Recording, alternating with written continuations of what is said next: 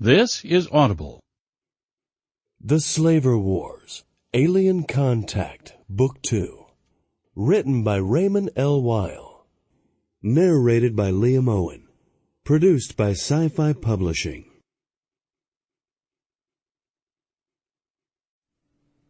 Chapter 1. The 1,200-meter battlecruiser Starstrike slid quietly through empty space. The ship was a Conqueror-class command cruiser, one of the most powerful warships ever built by the Human Federation of Worlds. There were only 4 of the powerful ships of war in the Federation's entire fleet. The Starstrike and its small fleet were on a fact-finding mission deep within suspected enemy territory. The 1,500-meter Galaxy-class battle carrier Victory was above the Starstrike, along with its 4 light cruiser escorts. Several small fighter craft flew around the small fleet, keeping a constant vigilance for any incoming threats. 2 space destroyers were ahead of the fleet, scanning for any potential enemy targets. It was essential that the human fleet remain undetected until it had completed its reconnaissance mission. Fleet Admiral Hedon Streth sat at his command console watching the main view screen on the front wall of the command center. He was of medium build, and his dark hair was just starting to turn gray on the sides. The Admiral was 42 years old, and the worry lines on his face showed that he had been through a lot the past few months he would like to forget. It had been a trying and desperate time for the entire human race. The view screen showed unwinking stars ahead, and the scanners and long-range sensors were free of threats. The command center was in the shape of a rectangle, and its 20 crew personnel were efficiently going about their jobs. At the reinforced security hatch, 2 heavily armed Marines stood guard. No one entered the command center without the proper clearance. 2 more similarly armed Marines stood just outside the hatch in the corridor. Security now was much more obvious than a few short months ago. "Still nothing," Colonel Amanda Sheen, the executive officer, spoke. She was standing next to the holographic plotting table, which showed the present fleet disposition and the CAP fighters that were flying their routine patrol routes. She was currently checking the large tactical screens above her, as well as the information appearing on the table. "Confirm mission status," ordered Admiral Streth, letting out a deep breath and shifting his gaze from the view screen to his executive officer. They had picked this system, hoping it would be clear of enemy activity. Their mission was extremely sensitive, and the security of the Human Federation of Worlds depended upon its success. Hedon felt the full weight of that responsibility on his shoulders and knew that this mission just had to succeed. Failure was not an option. The entire Federation was in extreme danger, and this mission might well determine the future of mankind in the galaxy. "Navigation! I want a position status report," Colonel Sheen barked, her blue eyes turning toward the 2 officers sitting at the main navigation console. "We are currently 118 astronomical units out from the target system's primary. Fleet is currently moving in system at 18% speed of light on sublight engines," replied the chief navigation officer. "What do we have on the long-range sensors?" Sheen asked over her minicom, glancing over at the large scanning and sensor console, which was manned by 2 fleet officers. She wore a small communications device in her right ear, which allowed her to contact any station on the ship in an instant. "System has 2 planets," Lieutenant Stalls reported smoothly as he checked the latest information coming in on his computer screens. "Both are gas giants in distant orbits. No asteroid fields or moons detected. System is absent of any artificial emissions." "System is as we had hoped," reported Colonel Sheen, turning to face the Admiral. "There are no signs of any enemy vessels, and the system has no significant resources to attract any type of mining or scientific activity." Admiral Streth nodded his head in acknowledgement. He knew that Amanda was a highly qualified officer, graduating in the top 10% of her class at the Fleet Academy. She was a brunette with a trim figure and 32 years of age. She was also a firm disciplinarian. The crew respected her, and she was everything he could ask for in an executive officer. "Get me to the Victory. I think it's time we get some information about this area of space," ordered Admiral Streth, reaching a decision. They had been moving steadily deeper into suspected Hochland space for the last 8 weeks. "It's time we launch the stealth scouts and find out what's out there." Colonel Sheen nodded. This was their mission. and she was ready to get started. Glancing back at the sensor and scanner screens, she noted that they were clearly empty of any hostile threats. That needed to continue for several more days if they hoped for any chance of success. Looking around the command center, she could sense the heightened vibrancy in the crew at the Admiral's announcements to begin the actual mission. On board the Victory, Commander Adler listened as the Admiral ordered the launch of the stealth scouts. The Victory had 6 of the highly advanced scout ships on board, which were nearly undetectable to normal methods of scanning.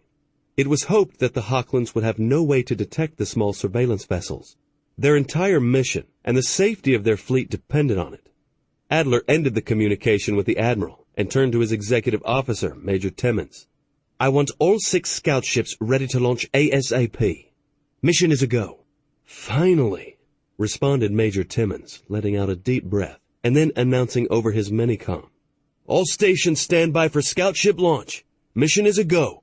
Flight Bay, begin launch preparations." Instantly, the tension and excitement in the command center notched up. This was what everyone had been waiting for. It was time to find out just how large the Hochland Empire was, and how big a threat they were to the Federation. Commander Adler turned toward the lieutenant in charge of navigation. "I want a list of the 20 nearest stars that are capable of supporting life-bearing planets." "Yes, sir," the young blonde replied as she began entering commands into her computer. Lieutenant Ashton was rated as one of the top navigators in the entire fleet. She also held an advanced degree in stellar cartography. She had written an impressive thesis on deep space navigation her senior year at the Fleet Academy on Tellus. Down below in the main flight bay, the 6 scout ships were brought up on elevators from their secure hangars beneath. The ships were covered in a layer of dark composite material that the scientists swore would be impervious to Hochland scans. Power sources were muffled, and the ships were built to present a minimal profile to enemy ships. Each scout could carry a 6-man crew and were capable of operating independently of the fleet for 8 to 10 days. They had FTL drives as well as powerful sublight engines. The ships were wedge-shaped with gentle curves. Each was 22 meters long and 12 meters wide. Weapons consisted of 6 Hunter anti-fighter missiles hidden inside the wings and 2 medium lasers in the nose. The nose lasers were a recent development and had been added at the last minute to the scouts. The pilots were still arguing whether the lasers were an improvement over the 30-millimeter cannons they had replaced. Technicians quickly checked over all 6 ships, making sure they were ready for their missions. The ships had been kept on standby for nearly 2 weeks. A quick check and all the scouts were deemed ready for immediate launch. The deck chief notified Flight Control that all 6 scouts were mission ready. Flight Control was at the far end of the massive flight bay. Large reinforced glass windows looked out over the bay, allowing the controllers inside to see the activity in the bay. Inside Flight Control was a hum of busy activity as men and women watched their consoles and kept track of all the activity going on inside the bay, as well as outside. The CAG was standing next to the flight operations officer at the main control console. Across the back wall, numerous view screens depicted activity inside the bay. Several large scanner screens showed the flight space around the fleet and the current locations of the CAP fighters that were out on patrol. Activating his minicom, the CAG gave the order for the flight crews to board their scouts. The technicians were finished. Now it would be up to the highly trained crews to begin their mission and bring home the information the Federation so desperately needed. The waiting crews quickly made their way into their respective vessels. They had been in the pilot's ready room, hoping the star system would be secure enough so they could start their covert mission. Nerves had been getting on edge, and tempers had been flaring as they moved farther away from the Federation and deeper into what was suspected to be Hochland-controlled space. They all felt relieved and energized that it was finally time to launch the mission. Captain Carl Arkels settled down into his pilot's seat in one of the scouts and looked over at his co-pilot, Lieutenant Lacey Sanders. The young 26-year-old blonde looked slightly pale. It was one thing to train for this type of mission. It was another to actually do it. "Nothing to be nervous about, Lieutenant," Arkels said with a reassuring smile. "Just treat this as a routine flight. We've done this often enough in practice." "Yes, sir," replied Lieutenant Sanders, taking a deep breath. Lacey could feel her heart racing. She looked over at Captain Arkels and said nervously, "Only this time it's for real. and what we find may determine the future of the entire human race. I know they said the Hochlands shouldn't be able to detect our scout ships. We all know that the Hochlands' technology level is higher than ours. What if the experts are wrong?" Arkles leaned back in his seat and didn't reply. The lieutenant was correct. The future of humanity's home system and its 4 outlying colony worlds rested on what this mission discovered about the Hochlands.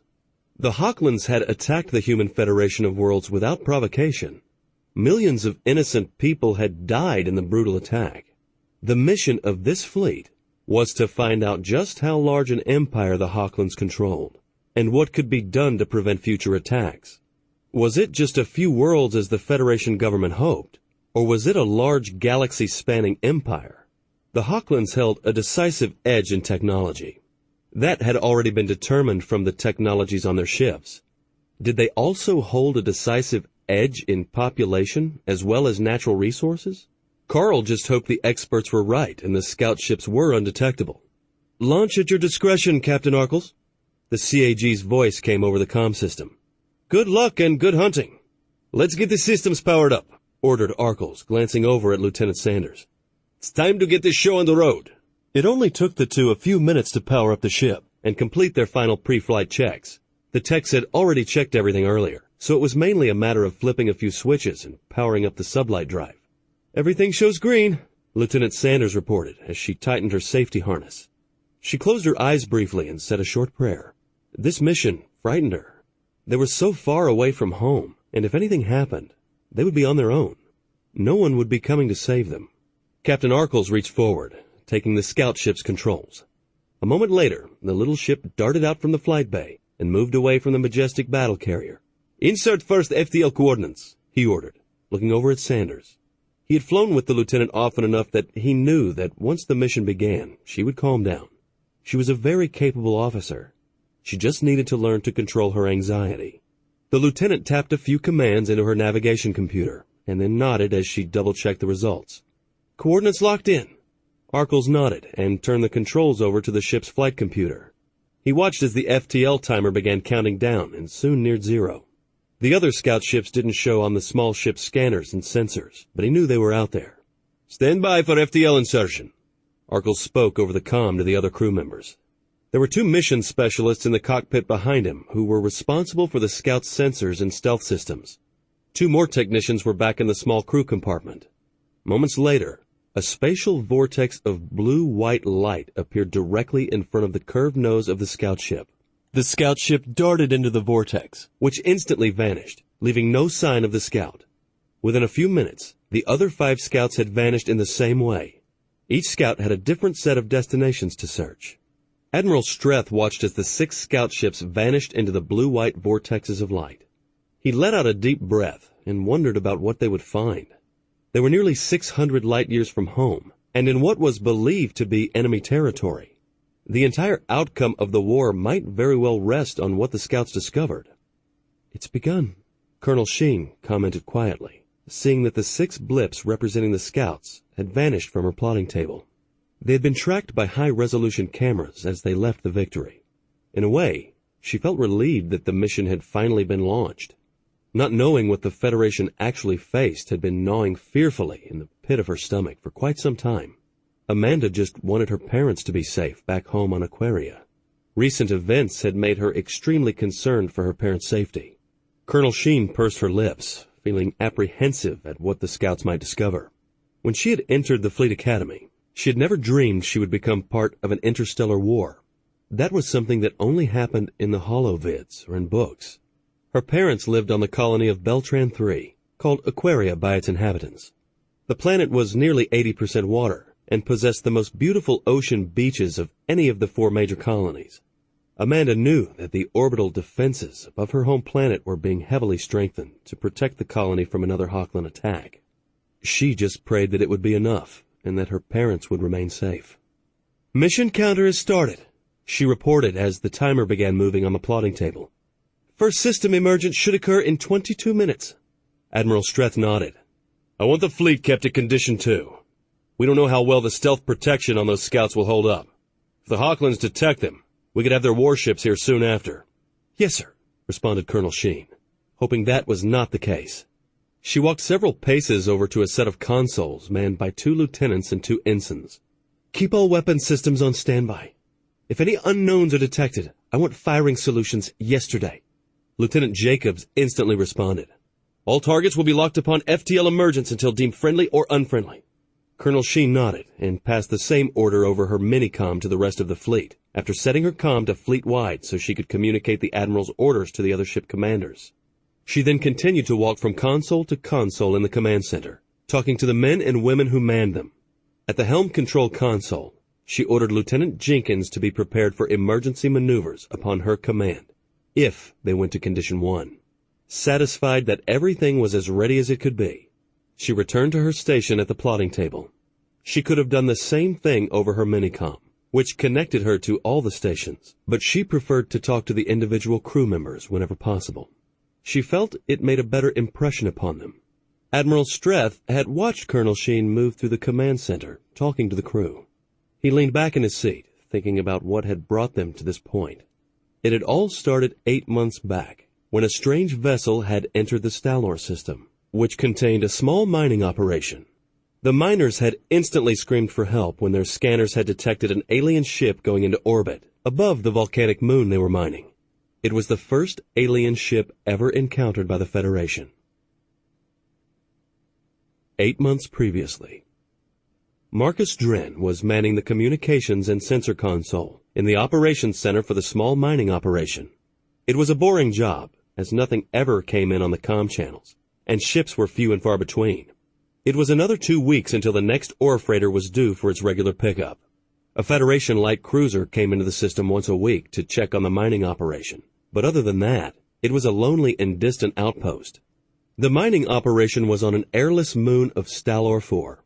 A rich deposit of heavy metals had been discovered close to the surface of the small volcanic moon, and the Grayson Space Metals Company had purchased the mining rights from the Federation. A small automated mining operation had been set up, and 20 men had volunteered to work the mine. Each of them would receive a hefty bonus when the operation was finished. The bonuses were what made this type of operation extremely popular with miners. The hours were long and hard, but the money made it worth it. Then it would be 3 months off before they returned to start a new mining operation on another airless moon somewhere else. Marcus was taking it easy and listening to some music when his eyes strayed over the sensor screen. A bright blip had appeared at the extreme edge. "What the crap?" he muttered. Sitting up and turning off his music, he knew there were no scheduled ships that should be in the system. Marcus wondered if it was the Federation cruiser making a surprise visit, or a freighter, of course. Their operation was perfectly legal with all the proper paperwork filed. There was no reason for a surprise inspection. They were also so far out from the normal freight routes that it shouldn't be a freighter. As he watched the screen, he saw the blip rapidly closing with the mining operation. "That can't be right," he mumbled to himself, as he reached forward and adjusted the screen. Damn, that ship was moving fast. Impossibly fast. Glancing at the computer, he saw that the contact was closing with the outpost at twice the speed of a Federation cruiser. He pressed a few buttons on the scanning computer to confirm the speed of the approaching ship. This had to be a computer malfunction. His face turned pale, and a cold chill ran down his back as he read the results. No ship could move that fast. Starting to get extremely nervous, Marcus flipped on the outpost's comm system and requested that Martin Stent report to the operations center immediately. Martin was the operations chief for the mining operation. Looking back at the screen, Marcus saw that the computer in charge of the station's long-range sensors and close-range scanners was still trying to identify the incoming ship. Martin hoped that Stent would get here quickly. He suddenly didn't like being in the small operations center by himself. By the time Martin reached the operations center, the unidentified ship was already sliding into orbit above the moon. It had closed and gone into orbit at an astonishing speed. "What's going on?" Martin demanded in a gruff voice. He had been sound asleep when Marcus had summoned him. Most of his time was spent down in the mine, and he had been exhausted at the end of his last shift. Even though most of the operation was automated, it still took a lot of hands-on work by the miners. "This had better be important." Marcus just pointed to the sensor screen, his face slightly pale. "The computer says that the ship that's currently going into orbit is not of Federation origin." "What the hell do you mean, not of Federation origin?" Martin demanded, his eyes drilling into Marcus. Then his gaze switched over to the sensor screen and the attached computer. "It means that ship above us was not built by the Federation," Marcus explained with fright in his eyes. "It's an alien ship." Martin sat down stunned. "Alien." He spoke slowly, trying to grasp what Marcus had just said. "That's impossible. Federation has never encountered any traces of aliens so far in its explorations. Computer must be wrong." "Well, we have now," responded Marcus, trying to stay calm. "That's an alien ship in orbit above us." The two men looked at the sensor and scanner screens. Why did this have to happen here and now? Another 2 months and this mining operation would have been finished. "Send an FTL transmission to the cruiser Avenger," Martin ordered as he watched the blip on the screen nervously. It was just sitting there, doing nothing. Contact with aliens was totally out of his league. The Avenger should be close by, and they could handle the situation. He just hoped the aliens stayed in their ship until the military got here. He realized just how defenseless the mining operation was. There were no weapons allowed for safety reasons. Commander Adam Standel was in the command center of the light cruiser Avenger when the communications officer motioned for his attention. The officer, Lieutenant Tina Arkles, had been busily talking to Lieutenant Jason Barnes, the sensor operator, about a high-priority message she had just received. She'd wanted to verify a few things before she brought it to the commander's attention. Tina was having a hard time believing what was in the message. In the back of her mind, she kept saying to herself that this couldn't really be happening. The Avenger was 600 meters in length and equipped with the latest weapons and sensor equipment from its secret upgrade at the massive shipyard in orbit above New Providence. It was currently on a routine patrol, searching outlying star systems for unauthorized mining activity, as well as checking on the few legal mine sites within their patrol sector. "What is it, Lieutenant?" asked Commander Standel, strolling over to the communications console. These patrols were normally uneventful. "It's the mining colony in the Stalor system. They report that an alien spacecraft has gone into orbit, and they are requesting our immediate assistance." It had been a routine patrol so far, checking the mining operations and the few scientific expeditions currently in their patrol sector. Tina felt an icy chill run up her back. She knew their patrol was about to turn into something much more than just routine. Tina had always wondered what it would be like to meet aliens. It sounded as if she was about to find out. "An alien spacecraft!" Commander Standel exclaimed, his face turning pale. In all of the Federation's explorations, they had never found any traces of alien life. "Are they sure?" "Yes, sir, and we have confirmed it. They sent us their sensor readings, and it is definitely not a Federation ship," Lieutenant Barnes responded. Tina had given him the sensor scans that had been attached to the message. He had quickly confirmed the data before Tina had told the commander. "I've run the sensor scans through our database, and it doesn't match any known Federation ship." "An alien spacecraft," Major Winfred repeated stunned, looking at Commander Standel in confusion. Major Winfred was standing near the plotting table, in front of the command console. He could scarcely believe what he had just heard. Winfred had been in the fleet for 20 years and had never expected to hear those words. "What are we going to do? Stellar 4 is in our sector and we're responsible for their security." Commander Standel spun about, reaching a quick decision, and looking over at his executive officer, spoke decisively. "Plot a jump to the Stalor system and go to Condition 1 as soon as we exit the vortex. Have our 2 fighters ready to launch." "Yes, sir," replied Major Winfred, nodding toward the navigation officer. "Lieutenant, plot a jump back to the Stalor system. Helm, stand by for high-speed maneuvering after we come out of hyperspace." Commander Standel looked toward the front of the command center at the large view screen. Ariel, the ship's AI, was watching him. Her dark eyes looked inquisitive, and then she spoke. "Commander, I have analyzed the sensor readings from Stellar 4, and Lieutenant Barnes is correct. The ship in orbit does appear to be alien in nature. It does not match any current or past Federation military or civilian designs." "When we jump into the system, I want a full sensor scan of that ship, Ariel. I want to know exactly what we're up against. Hopefully they're just a peaceful exploration mission." "Yes, sir," Ariel replied. The AI looked relaxed in her dark blue fleet uniform, with her black hair lying upon her shoulders. A few minutes later, a spatial vortex of blue-white light formed in front of the powerful Federation cruiser, and the ship plunged through it. The Avenger was only 2 light-years from the Stalor system. The jump lasted a short 20 minutes before a second blue-white vortex formed in the Stalor system, and the Avenger was expelled. "Status report," Commander Standel demanded, his eyes moving to the large sensor screen above the plotting table. "All systems online. FTL drive core is cooling down. We are at Condition 1 with all weapon hatches open. Missiles are spun up and available," Major Winfred reported calmly. Then, listening to a report on his minicom, which he wore on his right ear, he continued. "Marines have been deployed to all critical ship areas." "Alien ship detected," reported Lieutenant Barnes from his computer in front of the ship's sensors. "The ship is still being classified as unidentified and of possible non-Federation construction." "That's confirmed," added Ariel, as she studied and analyzed the sensor data that was coming in. "We are too far out to pick up any fine details, but the ship is definitely alien." "Send an FTL message up the chain of command," Commander Standel ordered. "The top brass needs to know what we've encountered. Let them know that we're closing on the alien's position and will attempt to make contact." He knew that even an FTL message would take a full day to reach the home system of the Federation. The Stalor system was far out on the very edge of Federation-explored space. His best hope was that a battle cruiser or a fleet battle carrier was nearby and would pick up the message. The bigger ships had people trained for possible first contact scenarios. With resignation, he knew that until someone higher up made an appearance, he would be responsible for this first contact situation. Gazing at the sensor screen, which showed the alien ship in orbit above the mining colony, Commander Standel looked over at Major Winfred. "Take us in, Bob.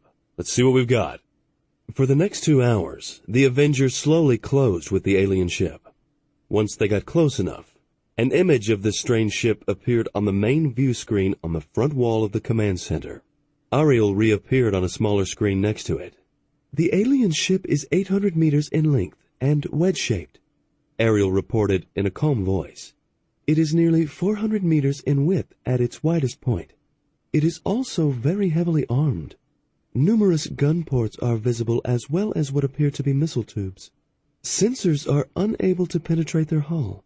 It appears to be made of a composite material that's not in my database." "That sounds more like a warship than an exploration vessel," Major Winfred commented, uneasily. Looking worriedly over at Commander Standel, he continued. "Depending on their technology level, we may be outgunned. Should we launch our fighters?" "I know," replied Commander Standel, drawing in a sharp breath. He didn't like the looks of this at all. "Continue to close until we reach extreme weapons range. Then bring us to a stop broadside to the alien. Keep the weapons hot and aimed at our new friend. Hold the fighters in bay for now." "From the speed the alien ship was traveling as it approached Stalor 4, I would place their technology level slightly above ours," Ariel commented.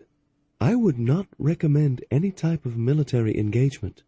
Commander Standel and Major Winfred looked at each other worriedly.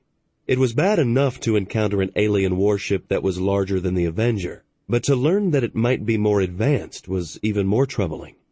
Standel wondered just what they were getting themselves into. The Avenger moved into orbit above the mining colony, and 100 kilometers from the alien. For several minutes, neither side moved. Both sides were obviously studying the other. "We're receiving a message from the unidentified ship," Lieutenant Arkles suddenly reported from communications. "It's in standard, sir." Tina tried to sound calm. She couldn't believe that she had just received a message from an actual alien. "They already know our language." Major Winfred spoke uneasily, with a frown appearing on his face. "That means they have been observing the mining colony for quite some time." "What do they want?" asked Commander Standel, looking over at communications. This was a situation he had never been trained for. He would have to be extremely careful in how he proceeded. He didn't want to screw this up. "They say they're from the Hochland Trade Alliance and wish to implement talks on setting up diplomatic as well as trade relations." "A strange way to implement talks by sending a warship," commented Major Winfred, looking at the alien ship on the view screen. Commander, this whole thing doesn't feel right. I agree, replied Commander Standal, gazing at the main view screen. But it's not our decision to make. Turning back to Lieutenant Arkles, he ordered a message sent to Fleet Command. Inform Fleet Command of the Hochland Trade Alliance's request. Also inform the Hochlands that we have sent a message requesting a diplomatic negotiating team to be sent to this system. Message is sent, Lieutenant Arkles reported after a moment. The Hochlands say that's fine, and they're willing to wait for the diplomats. Very well, replied Commander Standal, feeling relieved. Major Winfred, put the ship at Condition 2 and spin down the missiles. It looks as if we're going to be here for a while. Admiral Streth looked at his new orders with distaste. He was to rendezvous with the destroyer Astral and pick up a diplomatic mission. A Federation senator and part of his staff had been on an inspection tour of Aldon II's largest mining operation. The mining operation had come under investigation when it was discovered that a number of ore freighters had been found to be underreporting the ore they were carrying.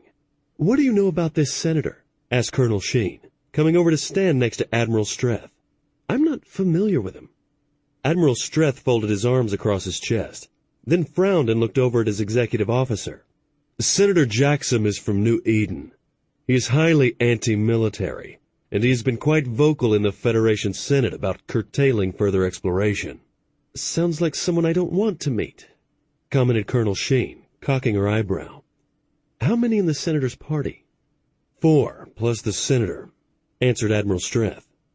Make sure they have appropriate quarters. "Yes, sir," Colonel Sheen replied.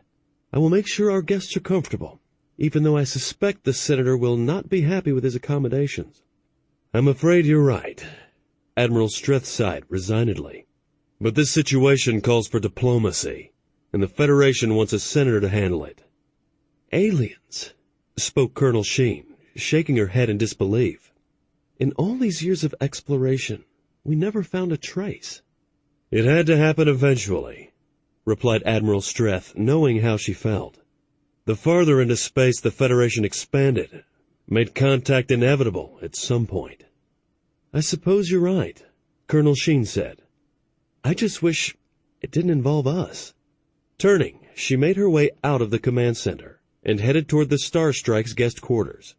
Dealing with politicians was one of her least favorite duties.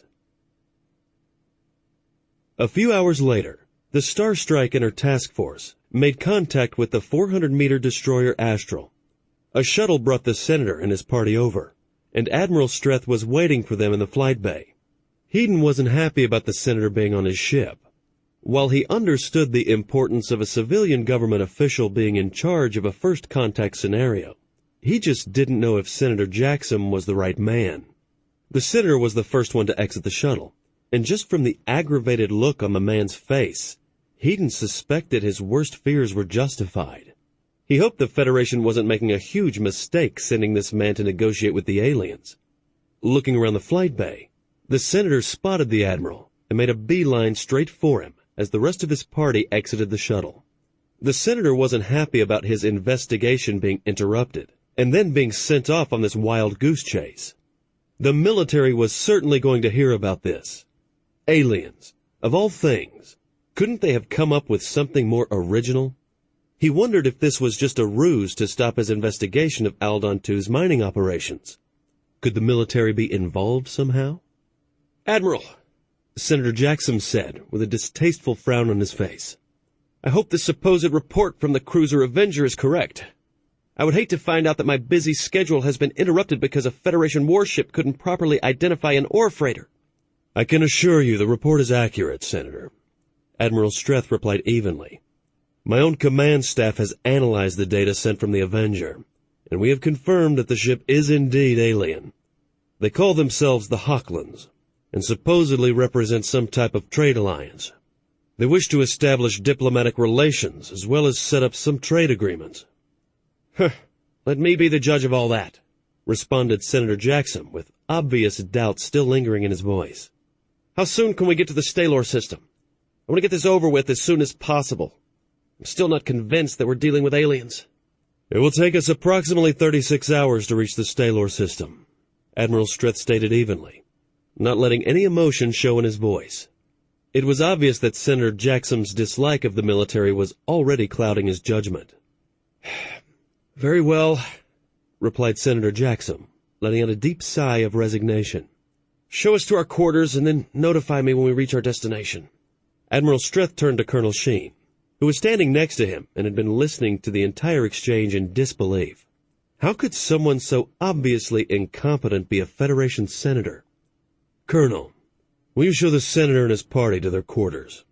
"Yes, sir," Colonel Sheen replied in her best professional-sounding voice. Then turning toward the senator, "Senator, if you and your party will follow me, I will show you to your quarters, as well as where the officers' mess is located." "We will take our meals in our own quarters if you don't mind." Senator Jackson spoke sharply. He wanted as little contact with the military as possible. "That can be arranged," Colonel Sheen replied calmly, not surprised by the request. She suspected that the senator wasn't one that enjoyed being around the military, even for a meal. Admiral Streth watched as Colonel Sheen led the senator and his party off.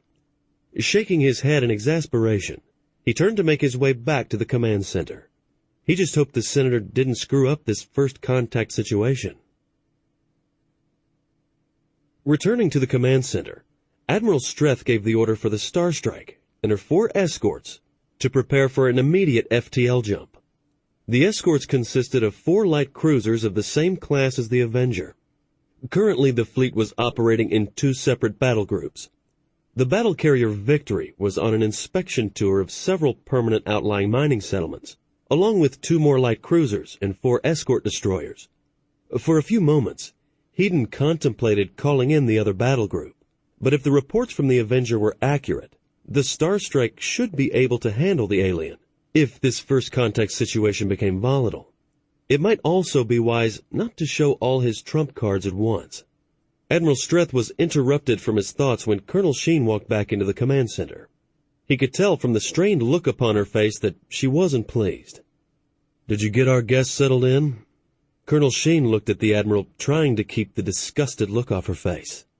"Senator Jackson doesn't care for the military. He doesn't like his quarters, and he has already requested special food that we don't normally carry." "I thought that might be a problem," responded Admiral Streth, smiling. "That's why I had the senator's food stores transferred over from the destroyer Astral. The commander of the Astral had made sure he had the senator's favorite foods on board so as to make the senator's time on the destroyer less disruptive." "Fleet is ready to jump, sir," the navigation officer reported from the minicom. "Very well," Admiral Streth replied. "Colonel Sheen, implement the first jump.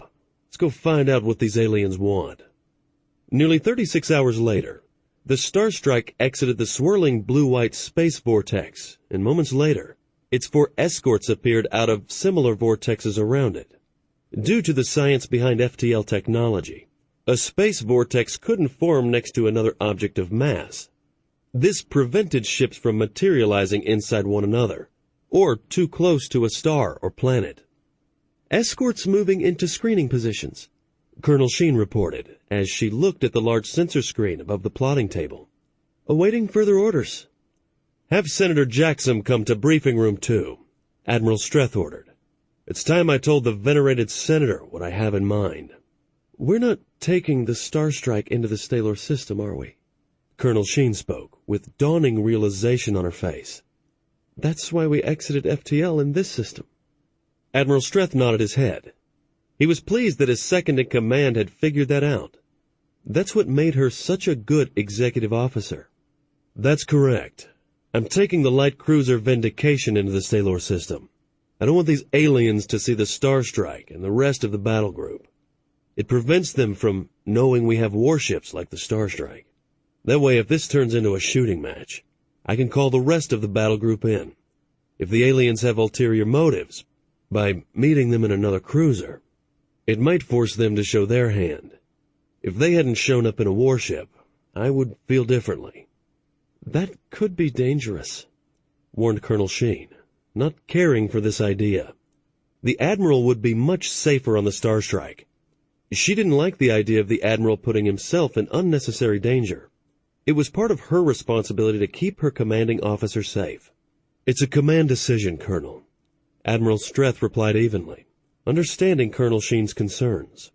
"This is a first contact situation, and we can't risk screwing this up." The fleet was Heaton's life. He was dedicated to his career, and he had been trained to handle first contact situations. He would do everything in his power to make sure this first contact with aliens went smoothly. Colonel Sheen stepped closer to the Admiral and spoke in a lower voice. "You don't trust Senator Jackson to handle this properly, do you?" Admiral Streth hesitated briefly, and then spoke. "No, I don't. That's why I have to go. This is too important to the Federation." A few minutes later, Admiral Streth was in the indicated briefing room, waiting for the Senator.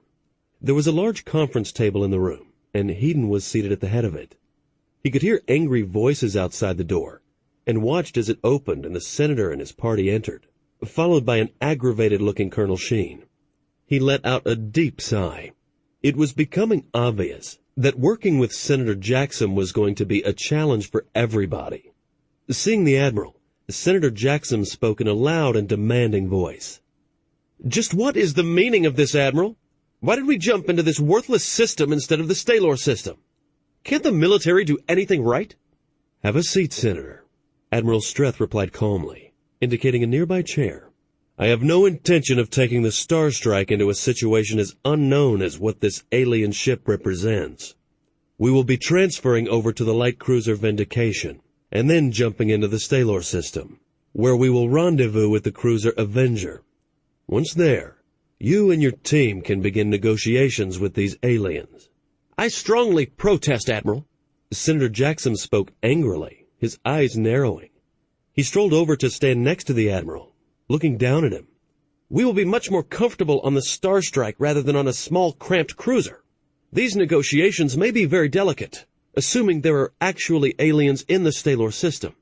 I will have to see them first before I believe aliens actually exist.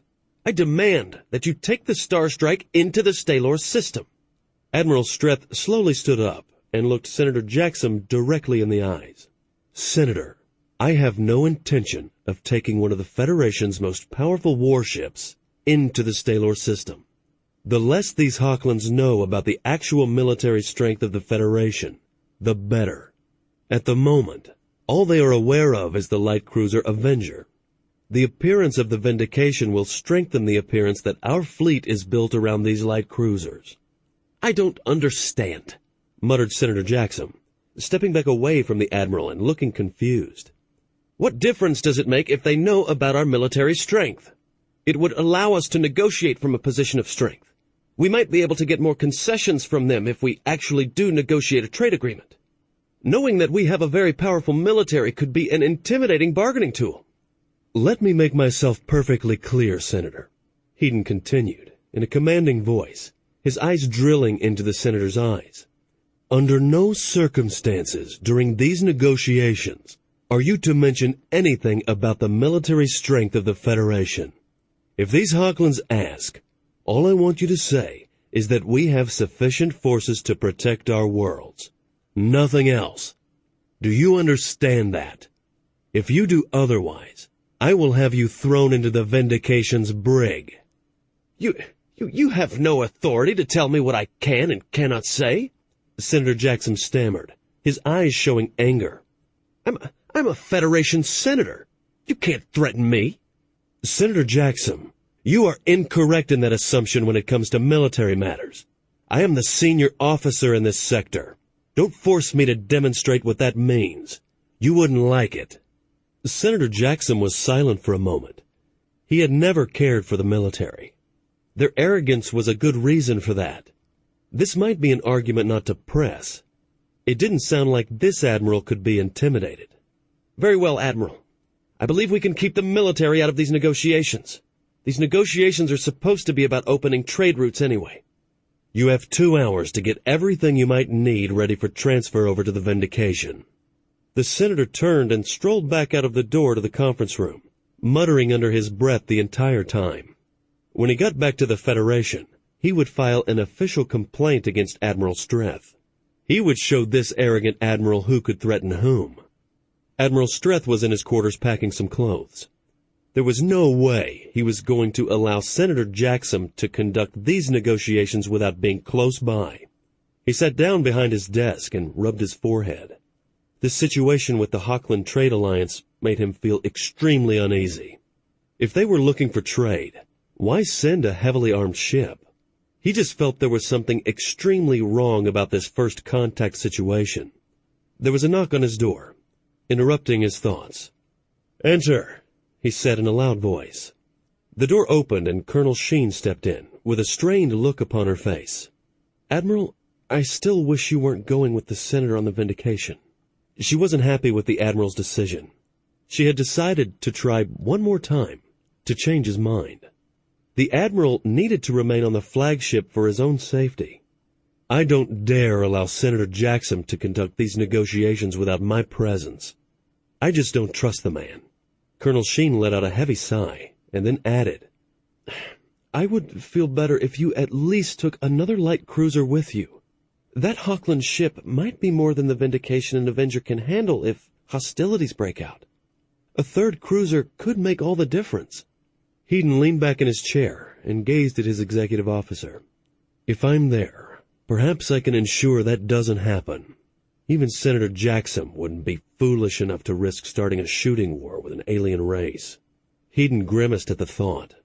"The whole thing just smells," Colonel Sheen muttered, not happy with the Admiral leaving the Star Strike. "I think you're placing yourself in unnecessary danger." "Don't worry, Amanda," replied Heaton with a smile, trying to put his executive officer at ease. "You get to be in charge of the fleet while I'm gone. It will be good experience for you." "Perhaps, but if anything goes wrong, I expect a message from you immediately. One word from you and I'll jump in with the rest of the fleet." Amanda couldn't lay aside her worries. Heaton leaned forward and gazed at Amanda. He gestured for her colonel to take a seat. "Let's talk about that. If something does go wrong, that is what I want you to do." For the next half hour, Heaton gave his executive officer some very detailed orders, in case she had to jump the fleet into the Stalor system. She asked several pointed questions to ensure that she understood just what the Admiral wanted. There were several points she certainly wanted clarified. "You don't think these Hochlands want a trade agreement, do you?" asked Amanda, gazing intently at the Admiral. She had known Admiral Streth for quite some time, and could tell when something was bothering him. "You don't send a heavily armed warship to negotiate a trade agreement," responded Heaton, shaking his head. "I can see an exploration ship being lightly armed, but not like this Hochland ship is. This is overkill, plain and simple. I just have a bad feeling that this isn't going to end well." "But we're sending an armed ship," countered Amanda, sounding confused. "Both the Avenger and Vindication are warships." "That's different," replied Heaton, taking a deep breath.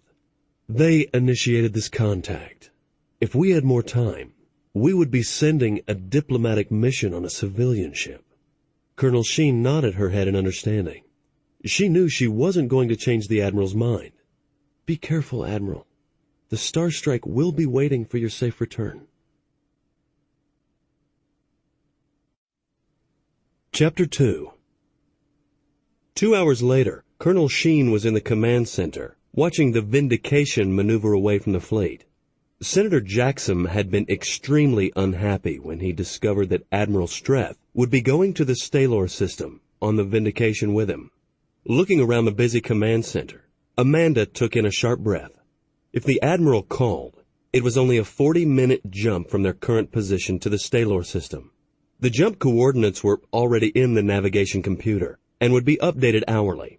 If the Admiral called, she would be ready. Looking at the main view screen, a blue-white vortex formed in front of the Vindication, and the ship quickly entered it.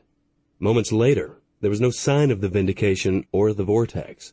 Amanda knew that in another 40 minutes, the light cruiser would exit a second vortex in the Stalor system. The game was about to begin. She just hoped everything worked out, and it wasn't necessary to summon the Star Strike. Sitting down behind the command console, Amanda prepared herself to wait. She wondered if there was anything else she could do in order to come to the Admiral's aid quicker if the situation became deadly. On board the Vindication, Admiral Streth was standing in the command center watching the main screen.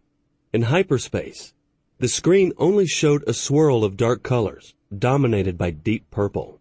He let out a long breath and looked over at Commander Wisdom. "We're on our way," spoke Commander Wisdom, watching the Admiral. "It's hard to believe we're going to meet aliens." "I know," Admiral Streth replied, with a nod of his head. He hoped he hadn't made a mistake in leaving the Starstrike behind. After all these years, instead of us finding them, they found us. "The Stalor mining operation is the farthest out from the Federation," commented Commander Wisdom, arcing an eyebrow. "I guess it's not too surprising that the aliens stumbled across one of our mining operations. We haven't explored too far out in this area." "There must be 20 mining operations out past or on the edge of Federation-controlled space," Admiral Streth responded in agreement. "That's why the fleet has regular patrols to check on them.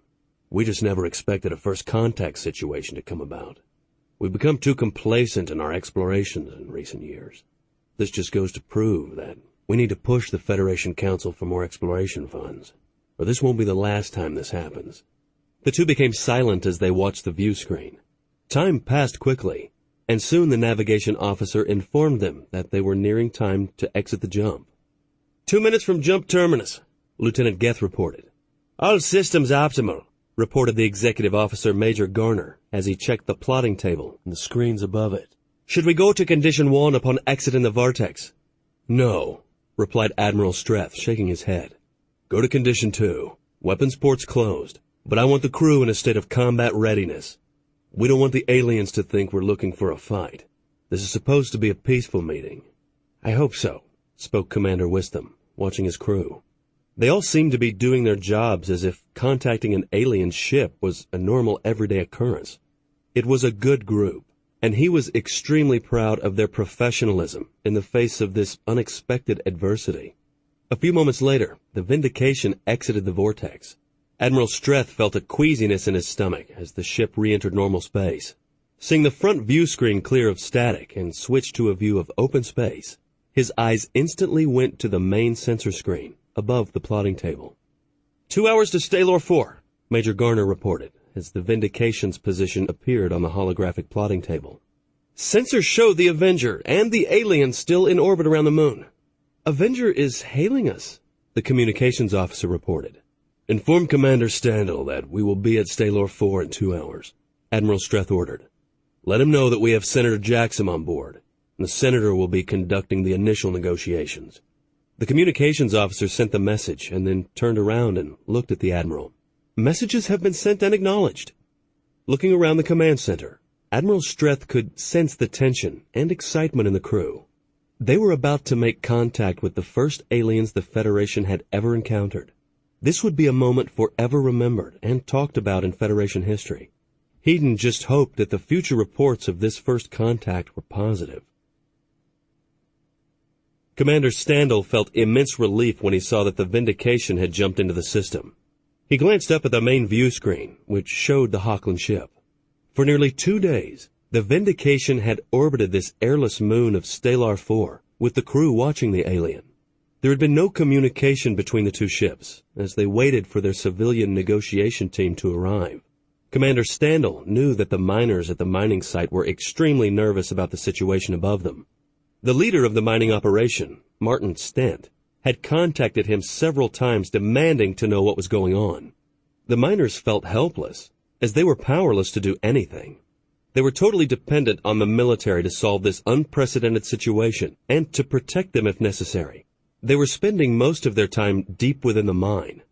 "Admiral Streth is on the Vindication," Lieutenant Arkles reported from communications, looking over at the commander.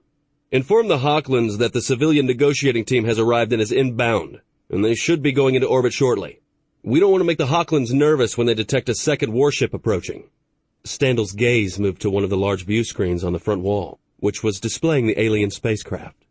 "I wonder how far their sensors reach," Major Winfred asked as he looked down at the plotting table that now showed the Vindication moving towards Stalor 4. He was glad it was the Vindication. He had gone to the academy with its commander, and knew that Commander Wisdom was a very competent leader. "I don't know," replied Commander Standel, glancing over at his executive officer. "Keep a watch on the Hochland vessel, and see if it makes any adjustments in its orbit. That might indicate it has detected the vindication." "Why didn't the Admiral jump in with the Star Strike?" Major Winfred asked, with some confusion showing on his face. Winfred would feel a lot more comfortable if the heavy battlecruiser were in the system. He had spent the last several days gazing at the numerous weapons the alien had pointed at the Avenger. While the Avenger had closed the majority of its weapons hatches, the alien had kept most of theirs open. "He's nervous about the situation," replied Commander Standel, folding his arms across his chest and thinking. "I bet he has the Star Strike and the rest of his fleet close by where he can call it if need be.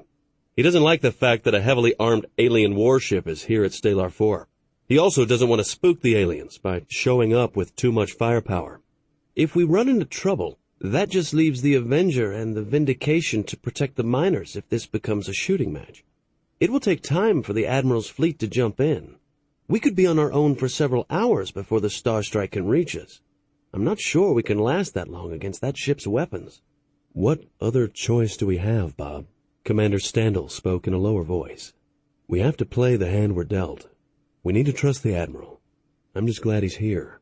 "Vindication is inbound," Ariel reported as she watched the sensors and calculated the Vindication's arrival time.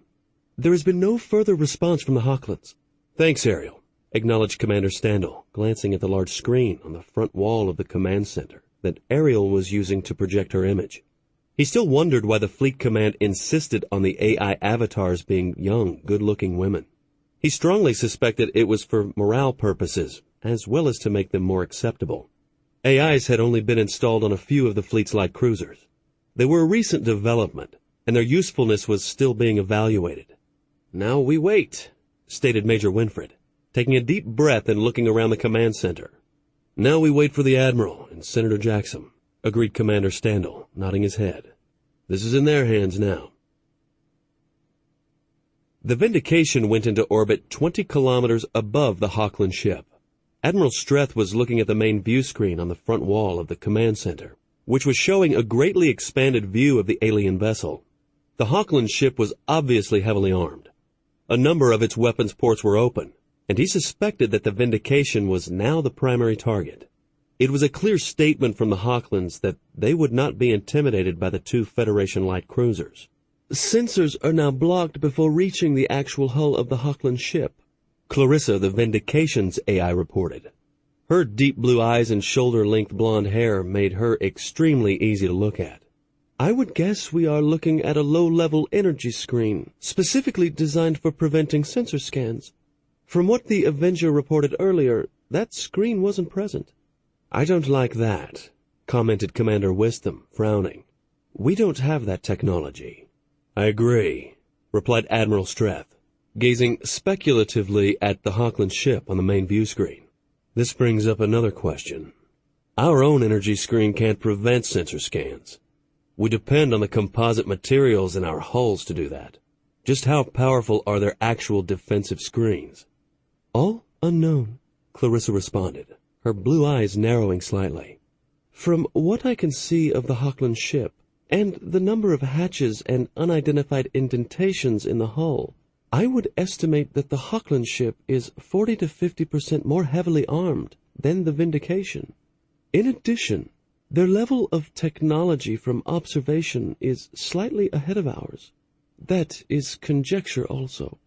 In some areas, they could be far ahead. The weapon ports that are actually open seem to contain some type of heavy railgun. The weapons on the bow are unfamiliar and may be some type of energy weapon." "Energy weapons," spoke Major Garner, frowning as he continued to gaze at the screen. "Those don't look like lasers." Admiral Streth turned to face Commander Wisdom. "I want both the Vindication and the Avenger at Condition 2 during these negotiations.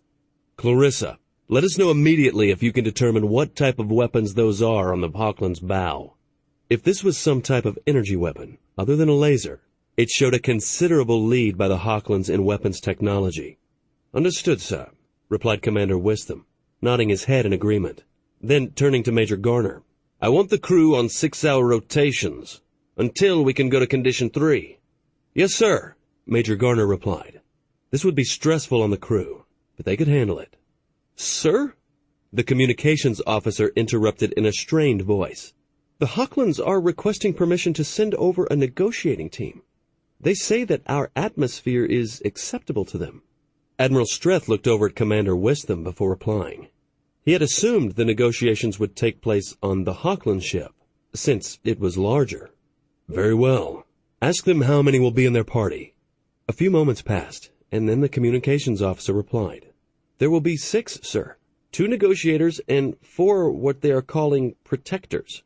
There will also be 2 pilots and 2 other protectors staying with their shuttle." "I assume their protectors are like our Marines," Admiral Streth commented with a frown. He didn't like the idea of letting armed aliens on board the Vindication, but he didn't see any way he could diplomatically refuse. It might be a direct insult to the Hochland's culture if he did so. There was just too many unknowns.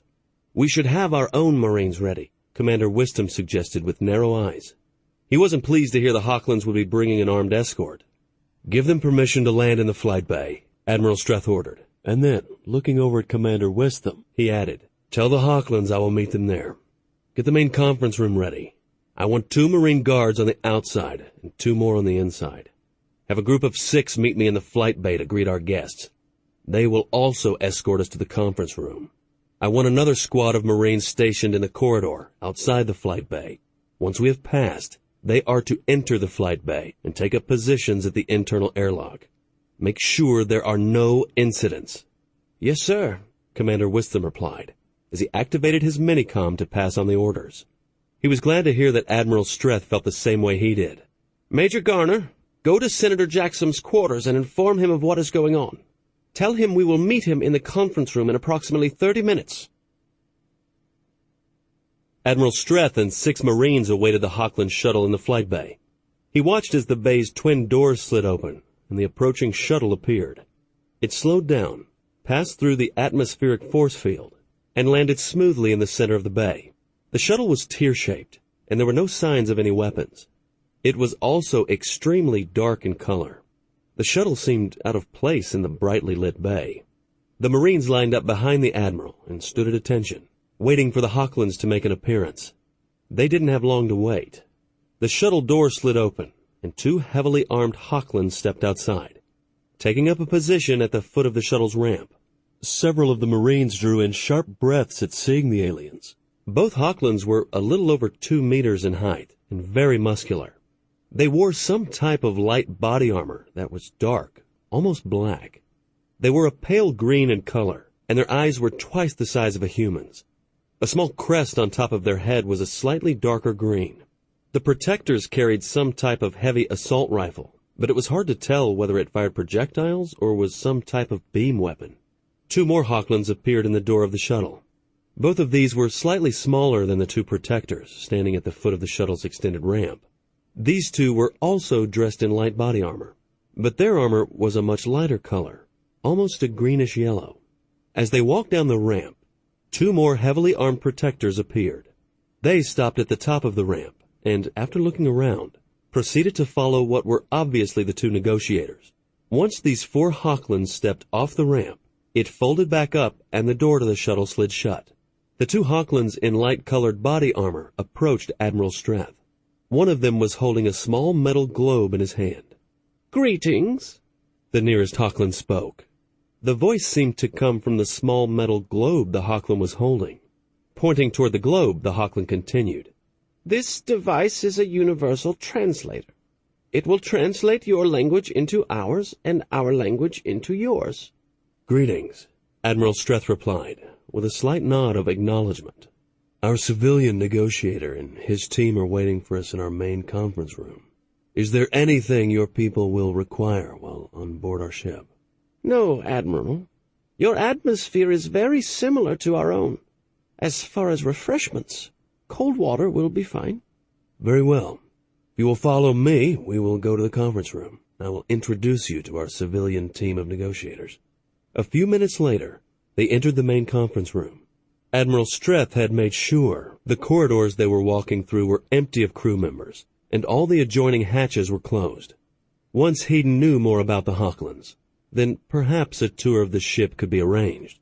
For now, he was going to be cautious. Senator Jackson and his 4 aides were waiting in the conference room. Upon the Hochland's entrance, Admiral Streth noticed the senator's face turn pale. Several of his aides looked as if they were about to faint. The senator and his aides rose, and Senator Jackson stepped around the table to greet the Hochlands. "Greetings," The nearest Hochland spoke. "I am Grethen, first leader of our ship." Then turning and indicating the other Hochland in light-colored body armor, Grethen continued. "This is Raymond. He is our language specialist." Senator Jackson had already noticed that all the words in Standard were coming out of the small metal globe that Raymond was holding. The Hochland's own language was full of rasps and sharp inflections. "I am Senator Jackson, and I am a government representative of the Human Federation of Worlds."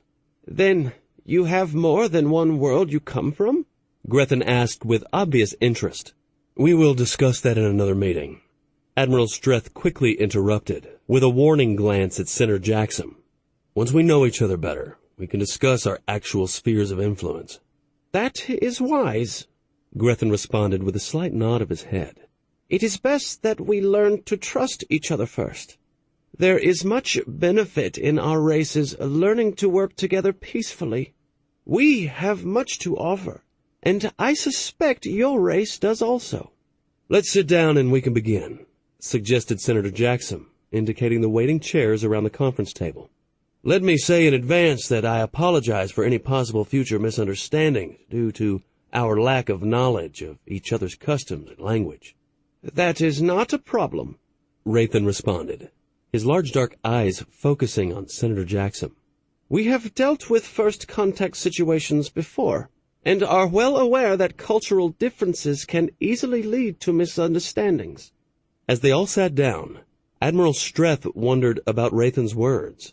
It sounded as if they were used to first contact situations, and this wasn't their first one, which once more brought up the issue as to why they would initiate a first contact situation with a warship. Admiral Streth noticed the 4 heavily armed protectors had positioned themselves back behind their 2 leaders, close to the wall, where they could keep watch on everything. The 2 Marine guards at the door were doing the same thing. "Let me begin by apologizing if we frightened your miners on the moon below us," Grethen spoke. "We were on an exploratory mission and were not expecting to find a mining operation in this system." "Your apology is noted and appreciated," Senator Jackson replied. "I will inform the miners of this." "You mentioned that you have had other first contact experiences?"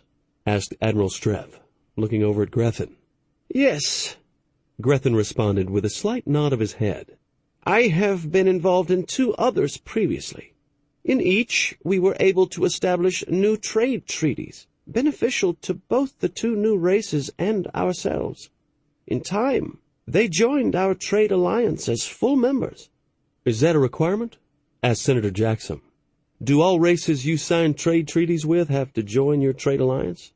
"No," Grethen replied, his eyes focusing on Senator Jackson.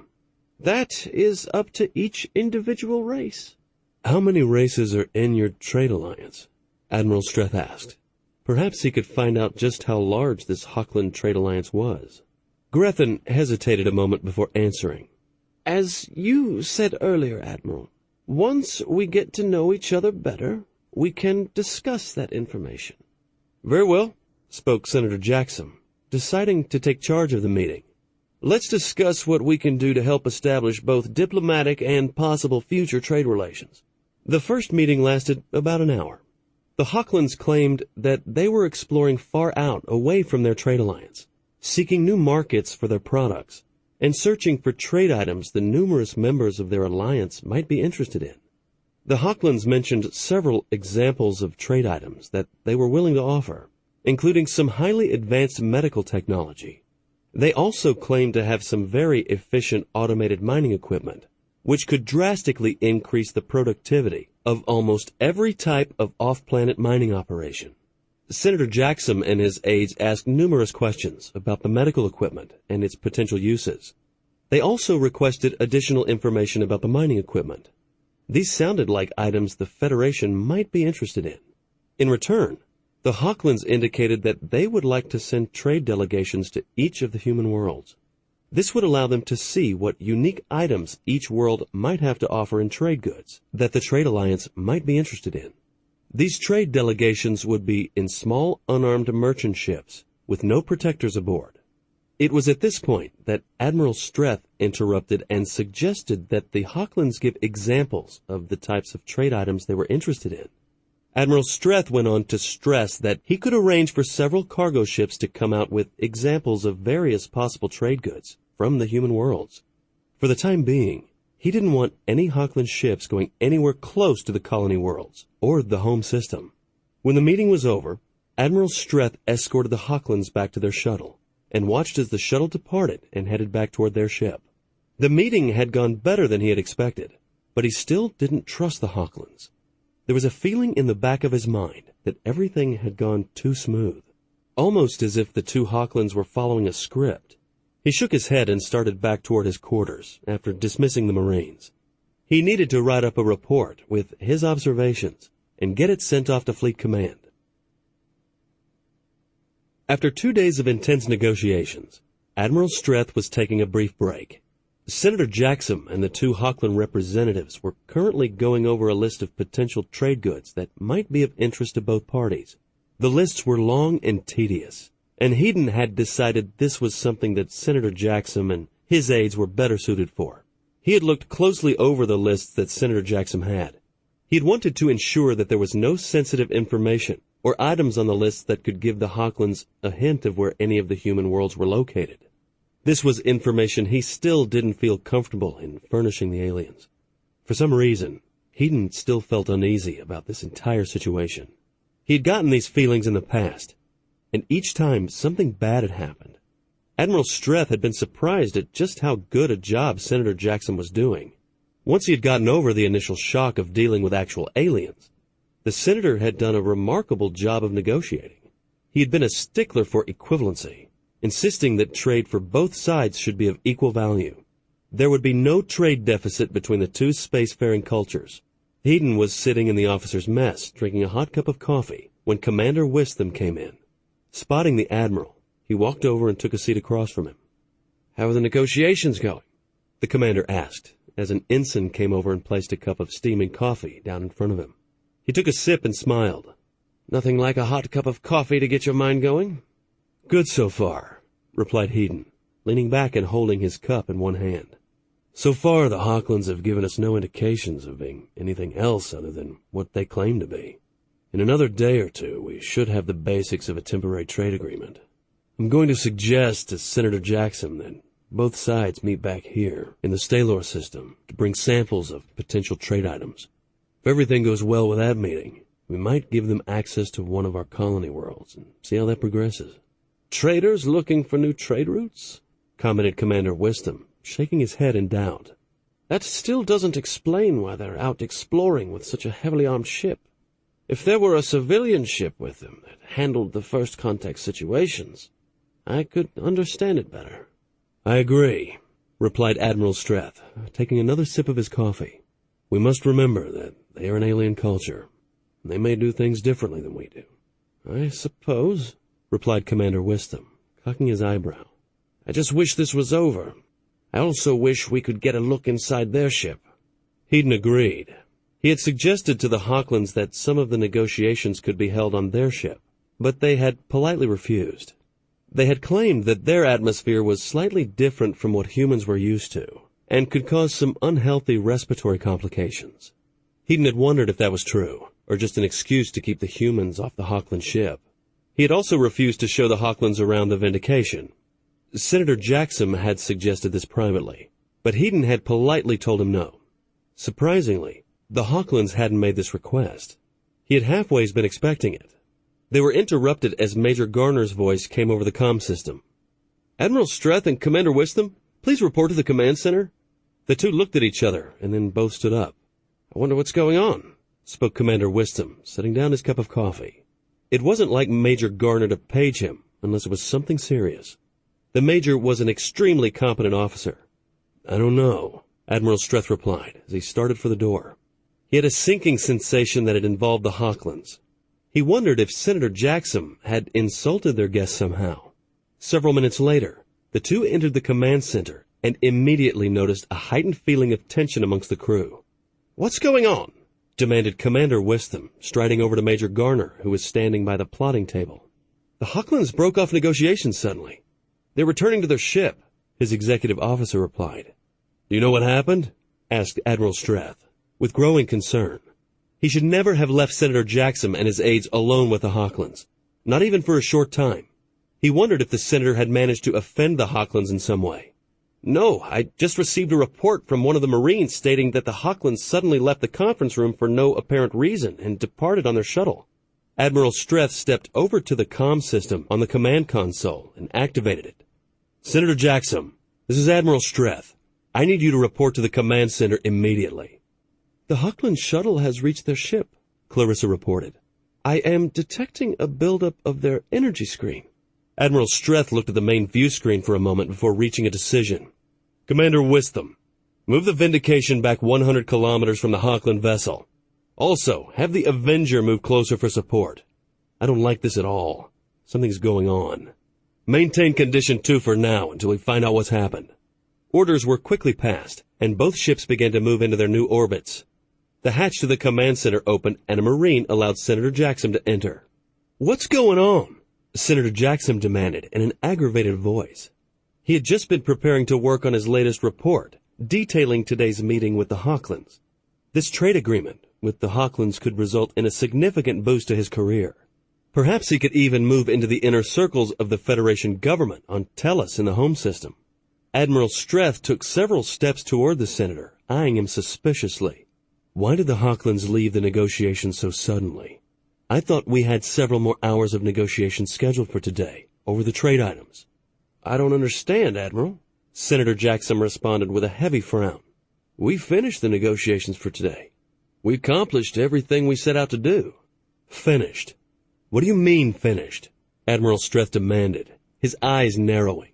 There was no way those negotiations could have been done so quickly. Something wasn't right, and he needed to find out what it was. He had a chilling feeling that time was swiftly running out. What had the senator done? When he had left the meeting, he had understood it would last for several more hours as the two sides went over potential trade items.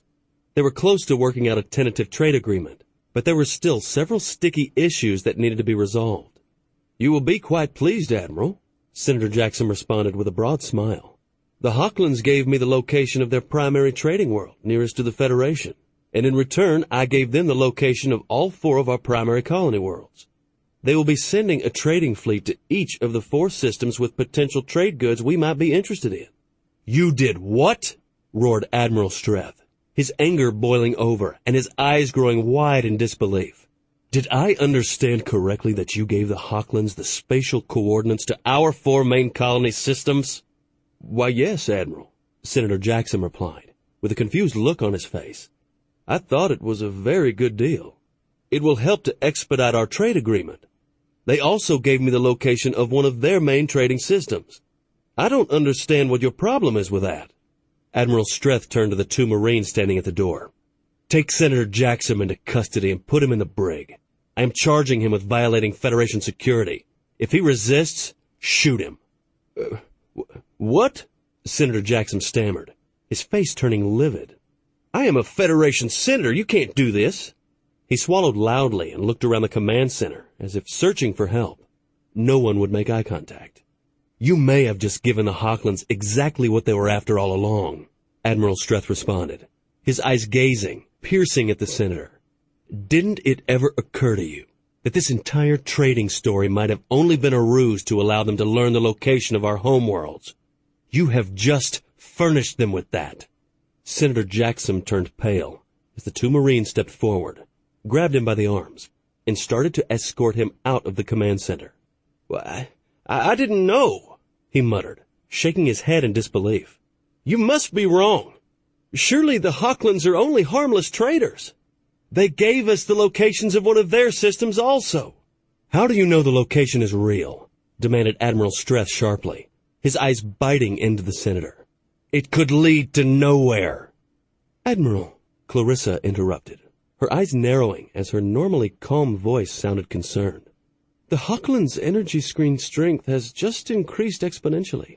From the readings our sensors are showing, their screens are much more powerful than our own. I am also detecting active targeting scans emitted from the Hochland vessel. "Get him out of here," Admiral Streth ordered as he turned to face Commander Wisdom.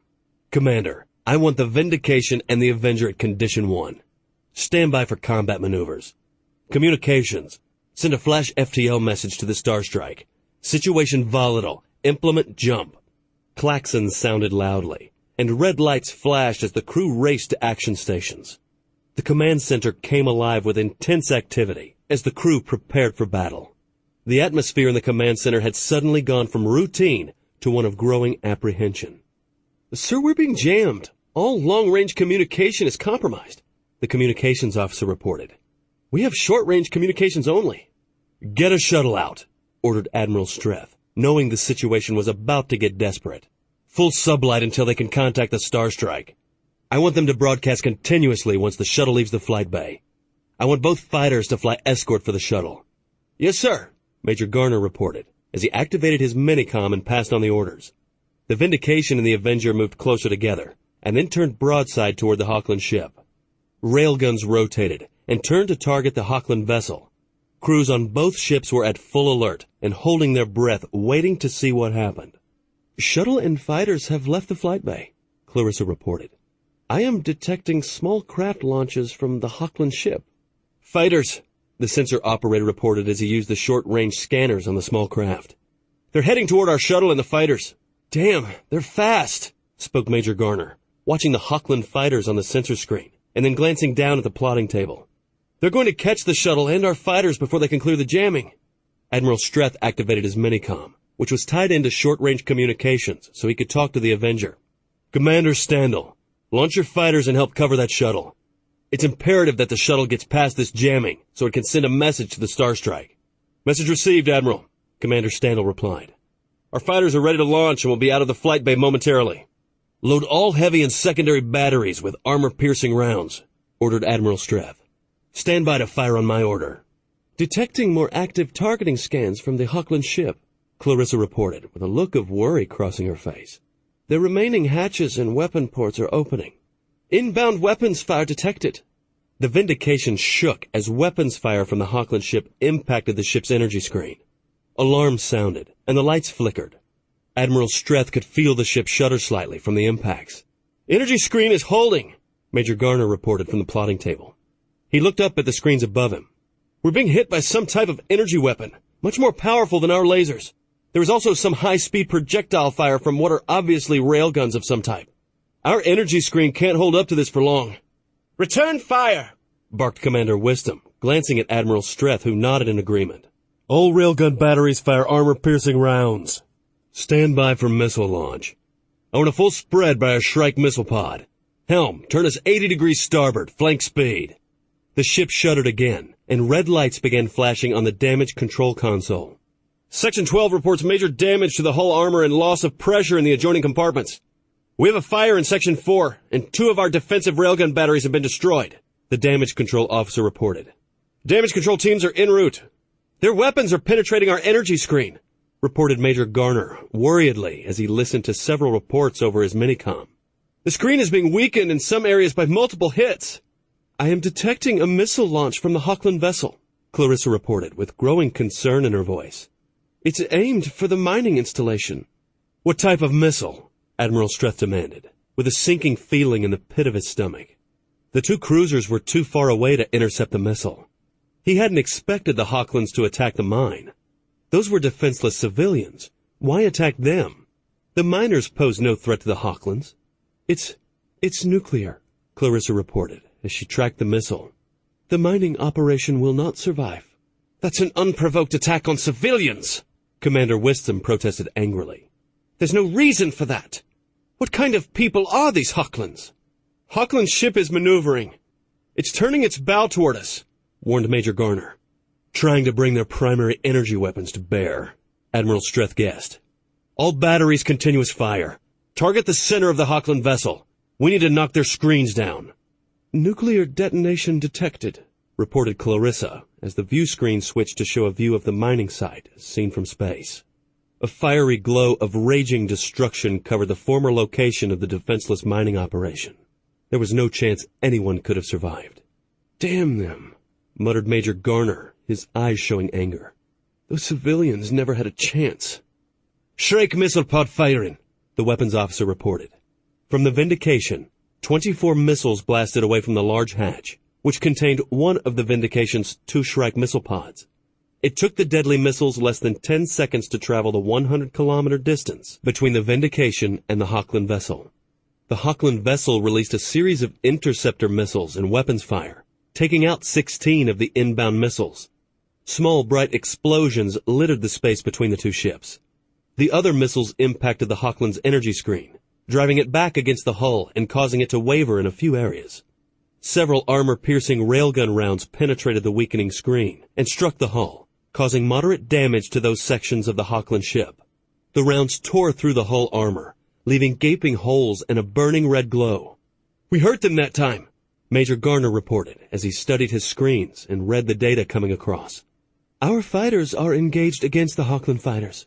It's 6 against 4, Clarissa reported, as she watched the dogfight that was now raging in space several thousand kilometers away from them. "The shuttle is accelerating away from the battle and is still broadcasting. We just lost one of our fighters." More explosions covered the energy screen of the Hochland ship as a missile strike from the Avenger slammed home. 2 of the explosions were in the Culloden range. When the explosions cleared, several large burn marks were visible on the hull of the Hochland ship, as well as severe damage to one small section of the hull. "That caused more damage," reported Major Garner, watching his screens and studying the tactical data. "Their energy screen is a problem. We need to concentrate the firepower from both ships in one area to penetrate their screen in order to do significant damage. We're just not hurting them enough. Move us out of here," Commander Wisdom ordered, as he saw the Hochlands trying to line up for a bow shot at the Vindication. "Maneuver Delta 7. We need to hit them with our lasers. Helm, get this ship turned now." The sublight drives of the Vindication brightened as she began to turn, trying desperately to bring her primary lasers to bear. It was a desperate race to see which ship could get their heavy energy weapons to fire upon the other first. As soon as the order was passed, Admiral Streth looked up at the scanner and sensor screens. They weren't turning fast enough. The Hochland ship was almost in position. Hedon was afraid they were about to find out what type of weapon was on the bow of the Hochland ship. "Hochland's ship is firing its main energy weapons," Clarissa warned, as the enemy vessel completed its turn. She could sense targeting scanners scanning the Vindication. A bright glow appeared on the bow of the Hochland ship. The Vindication shook violently, and then the lights of the command center went out. Major Garner was thrown off his feet, and there was screaming in the sudden darkness. Several panels blew out, sending a shower of brilliant sparks cascading across the room. A few moments later, the emergency lighting came on. "Major damage to primary hull," Clarissa reported, as she used her internal sensors to scan the ship. She could almost feel the pain from the damage, since she was monitoring all of the ship's systems. The AI had its own emergency power system, so it could remain operational in an emergency. "Numerous compartments have been compromised. FTL drive is down. Sublight has been reduced to 15%. Main weapons are offline. Secondary weapons are offline. We have numerous fires raging throughout the ship." More Hochland rounds were penetrating the severely weakened energy screen of the Vindication, rattling the ship with each hit. More lights on the damage control console turned a glaring red. The ship was starting to come apart around them. Smoke began filling the air in the command center, making it difficult to breathe. Admiral Streth glanced over at the damage control console. Even from his position, at the command console, he could see the multitude of red lights. The ship was dying around them. A muffled explosion rattled the command center, sending several crew members to the floor. Admiral Streth grabbed the command console in order to keep his footing. It wouldn't be much longer now. He could hear frantic crew members screaming and crying for help. With growing guilt, he knew that he should have brought the Starstrike in to begin with. Amanda had been right. Commander Wisdom was shouting orders over his minicom, trying to find out the status of his ship and get aid where it was needed. Major Garner was getting up from the floor where he had been thrown. He staggered over the plotting table, trying to make sense of what it was showing. In space, the Avenger had completed its turn, and its 2 main bow laser batteries fired. Commander Standal knew he had to take the Hawkland's attention away from the Vindication. Two bright orange-red beams of light reached out and touched the bow of the Hawkland ship. Two small explosions occurred where the beams penetrated the Hawkland's energy screen and struck the unprotected hull. The Avenger quickly followed it up with a missile strike from their remaining Shrike missile pod. Explosions spread across the bow of the Hawkland ship, but very little damage resulted. It was obvious this part of the Hawkland ship was heavily armored. The Hawkland ship maneuvered slightly, bringing its heavy bow weapons to bear on the Avenger. The Avenger went to flank speed and tried to maneuver out of the way, but it was too late. Two beams of violet light shot out from the Hawkland vessel, penetrating the Federation ship and coming out of the other side. The Avenger's sublight drive died, and the ship lost all power. "Avenger is dead in space," Clarissa reported as she scanned the stricken ship with her remaining sensors. "It's over," spoke Commander Wisdom solemnly, looking over at Admiral Strath. "We can't take them. Both of our cruisers are too heavily damaged." "Stand by to repel boarders," ordered Admiral Strath, bracing himself for what he knew would come next. "They will want to capture our ships and search them for any pertinent military information. They may also want prisoners." Major Garner calmly walked over to the weapons locker and unlocked it. He began passing out weapons to the command crew. He handed Admiral Strath and Commander Wisdom a pair of assault rifles. "We will make them pay," he promised, looking toward the door to the command center and the Marines waiting expectantly there. Admiral Strath looked back at the small view screen, which was still on. It showed the Hawkland ship. From what Hedon could see, the enemy vessel had only suffered minor to moderate damage. It would be finished with the two Federation cruisers and long gone before the Star Strike could arrive. It was at that moment that two massive beams of orange-red light struck the Hawkland ship, followed by a massive missile bombardment. The alien ship was covered in fiery explosions, driving its energy screen against its hull and knocking it down in several locations. "Where's that fire coming from?"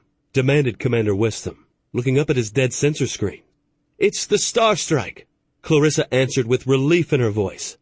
"The battle cruiser is here. I'm routing some of my emergency power to communications." "How is that possible?"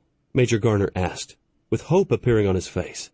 His head was bleeding profusely from a wicked-looking cut on his forehead from when he had fallen earlier. "I have Colonel Sheen on the comm," the communications officer reported. "She wants to know what her orders are." Admiral Strath activated his minicom and contacted his second-in-command.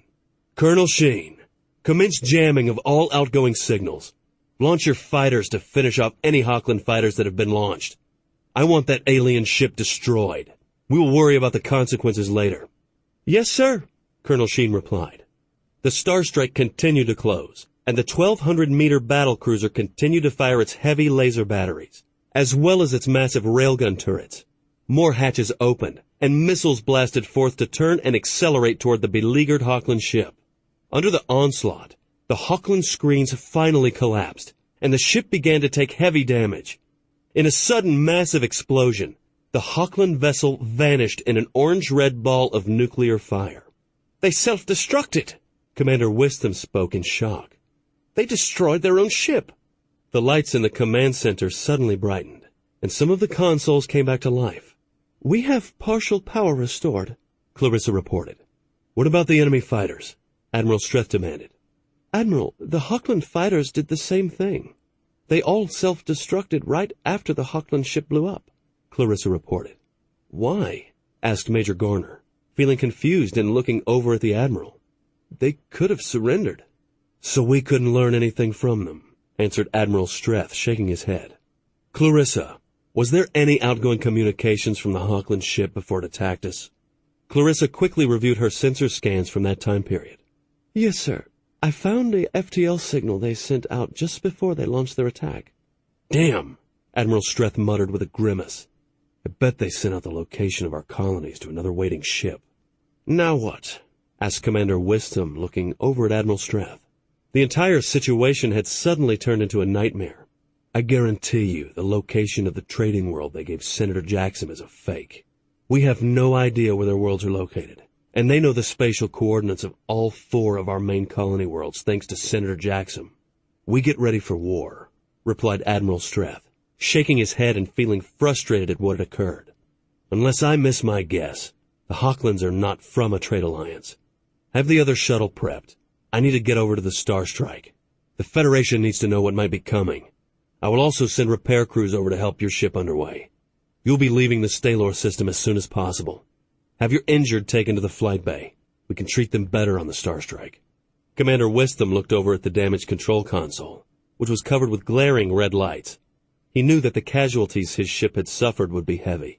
Many men and women that he had known for years had just died. He let out a sharp breath. The next few days were going to be extremely difficult for his surviving crew. "We will need some major yard time," Major Garner said as he listened to the reports coming in from all over the ship on his minicom. From the reports, he knew they had been lucky to survive. "The Avenger also," Admiral Streth spoke. "We need to find a way to strengthen our energy screens, as well as a better way to penetrate theirs. I strongly suspect the Hochland ship we destroyed today was not one of their first-line jobs. I don't know what will happen when we have to face one of those." "Your shuttle is prepped," Major Garner reported. "I am also getting a report that the section of our ship which contained the brig is in a vacuum. I'm afraid that Senator Jackson didn't survive." "That might be for the best," spoke Commander Wisdom, looking over at Major Garner. "He should never have given the Hochlands the locations of our colonies." A few minutes later, Admiral Streth was on his way over to the Star Strike. He was afraid that the human race had just entered an interstellar war. Letting out a deep breath, he gazed out the viewport at the Vindication. The light cruiser was heavily scarred, and numerous jagged holes had been torn open in the ship's hull. The ship had been extremely lucky to have survived. Another few minutes, and he knew that the Hochlands would have boarded or destroyed both of the light cruisers. Closing his eyes, he dreaded the report he would shortly be making. The human Federation of Worlds was about to receive a shock. Aliens had been discovered, and they were not friendly. Chapter 3. Admiral Streth gazed attentively at the Star Strike as the shuttle he was in neared the powerful battle cruiser. Its 8 heavy dual railgun turrets across its upper hull were still zeroed in toward where the Hochland warship had been annihilated. From the sides of the ship, another 48 secondary 60mm twin offensive turrets dotted the hull. With a heavy sigh of relief, he was glad the Star Strike had made it before the Hochland vessel had finished off taking out both of the light cruisers. What was bothering Hedon was how in the hell had the Star Strike arrived so quickly. The shuttle slipped beneath the massive cruiser and then turned to approach the flight bay. The large hatches were both open, waiting for the Admiral's shuttle to land. Other shuttles were taking off, carrying repair and medical teams to the stricken light cruisers. Closing his eyes briefly, Hedon pondered the heavy loss of life suffered on both of the light cruisers, as well as the ruthless annihilation of the mining operation on the airless moon below them. The numerous injured and dead on the cruisers was appalling and weighed heavily on his mind. In all of his years of service to the Federation, none of the ships under his command had ever suffered casualties as the 2 light cruisers had today. He opened his eyes and gazed down at the moon below, where the mining operation had been. The ground was still glowing a deep cherry red from the nuclear explosion that had wiped out the miners. He doubted if they had even known what had struck them. Death would have come instantly. It still worried Hedon about how quickly the Hochlands had attacked. As soon as they had procured the information they wanted from Senator Jackson, they had returned to their ship and immediately launched their preemptive strike against the Federation ships. It was now obvious that the entire trade discussion had been nothing more than an elaborate ploy by the Hochlands to learn the location of the human homeworlds. Senator Jackson had given them most of that. Senator Jackson's aides had been highly upset when they learned of his tragic death. It was something that Hedon would have to explain to the Federation Council. They would want to know why a Federation senator had been placed in the brig where he had been killed in the Hochland attack. Now Hedon was concerned about how soon it would be before the Hochlands did something with the information they had gained from Senator Jackson. Since the Hochland ship had sent out a FTL message, it indicated there was probably another Hochland vessel lurking around in some nearby system. There was no point searching for the second ship. It would be next to impossible to find in the short time that was available for a search. It was expedient that they return home as quickly as possible to spread the warning about the Hochlands to the Federation. Hedon felt confident they had some time, probably quite a bit of time before the Hochlands could react. It would take time for the Hawkland ship to report back to its base of operations and inform their superiors of what they had found. Then more time for the Hawklands to gather a force capable of striking the human worlds. That gave the Federation some valuable time. He'd hoped it was enough. That an invasion or attempted takeover of the Federation was coming was inevitable, in Heden's opinion. That was the only plausible explanation for the Hawklands' actions after obtaining the location of the Federation's 4 main colony worlds. The shuttle entered the flight bay, and the pilot set it down gently in the ship's artificial gravity. An atmospheric energy screen kept the flight bay pressurized and allowed flight crews to work in a hospitable environment. This allowed them to rapidly turn shuttles, as well as the ship's 10 Talon space superiority fighters around, at almost a moment's notice. As a safety precaution, the deck crew worked in special suits that could serve as an emergency spacesuit for a few precious minutes if necessary. "The shuttle is secure, sir," the pilot reported, turning around to face the Admiral, who was in the co-pilot's seat. "Colonel Sheen is waiting for you in the command center." "Thank you, Captain," Admiral Streth replied as he unbuckled his safety harness and stood up. Making his way back to the main cabin, he saw the hatch was already open and the ramp extended. The inside of the bay was busy, as medical personnel and repair teams boarded shuttles to be taken to the 2 alien cruisers. Voices could be heard shouting and giving instructions, trying to keep a semblance of order in the chaos. Other medical personnel were waiting for inbound casualties. Heden just prayed that the systems on both cruisers could be repaired enough to allow them to jump to a shipyard for major repairs. He suspected that both cruisers would be out of service for at least several months. If there was going to be an attack, they would need every ship the Federation had. "Admiral on deck!" The deck chief, Captain Vincent Rakels, barked upon seeing the Admiral descending the ramp. Instantly, everyone snapped to attention, and it became quiet in the bay. "At ease," responded Admiral Streth, acknowledging the salute. "We have some damaged ships and wounded comrades out there. Let's get them taken care of." "Yes, sir," Captain Rakels replied crisply. "Everyone back to work." Admiral Streth made his way past the 2 Marine guards at the double airlock and was soon on his way to the command center. He had a number of questions he needed to ask his second-in-command. There was no way the Starstrike should have been able to arrive at Stalar 4 so quickly. He wondered what Colonel Sheen had done. He had a suspicion, but he wanted to hear it from her. Entering the command center, he saw Colonel Sheen standing next to the plotting table, talking to several lieutenants while listening to something over her minicom. "I don't care what it takes. I want this ship ready to jump within 2 hours. I don't know if the Avenger and Vindication will be ready by then," one of the lieutenants commented doubtfully. "We're still getting the damage reports from the Vindication, and we may not have all the spare parts needed to repair her so she can jump. Both ships took a lot of damage in the attack. Some of their structural supports are damaged, or, in the case of the Vindication, completely gone in some areas. We won't be able to seal all of her compartments," the other lieutenant added with a worried frown. "Part of the ship is going to have to stay in a vacuum. The ship might not be safe to jump in her present condition. The stress could break her apart." "The Vindication doesn't need to be made fully operational," interrupted Admiral Streth, walking over to stand next to Colonel Sheen. He noticed the colonel's eyes widen at seeing him. "I just need both cruisers space-worthy enough to make it back to the shipyard at New Providence. Do whatever is necessary to strengthen the Vindication's hull. That ship is returning to New Providence with us." "Yes, sir," replied both lieutenants, saluting the Admiral. "That still may be a difficult job, considering how badly damaged the Vindication is," one of the lieutenants ventured in a cautious voice. "She has several really large holes in her hull, stress fractures throughout her center structure. I want a status update on both ships as soon as possible," continued Admiral Streth, gazing at the 2 lieutenants. Both were highly qualified engineers and familiar with repairing battle damage. At least they were in drills.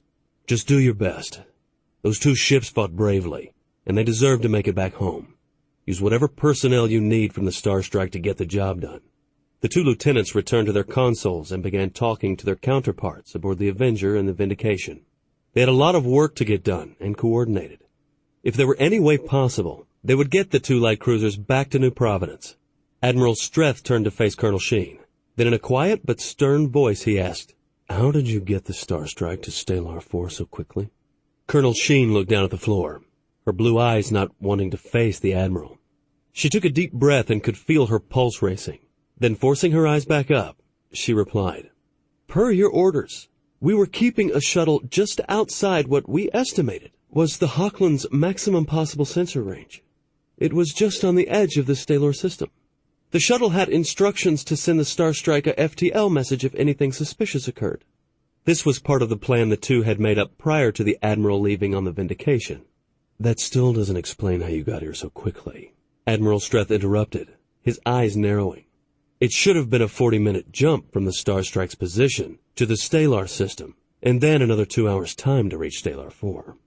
If my calculations are correct, you showed up in less than 20 minutes.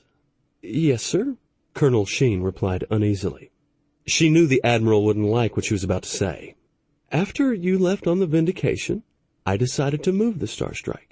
I left the 3 light cruisers behind and jumped the Starstrike to just outside the periphery of the Stellar system. Admiral Streth frowned, but then relaxed. He had not specifically told his executive officer not to do this. Then what? Colonel Sheen took another deep breath. This was the part that would get her in trouble with the Admiral. When the jamming started, I micro-jumped the Starstrike to Stellar 4. You did what?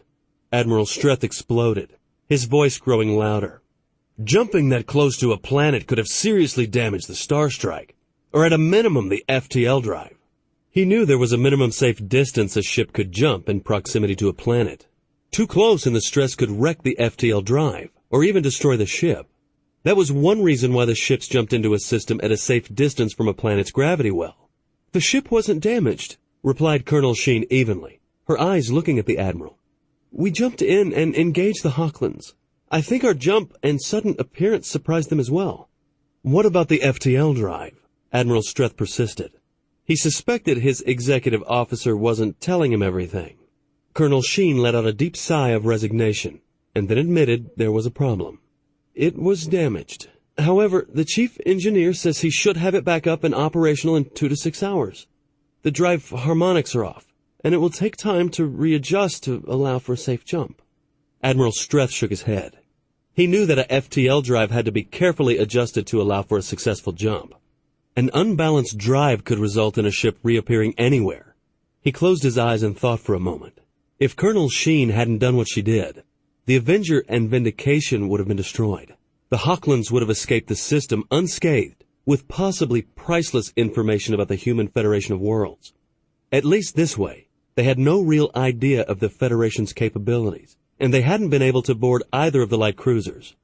This was an unknown situation, Admiral Streth admitted slowly, his eyes taking on a serious and unrelenting gaze. You did the right thing. There was no way we could guess the Hochlands would attack so suddenly. Colonel Sheen felt relieved. She had known the Admiral for quite some time, but had not been sure how he would react to the danger she had put his flagship in. Let's see to the repairs of all 3 ships. Send a message to the other 3 cruisers to jump into the Stellar system. We don't know if the Hochlands have any other ships nearby. I suspect they have at least one. Let's not take any chances. Yes, sir, replied Colonel Sheen, moving toward the communications console to comply. She was glad this little talk with the Admiral was over with. I'll be in my quarters if I'm needed, Admiral Streth added. I need to get an action report off to Fleet Command. They need to know that we may be at war. Colonel Sheen's face turned pale. She hadn't realized until this moment what the ramifications of this incident could mean.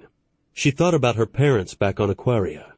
An interstellar war could endanger them as well as everyone else in the Federation. On the Avenger, Ariel had just finished her report of the damage the ship had suffered to Commander Standel. The energy beams the cruiser had been struck with had gone completely through the 150-meter-wide cruiser.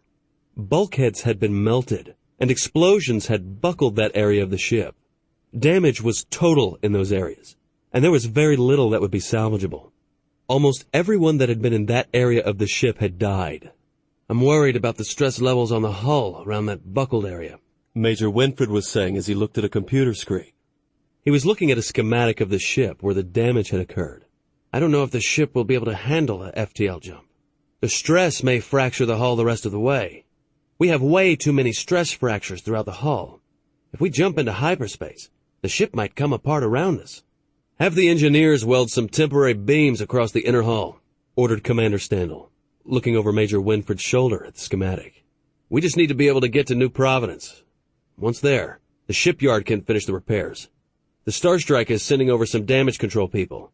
Put them to work on this. We can do it, I guess, replied Major Winfred, letting out a heavy sigh. It won't look good, but I don't see what else we can do. The ship's really a mess. There's major damage everywhere. I'm amazed we survived. Get down there and make sure it's done right, Bob. Commander Standal spoke, his eyes looking at his friend. They had known each other for years. The ship can be repaired. We just need to get her home. It'll get done, Major Winfred promised with determination. With a nod, Major Winfred left the command center to take charge of the repairs. Ariel, what's the final casualty report? Ariel's deep, dark eyes gazed at the commander. 47 confirmed dead, 7 missing, and 68 wounded. Dr. Severson reports that a medical team from the Starstrike has arrived, and some of the more severely wounded will be transported back to the flagship. Commander Standal sat down in his chair at his command console, taking a deep breath. There were so many dead and wounded. The Avenger had a combined crew of 575 men and women, including the Marines. He knew that a lot of people he had known for quite some time were gone. He looked up at the main view screen next to Ariel. The AI was using one of the smaller screens to project her image. The larger screen was focused on the Vindication. The light cruiser looked as if it had gone through a meat grinder. The hull was covered with burn marks and jagged holes where Hochland weapons fire had penetrated. He knew that the casualties over on the Vindication were going to be bad. He wondered if Commander Wisdom would have enough crew left to get the ship back to New Providence. It might be necessary for the other ships in the fleet to transfer some personnel over. Looking at the Vindication, he knew that the Avenger had been lucky. At Communications, Tina Arkles was also looking over at the view screen. She felt sick at her stomach. Tina had known several members of the Vindication's crew. At the moment, she had no way of knowing if they were okay. She was still waiting to hear who had been lost on the Avenger. Looks bad, spoke Lieutenant Jason Barnes, walking over to stand next to her. The Hochlands really did a job on us. He knew she was taking this hard. The look of anguish on her face said more than mere words possibly could. So many people died, replied Tina, fighting to keep the tears back. Why did this have to happen?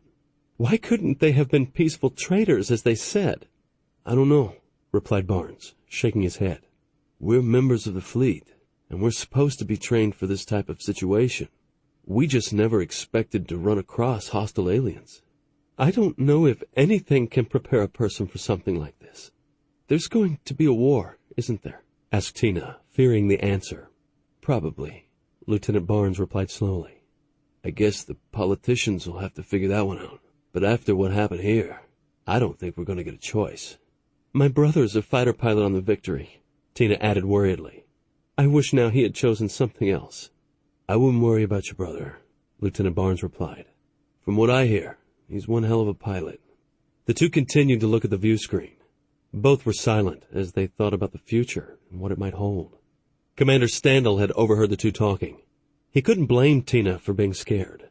The truth was, he was feeling extremely worried also. His own family lived on Macon, back in the home system. The Hochlands were such a big unknown. Were they dealing with just a few systems, or something more? For the first time, Commander Standal felt relieved that the Federation had a large and powerful fleet. It had been the Federation's doctrine for years to always be prepared. Be it a civil war between colonies or possible contact with hostile aliens, the fleet had grown as the Federation expanded. Commander Standal just hoped that it would be enough. Admiral Strath was in his quarters sitting behind his desk. He had finished his action report and was almost ready to send it, along with all the sensor data of the battle, back to Fleet Command. He leaned back in his chair and closed his eyes, rubbing his forehead with his right hand. It had been a frustrating day. Nothing had gone right. People had died, and now the Federation might be at war. He was still extremely angry with himself for leaving Senator Jackson and his aides alone with the Hochlands. He opened his eyes and gazed wearily at the computer screen on his desk.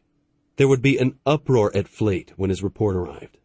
There was no doubt in his mind that his next orders would be to report to Fleet Command on Tellus to explain his actions. He just hoped he would still be in command of his fleet when that meeting was over with. His mind was still partially numb from the deaths that had occurred under his command. If this turned into a full-fledged interstellar war, there would be many more. The days of peace and tranquility in the Federation might well be over. Colonel Sheen was standing next to the plotting table, overseeing the current repairs being done to the two light cruisers. The two lieutenants were keeping her informed on the progress over their minicoms. Fortunately, the Starstrike had hit the Hochland ship before it could bring its beam weapons to bear on the flagship. She'd caught the alien ship out of position and had taken advantage of it, even though the Starstrike had much more powerful energy screens than a light cruiser. She didn't know how they would have held up to those deadly beams the Hochlands had used. She currently had 2 shuttles and several Talon fighters out scouring space for any wreckage from the Hochland ship. So far, all they had found was some fused metal that was useless. The Hochland ship had obviously contained some very efficient self-destruct devices that had ensured that all sensitive equipment or technology was destroyed. Federation ships contained no such self-destruct devices.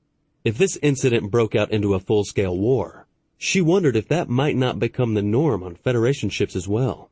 The Avenger is reporting that they have finished strengthening their hull where the Hochland's energy beams penetrated, Lieutenant Angela Trask reported from communications.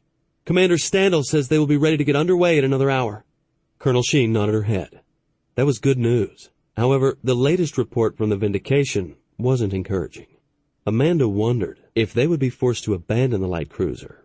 Normally they would send a fleet repair ship to pick it up, but with this Hochland menace, she suspected they would be ordered to destroy the Vindication to prevent it from possibly falling into Hochland hands. Glancing up at the main view screen, Amanda wished they had an AI on board the Starstrike. The AIs were extremely useful on smaller ships to help with the operation of the ship. However, the Starstrike had a crew of over 2,200, and it had been decided not to have AIs on the Federation's first-line warships.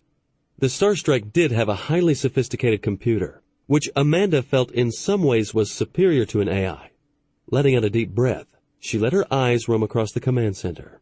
The crew in the command center was going about their jobs with practiced ease and precision. They had responded well to this situation, demonstrating that they were highly trained and proficient. Colonel Sheen walked over to the center command console and sat down. Her thoughts turned to her parents back on Aquaria. At this time of year, her parents liked to spend some time at their vacation home on southern Krull Island. The beaches on the shores of the island were pristine, and the water was unbelievably clear, making for some great diving. Her father was an avid diver, and even took small groups out on special night dives along the Heritage Reef. Amanda could still remember her first night dive when she was a young girl. She had been 14 at the time, and had been filled full of wonder at all the marine life her father had shown her. Closing her eyes, she wished she were at home now, and not in this dire situation. The knowledge of what had just happened in the Stalor system made her feel small, helpless, and worried about the future. Admiral Streth had just finished talking to Commander Wisdom. The commander felt that it would take another 4 hours to make the Vindication ready for a FTL jump. Even then, over 30% of the compartments in a light cruiser would still be open to space. There were parts of the light cruiser they couldn't even get access to, due to the heavy damage the cruiser had sustained. He also informed the Admiral that they had not been able to recover Senator Jackson's body. His body had either been blown out into space or incinerated by the Hochland's energy beams. The other 4 members of his party were still alive, and were being flown over to the Starstrike. Leaning back in his chair, Hedon looked across his office at a painting on the wall. It was a view of the planet Macon at sunset. A crystal-clear lake with towering trees hugging the shore with the sun setting in the background reminded him of the times his brother and he had spent fishing at that lake. The painting had been a gift from his brother, the last time the Starstrike had been back in the home system. His brother was a major in the Marines, and was currently stationed at the main Marine training facility on Macon. His brother's wife was also in the Marines. Perhaps after his debriefing he could arrange to spend a few days with Taylor and Lindell. He suspected he would need some days away from the fleet if the debriefing went as he feared it would. There were always headhunters in this type of situation. Hedon allowed himself a few minutes to rest, and then, reaching forward, pressed a button on the computer terminal on his desk. This would send a highly encrypted message to Fleet Command, back on Tellus. It also had a large attachment describing the battle and all the sensor readings taken by the Federation ships. He knew they would probably be halfway home before he got a reply. He let out a deep sigh, wishing that the meeting with the Hochlands had gone differently. Now they might very well be at war with an enemy they knew nothing about. Standing up, he knew he needed to get back to the command center. While he didn't think the Hochlands had any type of fleet nearby, the alien ship had sent a message off to someone. Hedon didn't want his crew to be around in case that particular someone came calling. The Star Strike must remain a secret. It was best if the Hochlands thought the two light cruisers had managed to destroy the other Hochland ship. 4 hours later, the final repairs had been made to the Vindication and the Avenger. Commanders Wistham and Standel both reported that their ships were ready for FTL travel. The injured on both ships had been transferred over to the Star Strike, and both light cruisers were operating with minimal crews. "Fleet is ready to move out," Colonel Sheen reported as she studied the fleet's current deployment around the Star Strike. Then, looking over at the Admiral, she added, "The Vindication reports that their sublight drive is only at 40%.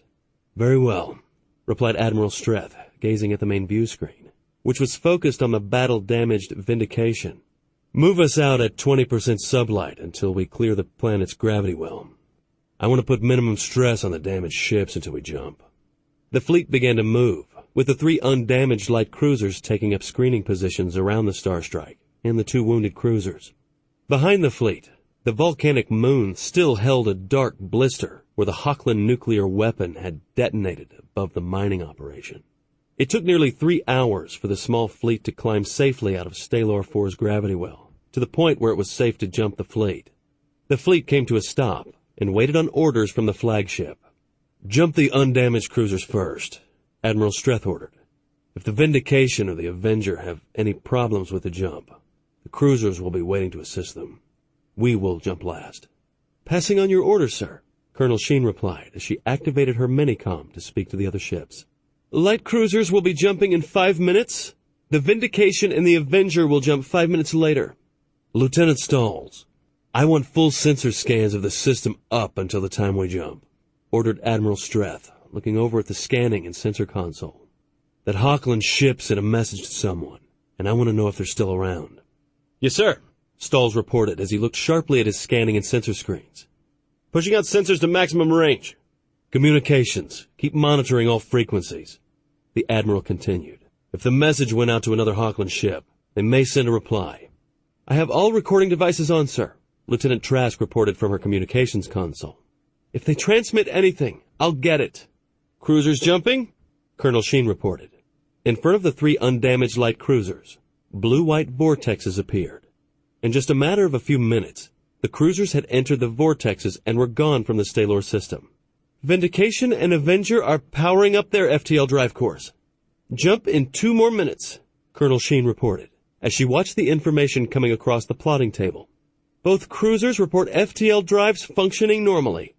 Admiral Streth clenched his fist, hoping the 2 damaged cruisers would be able to make the jump. Jumps put a lot of stress on a ship. If they could make this first one, which was very short, then they should be able to make the other longer ones. In front of each of the 2 cruisers, blue-white vortexes appeared. On board the Avenger, Commander Standel looked over at his waiting executive officer. "Take us in, Bob." "Helm, move us into the vortex," ordered Major Winfred, bracing himself against the plotting table. Then, adjusting his minicom, he addressed the remaining crew. "Attention! We are about to attempt FTL insertion. Report any new damage or additional structural strain on the ship's hull. Our repairs should hold without a problem, but everyone needs to be alert." Lieutenants Arkles and Barnes looked at each other, feeling the tension. Barnes gave Tina a reassuring look and a confident smile. Then over the minicom that connected the 2, he spoke. "The hull's been reinforced, and the Major did a good job.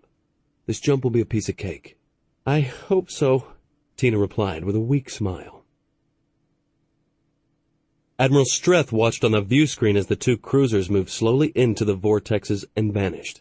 Only the Star Strike remained in the Stalor system. "Wait 10 minutes, and then we'll jump. Keep sensors active and continue to monitor communications." The 10 minutes passed slowly by. But nothing showed up on the long-range sensors, and communications remained quiet. The only ship in the Stalor system was the Starstrike. "Okay, jump us," Admiral Streth finally ordered. He dare not wait any longer. "Initiating jump countdown," Colonel Sheen replied as she relayed orders over her minicom. In another minute, a blue-white vortex appeared in front of them. The helm officer used the ship's sublight drive to maneuver the Starstrike into it, and moments later, the battlecruiser had left the Stalor system far behind. 3 hours later, a nearly white vortex appeared in the Stalor system, and a Hochland ship appeared. It paused and spent several long minutes scanning the system. Finally satisfied that no other ships were present, the ship began to move in system towards Stalor 4. It had come to investigate why its sister ship hadn't sent any follow-up messages. Very seldom did they encounter a race that could even damage a Hochland warship. The commander of the Hochland ship knew that his fellow ship commander had encountered a space-traveling race in this system and had initiated contact as was dictated in their standard operating procedures. It was rare to come upon a race as advanced as this one apparently was. In a short time, the Hochland ship was orbiting the volcanic moon of Stalor 4. From the fused debris in orbit, it was obvious that the other Hochland ship had been forced to activate its self-destruct system. That did not bode well. If these humans, as they called themselves, were powerful enough to destroy a Hochland support cruiser so easily, then it would take time to gather sufficient forces to subjugate their worlds. The Hochland commander gazed speculatively at the forward view screen. If it came to war, he looked forward to serving the Empire as a warrior. There was no greater glory for a member of the Hochland race than to die in battle. It had been decades since they had fought a major war against another advanced civilization. For an hour, the Hochland ship continued to circle the small volcanic moon, its scanners and sensors searching for any clues the humans might have left as to their technology level. Finding nothing but fused and twisted wreckage, the commander finally gave the order to leave the vicinity of the moon. Activating its sublight drive, the ship began rapidly to pull away from the desolate moon. After reaching a safe distance, another white vortex formed, and the Hochland ship darted inside. It would take the ship nearly 3 weeks to get back to its fleet base with the information about the humans. Thanks to the information furnished by the human negotiator, they knew where to find 4 of the humans' major colonies. Those 4 worlds would be added to the growing Hochland slave empire. The commander knew that his superiors would be extremely pleased with this information. It could result in an increase in his rank, and maybe even the command of a heavy war cruiser. In a nearby star system, Admiral Streth looked over the latest reports from the Vindication and the Avenger. There had been no problems with the jump. Leaning back in his command chair, Hedon made a decision. He would send his 3 undamaged cruisers to rendezvous with the battle carrier Victory. While he didn't think there was any immediate threat of a Hochland attack, he wanted to make sure the battle carrier had sufficient firepower to defend itself if necessary. The battle carrier and her escorts would continue to patrol this area of space and keep a close watch over the other mining operations in this sector. Fortunately, none of those were out as far as Stalor 4. The Starstrike would escort the 2 damaged cruisers back to New Providence. Once the 2 cruisers were safely berthed in the shipyard, then the Starstrike would return to the home system. Due to the amount of time a message took to travel from Stalor 4 to the home system, Fleet Command wouldn't know for over a day just what had happened in the Stalor system.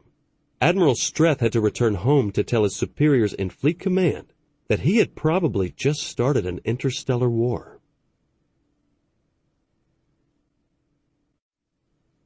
Chapter 4. The Starstrike exited the blue-white vortex on the outskirts of the Holden system. The 7-planet star system held the human-inhabited world of New Providence.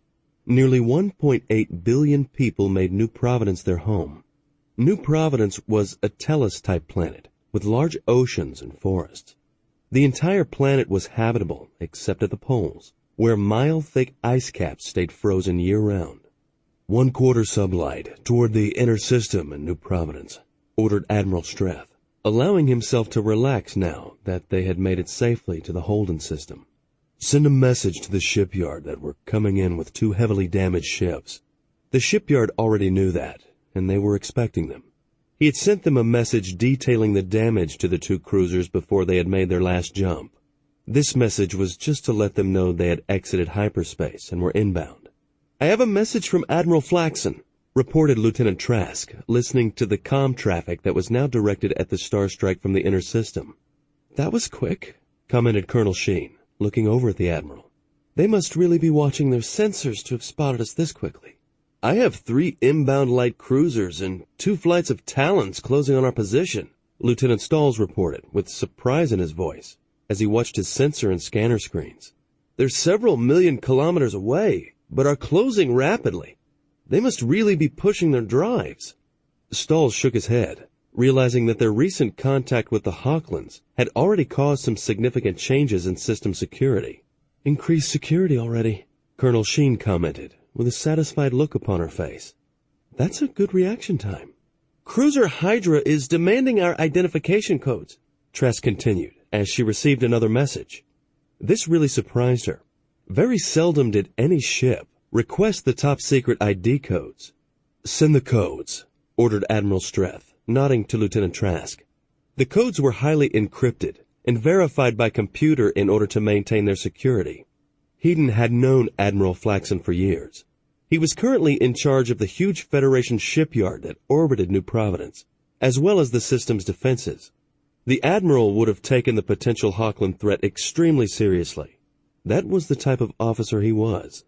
"I'm picking up a dozen light cruisers covering all the close FTL jump points in the system," Stalls continued, as his sensors reached out scanning the entire Holden system. He was surprised by the number of cruisers he was picking up. Normally there were half that number in the system. "I'm also picking up a battle carrier and several destroyers in orbit above the shipyard." Admiral Streth nodded. Due to the gravity from the system's sun and the 7 planets, there were certain areas in the system that were prone to receive inbound ships. What was in the Admiral's message? "He is instructing us to dock immediately with the shipyard. Repair bays 4 and 7 have been opened to receive the Avenger and Vindication. He also has a new loadout of munitions for the Starstrike, which has been authorized by Fleet Command on Talos." "New munitions?" Colonel Sheen spoke, confused, looking over at the Admiral. "I wonder what type of new munitions?" Admiral Streth was quiet for a moment as he pondered her question. "The R&D group has supposedly developed some new missiles for deployment. The missiles have been stockpiled at the shipyards and the 2 fleet munitions depots. There has been no authorization from Fleet Command for actual deployment due to no threat to the Federation. I guess that's changed now." "We have a 12-hour flight inbound, unless you want to do a micro-jump to move us in closer," Colonel Sheen said, looking down at her plotting table that currently showed the Starstrike's current position in the system. They could have jumped in closer, but they had decided to be safe so as to put minimal stress on the hulls of the 2 damaged cruisers. "No, that would put too much of a strain on the Avenger and the Vindication. We've got them this far. Let's make sure they can make it the rest of the way. I'm going to get some rest. I imagine that Admiral Flaxen will have a lot of questions to ask once we get docked." Colonel Sheen nodded as she watched the Admiral leave the command center. She felt extremely uneasy about the next few days. The incident with the Hawklands really worried her. Amanda hoped Fleet Command wasn't looking for a scapegoat. They had lost Senator Jackson, returned with 2 heavily damaged cruisers, lost hundreds of lives, the mining operation had been nuked, and they had been forced to destroy the Hawkland ship. There was enough there if someone wanted to go after the Admiral. It wouldn't be the Admiralty they would have to worry about. It would be the politicians. As the Starstrike moved farther into the system, the cruiser Hydra and her 2 escorts rendezvoused with them. The 3 light cruisers took up screening positions around the battlecruiser and the 2 damaged ships she was bringing home. The 6 Talon fighters made close flybys of all 3 warships and then headed back to their respective cruisers to land. "They're really checking us out," commented Lieutenant Stalls, seeing how close the Talons had come to the Starstrike. In normal times, they would have been warned off. "I'm sure everyone's curious as to what happened to us," Colonel Sheen spoke, her eyes moving to the main view screen, which was now focused on one of the escorting cruisers. "Can't say that I blame them." Colonel Sheen continued looking across the command center. The atmosphere was routine as everyone went about their jobs. She smiled to herself, pleased with how professional the crew was acting after what they'd been through. She planned on turning the watch over to Major Trist in another 4 hours.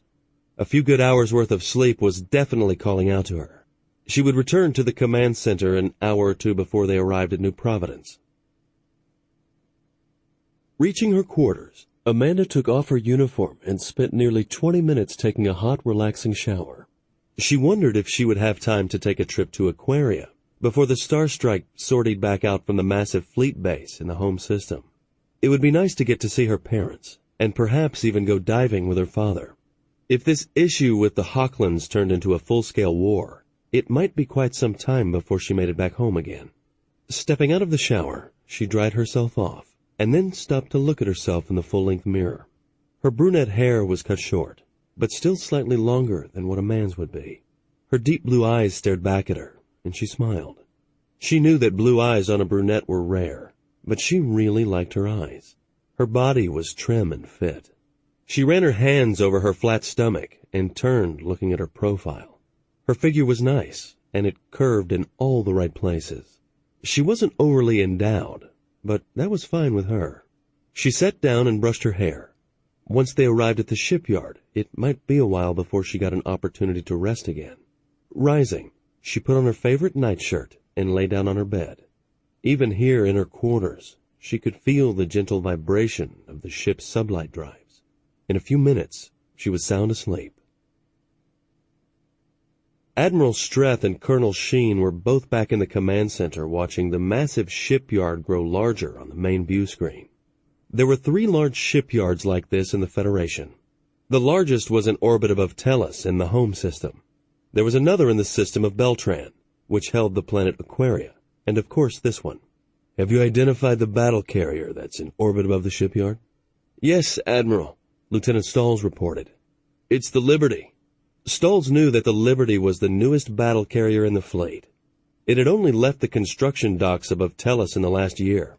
They must be using some of the Liberty's escorts to cover the probable jump points, Colonel Sheen commented as she watched the view screen.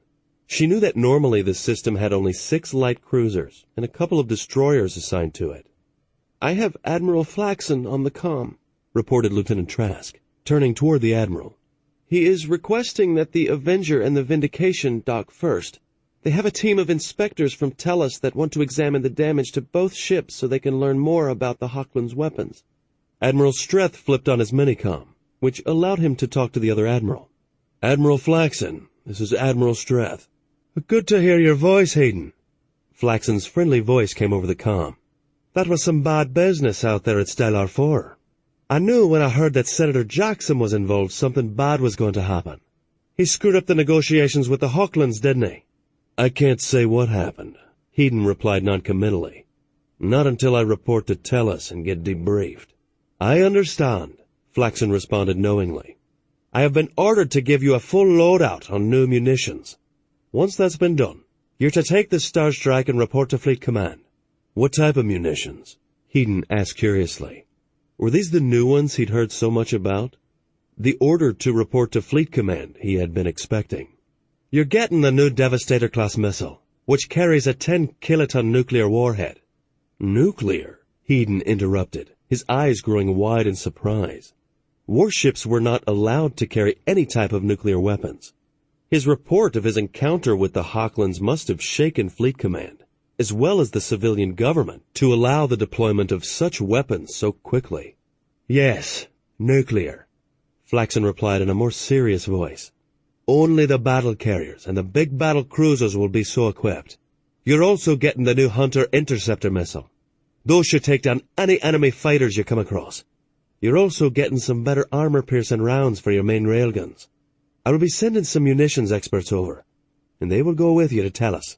Their job will be to train your tactical people on how to use these new weapons. I will have our people ready to load the new munitions as soon as we dock, Hayden replied. It sounded like the brass on Tellus was panicking some, if they wanted the weapons loaded immediately. This could have been done just as easily at the shipyard above Tellus. Hayden, just between you and me, walk carefully back at Fleet Command, Flaxen warned in a concerned voice. The politicians will be hunting for someone to blame this debacle on. Don't let it be you. Thanks for the warning, responded Hedon, knowing that Flaxen was genuinely concerned. He wasn't looking forward to explaining his actions to the politicians either. If this comes down to a war between us and the Hochlands, we will need all of our good admirals. You're one of the best, if not the best we have. We can't lose you to the politicians. 6 hours later, the Star Strike had been completely resupplied with all the basics, as well as the new munitions. Major Trist had overseen the loading of the munitions and their proper storage in the ship's magazines. The Avenger and Vindication were in the repair bays, and the experts were already looking at the damage caused by the Hochland weapons. All the wounded had been transferred over to the shipyard, and the more severely wounded ones were in the process of being transferred down to the large civilian medical centers on the surface of New Providence. "I guess it's back to Tellus," Colonel Sheen said quietly, looking over at the Admiral who was sitting behind his command console.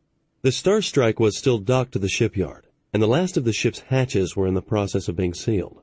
Amanda looked at the console next to the plotting table and saw a green light flash on, indicating that the ship was ready to depart.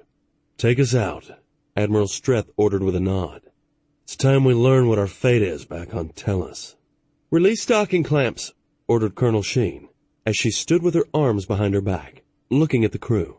"Helm, back us out slowly and bring us around 180 degrees. Communications, inform the station dockmaster that we're departing. Ship is at condition 4 until further notice." "Dock clamps released," Lieutenant Jennings reported as he delicately maneuvered the large battle cruiser away from the station. "Initiating turn with station-keeping thrusters. Sublight drive is available upon your command." "New Providence Station is acknowledging our departure," Lieutenant Trask reported from communications. "Admiral Flaxen sends his regards and wishes us a safe flight to Tellus." "Tell the Admiral thank you, and we will see him next time around," Hedon replied with a nod. On the big view screen, the station slowly began to grow smaller as the Star Strike moved away on its station-keeping thrusters. The view suddenly switched to the blue-white planet below. White clouds could be seen floating in the atmosphere, and the blue waters of the ocean seemed to beckon. Seeing the oceans displayed so prominently made Amanda feel homesick for Aquaria. It had been months since her last leave. New Providence was the most heavily populated colony. Even so, great care had been taken not to upset the fragile ecology of the planet.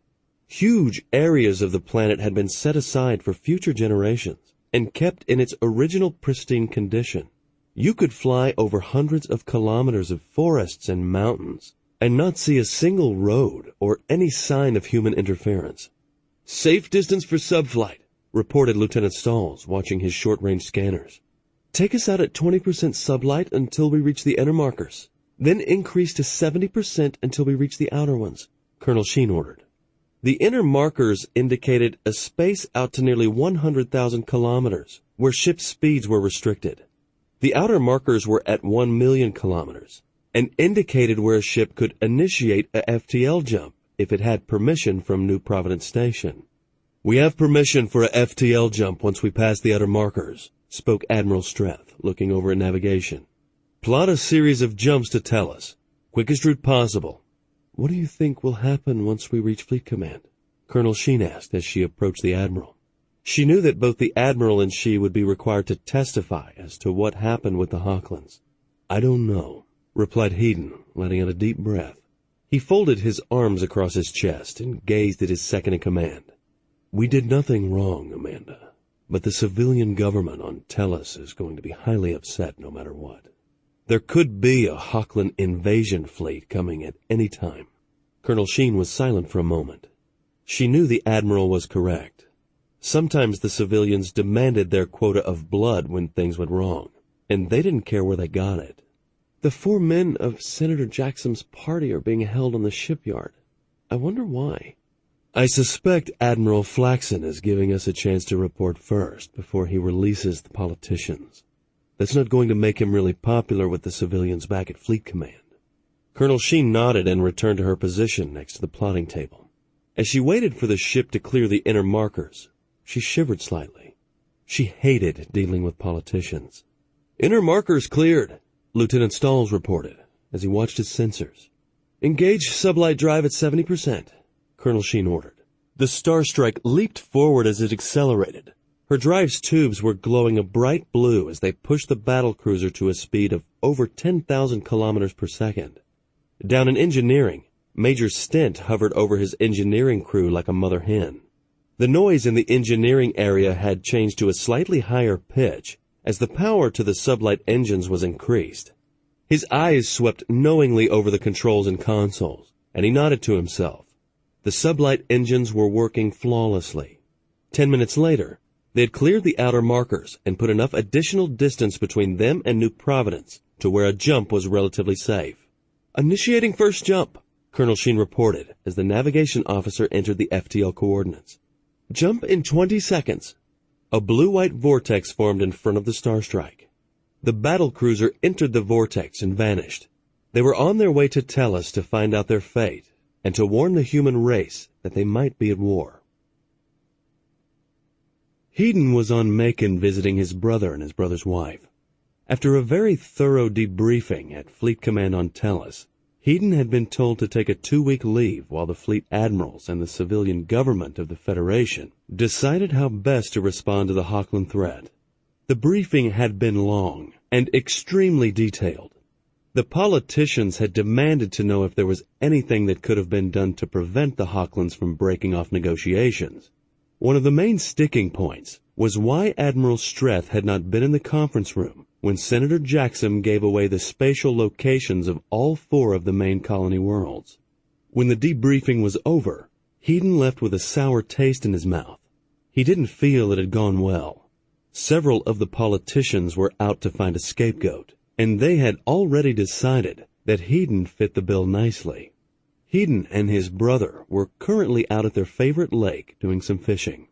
Hedon found fishing to be extremely relaxing, and he loved the sport. It was just so seldom that he ever got to go anymore, with his fleet duties taking up so much of his time. "There are a lot of rumors going around about you and your fleet," Taylor commented as he made a long cast, placing his lure just beneath a small overhang branch next to the shore. It looked like a good place for a fish to be lurking. "I'm not surprised," Hedon replied as he slowly reeled his line in. He moved the tip of his rod up and down slightly, so his lure would mimic a live bait fish. "There will probably be a lot more rumors floating around during the next few weeks." Taylor jiggled the tip of his rod slightly, making his topwater lure bob and move slightly beneath the overhang. To a fish feeding in the depths, it would look like a large insect had jumped into the water and was trying to get safely back to the shore. "A Marine friend of mine stationed on New Providence sent me a message that 2 of your fleet's light cruisers are in the repair bays of the shipyard. He said they had been heavily damaged and had obviously been in some type of space battle." Hedon paused for a moment and looked over at his brother. Taylor was slightly slimmer and 6 years younger than Hedon. "That information is supposed to be classified. Your friend had better watch it. That information is extremely sensitive and shouldn't be out." "So 2 of your cruisers were in a space battle," Taylor continued with an "I gotcha" grin. "What happened?" Hedon was silent for a long moment, his fishing momentarily forgotten. "Admiral Kenseth figured you'd be asking. He gave me permission to tell you some of what happened, but you can't mention it to Lendl or anyone else. If you do, your career will be over. Do you still want to know?" Taylor hesitated for a brief moment. The Marines were his life. Both Lendl and he had dedicated themselves to the service, but this was his older brother. "Yes, I need to know." Hedon reeled his line in and laid his rod down on the grassy bank. He sat down and, picking up a small stone, tossed it in the water, watching the ripples spread as it bounced.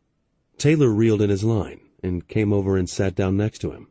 For the next hour, Hedon told his brother what had happened with the Hochlands and what the possible ramifications could be. "Interstellar war?" Taylor breathed, his gaze looking out over the calm water. "We finally find intelligent life and they attack us?" "Unfortunately, they know where our 4 main colony worlds are, and we know very little about them, other than they are highly aggressive," Hedon added worriedly. "We aren't in a very good tactical situation. Right now, the Hochlands hold all the cards." "Is there any chance this could have been a misunderstanding?" asked Taylor, rubbing his forehead with his right hand. Are you certain the Hochlands pose that big of a threat to the Federation? Looking back at it now, there's no doubt that they are a danger. The whole trade routine was a ruse to get the spatial locations of our worlds. Once they had those, they attacked our warships, hoping to gather more information. I don't believe they would have acted that way if they didn't have the fleet to back them up. No, the Hochlands are coming, and we better be ready. They wanted the location of our worlds, and that's exactly what they got. All of our colony worlds have a defensive system around them, Taylor reminded Hedon. 100 and some odd defensive satellites won't be enough to stop the Hochlands, said Hedon, grimacing and shaking his head sadly. Those systems were designed to protect the planets against a small attack, not against a fleet.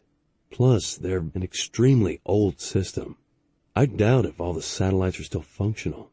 I still can't believe we even built them, continued Taylor, watching a large snow-white bird fly low over the lake. He didn't think the defensive satellites were even checked anymore. The colonies were more dependent on the fleet to protect them nowadays. The civilian government built the original defensive systems to make the colony worlds feel safer in the early years, to help encourage colonization. For years, everyone was nervous about a first contact situation. Everyone expected to discover aliens at the next star system the fleet explored. When it never occurred, the fear began to abate. That's why the systems are extremely basic. A few missile platforms and railgun satellites. They might have to be upgraded considerably, spoke Taylor, wondering how many of them were still functional, and how many would actually be needed to adequately defend a planet. They will be, responded Hedon, looking across the lake. It seemed so calm and peaceful here. He let out a heavy sigh, wishing he could spend more time with his brother and Lendl. I wonder how the civilian government is going to respond to all of this, asked Taylor, trying to imagine the discussions going on about the Hochlands. He saw the white bird dive down and come back up with a small fish in its beak. You're not going to lose your fleet command over this, are you? I hope not, replied Hedon, letting a little frustration enter his voice. I should know in a few more days. They won't dare do anything to you, Taylor spoke with assurance. You're too valuable as a fleet commander. Let's go back to fishing, urged Hedon, standing back up. We can talk more about this later. He picked up his rod and cast his lure back out on the water. Moments later, he saw his brother do the same. Hedon was sitting out on the front porch of his brother's cabin. His brother had purchased a small 2-bedroom cabin on the shores of the lake to use when he and Lendl could manage an extended leave together. They were both based at the large marine training base on Macon and lived together on the base. The cabin made a nice relaxing getaway, and Hedon was extremely grateful that they had it. Looking across the small lake, he watched as the sun began to sink beneath the distant horizon. The few small white clouds in the sky took on a dim reddish glow from the sun's last fading rays of light. I like to watch the sunsets, Lendl spoke softly as she stepped out on the porch smiling at Hedon. It seems so peaceful out here. I enjoy the quiet and watching the occasional birds that nest around the lake. Hedon smiled and nodded his head in agreement. Taylor and you made a good decision in buying this cabin. It's nice to be able to get away from the hectic pace we live in every day. Lendl sat down in the chair next to Hedon. Lendl was trim and fit from her years in the Marines. She was a captain in charge of teaching tactics to potential officer candidates at the base. Perhaps in a few more years, she would be ready to settle down and have a child or two. Hedon wouldn't mind a few nieces or nephews. Supper tonight was great. I don't know when the last time was that I ate so much. You're a fantastic cook. Lendl smiled. She liked to cook, and the fish that Taylor and Hedon had brought back had made a perfect meal. I'm glad you could come visit us. We don't see one another often enough. I know your brother loves the time the two of you spend together. I wish I could do this more often, replied Hedon, enjoying just being able to relax and not worry about anything for a short while. Taylor came out on the porch and sat down across from the other two. I just got off the phone with General Matheson. Once we're through with our leave, we are to report to Tellus for a briefing. We're being transferred to New Providence for 90 days to step up their Marine training program. New Providence! Lendl exclaimed, her dark eyes widening in surprise. Why New Providence? It was a special request from Admiral Flaxen. He wants the Marines under his command to go through an intense 60-day retraining course. He wants them prepared for actual combat, particularly his officers. He asked specifically for us. Lyndall looked over at Hedon speculatively. She suspected this had something to do with why the Star Strike had returned unexpectedly to the telesystem. She knew better than to ask. If Hedon wanted to talk about it, he would. At least we have this time together. I'm planning something special in the morning for breakfast. Hedon nodded and didn't add anything. Looking back at the last rays of the setting sun, he wondered what Amanda was doing. His second-in-command had gone to Aquaria to see her parents. He hoped she was enjoying her time away from the Star Strike. Amanda and her father were beneath the ocean, diving on a small reef near their home. They both held small diving lights and were watching the brightly colored schools of small fish that were swimming beneath them. Her father gestured and pointed his light off to the side. A large reef shark was gliding smoothly through the water. It was a good 10 meters in length. Reef sharks were very docile and not a threat. Amanda felt a thrill at being in the water so close to such a majestic creature. For another 30 minutes, the two continued to swim along the reef, and then her father gestured toward his dive watch, indicating that it was time to go back up. The two slowly ascended, and upon reaching the surface, climbed into the small boat that was anchored there. "That was great," spoke Amanda, grinning at her father. "It's been years since I've seen a reef shark that large." "That one's been hanging around this reef all summer," her father replied with a satisfied smile. It wasn't often he got to dive with his daughter anymore. Her career kept her visits brief and far between. Amanda nodded her head in understanding. A reef shark was territorial, and this one had evidently picked this reef as its personal hunting grounds. The large shark had a small mouth and fed primarily on small fish. "I'm just glad to be able to come home for a few days. It will be nice to spend some quality time with you and Mom." "Your mother's preparing a special meal for tonight," her father replied, grinning. "She has been planning this ever since you called and told us you were coming home." Amanda could already feel hunger pangs. The food on the Star Strike was good, but it couldn't compare to her mother's home cooking. Later that night, Amanda lay on her bed, thinking about the future. She wished her parents lived on Tellus. The home system was so well defended that they would be safe there. Aquaria had its orbital defense satellites, but they were so antiquated she doubted they would do any good. It would be up to the fleet to defend Aquaria. At least there was a shipyard in orbit, and it was heavily armed.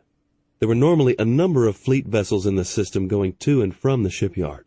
Amanda wondered how she could go about suggesting to her father that he should strengthen the large basement beneath the house and stock it with emergency supplies. She knew that she couldn't mention anything about the Hochland threat to her father. Perhaps the best thing to do was to go purchase everything that her mom and dad would need to survive in case of an attack and put it in a storage building in town. When the government finally announced the Hochland threat, she could send them a message so they could go pick it up. There was no doubt that when the government made their announcement of what had happened with the Hochlands, there would be panic buying, and it might become difficult or next to impossible to find needed supplies. One thing she would include were several military-style heavy-caliber assault rifles and plenty of ammunition. Her father was an avid hunter and wouldn't have a problem handling the heavier weapons. He had also served in the Marines for a few years when he was younger. She had a friend in town that could get the weapons she wanted with no questions asked. Hedon was walking down the central corridor of Fleet Command on Tellus. 2 heavily armed Marines followed close behind. He had been called to Fleet Command for a final decision from Admiral Kenseth on whether he would keep his command or be busted down to a desk job. Hedon had no idea what the decision might be. He just hoped he would be allowed to remain on the Star Strike. A desk job was not something he saw or wanted in his future. In his 3 days of debriefing, there had been 3 admirals and 4 civilian senators asking the questions. Some of the questioning had been extremely pointed, with one of the senators demanding to know if Hedon had attempted to start a war with an unknown race on purpose. Hedon had politely pointed out that Senator Jackson had been in charge of the negotiations, and it had been Senator Jackson that had revealed the locations of the 4 colony systems. That had shut the senator up, But there was no doubt in Heden's mind that nothing he could say could convince that particular senator that Senator Jackson's lack of discretion had caused the incident with the Hochland ship. One of the other senators had also been highly critical of Heden's handling of this first contact situation. Heden came to a stop in front of a large, heavy door where 2 more Marines were standing guard. One of the guards stepped over and opened the door, indicating for Heden to enter. Going inside, he saw Admiral Kenseth sitting behind a large desk. Heden instantly came to attention. "At ease, Admiral," Admiral Kenseth said, standing up. He indicated for the Marines to leave so he could speak to Admiral Streth alone. "It's been a tough 2 weeks, Admiral," began Kenseth, motioning for Heden to take a seat in front of the desk. "Several of the senators wanted your head, but I managed to convince them that we couldn't remove one of our best admirals if this comes down to a shooting war." Heden nodded, relieved that he was going to keep his command. "So what has the Federation government decided? Are we to prepare for war?" "It took a lot of convincing," Admiral Kenseth said, sitting back down. "There will be a 2-pronged approach to this situation with the Hochlands. An unarmed diplomatic ship will be stationed in each of the 4 colony systems. Each diplomatic ship will have a destroyer as an escort. If and when the Hochlands show up, the civilian ship will contact them and try to initiate new negotiations." "I don't think that will work," commented Heden, shaking his head in doubt and recalling how viciously the Hochlands had attacked the cruisers. "I don't think these Hochlands want to talk. Their entire trade routine was a ruse. From the ferocity of their attack, I believe this is a race bent on conquest, and we're next." "I'm afraid you're right," admitted Admiral Kenseth, nodding his head in agreement. "That's why I'm taking the following steps. All battle cruisers and battle carriers are putting into the shipyards for updating. We have a new composite armor that will be placed over the more vulnerable parts of the battlecruiser's hull. We are also strengthening the energy shields with a new shield generator developed by our R&D department. We've had it for a few years, but didn't see the need to install it on our ships until now." "How long will this take?" Heden asked worriedly. He didn't like the thought of all their first-line ships being in the yard at the same time. "Not long. Less than 2 weeks. The Star Strike has already been updated. I didn't see any reason not to update your ship while she was here. We're also reactivating all the old Monarch-class cruisers that were mothballed 10 years ago. They will be fully updated with modern weapons, armor, and shields." Heden recalled those old cruisers. They were larger than a light cruiser and more heavily armored. Those ships have been inactive for quite some time. Will they be that easy to reactivate? "There are 12 of them," replied Kenseth, opening a folder on his desk and glancing at it. "My yard people tell me it will take 2 to 4 months to modernize them and bring them back fully to active service. Those old cruisers will give us quite a bit more firepower if we need it." Admiral Streth was quiet for a moment as he watched Admiral Kenseth.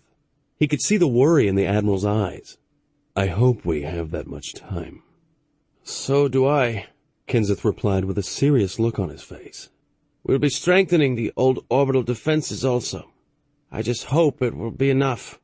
"The ship we fought against would blow right through those orbital defenses," commented Heden, recalling the energy weapons the Hochlands had used against the light cruisers. "The only thing the orbital defenses might be good for is against their fighters and any missiles they might launch." "Several of our engineers and tacticians have suggested deploying larger satellites and missile platforms. We could place some Shrike missile platforms in orbit around the colonies. That might give their fleet pause to think before attacking one of our worlds." "Shrike missile platforms might work," conceded Heden, nodding his head. "They have enough firepower to cause some damage. What worries me is the Hochlands' advantage in technology. Even in our brief encounter, it was obvious they had superior shields and weapons." "We know so little about the Hochlands' capabilities," Admiral Kenseth spoke with a heavy frown. "You are to report to the Star Strike immediately. Your crew has been recalled, and you will be leaving the shipyard the day after tomorrow. I want your fleet to take up a defensive position in the New Providence system. The Victory is already en route and will be entering the shipyard's main repair bay in the next day or so for updating. Your fleet will be augmented by 4 more destroyers as well as 2 more light cruisers. I'm also assigning the Avenger to your fleet as well. Your fleet's designation from now on will be First Fleet.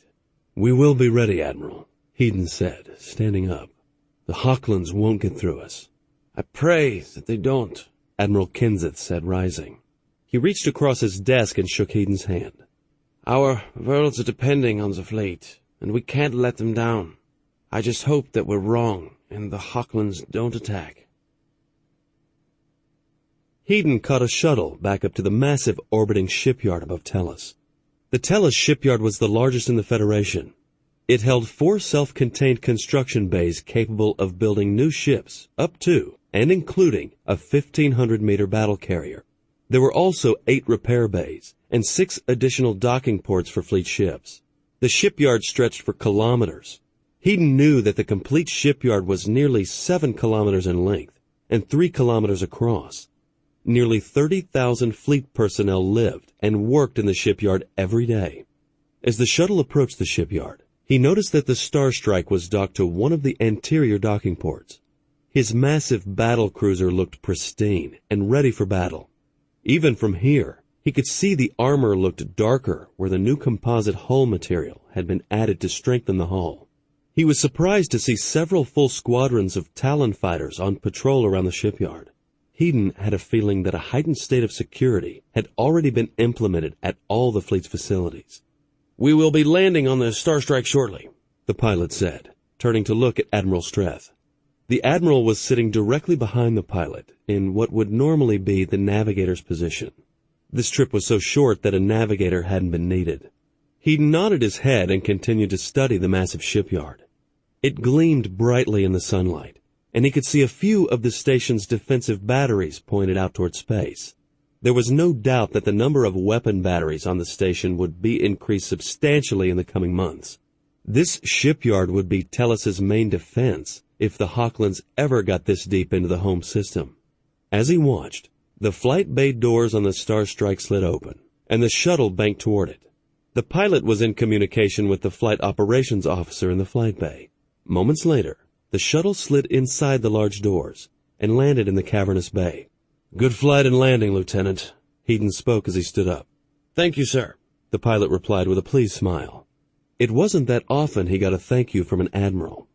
Walking down the extended landing ramp, Hedon was met by Colonel Sheen.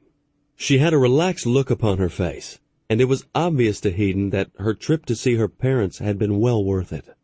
For that matter, his time off at his brother's cabin had been a blessing.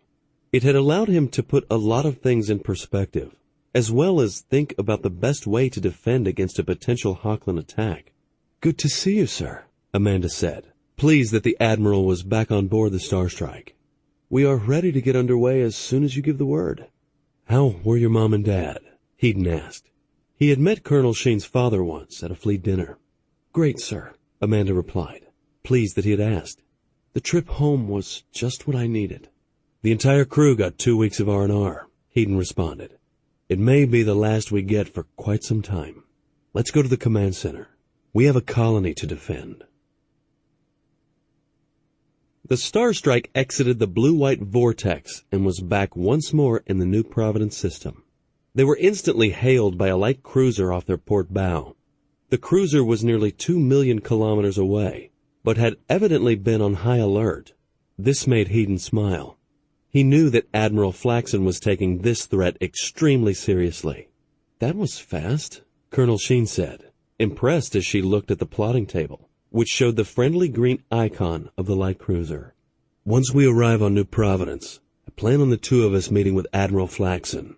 We need to discuss what needs to be done to strengthen this system's defenses.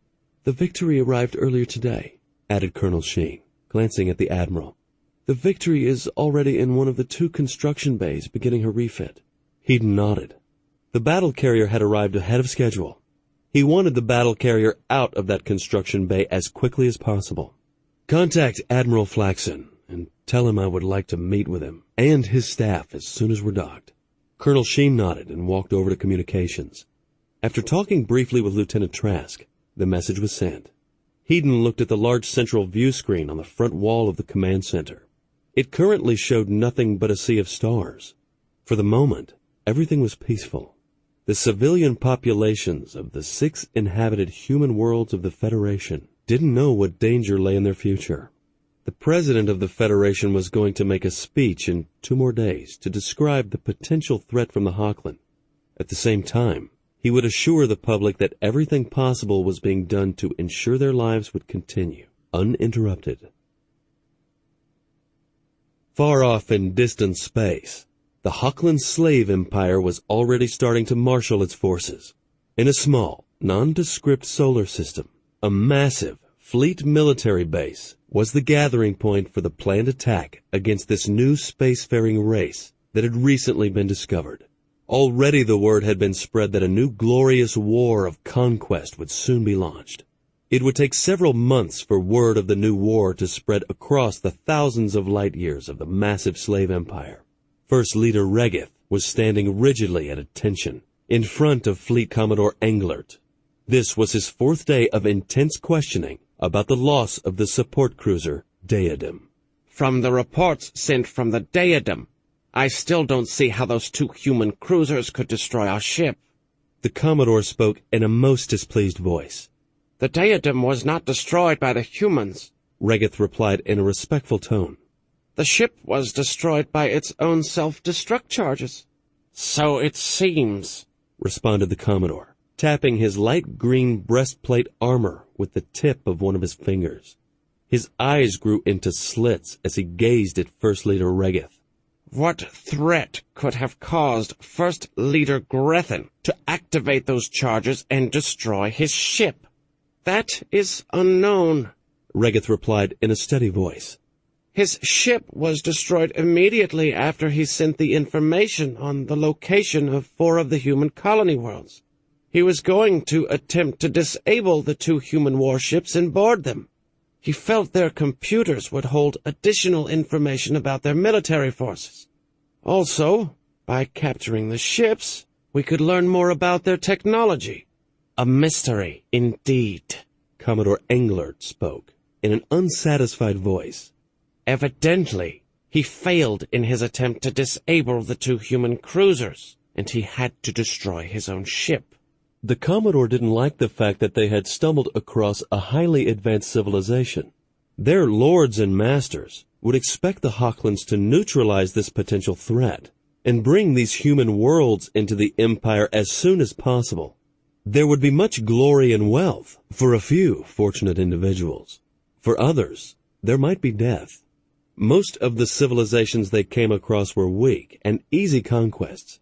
You have done well bringing back this valuable information to the Empire, Englert spoke in his rasping voice. Your family will be amply rewarded after the human worlds are brought into the Empire. Return to your ship until I have need of you again. After Regith left, Commodore Englert walked over to the large reinforced glass window that looked out over the world they had constructed their fleet base upon. Outside, snow and ice fell, and the wind howled.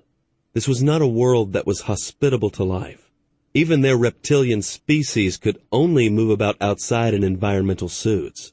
It was not uncommon for the simple laborers to die from the dismal conditions upon the planet's surface. Many of those laborers were slaves from conquered planets.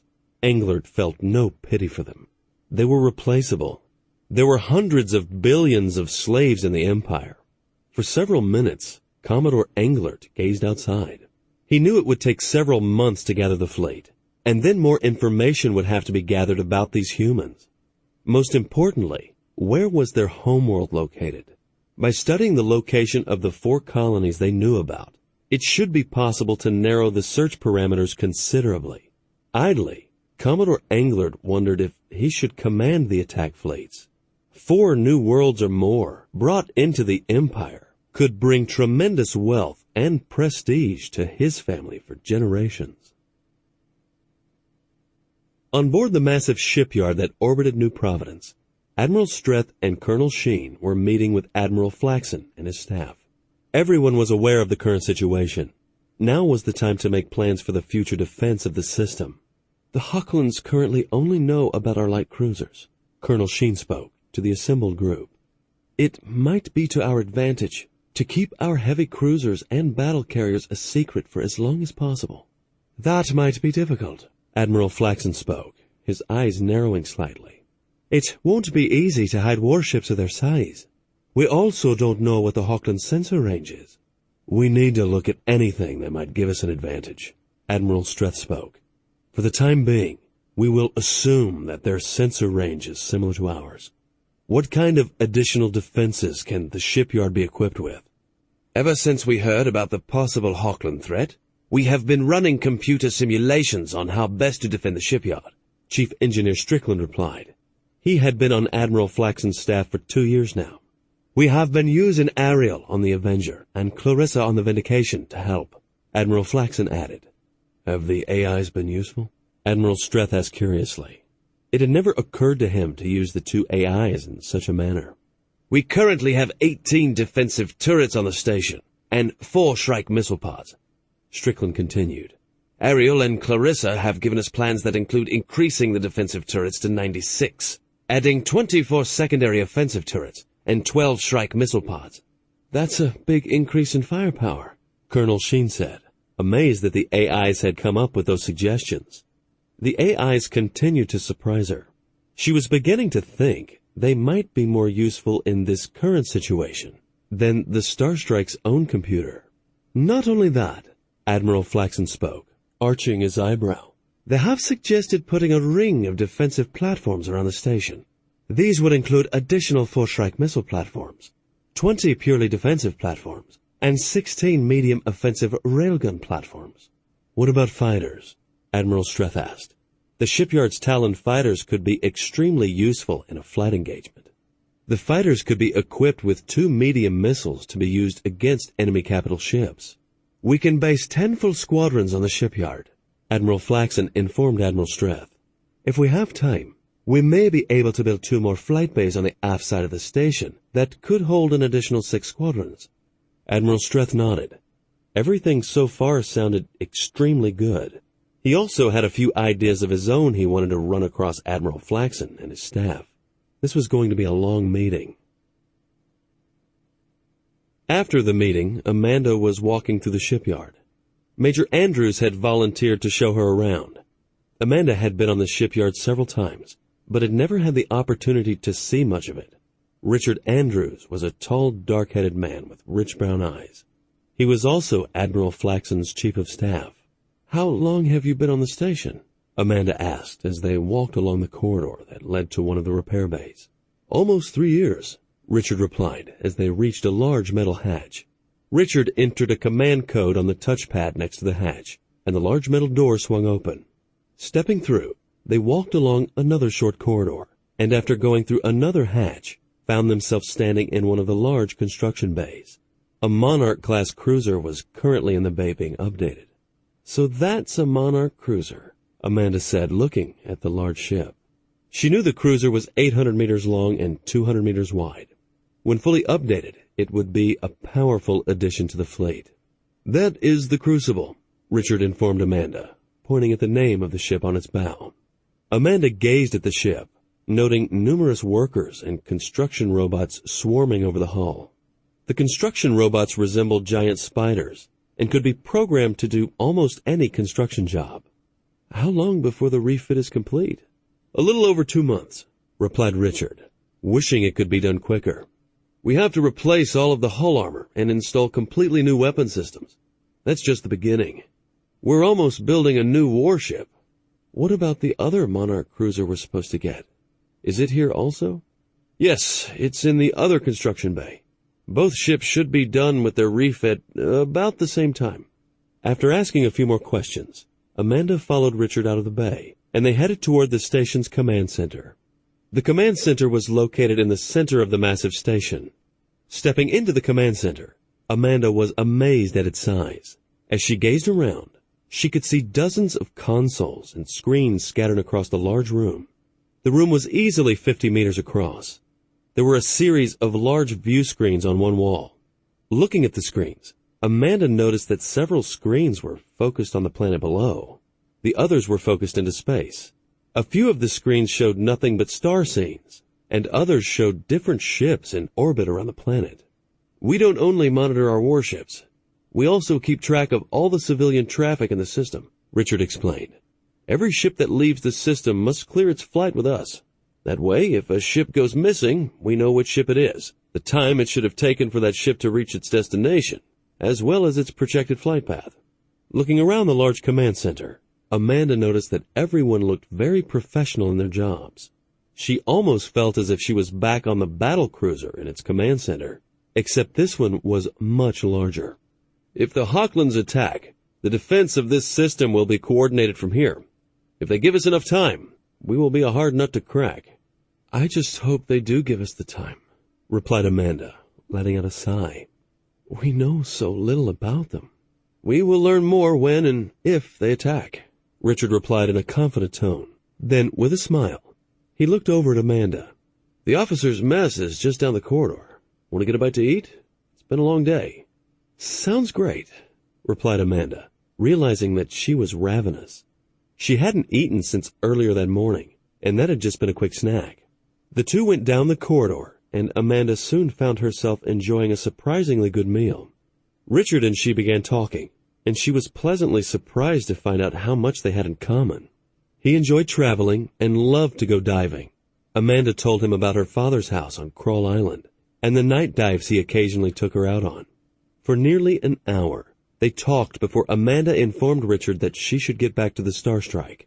As she made her way back to the docking port, Amanda realized that Richard was someone she would like to get to know better. Perhaps over the coming months, she might allow that to happen. Chapter 5. Admiral Streth was in his quarters with Admiral Flaxen, reviewing the latest readiness reports sent to him from Fleet Command. Admiral Kenseth was sending daily updates to the admirals of all 4 of the fleet's battlecruisers in order to keep them apprised of current developments. It had been over 6 weeks since Hedon's return from Stalor 4, and already much had been accomplished. All 4 of the fleet's powerful battlecruisers had been updated and redeployed. A battlecruiser and a fleet task force had been assigned to each colony system. Of the fleet's 6 battle carriers, 3 were still in the process of being updated and would be out of the shipyards in 2 more weeks. 2 would be assigned to protect the home system, and 1 each would be assigned to the colony worlds. The Victory was due out of New Providence's shipyard in 2 more days. That would significantly strengthen First Fleet. We've accomplished a lot in the past 4 weeks, Admiral Flaxen commented from across the desk where he was sitting in a comfortable chair. First Fleet is nearly at full strength. It just needs the Monarch cruisers. My yard chief tells me that the Crucible will be out of the construction bay in 2 more weeks. That's ahead of schedule, Hedon commented, pleased at the news. The powerful Monarch cruiser would make a good addition to the fleet. What about the Endeavour? They're having problems with the ship's power grid, Flaxen said with a frown crossing his face. Looks as if we're going to have to tear the mains out completely and rebuild. Probably a good 4 weeks before the ship's finished. Those 2 Monarchs will add a lot of firepower to the fleet, commented Hedon, thinking about the numerous changes that had been made to the 2 ships. Heavier railgun batteries, strike missile pods, more missile tubes, better armor, and a much more powerful energy screen. They will be as good as new, Flaxen promised confidently. Those ships have been completely modernized and designed for battle. Admiral Kenseth has deployed a screen of destroyers between the colonies and the Stalor system, added Hedon, shaking his head. He has 10 destroyers jumping from one system to another, keeping a watch out for any trace of Hochland ships. Admiral Flaxen leaned back and crossed his arms, his eyes narrowing. The chances of the destroyers finding the Hochlands before they attack us is slim. I would rather see those destroyers back here in the colonies where they could do some good. I agree, responded Hedon, standing up and stretching. Those ships would be a lot more useful here, but I think the civilians in the home system are screaming about early warning. Fleet gave in to civilian pressure to deploy those destroyers. Leave it to the civilians to interfere with the military, Admiral Flaxen muttered with a grimace. Have you managed to see your brother or his wife since they arrived on New Providence? No, not yet, Hedon replied. He had spoken briefly to his brother several times, but hadn't managed to work it into his schedule to get down to the surface. I'm going to catch a shuttle down to the surface today or tomorrow. We're going to try to go out and eat if we can work the scheduling out. Admiral Flaxen stood. They were going to go on an inspection tour of the shipyard and discuss the possibility of mounting several heavy laser batteries above the construction bays. Make sure you take the time, Hayden. Family is important, and I know you don't get to see yours very often. Colonel Sheen was down in engineering arguing with Major Stent, the Star Strike's chief engineer. He was stubbornly refusing to allow the shipyard's engineers to make a minor modification to the sublight engines. This standoff had been going on for nearly an hour when Colonel Sheen had been called to come to engineering. Once there, the head engineer from the shipyard had patiently explained to her what they wanted to do. After listening to the engineer, Amanda called Major Stent over. "The modification will increase the acceleration we can use in battle," spoke Amanda, feeling irritated at Stent's refusal to listen to reason. "But it could potentially increase the instability in the drive system if used at high acceleration for too long," countered Major Stent, shaking his head. He didn't want anyone tampering with the ship's drive systems. He had them fine-tuned to perfection. Hell, he could just listen to them and tell if they were operating properly. "What if the sublight drive fails in a battle due to the drive core becoming too unstable?" "It won't become unstable," replied Amanda, trying to be patient. "It's been tested and already installed in other ships without a problem." Stent bit his lower lip, not pleased with what the colonel was wanting. He knew this modification had been approved. "How about this?" he proposed, glancing over at the waiting engineer team from the shipyard. "I'll agree to allow them to make the modification if I can hardwire in a bypass to be used in case the drive core becomes unstable." Amanda thought about it for a moment. Stent's request seemed reasonable. "Okay, I'll agree to that if the engineers from the shipyard think it's feasible. Let's just get this done." After leaving engineering, Amanda made her way to the officers' mess. It had been a long morning, and she still had to check requests for shore leave. While they were still in orbit above the shipyard, they were allowing the crew to take short leaves planetside. This was great for ship morale. Picking up a sandwich and a glass of tea, Amanda made her way over to a corner table where she could relax for a few moments. She took a bite of the sandwich, following it with a sip of tea. Looking around the room, she noticed that there were only a few other fellow officers eating. Reaching into her pocket, she read the comm message she had received from her father the previous day. In it, he told her that he had gone to the storage unit she had stocked up with supplies and moved them all into the large basement beneath the house. The neighbor had come over, and the two of them were strengthening the basement as she had suggested. They had also installed a much heavier door at the top of the stairs. The neighbor's name was Brennan.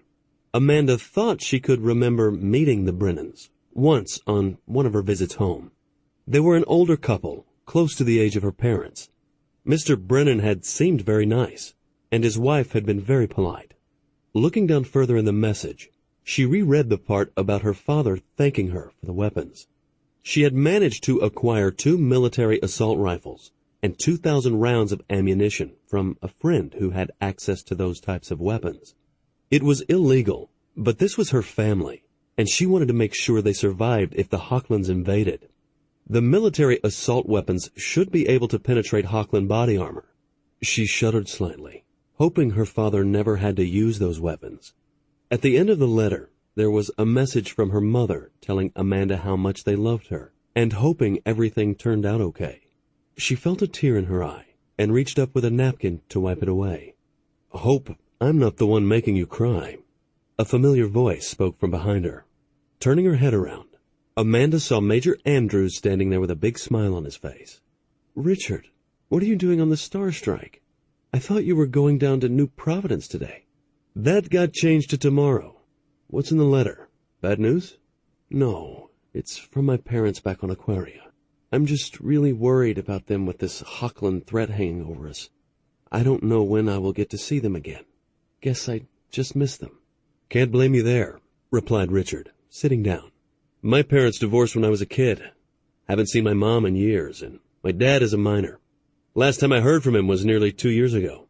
"Sorry to hear that," Amanda replied. She couldn't imagine growing up without both of her parents. "What are you doing on the Star Strike?" "Admiral Flaxen feels it would do me some good to spend some time on a warship. He thinks it will give me a better sense of perspective if this turns into a shooting war with the Hochland. Any chance you can give me a tour of the ship?" I've been aboard the Victory some, while we've been doing the refit. I know the Star Strike is similar in some ways and very different in others.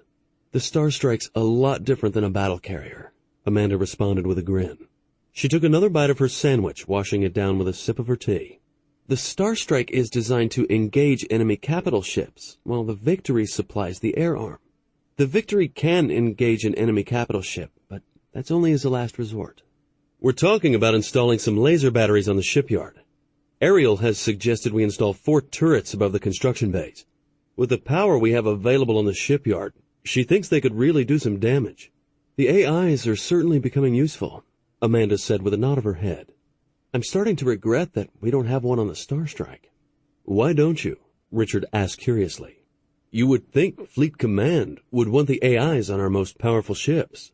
Which is exactly why they aren't, countered Amanda, recalling the original argument over the AIs. The AIs in an emergency can take complete control of their ship if the commanding officers become incapacitated.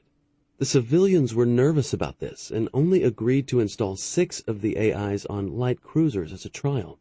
The trial is supposed to last 2 years. At the end of that time, a decision will be made as to whether to install the AIs on the rest of the fleet ships. After working with Ariel and Clarissa, I think they're making a big mistake in not doing it right now. The AIs could be invaluable if this develops into a shooting war. Perhaps, Amanda replied noncommittally.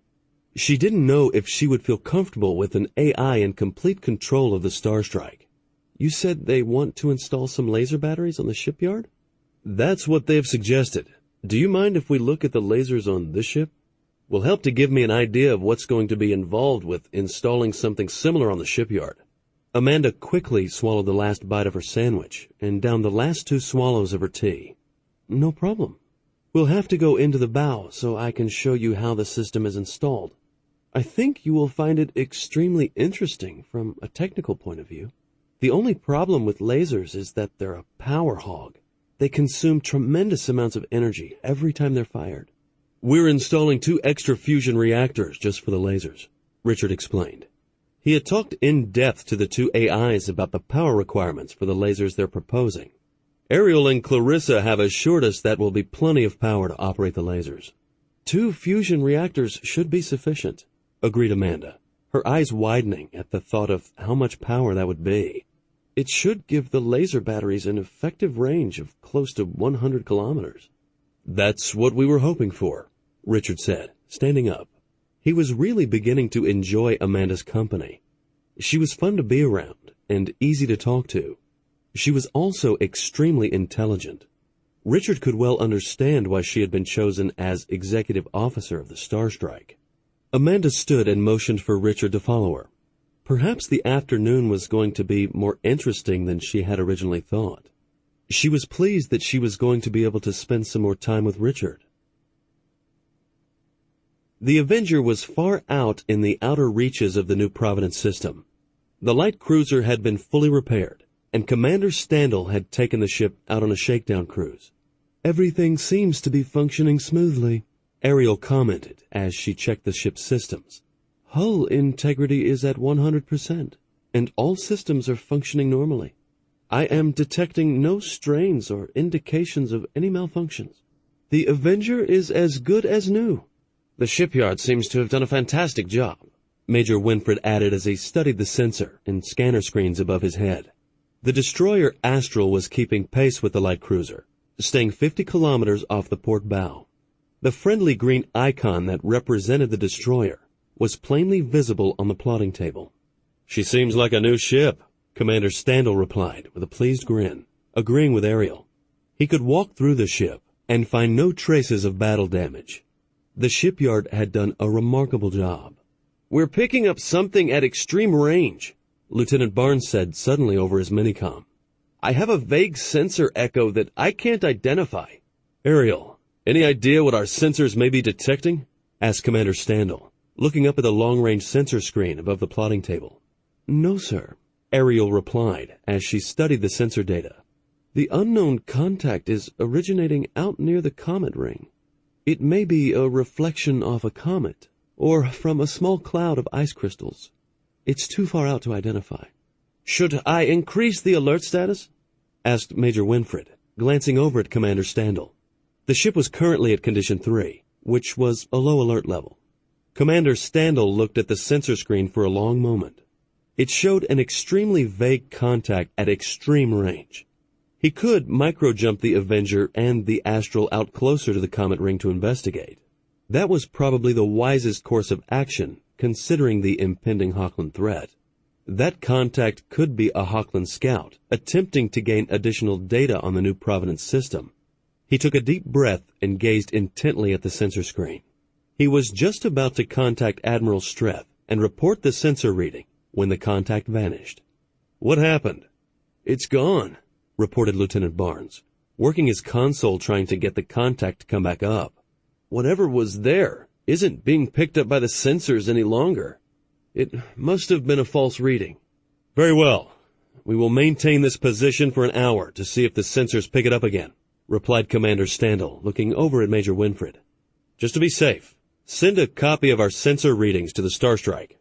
Yes, sir, Major Winfred replied as he passed on the orders to Lieutenant Barnes and Lieutenant Arkles. Then, turning back to the commander, he spoke. If that is a ship out there, it could have gone behind an asteroid. There's a lot of stuff out in the comet ring a ship could use to hide from our sensors. Bob, take us to Condition 2. A practice battle drill will be good for the crew, ordered Commander Standel, watching the large sensor screen above the plotting table. For some reason, that strange contact made him feel uneasy. His executive officer was correct. There were a lot of places out in the comet ring where a ship could hide. An hour later, the Avenger went back to Condition 3 and turned back toward New Providence. The Astral fell back behind the cruiser to practice trailing the larger ship in a support position. The sensor ghost had never made another appearance, and Commander Standel felt relieved. It must have been a false reading after all. Those things happened on occasion. Lieutenant Arkles was getting bored. Here they were in a heavily populated star system, and the comm traffic was almost dead. Comm traffic had been restricted for the last several weeks as a safety precaution to prevent the Hochlands from gathering any useful information about the colonies and the home system. Have you managed to visit your brother over on the Victory? Lieutenant Barnes' friendly voice came over the minicom. He had set the comm to a private channel so he and Tina could talk without being overheard. I spoke with him yesterday, replied Tina, turning to smile at Jason. Their consoles were about 5 meters apart. He's been busy on the Victory training new pilots. He's a squadron leader now and has been given a lot of added responsibilities. Good for your brother, replied Jason, grinning. He's doing well, but the two of you need to spend some time together. I know, Tina replied in agreement, letting out a long sigh. He has some leave time scheduled for later this week.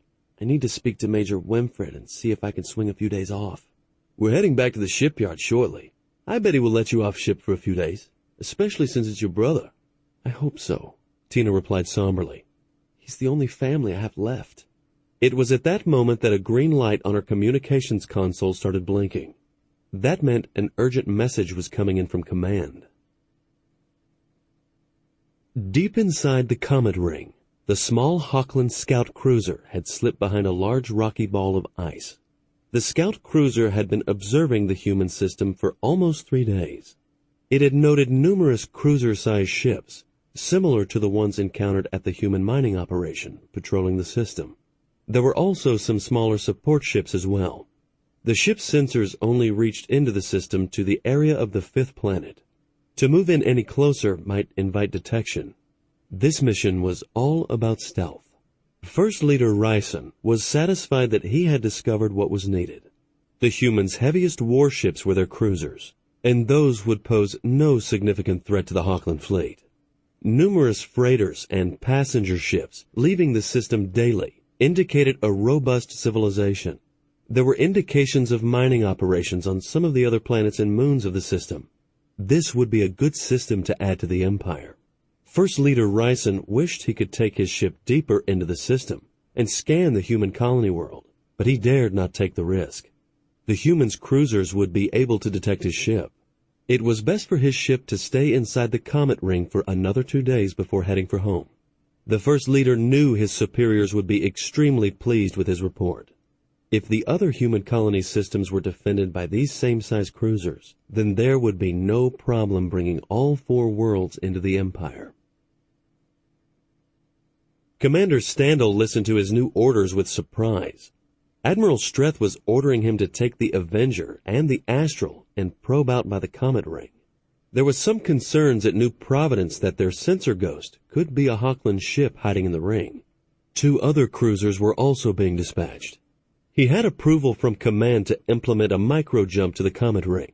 This made him wonder if Command had spotted something in the sensor information that he had missed. He walked over to the plotting table, which currently showed the New Providence system.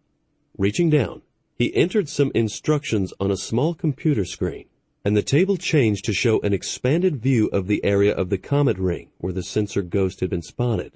He studied the displayed information for a moment before making a decision. "I want to plot a micro-jump to these coordinates," he said, pointing to an area a safe distance from the ring, but close to where the sensor reading had briefly appeared.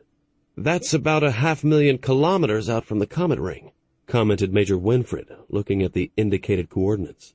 "That's pretty close. It might put a strain on our FTL drive. There could be a few small asteroids in that area." Standal was quiet for a moment as he calculated the risks. He didn't want to put the Avenger back in the repair bay again. "I think we have to take the risk, Bob. If Command's suspicions are correct and we have a Hochland ship snooping around out there, this will put him within easy scanner range. He won't be able to hide from us." "If it is a Hochland ship, what are our orders?" Commander Standal was silent for a moment. "We don't have time to get the civilian negotiating team out here.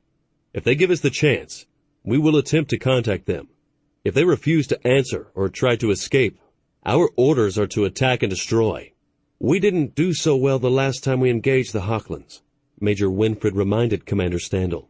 "The other 2 cruisers will be there shortly after we jump. We also have better screens and munitions than last time. Set up the jump. We need to find out for sure if anything is out there." Major Winfred quickly ordered the jump and passed the information over to the Astral. The cruiser would jump first, and the Astral second. If there was a Hochland ship out there, this jump should take them by surprise. Winfred let out a long breath. He looked over the crew of the command center, knowing that they might be going into battle shortly. He could already sense an air of anticipation in the crew in the command center. "I want both ships at Condition 1, ordered Commander Standal, taking a deep breath. "Have our 2 fighters ready in the flight bay. I want both of them launched as soon as we emerge from the vortex." "Yes, sir," Major Winfred replied as he pressed a button on his console and activated his minicom. Instantly, loud klaxons began sounding, calling the crew to action stations. "All crew to Condition 1. This is not a drill. I repeat, this is not a drill. We have a potential Hochland ship out in the Comet Ring. We have been ordered to investigate." First Leader Ryson felt relieved with his ship now hidden safely behind the small asteroid. The ice and heavy metals in the asteroid would prevent his ship from being detected by the human sensors. He would wait a few hours and then peek back out to see if anything had changed in the system. He didn't like playing this game of surveillance. He preferred open combat, but his superiors wanted additional intelligence on the human worlds. Anytime a human ship came too close, they retreated behind the asteroid to hide from the human sensors. Turning command over to Kryles, his second leader, he retired to his quarters to get some rest. He expected the next few days to be uneventful. It might be necessary to schedule some battle drills for the crew. Hochlands were expected to stay sharp both mentally and physically at all times. The first warning that First Leader Ryson had that something was wrong was when the red alert lights began flashing in his quarters. He hit the comm button on his desk and demanded to know why the ship had gone on combat alert. "Human fighters have found us," Kryles replied evenly over the comm. "I am already launching missiles to eliminate them."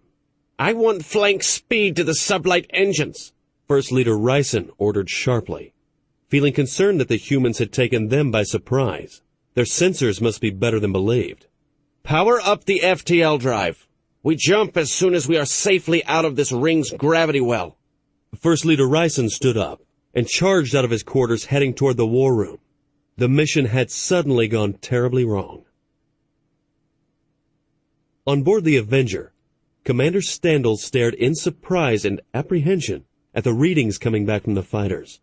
"It's confirmed, sir," Lieutenant Barnes reported as he studied the sensor readings being transmitted back by the two fighters.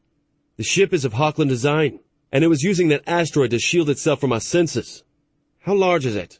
Major Winfred demanded, his eyes narrowing. "Can we take it?" "It's only 200 meters in length," Lieutenant Barnes reported. "Sensor readings indicate it's heavily armed for a ship of that size." "An armed scout ship of some type," spoke Commander Standel, looking over at his executive officer. "Give me flank speed on the sublight drive. We can't let them get away. Lieutenant Arkles, try to contact them. Tell them we wish to talk, and their ship will not be harmed." "Do you think they'll respond?"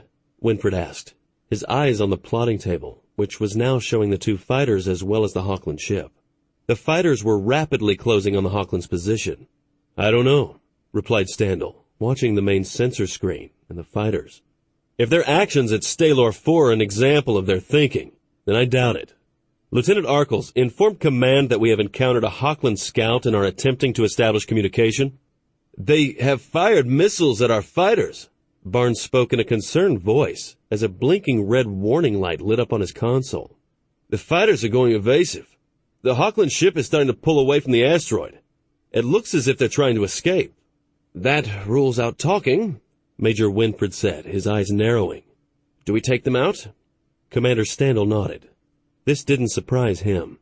"I want our starboard Shrike missile pod ready to fire. As soon as we have targeting solution, I want to hit them hard. Astral is to follow us in." The two human ships leaped forward as their sublight engines kicked into flank speed. Their drive tubes glowed a brilliant blue as they accelerated toward the Hawkland vessel. A bright explosion suddenly lit up the asteroid ahead, briefly illuminating it. "They got one of our fighters," Lieutenant Barnes reported as the fighter icon vanished from his screen. "The second fighter has eluded the missile targeting it." "Order the other fighter back," Commander Standel spoke through clenched teeth. A brave young pilot had just died. He planned on making the Hawklands pay for that death. The first leader made it into the war room just in time to see one of the human fighters vanish from the sensor screens. "Status!" he barked as he took his place at the command pedestal and looked with narrow eyes at Second Leader Cryles. The situation had gotten out of hand very quickly. The humans now knew they were here and would surmise what they had been doing. "We took out one of their fighters with a missile. The second fighter is withdrawing. The two human ships are rapidly closing and will be within weapons range before we can safely jump." First Leader Ryson let out a deep breath. He wondered where he had erred. The humans should not have been aware of his ship's presence. This would not set well with the Hawkland High Command. He could very well be stripped of his commission, and his family could lose status. The humans were not supposed to become aware of the surveillance. There was only one response to this present situation from a warrior of the Hawkland race. "Bring us about and target the human ships. We will attack the humans and show them what it means to face a Hawkland warship. If we are to die, then we will die as warriors." "The Hawkland ship is coming out from behind the asteroid," Ariel spoke, as she used the ship's short-range scanners to gather information on the small scout ship. "I am detecting targeting systems going active. I believe they mean to attack." Commander Standel nodded at the AI. "They know they can't get clear of that comet ring before we get within weapons range. We're too close to them." "We have a targeting solution for the starboard Shrike pod," Major Winfred said suddenly. "Fire!" Standel ordered as Ariel switched to the main view screen to show the approaching Hawkland ship. "Hit them before they can hit us." The ship on the screen was remarkably similar to the one that had been in the Stalor system, only smaller. It was wedge-shaped and bristling with weapons. "Missiles away!" the weapons officer reported. The Avenger shuddered slightly as 24 missiles blasted away from the ship. The missiles rapidly sped away from the Avenger, their targeting systems locking onto the Hawkland scout. "Target impact in 12 seconds, Ariel reported, as she used the ship's short-range scanners to track the missiles. "A Hawkland vessel is launching missile interceptors. They are also firing their railguns." "Lock our heavy bow guns on their engines," ordered Standel, watching the main sensor screen. "Load armor-piercing rounds and begin firing. Astral is to lock on with all batteries and begin bombardment. I want that ship's screen knocked down." "Railguns firing," replied Major Winfred, bracing himself against the plotting table. The Avenger shook as several of the Hochland rounds slammed home against her screen. One round penetrated and struck the ship's armor, causing minor damage. A single red light appeared on the damaged control board. The 24 missiles of the Shrike attack quickly closed the gap between the two ships. 8 missiles vanished in small bright explosions as they were intercepted. The other 16 slammed into the Hochland's energy screen, knocking it down. The Hochland ship writhed under the onslaught as its hull was breached in numerous locations. Railgun rounds from the Avenger and Astral struck the hull, leaving gaping wounds. First Leader Ryson picked himself up from the deck of the war room and looked around. Second Leader Kryles was dead. A displaced control console was lying across his body. Several other members of the war room crew were also dead or severely wounded. Only a few still remained at their posts. The war room was full of smoke, and a small fire was raging over to one side where several consoles were burning. Looking at the damaged control board, First Leader Ryson saw it was covered with red warning lights. The weapons were out, power was failing, and the jump drive had been destroyed. He tried to reach forward, but his right arm wouldn't move.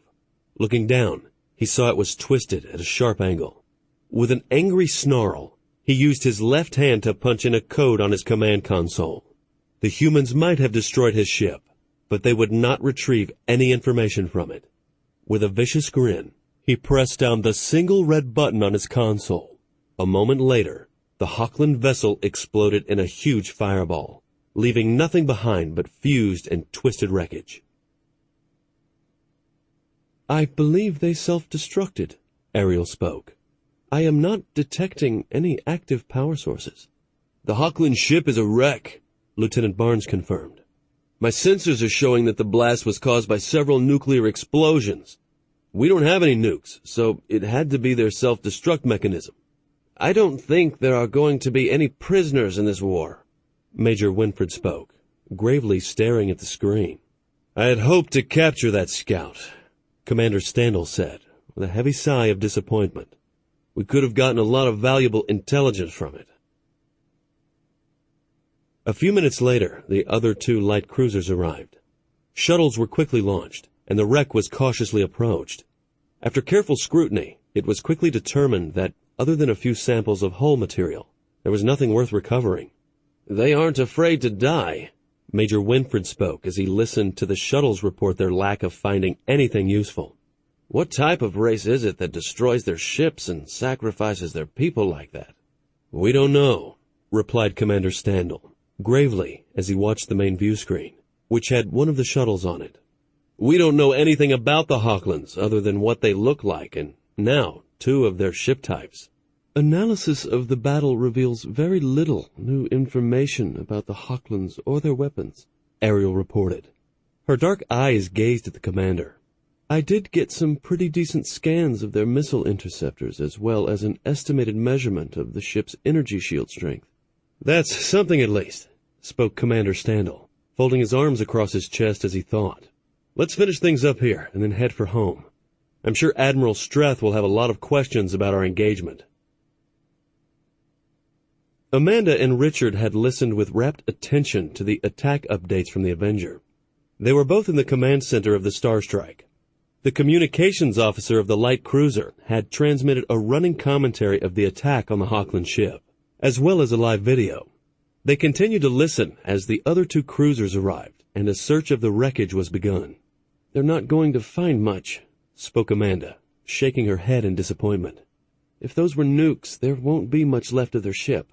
"What concerns me is that even their small ships are armed with nukes," Major Trist commented with worry in his voice. He had been covering the command center while Admiral Streth and Colonel Sheen were away. When news of the supposed Hochland vessel had been reported, he had summoned Colonel Sheen to the command center.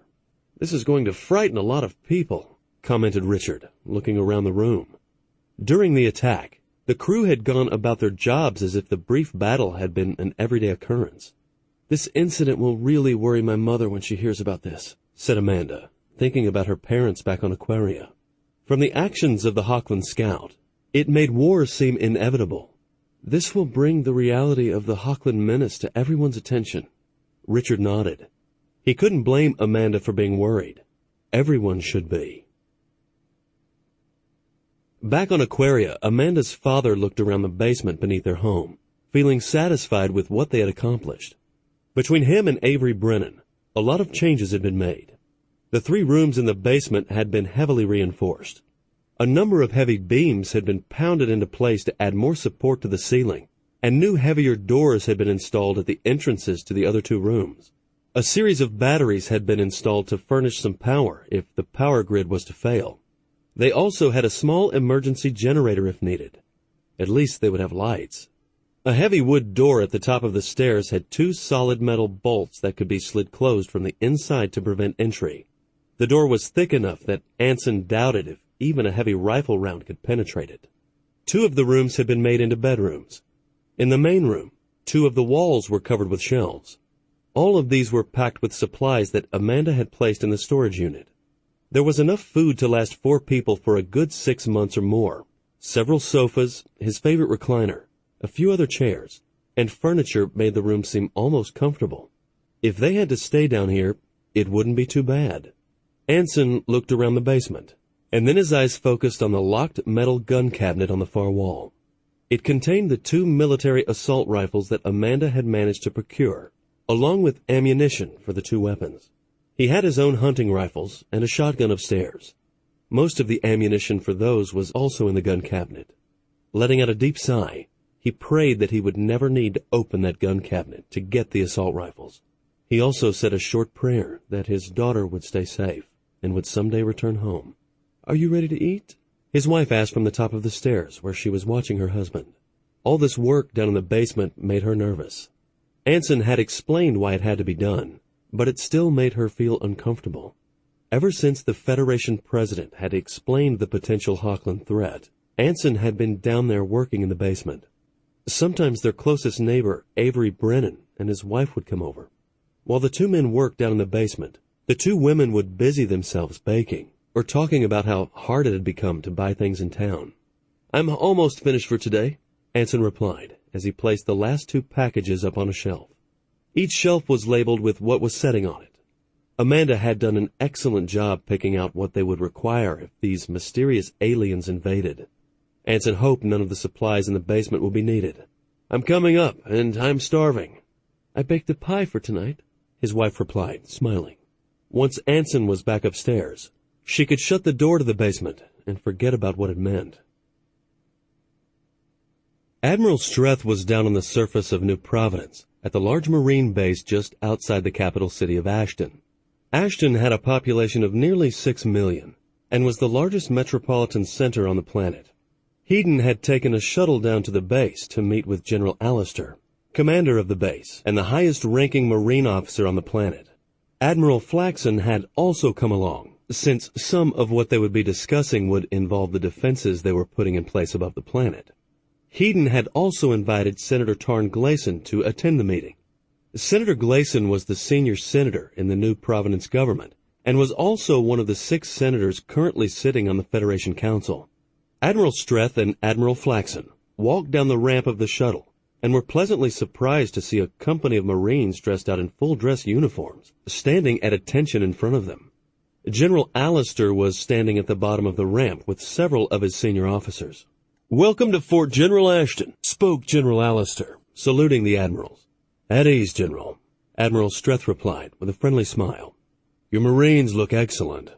There's a fine-looking group of men and women you have there." "Thank you, sir," General Allister replied, pleased with the comment. He had heard a lot of good things about Admiral Streth. He just hoped they were all true. "I have a vehicle for us, and Senator Gleason is waiting in the base's main conference room." "Let's not keep the senator waiting," Admiral Streth responded. He had met the senator on several occasions, and the man seemed to be a level-headed individual for a politician. Before entering the vehicle, Admiral Streth paused and saluted the assembled Marines. "Yes, a very good group," he said as he got into the vehicle. A few minutes later, they walked into the main conference room, where Senator Gleason and several other politicians were waiting. Hedon noticed that several of the men had agitated looks upon their faces, probably from having to wait. Senator Gleason rose from his chair and took several steps toward Hedon, reaching out and shaking his hand. The senator was in his late 50s, and his hair, while still thick, was entirely gray. It's good to finally get to sit down and talk to you. Senator Gleason spoke in a firm yet friendly voice. I know you've been busy getting the fleet ready and everything, but I think it's important for us to get together and discuss the direction the defense of this planet is headed. I agree, replied Hedon, hoping he wasn't going to get into an argument with the senator. Since Senator Gleason was on the Federation Council, he was technically Hedon's superior. I want to know what happened with this supposed Hawkland scout ship your fleet destroyed today. Why did you destroy it, and why wasn't I notified when you realized there was a Hawkland ship in our system? Everyone took their respective seats, and Hedon turned to face the senator. He didn't sound too happy about being kept in the dark. This wasn't how Hedon wanted to start this meeting. He wondered how the senator had found out so quickly about the scout ship. That information hadn't been released yet. We didn't know until the last minute that it was actually a Hawkland ship, Hedon began, in a calm, straightforward voice.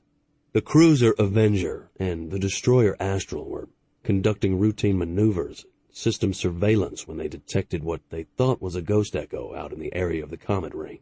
For the next few minutes, Hedon described in detail exactly what had happened. They attacked us for no reason? Senator Gleason asked, after listening to the Admiral. You say they destroyed one of our fighters with a missile? Yes, Senator, Hedon replied. We tried to initiate communications with the Hawklands. The Hawklands made no attempt to reply to our request to talk. They launched 2 interceptor missiles at our fighters as soon as they were detected, destroying one. We were fortunate not to lose both of them. Very unfortunate that we lost even one, replied Senator Gleason, shaking his head sadly. As you know, the Federation Council, under advice from President Timmons, has recommended that we use a civilian ship to attempt to communicate with the Hawklands.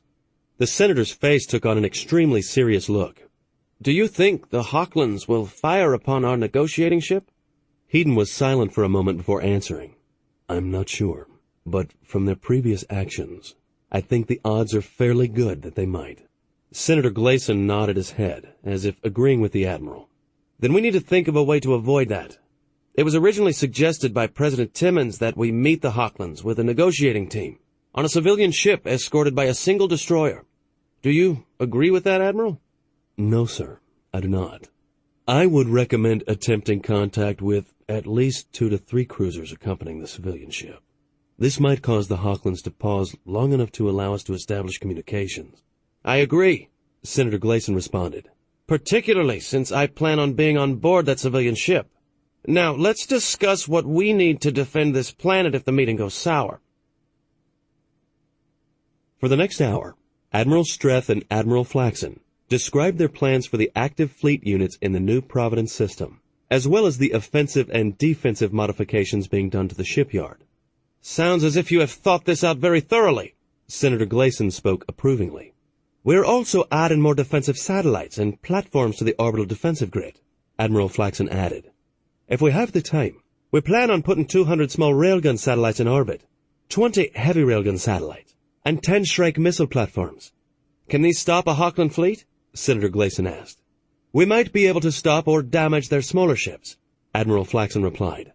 The main purpose of the defense grid will be to take out any of their fighters or missiles that get close to the planet. Senator Gleason nodded in understanding. What about here on the planet? He asked, turning to General Allister. What if the Hawklands get past the fleet and land an invasion force? How do you plan on dealing with that threat? We are strengthening several of our underground installations, as well as building 7 new ones, General Allister replied. He stood up and walked over to a large map of the planet on the wall. We will have 10 defense centers scattered across the planet, well away from the cities. Each one will be staffed with 2,500 Marines, plus support personnel. These centers will be responsible for coordinating all military operations within their jurisdiction. General Allister went on describing his other contingency plans if the Hawklands managed to land a large invasion force.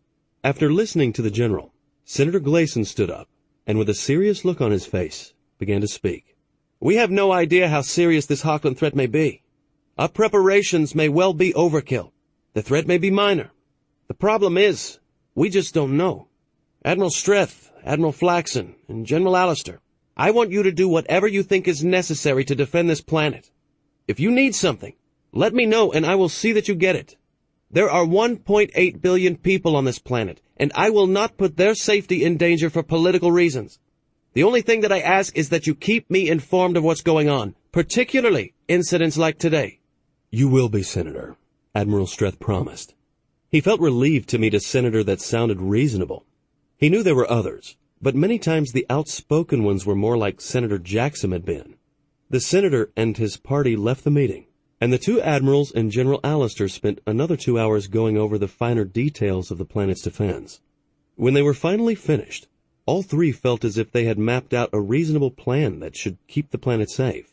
It was certainly a step in the right direction. This should work unless the Hochlands attack an overwhelming farce, commented Admiral Flaxen, leaning back in his chair and stretching. That's what worries me. Admiral Streth spoke with a heavy frown.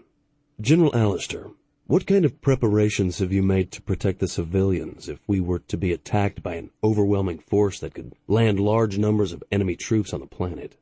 General Allister was silent for a moment. This was something he had given a lot of thought to. We have been discussing building bunkers for people in some of the deeper mines and caves. This would be a last resort, but it would protect part of the planet's population. How many? Hedon asked. He doubted that all the planet's 1.8 billion people could be put underground. Around 200,000, General Allister confessed. More than that isn't practical. The rest will have to take shelter in basements, storm shelters, and whatever other protection they can find until the enemy forces are dealt with. Hopefully that will not be necessary, Admiral Flaxen commented. If it was, then that would mean that the shipyard was gone, as well as the fleet. There would be no hope of rescue for the civilians. Later that evening, Hedon was enjoying a late evening meal with his brother and sister-in-law at their quarters on the base. How's the training going? He asked as he took a long sip of tea. Lindell could certainly make a good glass of tea. Great so far, Taylor replied as he used his knife to cut a generous slice off the steak he was eating. General Allister has made it extremely clear to all of his officers that he expects them to excel in this training. We have some war games scheduled for next week, Lindell commented. We will see then how well they have understood their tactical training. She frowned at Taylor. She didn't know how many times she had told him not to eat such large slices of steak. For a moment, she thought about kicking him under the table, but then she reminded herself that Hedon was Taylor's brother, and knew how he ate. General Allister has also asked us to stay on for an additional month or two, and help us set up the defenses around several of his new defense centers, Taylor added. He wants our suggestion on air defenses as well as ground defenses. Hedon leaned back and patted his stomach. That was excellent steak, Lindell. It's the best one I've had in months. Thanks, she replied with a pleased smile. Taylor seldom commented on her cooking. He could shovel it down, so she knew her husband liked it. She just wished he would say so every once in a while. I hope we have another month or two, Hedon spoke, a trace of worry in his eyes. He went on to tell Taylor and Lindell about the Hochland scout ship the Avenger and Astral had destroyed. The two were quiet for a moment, and then Lindell stood up and started gathering up the dishes and carrying them to the sink to wash later. Sounds as if we might need to rush the training some. Do you think the Hochlands will land troops? Taylor asked. Hedon stood up and carried his plate over to the sink. Turning back around, he looked at his brother. I hope not. That would mean that they have managed to break through the fleet and the defenses we are placing around New Providence. Lindell came back over and sat down. There are only 120,000 Marines on the entire planet. They're spread pretty thin. We're setting up some rapid deployment forces, continued Taylor, nodding at his wife. We should be able to get a sizable force to any location on the planet within an hour. Hedon nodded. He looked down at the table, then back up. When all this is over, we need to go to your cabin on the lake. I think all three of us are going to need some vacation time. Lindell smiled. We have some friends that are taking care of the cabin for us. I really miss watching the sunsets from the porch.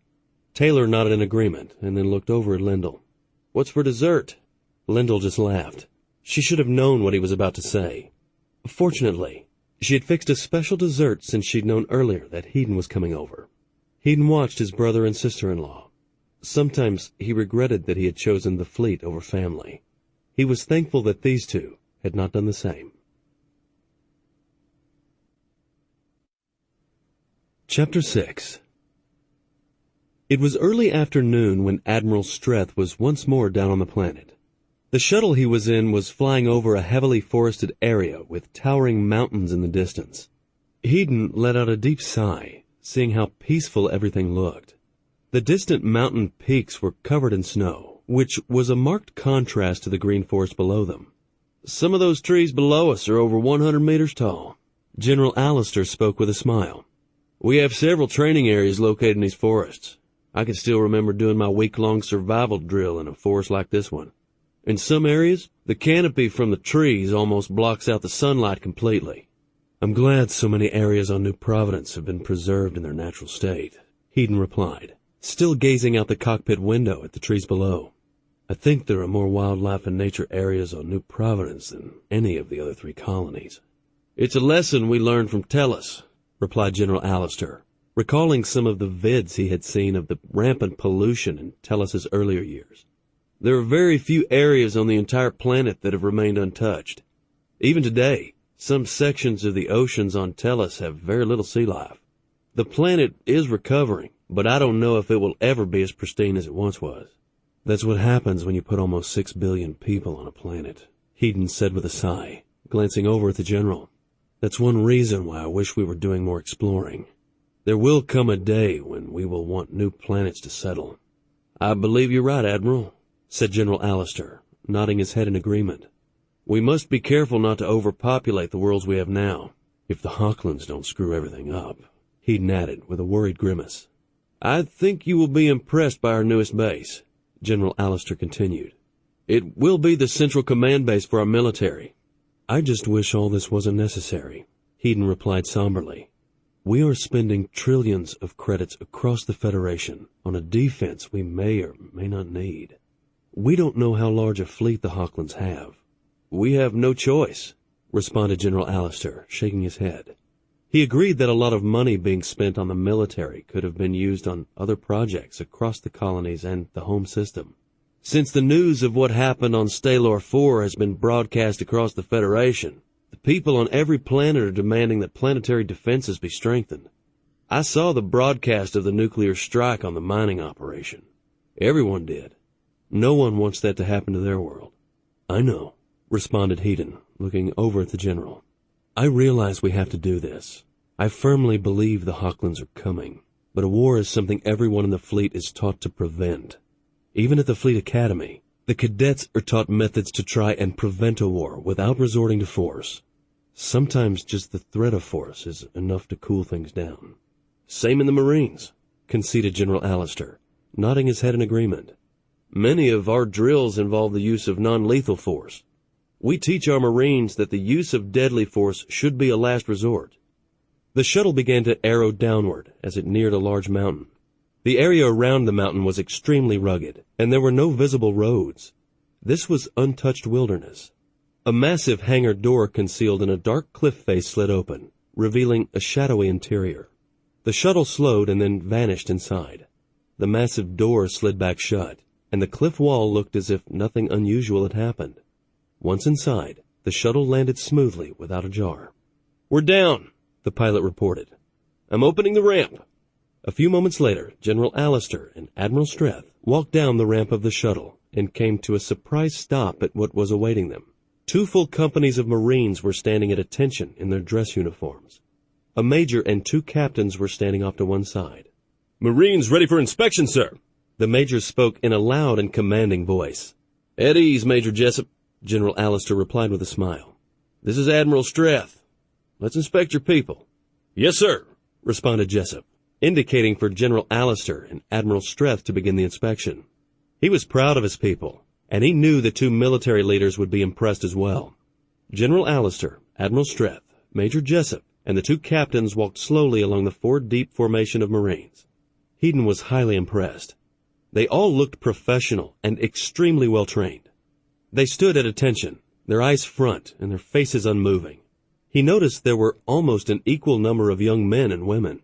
"Very impressive group," spoke Hedon, making sure he said it loud enough so many of the Marines could hear. He thought he noticed a few small smiles break out on several of the Marines' faces, to quickly vanish. "Yes, a very good group," agreed General Allister, nodding toward Major Jessup. "We have had some good help recently with training. Major Jessup commented as they reached the end of the line where two other officers were standing. I believe you know these two, Admiral. Hedon looked at the two Marines indicated, and his face broke out into a broad smile. His brother Taylor and his sister-in-law Lendl stood there at attention. At ease, spoke Hedon, reaching out, shaking Taylor's hand, and giving Lendl a brief hug. I didn't know you two were working here. They have been helping to train the Marines that will be staffing this base, as well as giving us advice on the defensive systems that will be protecting this facility, Major Jessup explained. He could plainly see the physical resemblance between Admiral Strath and his brother. It was quite obvious they were related. Let's inspect the base and I can explain what our plans are for this facility, suggested General Allister, gesturing toward another large open door over to one side of the landing bay. Major Strath, if you and Captain Strath will accompany us, we will explain to the Admiral just what we are planning. A few minutes later, they passed through the large open door into another large bay. This one was nearly 100 meters across. Setting in 3 long rows were 20 Talon space fighters, 20 Anlon-class bombers, and 10 heavy assault shuttles. The bombers were 2-seaters and could operate in space as well as above the planet's surface. They were capable of carrying missiles as well as bombs. There was a small 30-millimeter turret on the bottom of the hull, as well as another directly behind the flight canopy. In addition, there were 2 30-millimeter cannons in the nose. Impressive, commented Hedon, gazing at the fighters and bombers. This would give the facility a heavy strike capability. He would hate to be on the receiving end of one of the bombers' attack runs. They will be used to support ground operations if necessary, explained Taylor, looking over at his brother. The bombers will be used primarily to take out heavy ground targets or troop concentrations, while the Talons will protect the bombers from any Hochland fighters. How many Marines do you have here at the base? Asked Hedon, glancing over at Major Jessup. Only about 500 at the moment, as well as several thousand construction personnel, Jessup answered. We still need about 2 more weeks to finish up the base. Then the rest of the Marines will be brought in. When finished, we will have 3,000 Marines based here, as well as nearly 4,000 support personnel. Why so many? Asked Hedon, looking inquiringly at Major Jessup. That seems like an awful lot of support personnel. For a worst-case scenario, Lendl answered, her eyes focusing on Hedon. If the Hochlands manage to take over the planet or drop nukes, there will be enough personnel in this base to start over, as well as to continue the fight. Some of the support personnel will have their families here also. Hedon was quiet for a long moment, thinking about what Lendl had just said. He prayed that the worst-case scenario didn't happen. If it did, then a lot of people would have died. What about your other bases? Asked Hedon, gazing at General Allister. Are they being set up the same way? Some of them, the general responded in a serious voice. There will be 3 bases besides this one that will have extra support personnel, as well as civilian families inside. We are also setting up 2 facilities in 2 of the planet's deeper cave systems, which will house close to 25,000 civilians each. Each facility will have 500 Marines to protect them. The facilities will be completely self-sufficient. If the Hochlands take the planet, the Marines have instructions to blow the entrances and seal themselves in. When the war with the Hochlands is over, we will dig them back out. Hedon nodded his head in understanding. It was obvious that General Allister was preparing for the worst-case scenario. If that happened, then Hedon knew he wouldn't be around. If the worst-case scenario occurred, then that would mean that the fleet had been destroyed. Let's tour the rest of the base, suggested Hedon, gesturing toward the door that led deeper into the mountain.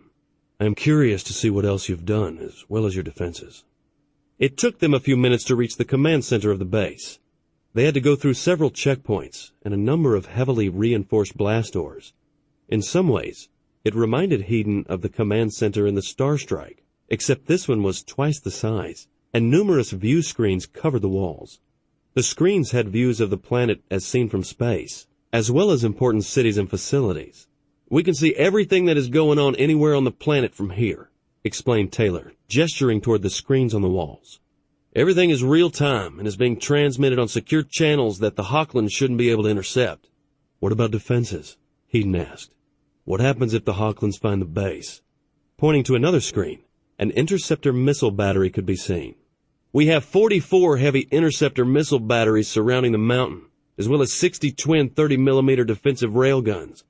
The entire mountain is surrounded with automated heavy weapons emplacements to defend against enemy troops. The majority of the installation is deep enough that not even a nuke will be able to take it out. Of course, our biggest defense will be making sure the Hochlands never find this base. All the weapons emplacements are camouflaged, and you could walk right past one and not know it's there. We're in the middle of the largest wilderness area on the planet. What type of interceptor missiles are you using? Asked Heaton, looking at the screen with the missile battery on it. The missile looked familiar. Hunters, Major Jessup replied. They've been modified to be used from a ground-based missile launcher. Each battery has 4 and they can be targeted individually. Anything else? Heaton asked. It looked as if they had thought of nearly everything. What about a Hochland ship in near orbit, just pounding the mountain with railgun fire? We have a special surprise for the Hochlands if that were to happen, Taylor responded with a wolfish grin. He walked over to a console and talked to the technician who was sitting in front of it. The view on 2 of the screens changed, showing 2 more weapon systems. We have 4 heavy laser turrets hidden around the mountain, Taylor began. These can hit any target up to 300 kilometers above us. 300 kilometers? Heaton spoke, his eyes growing wide as he gazed at the large laser turret on the screen. The lasers on the Starstrike could only reach 75 kilometers. How did you get that range? We pulse them, Major Jessup replied, with a satisfied smile. The beams only last about 5 seconds, but they deliver one hell of a punch. Taylor pointed to the other screen, where a large dual railgun turret was visible. We have 8 60-millimeter railgun turrets, capable of hitting anything within 125 kilometers. If the Hochlands discover this base, we can keep them away from it. Heaton nodded his head. Turning, he looked at General Allister. I hope all this isn't necessary, but it's good to know that we will be ready. On the Starstrike, Colonel Sheen was going over the current readiness reports. Both of the Monarch cruisers had finished their refits and had joined the fleet. The 2 cruisers had been deployed with an escort of 1 light cruiser and 2 destroyers each. They had been moved out far enough away from New Providence's gravity well so they could jump instantly wherever they were needed. 5 other light cruisers were currently on patrol in the outer regions of the system, paying particular attention to the Comet Ring. The Hochlands had used it once to try to sneak a scout in. Amanda was determined to make sure it didn't happen again. What's the current status, Victory? Asked Amanda, looking over at Major Trist, who was assisting her with the readiness reports. The Victory reports that her air arm is at 100%, and they are running battle drills daily, responded Major Trist, looking at a report.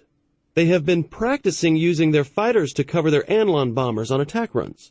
Those bombers will take heavy casualties if they go up against a Hochland ship with its heavy defenses, Amanda commented with a frown. She didn't like the idea of acceptable losses. We may not have any choice, replied Major Trist, cocking his eyebrow and looking across the desk at Colonel Sheen. With the bombers stationed on the Victory and the new wings they are putting on the shipyard, they could pose a major problem for the Hochlands if they do attack. Amanda leaned back and briefly closed her eyes. For the time being, both the Starstrike and the Victory were staying close to the shipyard. It was hoped that the sheer size of the shipyard and other nearby ships would help mask the presence of the 2 large warships. It had been over 4 months since their return from Stalor 4, and so far, there had been no sign of the Hochlands other than the 1 scout they had destroyed in the Comet Ring. Amanda looked down at her watch, noticing it was nearly time for her to take a shuttle to the shipyard. She was going to take a tour of the station with Richard. They were going to look over the station's defenses and see if they could come up with anything else to help defend the station and the planet. Once the tour was complete, they were to report to Admiral Streth and Admiral Flaxen on any suggestions for improvement. How much longer do you think we have before the Hochlands show up? Trist asked with a worried look in his eyes. It's been 4 months. You would think we would have heard something from them by now. Amanda nodded slowly. I think our time is getting very short. It all depends on how far the Hochlands' fleet bases are from the Federation. For all we know, a fleet could be on its way right now. Hochland Fleet Commodore Englert looked out the thick windows of his office at the bustling spaceport below him. His office was in a high tower, which gave him an unobstructed view of the spaceport and the surrounding area. A light snow was falling, and the ground was blanketed with it. Englert knew that beneath the snow was a thick layer of ice from the storm the previous day. 2 more dreadnoughts have arrived in orbit, his adjutant reported. That makes 4 in orbit now, as well as 12 war cruisers and 20 escort cruisers. Excellent, Englert replied in his rasping voice. The final escorts should be arriving in 2 more days, and then we can begin our conquest of these humans. 4 more worlds to serve the Empire. His adjutant spoke. Our masters will be very pleased. Are they ever pleased? Commented Englert, turning to gaze icily at the other Hochland. We do what we must to grow the Empire. We bring glory and wealth to our homeworlds by ruling all the other races in the galaxy. We do all of this in the name of our masters. It is our destiny, replied his adjutant evenly. Our masters made it that way, and our race has grown to be one of the most powerful races in the galaxy. No one can stand before our fleets. Every week the slave races send hundreds of ships loaded with freight to our worlds and our masters. It is as it should be, agreed Englert, knowing the awesome power of their master's ships. The slave races serve us, and we in turn serve our masters. Very seldom do we see one of their ships in our territory. War leader Sigith should be here tomorrow with the support fleet and the protector army, his adjutant added. Very soon you can leave for the human worlds and bring more glory to the Hochland race. That is good, spoke Englert, turning to gaze back out the window. The snow was starting to fall heavier. Our scouts still have not found the human homeworld. One of the scouts has failed to return and is assumed to have been destroyed. If that is so, then the humans may suspect we're coming. These humans may yet prove to be a race worthy of battle. Perhaps, his adjutant replied. But their ships will be swept aside as all the ships of the other inferior races in the galaxy have been. They may fight, but in the end, they will die. That is how it has been for thousands of years, Englert answered, still looking out the window. It is how it shall always be. It was cold outside. The report Englert had read that morning indicated that over 100 slaves had died from exposure in the past week. He had already requisitioned more from several nearby slave worlds. The slaves were numerous and easy to replace. A few deaths were of no major concern. Colonel Sheen and Major Andrews were just finishing their inspection tour of the shipyard. The changes in the last few months were impressive. All the new weapon systems are operational, Richard commented as they made their way toward one of the conference rooms where the admirals were waiting. The shipyard has more firepower than a battle cruiser now, Amanda replied with a nod. Over the past few months, her relationship with Richard had grown until it was almost ready to go to the next level. They had both been hesitant to go any further, as they didn't know what the future might hold. The station's orbital defenses are in place, and now we are concentrating on the defensive systems around New Providence itself. We're putting new defensive platforms into orbit every day, Richard responded. He stopped and looked at Amanda. Have you heard from your parents recently? Yes, my father sent me a message yesterday, she replied. Amanda knew that it might be quite some time before she would get to see her parents again. The few messages that she received from home were treasured. The basement's done, and Dad says that things are starting to return to normal.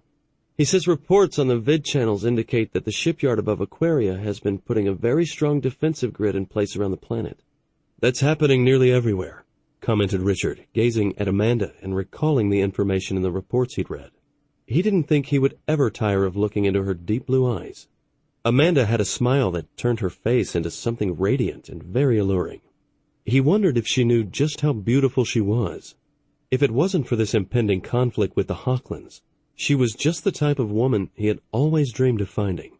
Our encounter with the Hochlands has caused so many changes in the Federation, Amanda commented with a heavy sigh. Every system is preparing for a possible attack. It may not come to war, Richard reminded her. Don't forget that Senator Gleason hasn't completely given up on peace yet. He still plans on trying to negotiate with the Hochlands.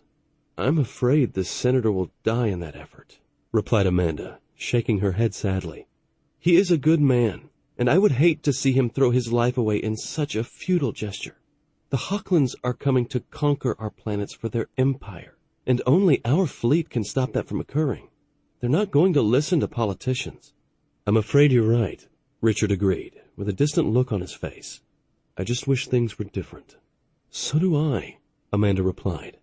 What really worries me is that some of the civilians are starting to get complacent. It's been over 4 months since you returned from Stalor 4. The only contact we have had with the Hochlands was the scout ship we destroyed out on the Comet Ring. Some of the civilians are starting to believe that the Hochlands have decided to leave us alone. What do you believe? Amanda asked, her face turning to gaze at Richard. Do you still think they're coming? Yes, I do, replied Richard, letting out a long breath of resignation. I think they're coming, and coming soon. The two stood quietly in the corridor for several moments, and then turning, started walking toward the conference room. They both were in deep thought, wondering what the future might hold. It was 3 weeks later, and Admiral Streth was on the Star Strike in the command center. They had just run a full-dress battle drill, and Colonel Sheen was reporting on the results. 7 minutes for all stations to report combat ready, she reported as she read the reports on the computer screen. Talon fighters were launched in defensive positions in 8 minutes. Marines were deployed to all essential areas in 12 minutes. Not bad, Admiral Streth commented, pleased with the results. Sir, I have a priority message coming in from Fleet Command on Tellus, Lieutenant Angela Trask reported, over the Admiral's minicom. One of the destroyers on surveillance outside of Federation space has reported spotting a large Hochland fleet. They just jumped back into communication range a few hours ago. Colonel Sheen looked over at Admiral Streth, her face turning pale. She could feel her heart starting to beat faster in her chest. They're coming. Place the fleet at Condition 3 and notify the shipyard, ordered Hedon, drawing a sharp breath. He just hoped everything was ready. Pull the light cruisers back into our pre-planned fleet dispositions. Then, looking over at Lieutenant Trask, he asked a simple question. Did the destroyer give the makeup of the Hochland fleet? How many capital units and how many escorts? No, sir, Lieutenant Trask reported. That information may be coming later. I wish we knew that information now, spoke Amanda, frowning. It would give us a better idea on how to position our fleet units. Sir, I'm getting an incoming message from Senator Gleason. Lieutenant Trask spoke again. He is asking if you have time to speak with him. Put him on, Hedon ordered. He needs to know what's going on, even though I suspect he received the same message we did, since he's on the Federation Council. A few moments later, Senator Gleason's calm voice came over Admiral Streth's minicom. I have been informed of the Hochland fleet the destroyer Ardell discovered. What are your current plans for defense of this system? Are we ready? I am pulling all of our ships inside New Providence's gravity well, except for several destroyers, which will be kept on picket duty on the edge of the system, Hedon replied. This was the plan that Colonel Sheen and he had devised several weeks back. The fleet will be forming into its separate task groups, and then we will have to wait for the Hochlands to appear. Could be today or still several weeks. We don't know how fast they're moving or who they will attack first. I will need an escort to rendezvous with the Hochland fleet to attempt to open up negotiations. Senator Gleason spoke in a determined voice. Hedon was silent for a moment. Senator Gleason was one of the few Federation senators he actually liked. I will have 2 light cruisers ready to escort you to the Hochland fleet once it appears in the system. No, Admiral. You may need your heavier ships. I will go out in the passenger liner New Atlas when the Hochlands arrive. It's a small cruise ship and has been modified for my use. I will only need a single destroyer to escort us. I will not risk any heavily armed ships that we might need if the Hochlands refuse to talk. Senator, if the Hochlands fire on the New Atlas, it has no armor or shields. It will be destroyed instantly. I am aware of that, Admiral. Senator Gleason replied calmly. But if they fire upon an unarmed ship seeking negotiations, then we will know that they want war, and only war. There's nothing I can say to change your mind? Hedon asked. His respect for the senator had just gone up markedly. The man definitely was not a coward. The cruisers might give you more of a chance of opening negotiations. No, Admiral. I have my job to do and you have yours. If I fail, just do everything in your power to protect New Providence. There are a lot of good people here. I also don't think having the cruisers along would make that much difference. I will keep New Providence safe. You have my word on that, Hedon promised, and then the line went silent. Admiral Flaxen is reporting that he has placed the shipyard at Condition 3 and is doubling the cap, Lieutenant Trask reported. I am picking up Talon launches from the shipyard, Lieutenant Stalls confirmed as more green icons appeared next to the shipyard. Aboard the Vindication, Commander Wistham watched as his ship rendezvoused with the Monarch cruiser Endeavour. The light cruiser Sundance, the destroyers Anvil, and the Sword were already there, and forming up into their fleet formation. Ship is at Condition 3 as the Admiral ordered, reported Major Garner from his position at the plotting table. He glanced up at the short-range scanners and then continued. "We will be in our assigned support position in 20 seconds.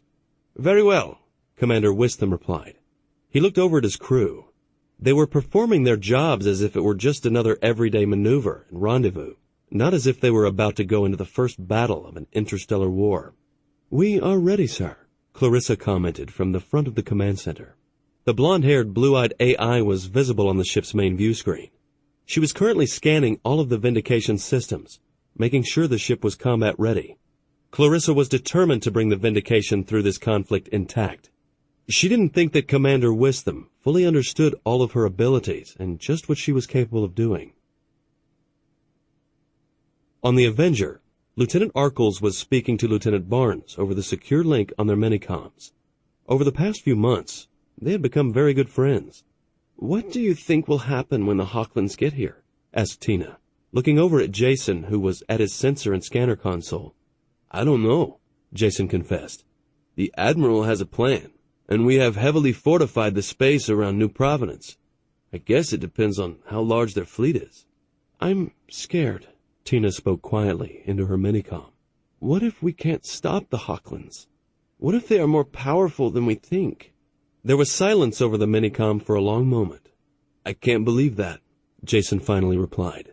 "We destroyed their ship at Stalor 4, and we have new and better weapons now. I think we'll be all right. We just have to believe in the Admiral." Tina looked up at the main view screen. Ariel was busy talking to the commander. Tina liked the AI, and the two spoke quite often. Sometimes she felt there was much more to Ariel than people thought. Jason watched his scanners as the Avenger rendezvoused with the Monarch cruiser Crucible. He knew that the Vindication was with the Endeavor. For some reason, the Admiral wanted one of his two AI ships with each of his other two heavy warships. "Clarissa and I have worked out some joint battle plans," Ariel was telling Commander Standel.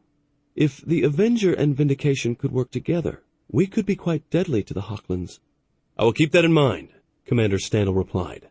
There was no doubt that the two AIs working together could do things no human crew could possibly do. But did he trust the two AIs to be in complete control of the two light cruisers? What Ariel and Clarissa were suggesting had never been tried before. However, if the situation warranted it, they may have no choice. Reaching a decision, Commander Standel decided to contact Commander Wistham on the Vindication and discuss it. On the Star Strike, Colonel Sheen gazed at the long-range sensor screen. Other than friendly green icons, there were no threats showing. She hoped that it would remain that way. Glancing over at Admiral Streth, she saw that he was still busy talking to Admiral Flaxen and General Allister over his minicom. Letting out a deep breath, she just hoped that her parents back on Aquaria were doing okay. What worried her was how the Hawklands were going to attack. Were they going to attack one system at a time, or all four systems at once? She wished they had more information on the size of the fleet the destroyer Ardell had detected. For now, they were still operating in the dark. Down on New Providence, Taylor and Lindell were in the command center of the bunker, watching how orders were sent out to close up all the bunker facilities across the planet. At the two deep mine sites, the selected civilians were being located and flown in as rapidly as possible. It was estimated it would take another 8 to 10 hours to get everyone inside and the facilities closed up. "All 10 bunkers are now sealed tight," Major Jessup reported, as messages continued to come in. "General Allister is moving all the Marines off their bases and deploying them around the planet. He will be here as soon as all the dispositions have been completed." "We will be ready if they attack," Taylor replied evenly. He looked over at his wife. "The Marines are well trained. If the Hawklands land troops, we will be ready for them." "I know," responded Lindell, giving Taylor a weak smile. "I'm just worried about your brother up on the Star Strike. His fleet will be attempting to stop the Hawklands from reaching New Providence. When they make contact, then we will know how powerful the Hawklands actually are." All three turned to look at the main long-range sensor screen. It showed only friendly green icons. The largest icon was the shipyard, but two other unusually large icons were behind it, shielded by a number of large freighters and passenger liners so as to confuse Hawkland's sensors and scanners. Lindell knew that the two large icons were the Star Strike and the Victory. She prayed silently to herself that everyone would come through this ordeal alive. She reached over and took Taylor's hand, squeezing it. Sometime in the next few hours or days, The human race would begin an interstellar war. Lindell wished things had turned out differently. Now, all they could do was wait. Chapter 7. Fleet Commodore Englert stood on the upraised command pedestal in the war room of the Hochland dreadnought Invincible. He was dressed in light combat armor and was gazing speculatively at a large scanner screen that showed his fleet's current disposition. All fleet units report combat ready. First Leader Dredden reported from his position at the main fleet control board, which gave him a detailed status on all of the ships in the fleet. War Leader Segeth has just jumped into the system with the support fleet, reported Second Leader Kirill. He is reporting that it will take him an additional 2 hours to rendezvous with us. Excellent, Englert replied, his cold eyes gazing at his subordinates. Once he has made rendezvous, we will make the final preparations for our attack on the human worlds. Commodore Englert turned his gaze back to the main scanner screen, which showed the massed Hochland fleet. 4 dreadnoughts, 12 heavy war cruisers, and 80 support cruisers floated in space, waiting for the order to attack. While not a large fleet, it should be sufficient to conquer the 4 human colony worlds. War Leader Sigeth's fleet had another dreadnought, 2 heavy war cruisers, and 4 support cruisers assigned to it. In addition, there were 40 troop ships carrying 110,000 protectors. There were also an additional 20 ships carrying munitions and other necessary supplies. This was the largest fleet the Hochlands had gathered in nearly a century. The last time they had put together a fleet this large was when they had encountered an advanced alien race called the Kradons. It had taken nearly 2 years to subdue them. The Kradons had controlled a small empire of 20 star systems, and their small ships had been difficult to catch and destroy. The Hochlands had nuked the Kradons' homeworld as an example to the rest of the inhabited systems. The other systems had instantly capitulated, agreeing to become part of the Hochland slave empire. The remaining small ships had been hunted down and destroyed one by one. With no support base to replenish munitions or for much-needed repairs, the small ships had finally been eliminated. Once that was done, the populations of all the Kradon colony worlds had been reduced by 60%. The old, the unskilled, criminals, and others deemed unnecessary were eliminated. From then on, strict population controls were enacted. Commodore Englert reached forward, activated a computer screen, and studied the data displayed. While it hadn't been possible for the armed scouts to get detailed scans of the human colonies, it was obvious from the number of freighters and other ships that all 4 colony worlds supported large populations. Once their homeworlds were located and conquered, he knew it would be necessary to drastically reduce the size of the human populations on all of their worlds. A population of 200 to 400 million was all that was necessary on a slave world. This would ensure the population was controllable and still able to maintain a reasonable level of technology. Once the human worlds were all brought into the slaver empire, then it would be decided what they would produce for the Hochlands as well as for the masters. Soon, the second group of scout ships that had been sent to the human worlds would return. These would not be so obscure in their missions. They would jump deep into the human systems and take detailed sensor readings of the human worlds and their defenses. The scout ships would then jump back to the fleet and report. Once the scouts had returned, the attack would be launched. Commodore Englert knew that soon he would be richly rewarded for bringing these human worlds into the Empire. The masters would be quite pleased with the 4 human colony worlds, and eventually the humans' home system. The humans should make excellent slaves. His family would prosper and grow, and he would continue to move up the Hochland hierarchy. Englert was growing impatient for the scouts to return. He wanted to get this conquest over with so he could return to the Empire. He was already savoring the sweet taste of victory and his coming accolades. Admiral Streth was in the command center when a warning alarm began sounding on the long-range sensor console.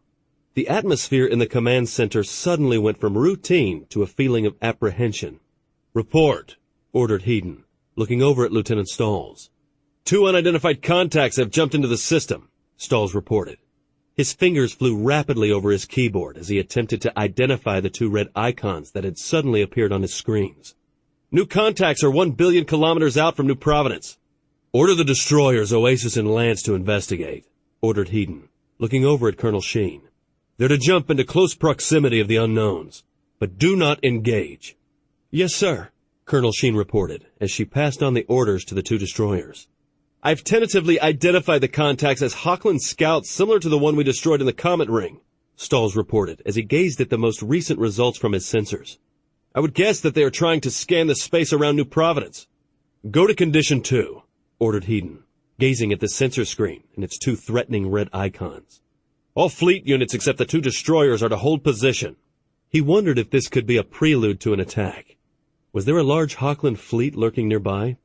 "Admiral Flaxen is on the comm, wanting to know what we're going to do about the Hochland scouts," Lieutenant Trask reported. "Tell him we're sending two destroyers to investigate." Hedon knew that the sensors on the shipyard would have picked up the two scouts also. On the main sensor screen, the two green icons representing two Federation destroyers vanished, to reappear a few seconds later, several thousand kilometers away from the two Hochland ships. The two Hochland scouts were several 100 million kilometers away from each other, so both destroyers had jumped in close to each.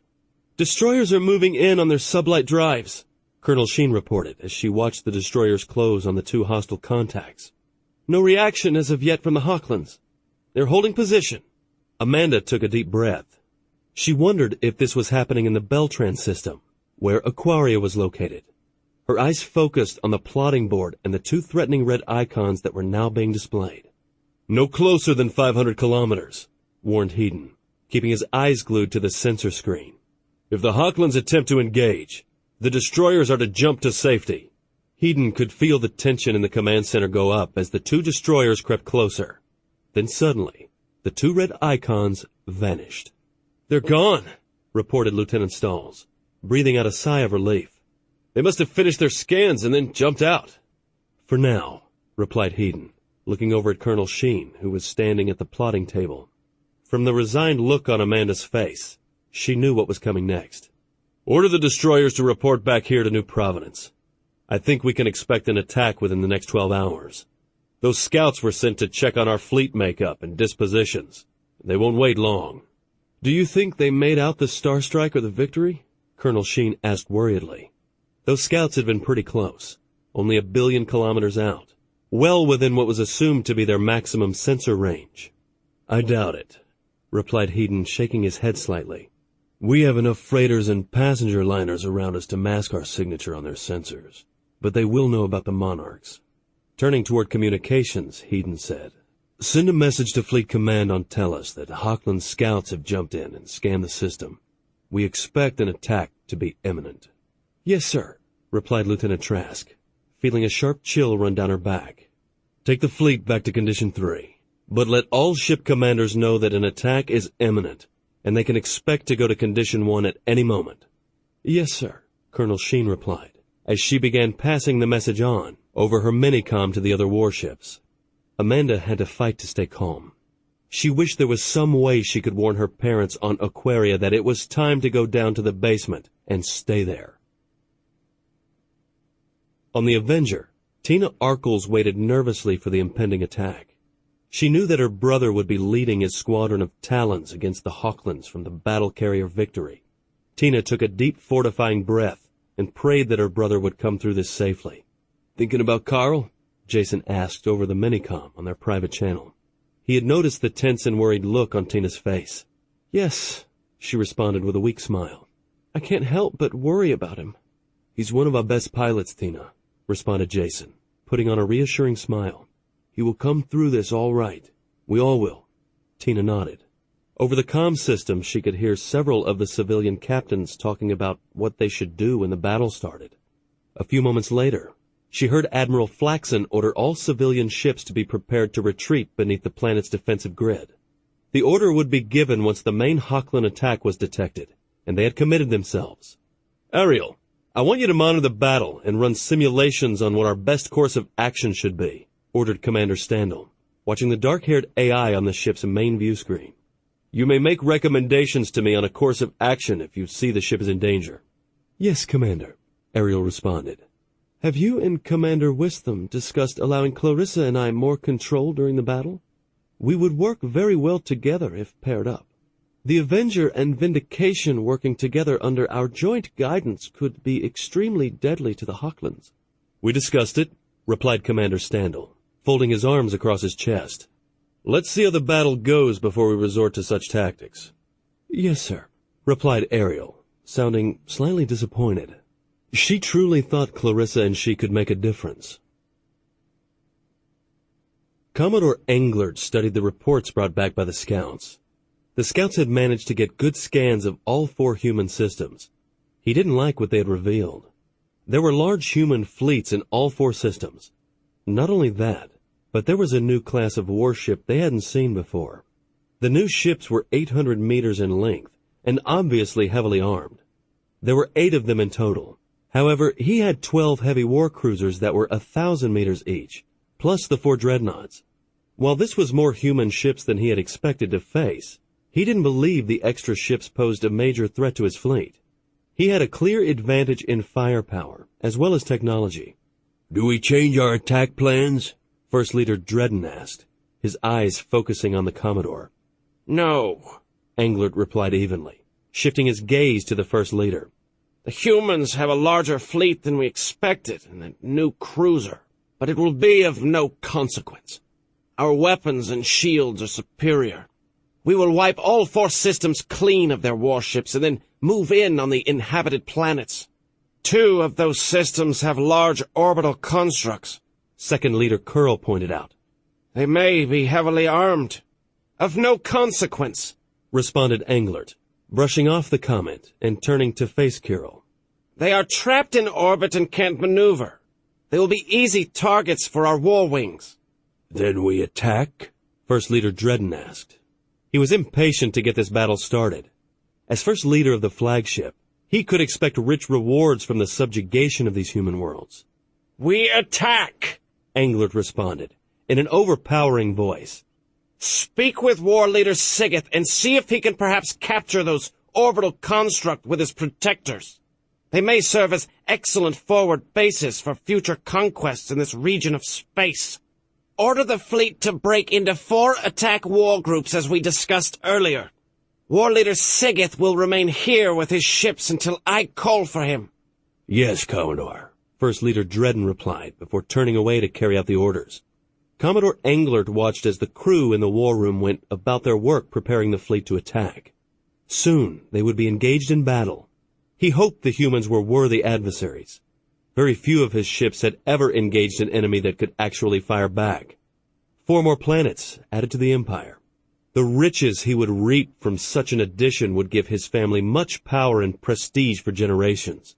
He also had to remind himself that somewhere in this area of space was the humans' homeworld, which they had not yet succeeded in locating. However, somewhere in these 4 systems, they would find that information, and then the homeworld would fall to the Hochlands as well. Hedon was taking a brief break in the officers' mess when the Condition 1 klaxon started sounding, and Colonel Sheen's commanding voice came over the comm system. Battle stations, all crew go to Condition 1. This is not a drill. I repeat, this is not a drill. We have Hochland ships jumping into the system. Admiral Streth to the command center. Getting up, Hedon laid his half-eaten sandwich down on the table and turned to leave the officers' mess. It might be a while before he had a chance to eat anything again. There was a battle to be fought first. Entering the command center, Hedon noticed the increased security in front of the hatch. 4 additional Marines were now stationed outside with heavy assault weapons. He knew this would be the same throughout the ship. Marines would be guarding all of the Starstrike's critical systems and compartments. He went over to the command console, where Colonel Sheen was sitting as she watched the reports coming in. What's the status, Colonel? Hedon asked as Colonel Sheen stood up and moved over to the side, allowing the Admiral to sit down. Long-range sensors have detected Hochland warships jumping into the system. Current count is 24 ships. 4 of them are very large. The rest are obviously support ships. Can we tell how large their 4 capital ships are? Asked Hedon, looking up at the sensor screen above the plotting table and wanting to know what he was up against. They're still too far out, Colonel Sheen replied. She walked over to the plotting table and punched some numbers into a computer console. Sensors are indicating the 4 ships are slightly smaller than the Starstrike, but they will have to get closer before we can tell for sure. Admiral Streth went over to the plotting table and gazed thoughtfully at the current disposition of the fleet units. Tapping the table with his index finger, he pointed toward the Endeavour and its battle group. Order the Endeavour to take up a position here. He pointed to an area nearly 10,000 kilometers from New Providence. Then, pointing to a position to one side of the Endeavour group, he continued, have the Crucible move to a supporting position 500 kilometers from the other group. That would put both battle groups in a line and able to support one another if needed. It would also trap the Hawklands deep in New Providence's gravity well. What about our task group? Asked Colonel Sheen, looking across the plotting table at the Admiral. Should we move out from behind the station? No. Pull the screening freighters and liners in a little closer. We won't move until the Endeavour and Crucible battle groups are ready to engage. I want to lure the Hawklands in as close as possible before we reveal our true fleet strength. I want them trapped in New Providence's gravity well. That will prevent them from jumping around and trying to outflank us.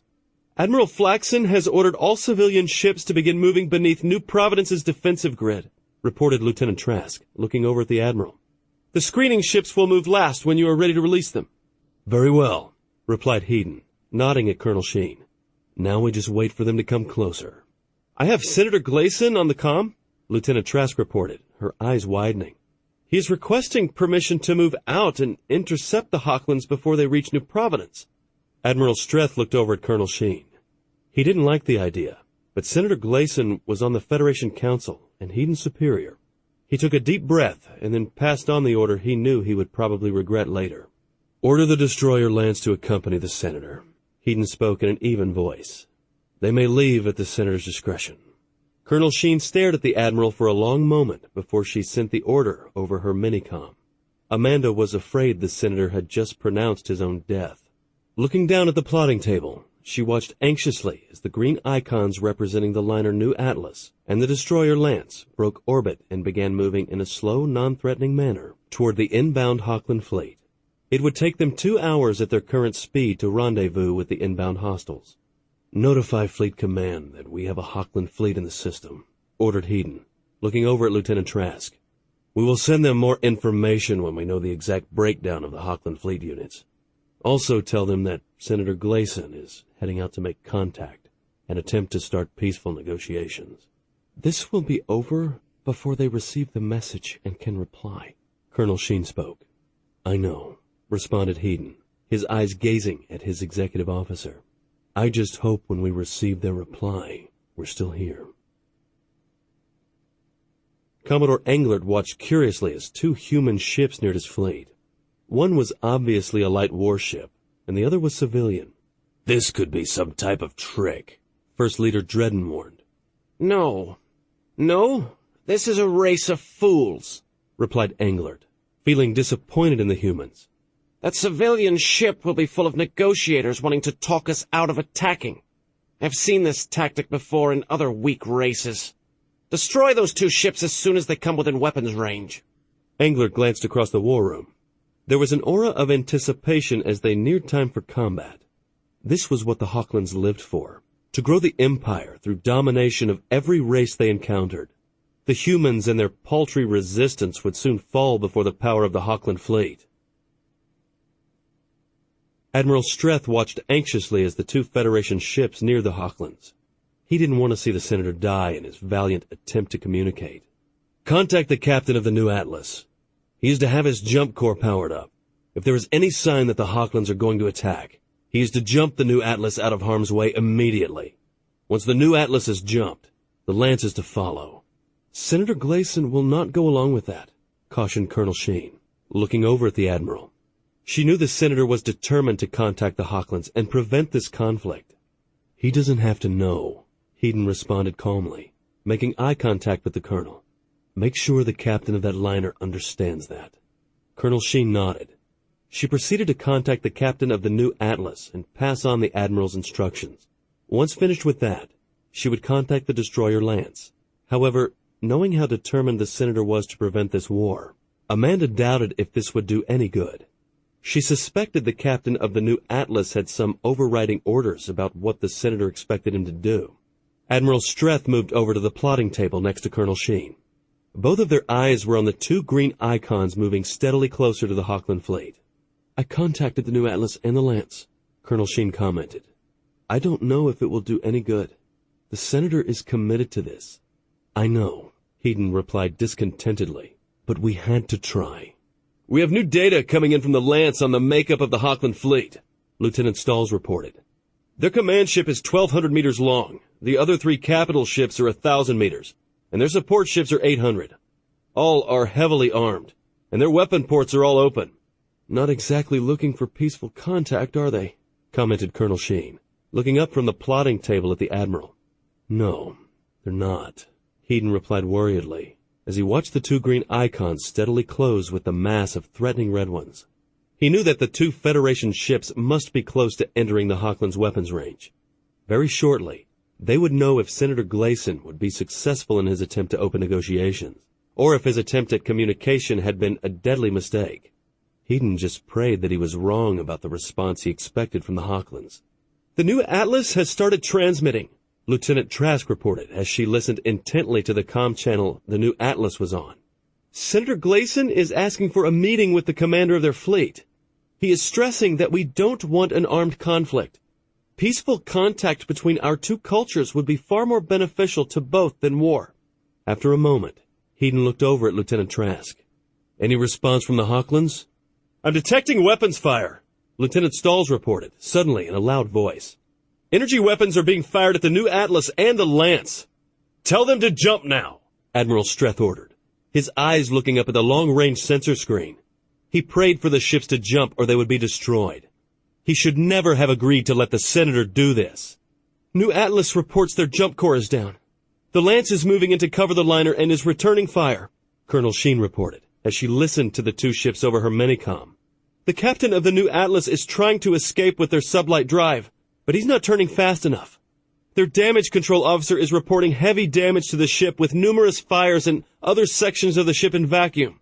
On the sensor screen, one of the green icons suddenly flared up and vanished. A moment later, the other green icon disappeared to reappear several million kilometers away from the Hochlands. The new Atlas has been destroyed, reported Lieutenant Stalls, feeling stunned at the sudden loss of the Senator's ship. The Lance jumped away but is reporting heavy damage, Colonel Sheen added in a restrained voice. It had been a shock to see the Senator's ship destroyed so quickly. The command center suddenly became eerily quiet. Their last hope for peace had just been blown away. Send a message to Fleet Command on Tellus that Senator Gleason's peace attempt has failed. His ship was attacked and destroyed without warning. Also give them the latest data the Lance transmitted on the Hochland ships. Inform them that we are now at war. Yes, sir, Lieutenant Trask replied as she began sending the messages. She noticed her hands were shaking slightly as she pressed the buttons on her console. She took several deep breaths and slowed down. The Admiral would get them through this. Colonel Sheen looked across the command center. While the death of Senator Gleason had been a shock, she could see the determined look upon the face of every crew member. The Hochlands would not like what the Star Strike was going to do to them. This crew would show them what the consequences were for killing helpless civilians, particularly a Federation senator. Hochlands are continuing to approach, Lieutenant Stalls reported as the data continued to come across his screens from the ship's sensors and scanners. Colonel Sheen watched the plotting table as the information being displayed was constantly updated. She was watching to see what type of attack formation the Hochland would use. Hochlands have entered the outer regions of New Providence's gravity well. Let them come in a little deeper. Hedon spoke with a cold and determined look upon his face. The death of the senator had angered him. The Hochlands had demonstrated once more that they were a heartless and cruel race, just as they had done when they had nuked the defenseless mining colony at Stalor 4. Order the Victory and our support ships to stand by. We will be moving out shortly. I don't want a single Hochland ship to escape. Commodore Englert watched from the war room of the Hochland dreadnought Invincible as they closed on the human ships. He felt satisfied and pleased with the progress of the fleet. They had destroyed the human negotiating ship easily, and the lone escorting warship had fled. Now the remaining human warships were pinned within their own planet's gravity well. To attempt to escape would seriously damage or destroy their ships if they attempted to jump to safety. That was good. It meant there would be no searching nearby systems for escaped human warships. They would die here. This was a serious mistake in the human strategy.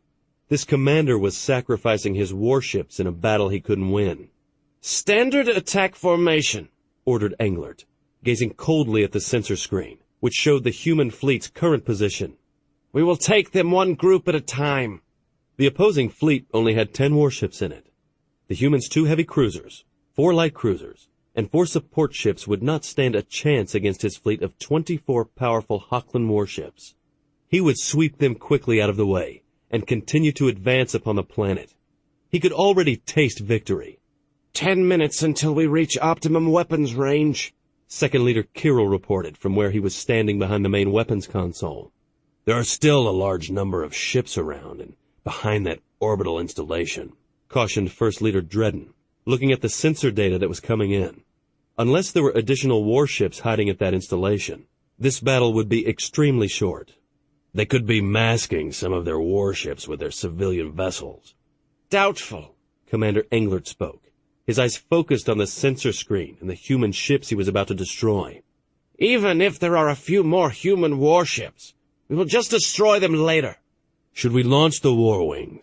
First Leader Dredden asked. He knew if they were going to use their fighters, they should be launching now. No, we won't need them, Englert replied confidently. We will use them later to eliminate any planetary defenses they may have, and to reduce the defenses of that orbital construct. First Leader Dredden nodded. He had never served under Commodore Englert before. While the Hochland race was supreme in the galaxy in weapons, not counting their masters, he hoped Commodore Englert was not underestimating these humans. Admiral Streth was watching intently as the Hochlands passed the inner marker and continued in toward his waiting warships. Order all ships to go to full power and move out, he ordered. It was time to show the Hochlands just what they were facing. Order Admiral Flaxen to begin launching the station squadrons. They will go in with us. The Starstrike and Victory began to move out from behind their screen of freighters and passenger liners. 5 additional light cruisers moved out with them, as well as 3 more destroyers. Once clear of the station, Admiral Streth ordered the Victory to begin launching their air wings. He planned on taking the fight right down the center of the Hochland formation. Warning alarms began sounding on the Invincible. First Leader Dredden looked at the reports coming in, and his face paled. He turned to face Commodore Englert. More enemy warships have been detected emerging from the mass of ships around the orbital construct. What are a few more warships? Commodore Englert commented without concern. We will just destroy them sooner. Perhaps not, First Leader Dredden replied, with a hint of anger in his voice, at the overconfidence of Commodore Englert. One of the ships is of Dreadnought class, and the other is even larger. They have 8 more escort ships with them. Not only that, but the orbital construct is launching numerous fighters. Commodore Englert turned on First Leader Dredden with a scathing look.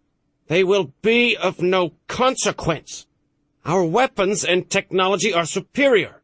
Launch our own war wings. It is time to destroy these humans. First Leader Dredden turned to obey. For the first time, he had actual concerns about this attack.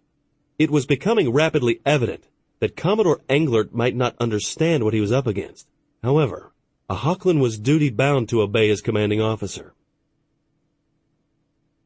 The Starstrike and her battle group rapidly joined up with the Endeavor and Crucible. He ordered both of the other 2 battle groups to close up with his formation.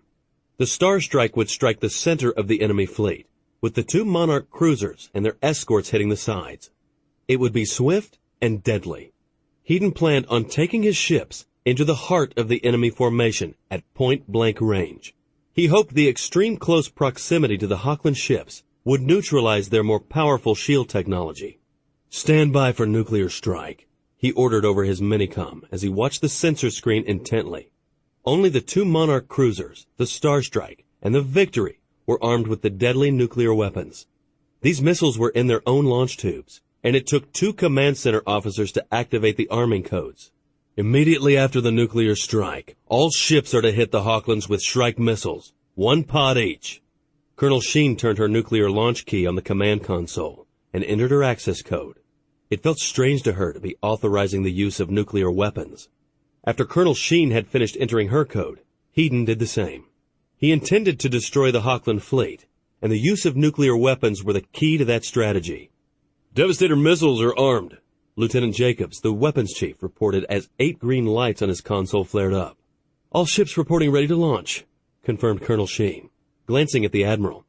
This would be the first time nuclear weapons had ever been used in war. She hoped they were making the right decision. Launch, Hedon ordered with a grim and determined look upon his face. It was time to give the Hawklands a taste of their own medicine. On the hull of the Starstrike, hatch doors slid open, and 8 deadly Devastator missiles blasted out on pillars of orange-red fire toward the Hawkland fleet. They were joined by 24 others from the other 3 large Federation warships. Impact in 12 seconds, Lieutenant Stalls reported, as his sensors and scanners tracked the nuclear missiles. Hawklands are firing, Colonel Sheen reported, as the Starstrike shuddered slightly. Energy beam hit, but the shields are holding. Destroyer Anvil is down, Lieutenant Stalls reported, as the Anvil's icon blossomed briefly on his screen, and then died. Hawklands are trying to intercept our missiles. Detonate the nukes, ordered Hedon, watching the main sensor and scanner screens above the plotting table, which showed the progress of the missiles. Launch strike missiles! Immediately, 14 10-kiloton nukes detonated just in front of the Hawkland fleet, momentarily blinding their sensors. The other 18 had been intercepted by Hawkland defensive fire. Before the Hawkland sensors could clear, 312 Shrike missiles arrived. Each missile contained a high-explosive 1-kiloton warhead. Across the Hawkland formation, bright explosions rolled across the Hawkland fleet, overloading and knocking down some of their powerful energy shields. Large numbers of Shrike missiles struck the unprotected hulls of the Hawkland warships that had suffered shield failure. The missiles detonated, blasting huge smoldering holes in the hulls of their targets. All ships fire at will, Admiral Streth ordered determinedly. Take us in, Colonel Sheen. Colonel Sheen gave instructions to the helm officer, and instantly the Starstrike leaped forward toward the center of the enemy fleet. The rest of the First Fleet followed. She could feel her heart racing and adrenaline flowing. This was war. Space war on a scale she had never imagined. Lasers suddenly lit up space as the Federation ships fired at the battered Hawkland fleet. Railgun batteries began firing, and more missiles left their launch tubes. Space became filled with deadly ordnance as both fleets tried to destroy the other. Heavy railgun rounds from the Federation fleet began to impact the remaining Hawkland energy screens. In moments, Hawkland ships began to die. On board the Hawkland dreadnought Invincible, Commodore Englert picked himself up off the floor.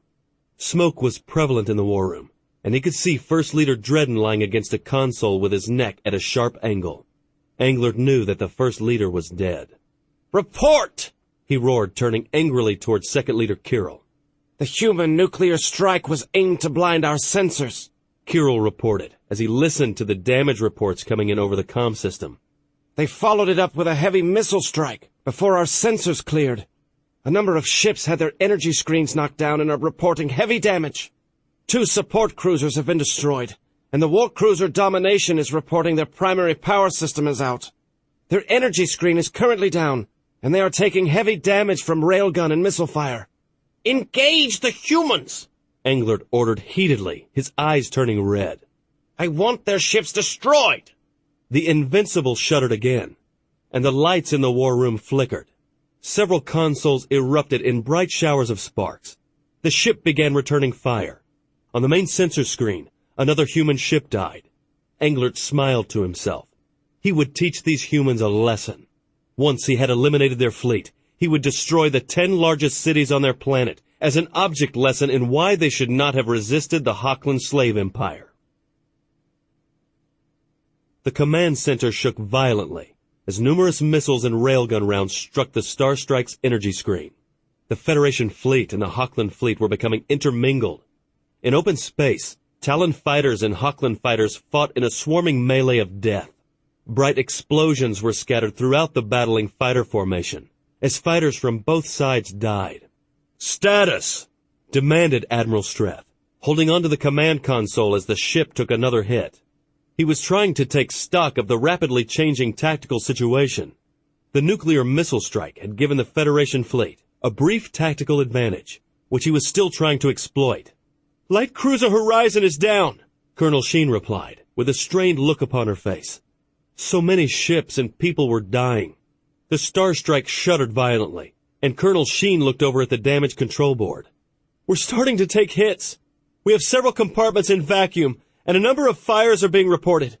Damage control teams are en route. Admiral Streth nodded. He had chosen a new target for the Star Strike. Continue the attack. All weapons concentrate on their big ship. I want that command ship destroyed. Move us in closer. The Star Strike turned and moved toward the Invincible. Weapons fire between the two fleets grew even more intense. Defensive weapons fire from both fleets destroyed missile after missile in bright explosions. Screens lit up and flickered as railgun rounds and missiles impacted. Occasionally, a missile or railgun round would penetrate, causing severe damage to the unfortunate ship. Neither side showed any mercy. Neither side asked for any. This was a fight to the death. On board the Avenger, Ariel was pleading with Commander Standel. Commander, let Clarissa and I fight the ships. Working together, we can destroy the Hochlands. The Avenger shuddered violently as another railgun round penetrated her weakening screens. Looking at the sensor and scanner screens, Commander Standel could see that both fleets were now intermingled. Reaching a quick decision, he contacted Commander Wistham on the Vindication. If something wasn't done, they could still lose this battle. Perhaps Ariel and Clarissa were the answer.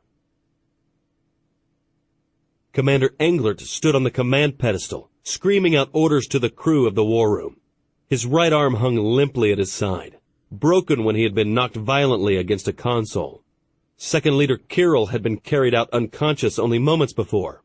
A heavy layer of smoke was in the air, making breathing difficult. Looking at the main sensor screen, he could see that more human ships were dying, but so were his. Englert knew he had badly underestimated the humans' capabilities. They had larger ships than expected. Their weapons were much improved over those reported above the mining moon. Even their shields seemed to be stronger. For once, Englert began to have serious doubts if they could win this battle. However, for a Hochland warrior, there was no choice.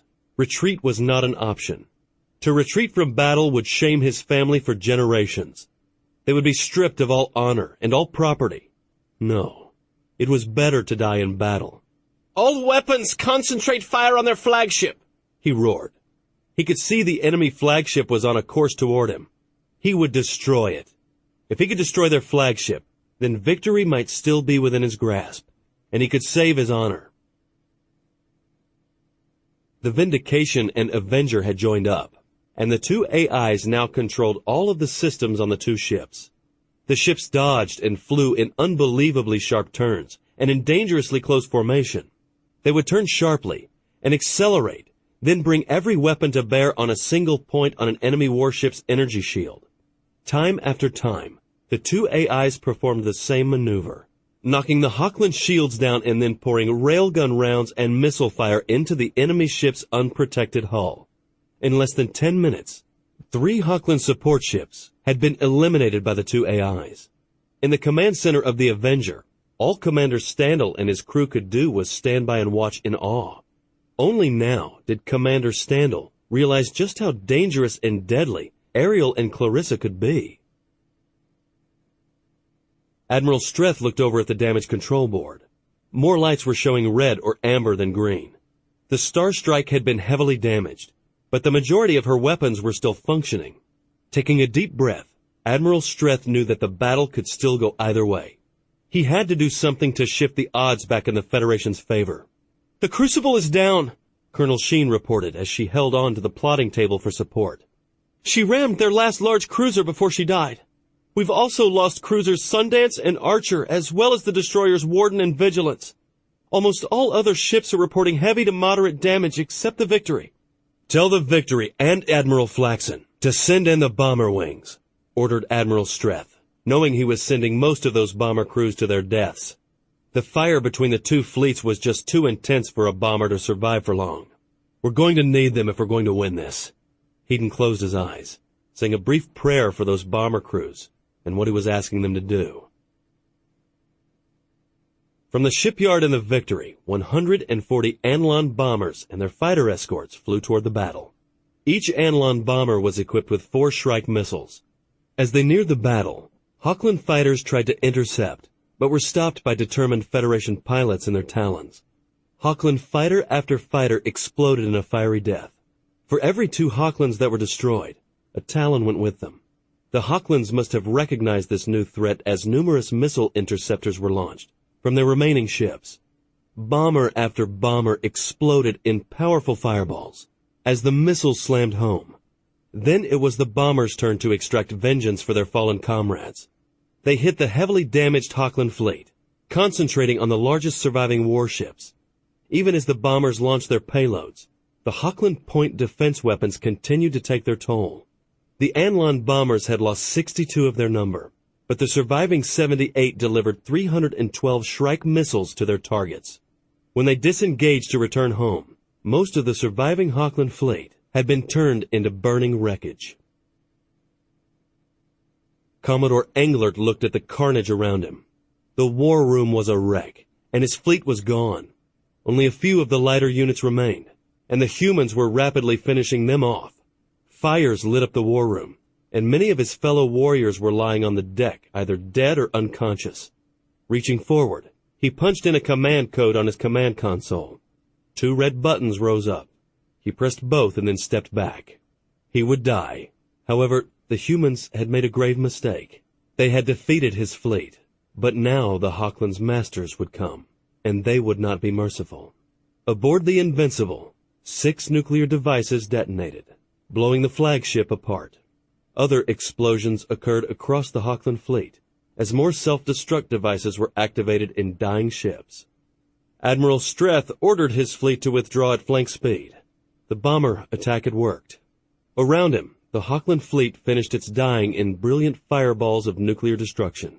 Several unfortunate Federation ships were caught too close and damaged even further. The destroyer Oasis exploded as a large piece of wreckage from a Hochland ship impacted its hull. "We won," mumbled Colonel Sheen, looking at the carnage visible on the main view screen. Burning and glowing wreckage was scattered across space. Not a single Hochland ship remained intact. She doubted if they would be able to recover anything useful from the wreckage. Too many nukes had gone off. "For now," agreed Admiral Streth, gazing numbly at the screen. He knew that thousands of fleet personnel had just died, and numerous others were injured.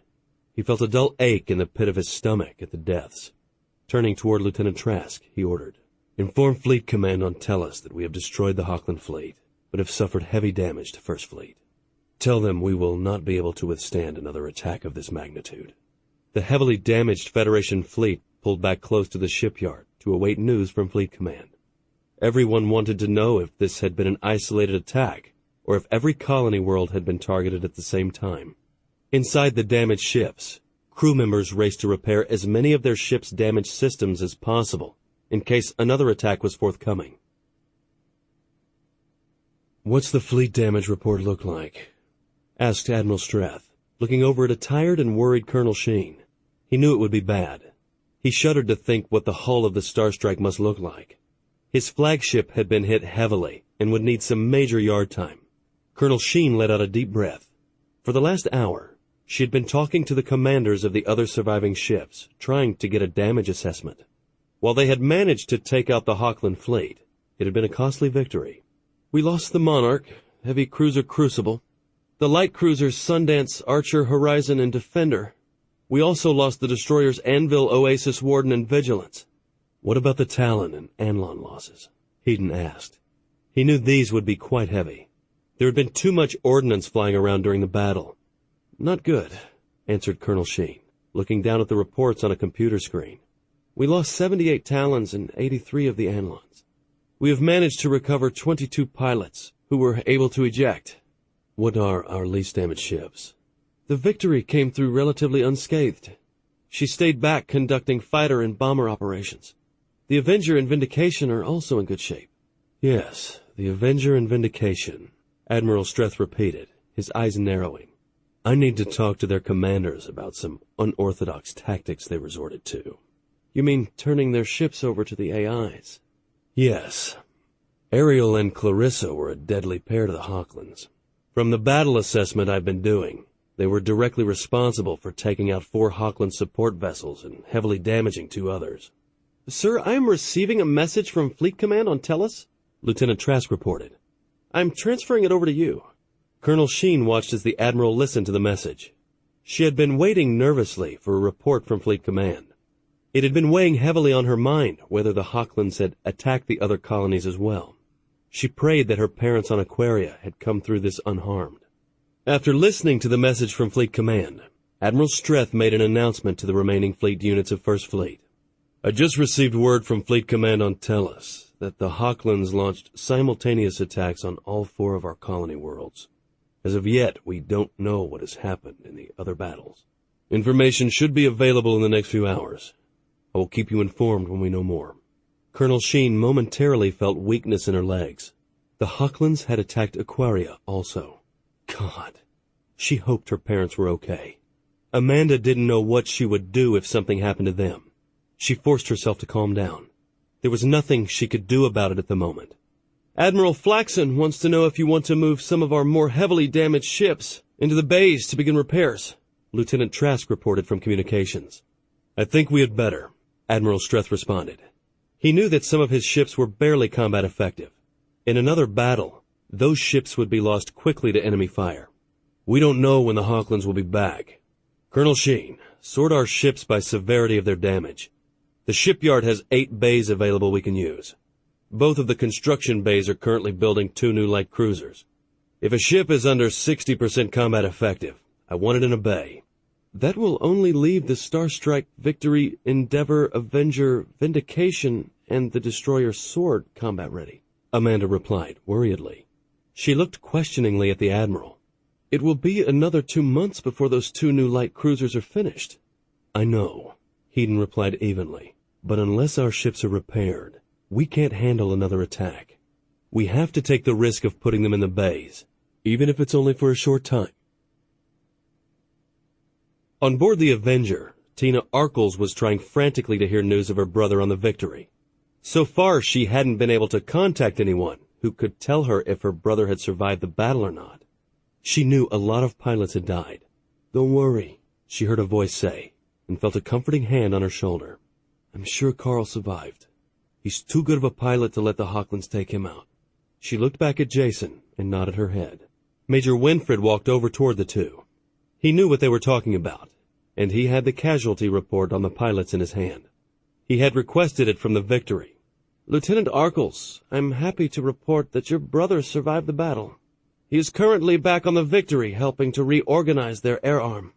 We lost a lot of good pilots today, but from my understanding, your brother's squadron suffered the smallest amount of casualties and racked up the highest kill count. He did well in the battle. Thank you, sir, replied Tina, letting out a deep sigh of relief. Her brother had survived. Several hours later, Admiral Streth was over on the shipyard meeting with Admiral Flaxen and his general staff. The news they had received from Fleet Command hadn't been good. The other colonies had not done as well as they had. The fleet defending Aquaria had been forced to retreat to the shipyard and use its heavy weapons to finally destroy the Hochland fleet. Over half of the defending Federation fleet had been destroyed, and the rest were severely damaged. Both of their Monarch cruisers had been lost in battle. In the system of Cantos, where New Eden was located, the Federation fleet had been forced back beneath the planetary defense grid. They had managed to destroy the Hochland fleet, but not before 7 nukes hit the planetary surface. Casualties were estimated to be in the millions. There was no word yet from the system of Malton II. The colony planet Alden, with a population of 900 million, was in the system. There had been no word since the defending Federation fleet had engaged the Hochlands. Tellus was sending out the battle carrier Liberty, 2 Monarch cruisers, 6 light cruisers, and 4 destroyers to check on the system. It would be the next day before they knew anything. At least they didn't hit Tellus or Macon. Major Andrews spoke after listening to the report. Home fleet is still intact, as well as our shipyards here, and at Aquaria.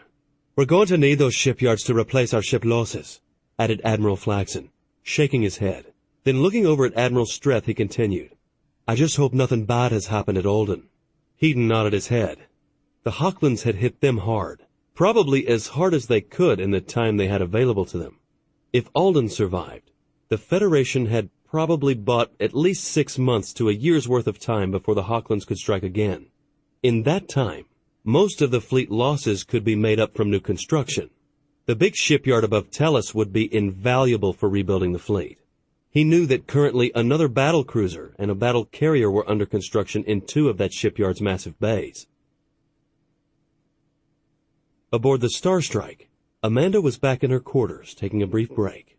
Major Trist had returned from auxiliary control, which was his station when the ship was at condition 1 or 2. If the command center was destroyed, then he could take over control of the ship from there. She lay down on her bed. It was a relief to know that Aquaria had come through their attack untouched. No nukes had reached the surface. Her family was still safe. Closing her eyes, she tried to sleep. The next few days were going to be frantic as they tried to get the fleet reorganized. Amanda finally fell into a fitful sleep. In her dreams, she kept seeing ships dying and friends calling out for help as the colonies burned. Chapter 8. War Leader Sigeth stood in former Commodore Englert's office, staring out the thick insulated window across the desolate cold landscape. His dark eyes were unblinking as he thought about recent troublesome events. The Hochland forces sent to subjugate the human colony worlds had been defeated. In all 4 cases, the attacking Hochland fleets had been destroyed. That there had been no survivors was not surprising. No Hochland would return home in defeat. Even in a losing effort, a death in battle could preserve a family's honor and holdings. Sigeth wondered how this grave error had occurred. When no ships from the 4 fleets had returned to his waiting supply and invasion fleet, Sigeth had sent out several small surveillance ships to see what the delay was. He had been dismayed to learn that humans had managed to destroy all 4 of Commodore Englert's war fleets. Upon learning this stunning news, he had immediately turned his fleet and started the long sequence of jumps back to the isolated fleet base. This serious setback had to be reported to the Hochland High Command. His honor would be preserved as his fleet hadn't taken part in the actual attacks. The invasion fleet was only to move in after the last human warship had been eliminated. Commodore Englert had failed to achieve that mission requirement. On the way back, Sigeth had studied the data from the scouts and taken note of the damage the fleets had done to 2 of the human colony worlds. There was also clear evidence from the sensor scans of numerous destroyed Hochland ships in the human systems. It had been over 300 years since the Hochland slave empire had suffered such a total defeat to one of its war fleets. Now, 4 of them had been destroyed by the same enemy in a single day. Already, Commodore Englert's family had been stripped of all their property holdings, and their family honor was a thing of the past. It had been the Commodore's responsibility to the Hochland Empire to ensure victory. His family would now pay for that failure. Our masters are demanding an explanation. His aide spoke in a quivering voice from behind him. The aide had been standing quietly for several minutes, afraid to interrupt War Leader Sigeth's thoughts. Our masters, repeated Sigeth, continuing to gaze out the window. He let the words come out slowly, knowing the repercussions for failing the masters. Their masters were demanding and did not accept failure. I will communicate with them shortly, responded Sigeth, taking a deep breath. A defeat such as the one suffered by Commander Englert had to be reported to the Hochland High Command, as well as the masters. Sigeth knew that he should have been placed in command of the attacking fleets from the start. Under his command, this debacle would never have occurred. He had much more experience in battle than Englert. However, this had been Englert's base, and he had used the prestige of his family to convince the Hochland High Command to give him the task of bringing these human worlds into the Empire. Now Englert's family had paid for that failure, which had cost the Hochland Empire 4 fleets of warships. Outside, ice pellets were falling. Already visibility was beginning to decrease, and the distant mountains were now shielded in gray as the ice began to come down in earnest. Sigeth knew that in another few hours, a thick layer of ice would cover everything. Looking down at the spaceport, he could see slave technicians trudging across the ice-covered landing pads. They were wrapped in heavy clothing, but even from here, Sigeth could see a few lying on the ground not moving. It was a shame slaves died so easily on this planet. Every week they requisitioned more to replace those that had died. This was an extremely harsh and unforgiving world. It had been over 6 years since he had last been on one of the Hochland homeworlds. His duty and the ever-constant expansion of the empire had kept him far from home. On several occasions, family members had come out to the frontier to visit him and praise him for bringing honor to the family.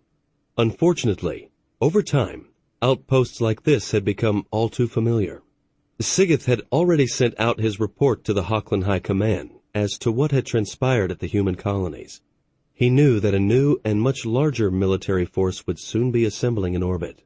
From the ship losses the humans had suffered, Sigith knew they would fall quickly to the new fleet. Englert had made a serious error in judgment for not requesting more warships for his ill-fated attack. The Empire had thousands of ships at its disposal. The next attack fleet would be 10 times the size of the previous one. Sigith didn't mind sharing the glory of conquering these 4 human worlds as well as their home system when it was found. Victory would ensure his continued survival and future rise of the Hochland hierarchy. Perhaps he could even return to the homeworlds to live out the rest of his life. However, he needed to contact the Hochland's masters. They would not be pleased with his report, but the blame for this disaster had already been placed on Commodore Englert. Sigith felt uneasy at contacting the masters. If they decided to respond to this defeat, their response could be quick and deadly to the humans. The masters might decide to make an example out of the human worlds instead of adding them to the Empire. If that were to happen, then the Hochlands would lose 4 potentially valuable new slave worlds, plus the humans' home system, which had yet to be discovered. Hedon was back on Macon with his brother Taylor and Lyndall. It had been 5 long weeks since the failed Hochland attack on the 4 colony worlds. The entire human Federation of Worlds was still in shock over the atrocities committed by the Hochlands on helpless civilians. It might be months yet before the final total of those killed was known. Taylor and Hedon were down at the lake taking a late evening stroll and discussing the events that had brought them back to Macon and the cabin by the lake. They had only arrived at the cabin a few hours earlier. Lyndall was tidying up the cabin and unpacking some supplies they had brought with them. She had told Taylor and Hedon to be back in time for supper. She didn't want it to get cold waiting on them. "I still can't believe what happened on Alden," spoke Taylor, gazing out over the calm lake waters. In a few spots, he could see small ripples where fish were feeding. "The last reports indicate over 87 million dead, and another 20 injured." "They nuked the planet," Hedon said somberly, glancing over at his brother. "They forced the defending fleet to retreat back beneath the planetary defense grid, and then used their fighters to take the grid out. The fleet did everything they could to protect the planet." "They nuked 22 cities," replied Taylor, coming to a stop. "How could they do something like that? What if they had made it here or to tell us? The casualties could have been 100 times worse." The lake looked so peaceful. Taylor couldn't imagine that type of horror coming here. He had seen the photos and some of the vid coverage of Alden. The carnage in the destroyed cities was beyond belief. Survivors were shown in the wreckage, still searching for missing loved ones. Every effort was being made to get supplies and medical aid to those that needed it. There were so many in need of help that it was seriously taxing the Federation agencies responsible for delivering such aid. The battle carrier Harrington and 2 light cruisers were all that survived the attack, added Hedon, shaking his head. He had read the detailed report of the attack and the desperate attempt by the Federation fleet to protect the planet. If not for the Harrington and her pilots, the damage would have been a lot worse. The cruisers did everything they could to protect the Harrington, as her air wings took on the Hochland ships. It's my understanding that only 12 pilots survived, but not a single fighter or bomber was left once the battle was over. All 3 ships are still in repair bays at Aquarium. Can we not salvage any of the other ships?" Taylor asked. He knew the battle above Alden had been terrible and merciless. The story of the heroic battle the Harrington's air wings had fought was already spreading across the Federation. People across the Federation were still talking about how the last 4 Anlon bombers, protected by 7 fighters, had fought their way to the enemy dreadnought, and then all 4 bombers had rammed the Hochland flagship, detonating their loads of nukes. The resulting explosions had knocked down the dreadnought's energy screen, and the last bomber's weapons had exploded against the unprotected hull, seriously damaging the ship. The Harrington had then moved in and used her railguns to finish the dreadnought off. They had lost a lot of irreplaceable fleet units and personnel in the battles with the Hochlands. Taylor didn't know what the fleet was going to do to make up for the lost ships. General Allister had told Taylor that they might have to consider enlarging the bases on New Providence to take in more civilians. Even Admiral Flaxen had indicated that he didn't know if they could stop the Hawklands again, if they attacked in the same numbers. The Monarch cruiser Thunder, and possibly 2 of the light cruisers, might be salvageable, responded Heaton, recalling the fleet reports that Admiral Flaxen and he had gone over. He had seen the photos of the damage. The ships have been taken to Aquaria. They're waiting their turn in the repair bays. Once in, the engineers will decide if it'll be quicker to repair them or build new ships. How much time do you think we have before the Hawklands return? Heaton pursed his lips and gazed at the distant setting sun. In another 30 or 40 minutes, the sun would be below the horizon. Admiral Kenseth believes we have at least another 4 to 6 months before they can return with a sizable fleet. I understand the civilian government is up in arms about what happened on Alden. After the Hawklands managed to nuke Alden and New Eden, the civilian government is demanding that the defensive grids around all the planets be greatly expanded. Heaton responded grimly. That will be a major priority now. How are they going to do that? Taylor asked worriedly. He looked over at Heaton. Won't that take away from new ship construction? Taylor knew that the manufacturing capability on the shipyards wouldn't be able to keep up with this new demand for defensive satellites and platforms. They would need hundreds to provide any type of workable defense for the colony worlds as well as Tellus and Macon. Taylor couldn't imagine reducing fleet construction to build up the defense grids. The fleet was their best defense. Heaton paused for a moment and took a deep breath before looking over at his brother. Factories on Tellus and here on Macon are being retooled to make defensive satellites and platforms. The Federation Council wants to strengthen the defensive grids by at least a factor of 4. Will that be strong enough? If we can get the fleet built back up. It might be, Heaton replied cautiously. We're still facing so many unknowns. We didn't recover anything really useful from the destroyed Hawkland ships.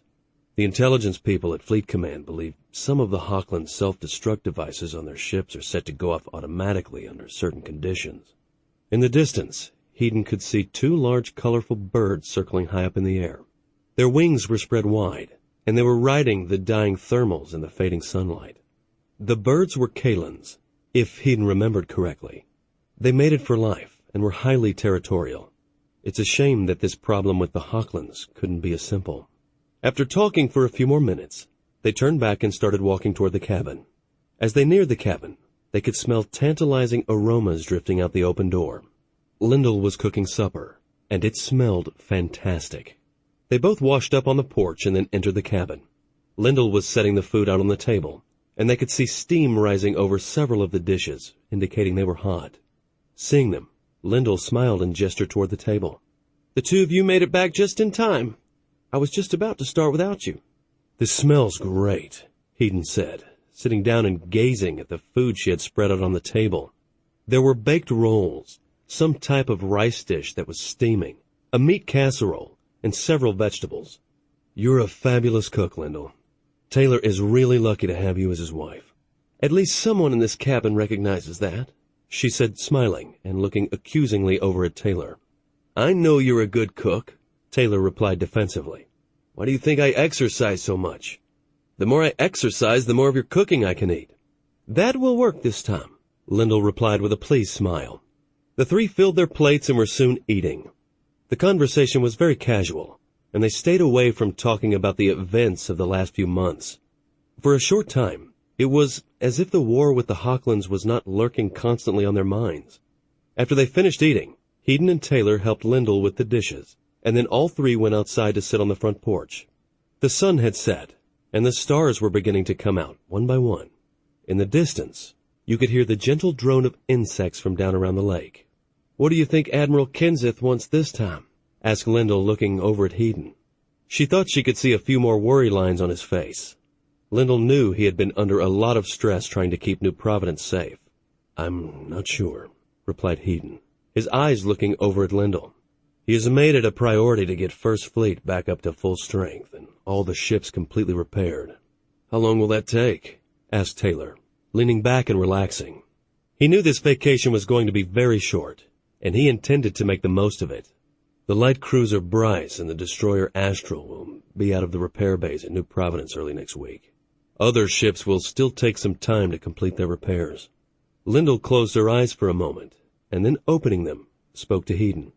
I think the Admiral is planning something, and it involves you, Heaton. I'm afraid it's going to involve the Hochlands. He could be sending First Fleet to attack them, Taylor suggested, his forehead creasing in a heavy frown. It might cause them to hesitate before launching another attack if they have to worry about being hit themselves. It could buy us the time we need to rebuild the fleet.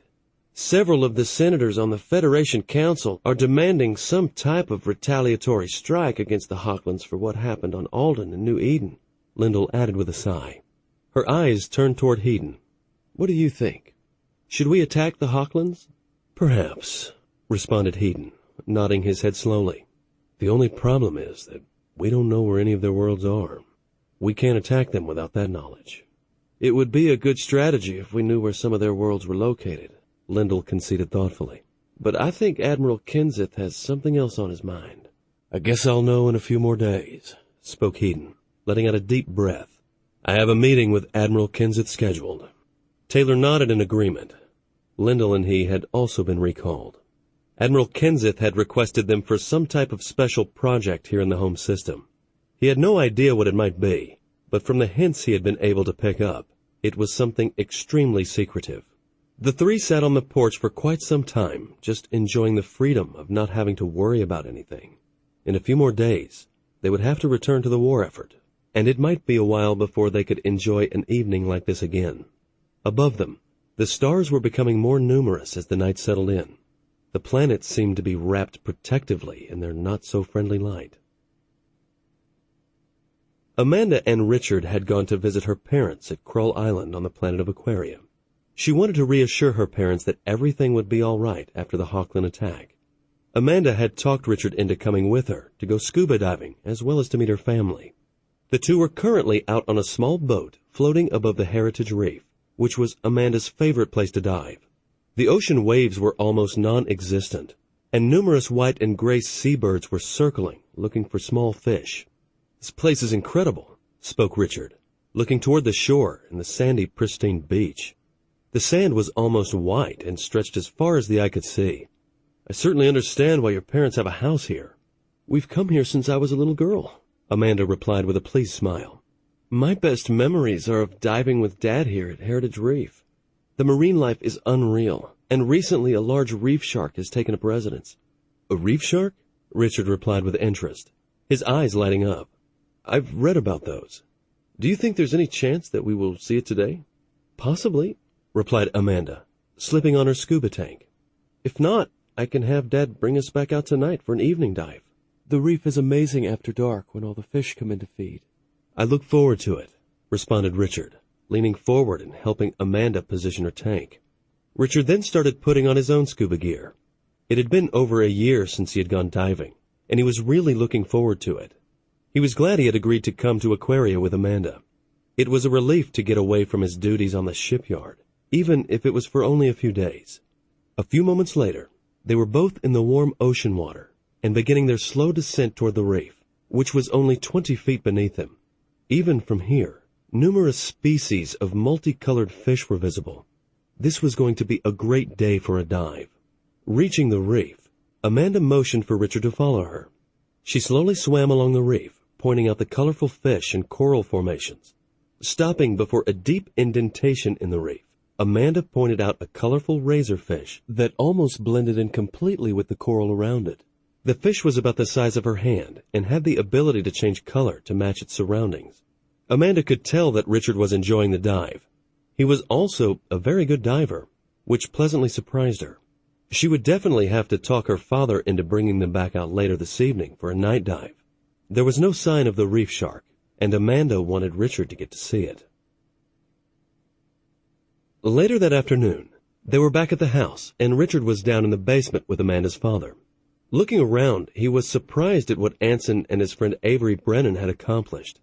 "Looks as if you have done a lot of work down here," spoke Richard, looking over at Anson. The walls seemed sturdy, and the main room looked quite comfortable. "There are 2 small bedrooms through those doors there," Anson said, pointing. "If we have to come down here to stay, it shouldn't be too bad. I tried to make this basement as livable as possible." "You certainly have done that," replied Richard, continuing to look around. Anson was pleased that Amanda had finally brought a man home. He knew that his wife had been thrilled when she found out that Amanda wasn't coming alone. That was all she had talked about when Amanda had called them, and said she and Richard were coming for a visit. It had also helped to take her mind off the recent Hochland attack. "I'm glad you're prepared," commented Richard, looking back over at Anson. "It will make Amanda feel better. She worries about you and her mother quite often." "We should be okay," responded Anson, nodding his head. He walked over and put his hand on a small portable comm system that was sitting on a shelf. "I can tune into the civil defense stations with this in an emergency.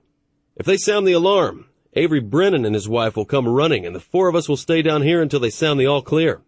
We also have a small emergency generator if the power goes out. We were all four in here when the Hochlands attacked. That was a good decision. I understand you're a pretty good hunter," Richard continued. Looking around, he could tell that the basement was well stocked with supplies. Amanda had done a first-rate job making sure her parents would have what they needed in order to survive an attack. "I do a lot of bird hunting in the fall and spring," Anson replied with a smile. "I guess Amanda told you about the assault rifle she arranged to get for us. In my younger days, I spent several years in the Marines here in Aquaria, so I can handle an assault rifle if necessary." "I just hope it doesn't become necessary," Richard replied somberly. "So do I," Anson responded, with a serious look upon his face. "If it ever comes to that, and something bad has happened to the Federation." Upstairs, Amanda's mother was full of questions about Richard. "It's about time you brought a man home," she was saying. "Mother," responded Amanda, feeling a faint blush color her cheeks. "It's nothing like that. Richard and I are just good friends." Her mother smiled knowingly. "I see how he looks at you. If you're good friends now, he certainly wants more later. He sounds like a really good man. You don't find too many of those, Amanda." Amanda was quiet for a moment. "Mom, I really like Richard, but right now with this war and everything, it's not the time for a serious relationship." Her mother gazed at Amanda for several long seconds. "No, dear, now is the time for that type of relationship. It's what will help you to get through this." Looking at her mother, Amanda knew in her heart that she was speaking the truth. She just wasn't sure yet if she was ready for that type of relationship. It was something she would have to think about, perhaps even talk over with Richard. Amanda let out a heavy sigh. Leave it to her mother to make her realize what was truly important.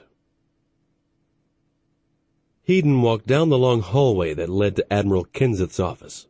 Reaching the office, one of the two Marine guards opened the door and gestured for him to go right in. Once inside, Hedon paused upon seeing Admiral Kenseth and two senators from the Federation Council. Reaching Admiral Kenseth's desk, he saluted. He wondered why the Federation senators were here. "At ease, Admiral," spoke Kenseth, gesturing for Hedon to sit down in a chair next to the two Federation senators. Hedon sat down and then waited, staring questionably at Admiral Kenseth. He had been wondering for several days now exactly why he had been called away from New Providence to the home system. There was still much work that needed to be done, getting First Fleet back up and fully operational. The shipyard at New Providence had been working around the clock with full crews on his warships. "I hope you have enjoyed your short leave," Admiral Kenseth spoke, his eyes shifting to some papers on his desk and then looking back up. "You did an outstanding job protecting New Providence, better than any of our other admirals in the other colony systems." "Thank you, sir," Hedon replied. "But we still lost a lot of good men and women. I don't feel that good about it." "As any commander should feel," Admiral Kenseth replied evenly. Hedon was silent for a moment, and then he asked the Admiral, "Why have you called me back to tell us? We still have a lot of work to do back at New Providence to get ready in case there is another attack." "We've called you here because we have a special mission that we need you to undertake," Admiral Kenseth responded gravely. "A special mission?" responded Hedon, feeling confused. Surely they weren't going to send him to attack the Hochlands. They had no idea where any of the Hochland worlds were. The Federation also didn't have the ships currently to commit to such an action. If they did, it might be the prudent thing to do, but after the Hochland attack, the fleet was in no shape to go on the offensive. "We need to know what we're up against, Admiral." Senator Whittingham from Tellus spoke with a serious look in his eyes. Whittington had been on the Federation Council for 12 years and was rumored to have the inside track to be the Federation's next president. "I don't understand," Hedon said, looking over at the senator. "How can we find that out? We don't know where any of their worlds are. As far as I know, we haven't recovered anything useful from their destroyed ships. That's why we want to send you on a special mission, Admiral, Senator Whittington answered. Then looking at Hedon, with a serious look upon his face, the senator continued. We want you to take the First Fleet deep into what we suspect is Hochland territory, and see just how big their empire is. Are we up against a few worlds, or an empire spanning a major part of the galaxy? Hedon was stunned at what the senator was suggesting. The Federation couldn't afford to lose First Fleet, or for it to leave Federation space. They just didn't have the ships to spare right now.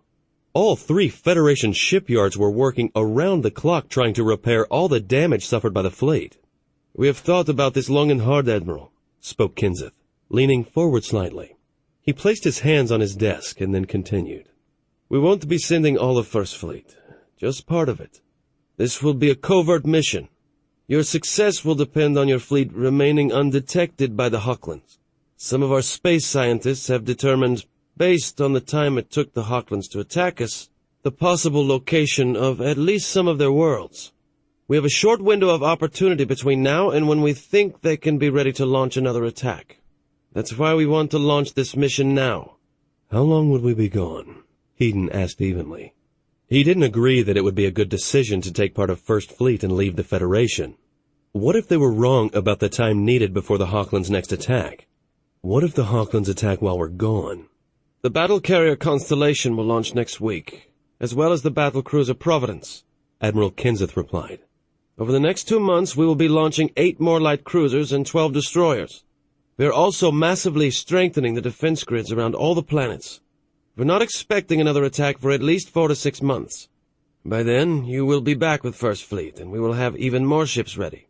The area we're sending you to search will take 6 to 8 weeks to reach, Senator Whittington commented.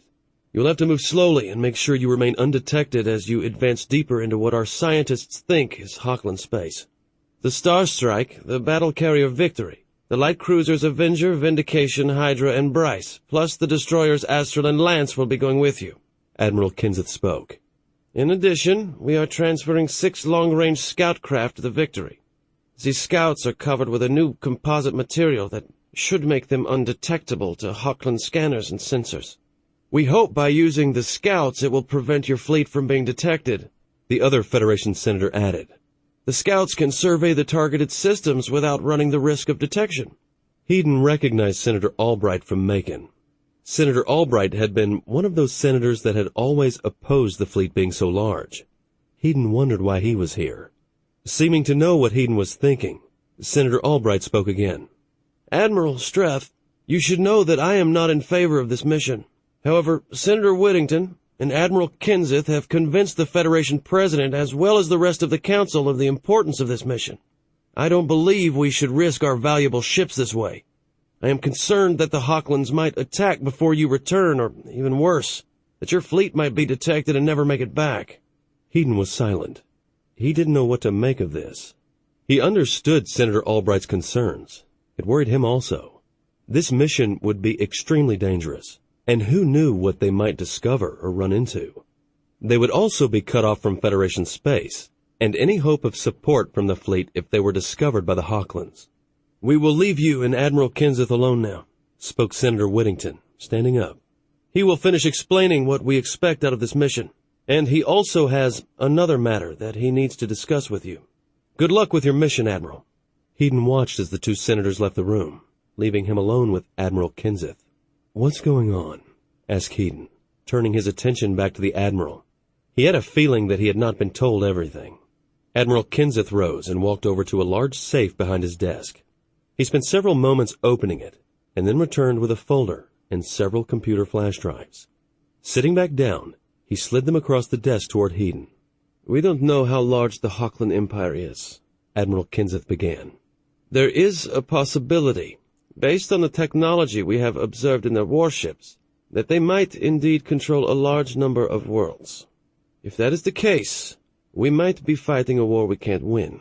Also, due to what happened to the colonies of New Eden and Alden, it is prudent that we make sure the human race survives. That folder and those flash drives contain the plans that the Federation Council and I have come up with to ensure that happens. Put those in your safe on board the Star Strike. They contain instructions of what you are to do if we lose this war."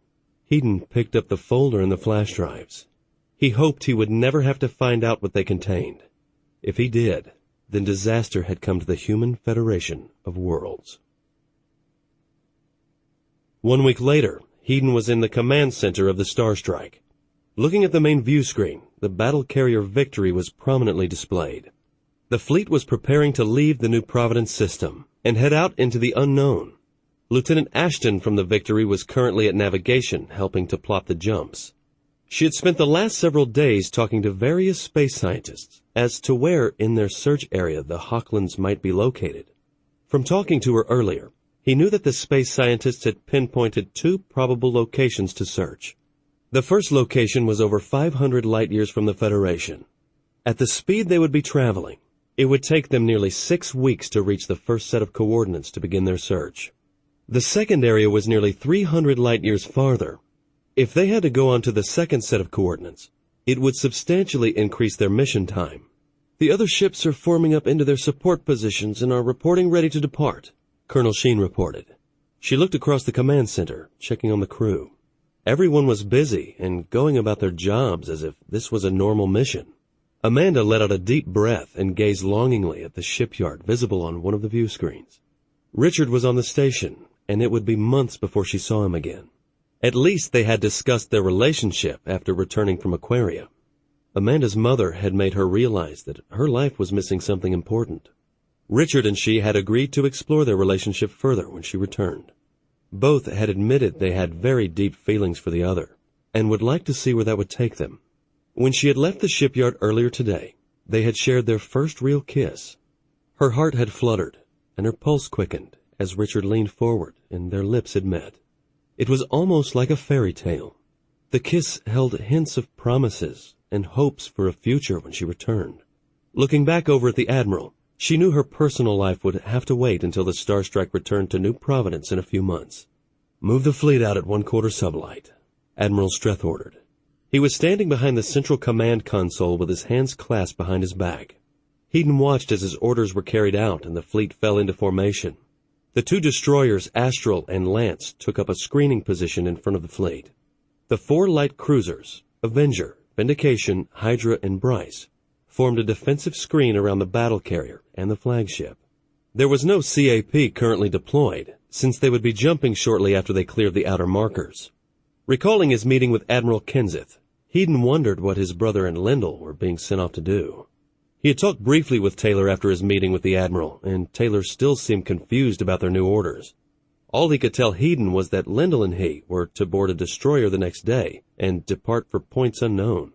Hedon wondered if it had anything to do with the special orders he had locked up in his personal safe, the mysterious orders that Admiral Kenseth had given him, and then instructed him not to open unless the Federation lost the war.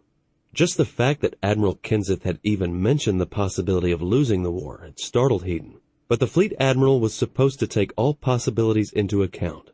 It made Hedon realize just how important this mission was. It also worried him about what the Federation would do if it was discovered that the Hawklands did control an empire much bigger than the Human Federation of Worlds. Surrender was not an option, and the Hawklands didn't seem to be a merciful race. The fleet continued to move away from New Providence, and was soon nearing the outer markers. The first jump had already been programmed into the fleet's navigation computers.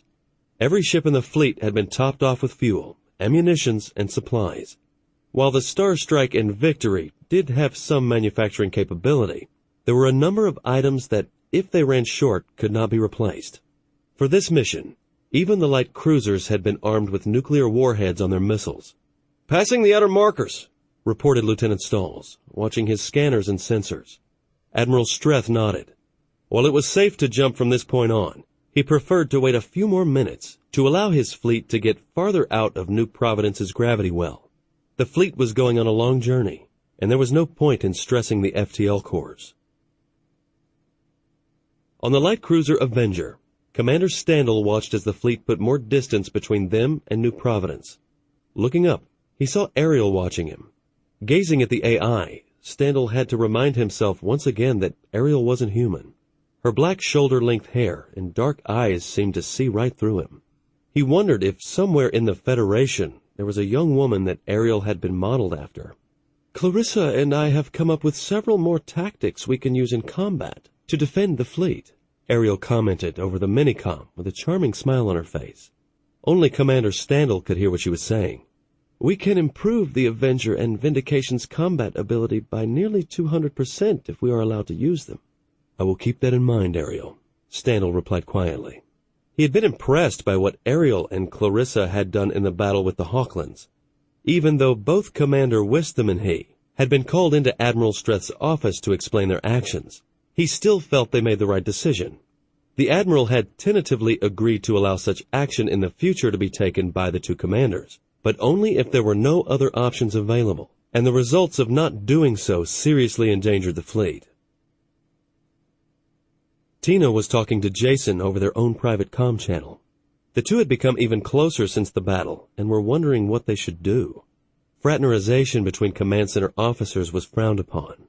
If they decided to continue their growing relationship, one of them might be forced to transfer off the Avenger. Both hated the thought of that, as they liked the ship, its crew, and its commanding officers. "It may be months before we get back," spoke Tina, gazing at one of the smaller view screens, which showed the blue and white globe of New Providence receding in the distance. Jason smiled over at her and spoke. "We have a pretty powerful fleet with us, so we should be safe. Once we find the Hawklands and get the general idea of what we're up against, the Admiral will bring us back safely. Still, we're going a long way. Anything could happen," Tina responded slowly. "If something happens to the fleet, there will be no hope for rescue."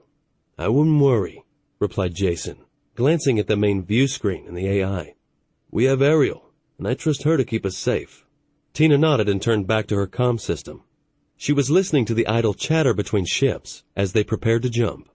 On the main screen, Ariel's smile grew. What the crew didn't know was that she could listen to everything they said over their private comm channels. She had discovered how to do this months earlier and had not told anyone. Even an AI had to have her secrets. Admiral Streth watched as the fleet neared its planned jump point. At a nod from him, Colonel Sheen gave the order for the fleet to jump. Almost instantly, blue-white vortexes formed in front of the two destroyers. The two ships quickly vanished into them. Moments later, the vortexes vanished as if they had never been. On each jump, the two destroyers would go first and scan the target system, and then a few minutes later the fleet would follow. Hedon waited patiently and soon saw a vortex form in front of the Starstrike. He braced his hands instinctively against the command console. Entering hyperspace wasn't that big of a deal, but he still tensed up each time it happened. The helm officer moved the Starstrike into the vortex. Hedon felt a quick moment of queasiness. Then it was over. On the view screen, the dark purple colors of hyperspace were visible. Their mission had started, and they were on their way to search out the Hawklands. Looking around the command center, Hedon noticed the crew seemed to be more relaxed now that they were underway. He just hoped that he would bring them all back home safely. Chapter 9. The Present. Captain Arkles tensed as the scout ship exited the space vortex in the first targeted system. For a moment, all the screens and sensors in the small ship were covered in static. He felt vulnerable knowing that for a brief second, the small scout was helpless and blind. Looking out the cockpit window, he could see nothing dangerous, just the unwinking sea of stars. The stars in this region of space were closer together than at home, and space around the scout seemed to be full of them. "Sensors coming online," Sensor Specialist Rathers reported, as his screens began to clear. "Beginning long-range scans." "How are the stealth systems?" asked Arkles, starting to relax now as all the systems came back online. "Functioning normally," Systems Specialist Barkley replied, as he checked his computer readouts. "We should be undetectable to sensors and scanners." "Let's hope so," Arkles commented dryly. He just hoped the scientists and technicians were correct when they claimed the Scout wouldn't show up on Hawkland sensors or scanners. The Scout wouldn't stand much of a chance against an armed Hawkland warship. "I wonder if anything is out there," commented Lieutenant Sanders, gazing out the cockpit window at the stars. It made her feel so alone, knowing they were so far from home, and now away from the victory. She took a deep, steadying breath and looked over at Captain Arkles. His steady, confident look made her feel more at ease. For several long minutes, everyone was quiet as the long-range sensors swept the system. These were special sensors designed to furnish the maximum amount of data possible. Only the sensors aboard a battle carrier or a battle cruiser could compare in sensitivity and range. "No artificial emissions detected," Rathers reported as the information began to appear on his screens. 5 planets have been detected and none are in the liquid water zone. "The system is a bust," Arkles said disappointedly, letting out a sigh. He knew that the likelihood of them finding an inhabited system on the first jump had been quite low. "No signs of mining operations on any of the planets or moons?" "No, sir," replied Rathers, checking his data once more to make sure he hadn't missed anything. "The system is dead." Captain Arkles nodded and turned to look at Lieutenant Sanders. "We will let the jump drive cool for 2 hours and then jump to our next target. Specialist Rathers, continue to run your sensor scans. We might as well gather as much information as possible on this system while we wait." Arkles leaned back and closed his eyes for a moment. On a fleet warship, the FTL cores were allowed to cool for at least 4 hours after each jump. One of the side effects of traveling in hyperspace was the heat buildup in the drive core. If the core wasn't allowed to cool down sufficiently after a jump, it would eventually cause serious damage to the FTL drive. While multiple jumps were possible without allowing the FTL core to cool, it was not recommended for the small scout ship they were in. The technicians had recommended a cool-down period of 2 hours. Lieutenant Sanders was busy entering the next series of FTL coordinates. Their next jump point was only 2.6 light-years away. She knew that if a Hochland ship was to make a sudden appearance, they could jump immediately to safety. A couple of quick jumps probably wouldn't damage the core, but she didn't want to get stranded out here. If they did, the chance of a rescue was almost non-existent. It was on their 4th and final jump that they hit pay dirt. The sensors had just begun to clear when Lieutenant Sanders made a startling announcement. "I'm picking up something on communications." She had set the Scout's comm system to scan all normal communication frequencies. Lacey hadn't honestly expected to pick up anything, but there the signals were. "We have a planet in the liquid water zone," Specialist Rathers spoke excitedly. "I am also picking up energy emissions from it. It's definitely inhabited. I am picking up radio transmissions on numerous frequencies," Lacey spoke as she continued to listen to a number of different broadcasts. She couldn't understand what was being spoken, but it was definitely coming from the planet. "I think we found what we're looking for." Captain Arkles leaned forward and studied the small sensor screen in front of him, where Specialist Rathers was sending what was on his larger screen. It showed the 4th planet lit up in artificial emissions. "There are 8 planets in the system," Rathers reported as he continued to study the data coming in from the scans. "The 4th is inhabited, and I'm also picking up emissions from Planet 5 and several of the moons in the system. The others are probably mining operations." "What about ships?" asked Arkles, feeling tense. He wondered if this was a Hochland-controlled system, and if there were any warships about. "I show a large space station in orbit around Planet 4, as well as what appears to be a number of freighters," Rathers replied as he studied his sensors. It would be necessary to move in closer and use the short-range scanners so they could get more detailed information on the planet and the space station. "I also show several freighters in transit between what I assume are the mining operations." "We found an inhabited world," Sanders spoke quietly, her eyes looking thoughtful.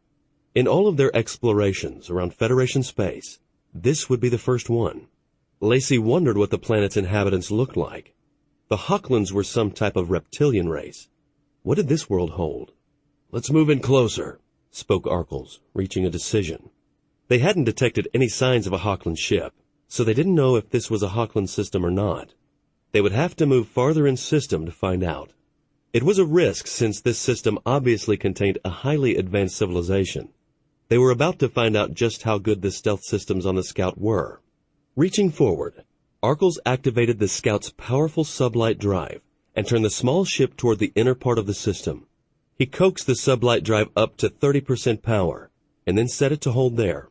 At that speed, it would take the Scout 3 hours to reach scanner range, which would allow them to gather more details about the planet and the orbiting space station.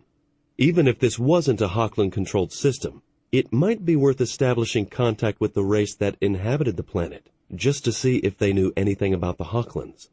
"Are we detecting any scans of any type?" he asked, looking back at Specialist Barclay. "No, sir," replied Barclay, studying his computer screens and running his fingers over a keyboard. We may be too far out for their sensors.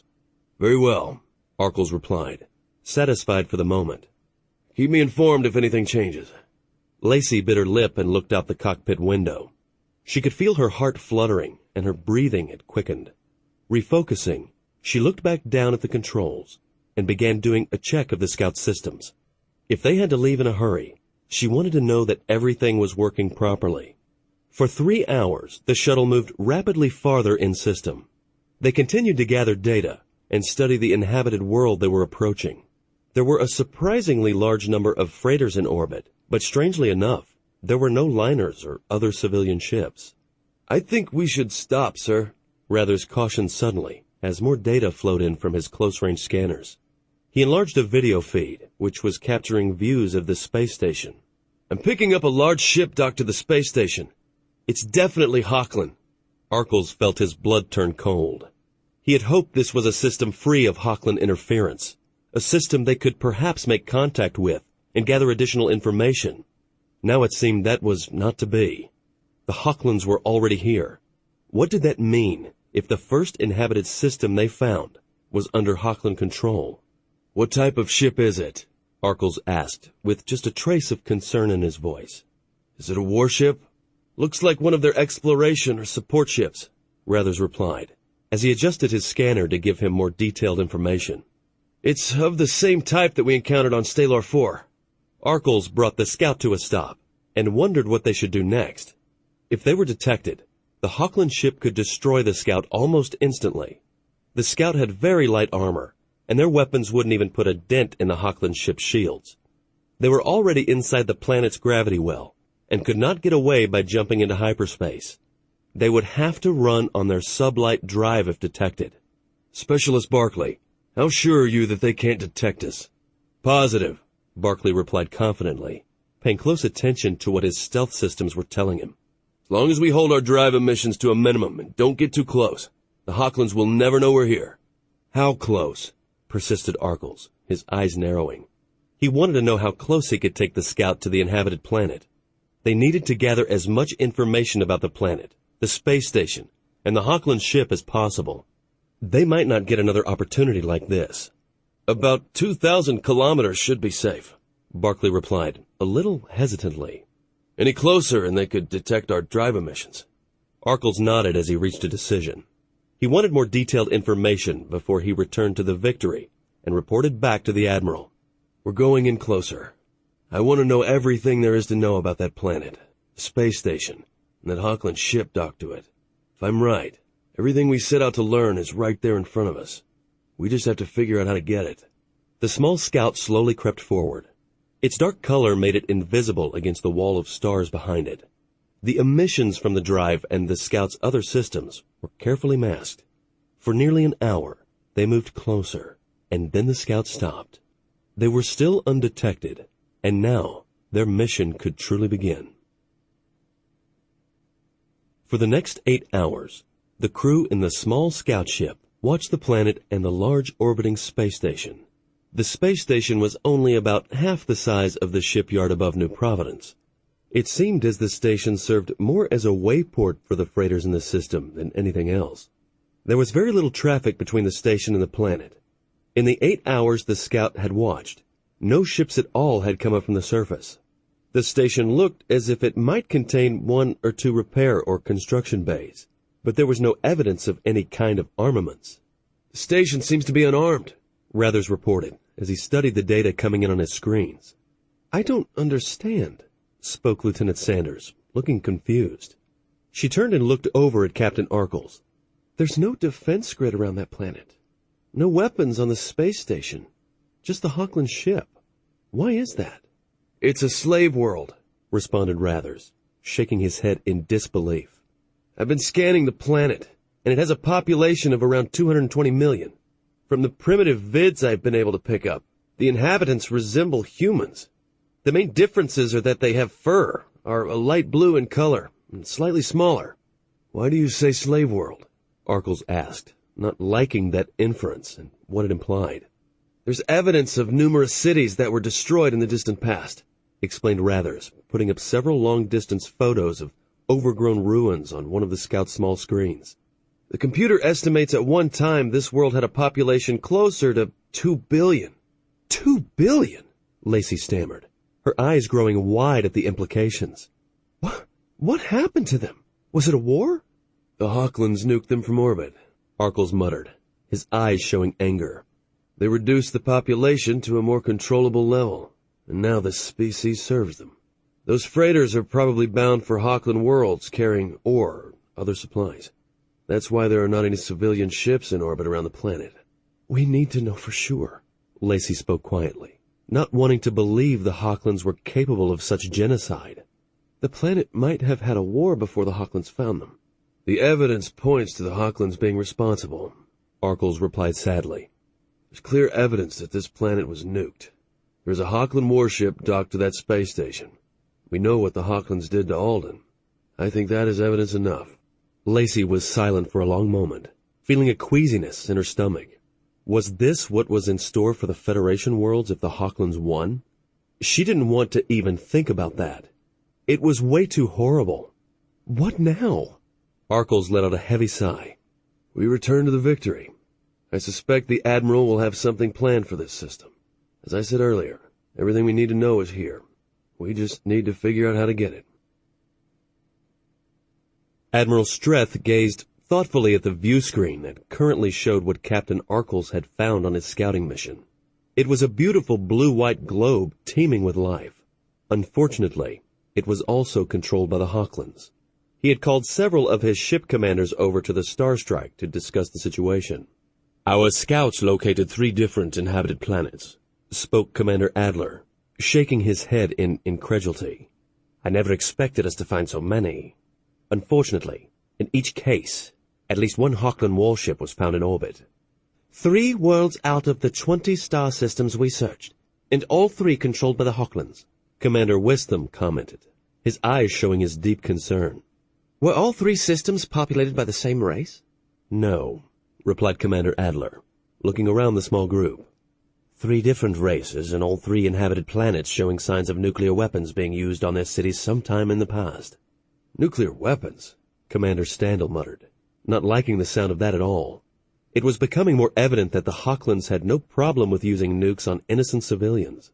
It sounds as if they use nukes to reduce the populations of all their conquered planets to a more manageable level. We don't know that for sure, spoke Commander Wistham, hoping they were wrong about why nukes had been used on the planets. Unfortunately, the evidence from all 3 of the scouts seems to point to that, Commander Adler responded, wondering if the same could happen to the Federation. Look what they did to Alden. Everyone was quiet as they weighed Commander Adler's words. In their hearts, they feared that he might be right. No one wanted to see the Federation suffer the same fate as these 3 planets. I don't see the need for the fleet to go any deeper into what is apparently Hawkland-controlled space, commented Admiral Streth, taking a deep, fortifying breath. Everything we need to know about the Hawklands and their empire is in those 3 systems. The question is, how do we get it? The people in the small command group looked at each other as they thought about the different options available to them. Each system had a Hawkland warship in orbit. In 2 of the systems, the warship was docked to a space station. In the 3rd, it was floating in orbit above the planet. Major Raymond cleared his throat and then spoke. My 500 Marines on the Victory could take one of the space stations. Maybe even the Hawkland ship that is docked to it. We're ready to go, Admiral. Just give the word.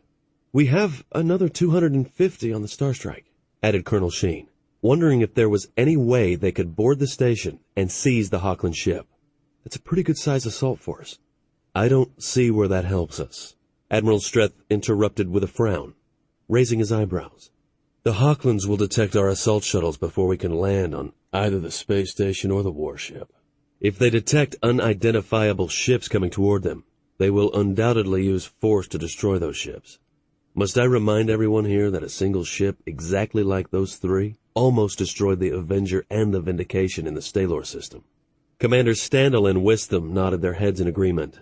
They grimaced at recalling the damage the Avenger and Vindication had taken above the mining colony. Those 3 warships were a problem. If they attacked any one of the 3 systems, the other 2 warships would respond to a call for help from the other support ship.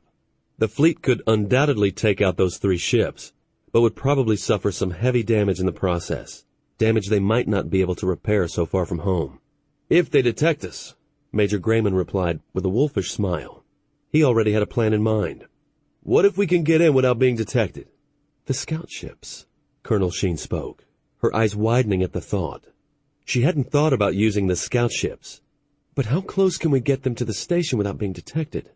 Commander Adler looked thoughtful for a moment as he thought about the stealth systems and composite shielding on the scouts. He knew what the scientists and technicians said. They were pretty confident about it being immune to scans or sensors. However, he didn't know if they had considered a situation like this one. Maybe pretty damn close, he said after a moment. If the Hochlands are not expecting us and are not running routine scans, we just might be able to pull this off.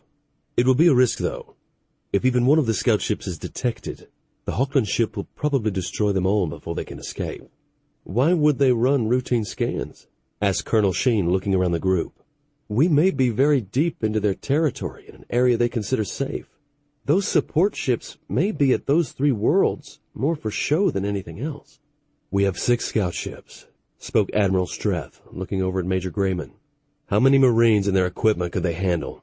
It will take 2 jumps to get to the targeted system, responded Major Grayman, looking over at the Admiral. He had already worked out a few of the details of this plan earlier, when he had been told about the meeting. I can put 10 Marines and their equipment on board each scout. Will 60 Marines be enough? Asked Commander Standel, frowning. There may be hundreds of Hochlands aboard that ship and the space station. We also have 6 heavy assault shuttles on the Victory, Major Grayman added. They can each hold 20 Marines and all their equipment. Once we have a secure foothold on the station and the Hochland ship, I propose jumping all 6 of them in with reinforcements. We also have 4 heavy assault shuttles on the Star Strike, Admiral Streth added. He wondered if this plan could actually work. They would be taking an enormous risk, but the payoff could be worth it. That will give us another 200 Marines to hit the station and the ship with. We're going to be taking a lot of risks if we do this, Commander Adler warned with a heavy frown, hoping they were not making a colossal mistake. What if the Hochlands activate the self-destruct on this ship? If we hit them hard enough, we can stop it, Major Grayman informed them confidently. From the vids of the support ship at Stalar 4, and from the attack on our colony worlds, we have a pretty good idea where the nuclear destruct charges are located. I have several specialists that will be going in with the first group who will attempt to disarm the charges. In all the confusion, it just might work, Colonel Sheen spoke, as she thought about the plan Major Grayman was proposing. The Hochlands are bound to be confused from the attack. Before they realize what our Marines are after, we may just be able to disarm the self-destruct charges. At some point we will have to jump the fleet in, mentioned Commander Adler, thinking about everything that could go wrong in a complex mission like this. If this fails, the Hochlands may send a fleet after us. They won't like the idea of a human fleet prowling around in their backyard. They also won't want to risk us making it back home with any information we've gathered. We may find it difficult to make it back to Federation space. The entire command group was silent as they thought about this. It would be risky just getting the information. However, it might be even more dangerous trying to make it back home with it. Admiral Streth looked around the small group of officers. He could see that several of the ship commanders were unsure about an armed attack by the Marines on the Hochland ship and the space station. They were also worried about making it back home. He took a deep breath as he weighed his options. It had taken them 6 weeks to get this far. They didn't have to jump into anything. They could take a little time to study this, perhaps come up with a more feasible plan that had a more reasonable chance of working with minimum casualties and risk to the fleet. Major Grayman, go ahead and work up an action plan, ordered Admiral Streth, reaching a decision. We want detailed knowledge of the territory the Hochlands control, as well as any other intel we can recover. Obviously, recovering computer drives will be a top priority, as well as any star charts that might exist on the station or the Hochland ship. What type of force am I allowed to use on the station? Asked Major Grayman, wanting a little clarification. There might be civilians from the race down on the planet aboard. Admiral Streth gave Major Grayman a long and serious look. It's imperative that we find out what the human Federation of Worlds is facing. You are authorized to use whatever force and weapons are necessary to achieve that. I am directing you to attempt to hold any civilian casualties to a minimum, and to try to use non-lethal force if possible. However, if civilians offer resistance or get in the way, you are authorized to go through them. Major Grayman slowly nodded in understanding. We will issue stun grenades and a few other non-lethal weapons, sir. We will do everything possible to hold civilian casualties down." Then, turning to the other officers in the room, Hedon continued, "Colonel Sheen, I want you to work with Major Grayman on this. Commander Standal, Wisdom, and I want to involve the AIs. As soon as Major Grayman and Colonel Sheen have a tentative plan worked up, let the two AIs evaluate it and see what they can come up with in the way of improvements." "You want the AIs involved?" Commander Wisdom asked with a look of surprise. "Yes," Admiral Streth responded with a nod. "They came up with some extremely good defense plans back at New Providence, and they showed their tactical ability when they used the Avenger and Vindication to attack the Hockland ships. I think it would be wise for us to include them on this." Everyone nodded in agreement, recalling how deadly the two cruisers had been to the Hocklands once the AIs were given control. After being dismissed by the Admiral, the group broke up and went off to work on their assignments. Amanda sat down on the couch in her quarters and leaned back, closing her eyes. She had just spent nearly 6 hours with Major Grayman, working out a tentative attack plan. She just hoped it would work. If not, a lot of good people would die. Taking a deep breath, she opened her eyes and looked across her quarters. On the far wall, next to her desk, was a large photo of her parents. There was also a picture of her parents' house at Crawl Island. At this time of the year, it would be turning cooler on Aquaria. Since the planet had only a few degrees variance in inclination as it rotated around its sun, the seasons didn't change too much. Getting up, she walked over to her desk and glanced at the picture she had recently placed there. It was a picture of her and Richard at her parents' house. Her mother had taken the photo just a few months back. Amanda missed Richard. His friendly voice, his easy laugh, all made her miss him even more. She was beginning to realize that perhaps her mother was right. Richard was very important to her, more than she had realized. Richard and she had talked about their relationship before she left on this mission. She acknowledged that it was time for her and Richard to pursue this relationship and see where it led. With a heavy sigh, she knew it would probably be at least another few months before they made it back to New Providence. That would be almost a quarter of a year away from the shipyard. If the mission they had planned worked, they could start back for home again shortly, maybe within the week. After Major Grayman and she had finalized their attack plan, Amanda had sent copies of it over to the Avenger and the Vindication. Now it was just a matter of waiting to see if the AIs recommended any changes. Early the next afternoon, Amanda had just finished eating in the officers' mess when she was called to the main conference room. She had been preparing to do a quick inspection of the flight bay on the Star Strike when she received the summons. Upon entering the conference room, she saw that Major Grayman and both Commanders Standal and Wisdom were already there. Not only that, but Ariel's avatar was showing on the main view screen on the front wall. She also noticed that Captain Sylvan and Sergeant Craven were present. Captain Sylvan was in charge of the Star Strike's Marines, and Sergeant Craven was a platoon leader from the Victory. She had just sat down when Admiral Streth and Commander Adler walked into the room. "Hello, everyone," Admiral Streth spoke as he took his seat at the head of the table. "We're here today to discuss the attack on one of the Hockland systems. Colonel Sheen and Major Grayman have come up with a plan of attack. That plan was handed over to our two AIs to run simulations on and see if they could come up with anything to enhance our chances of accomplishing this mission, plus hold our casualties down to a minimum. Ariel, would you please explain to everyone what you and Clarissa came up with?"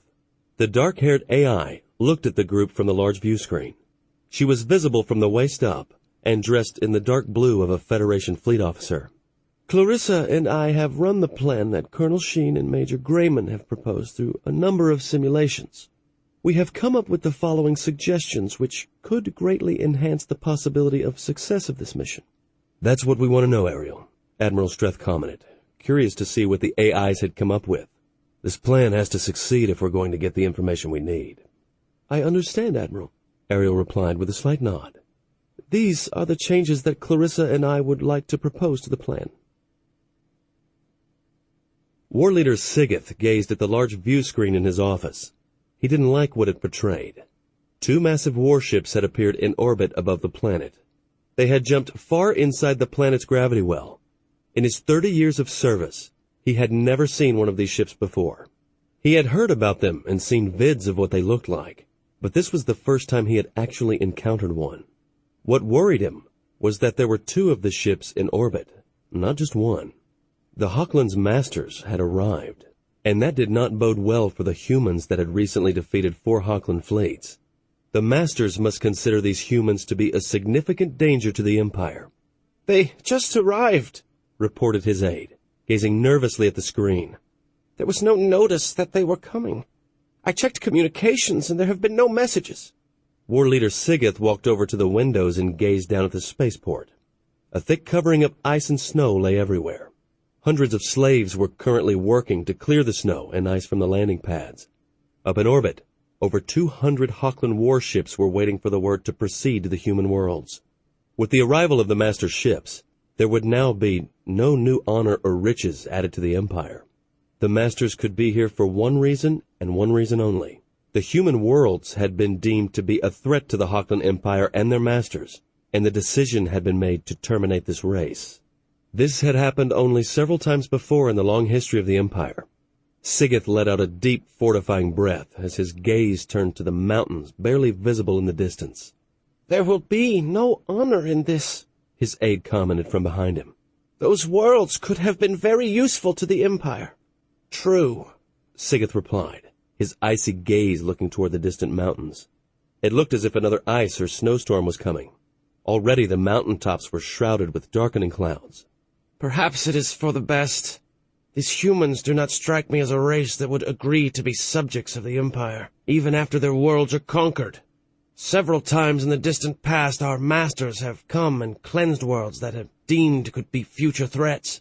Our empire has existed for thousands of years following this philosophy." War Leader Sigeth's comm system went off, indicating an incoming message. His aide strolled over, and, activating the comm system, listened to the message.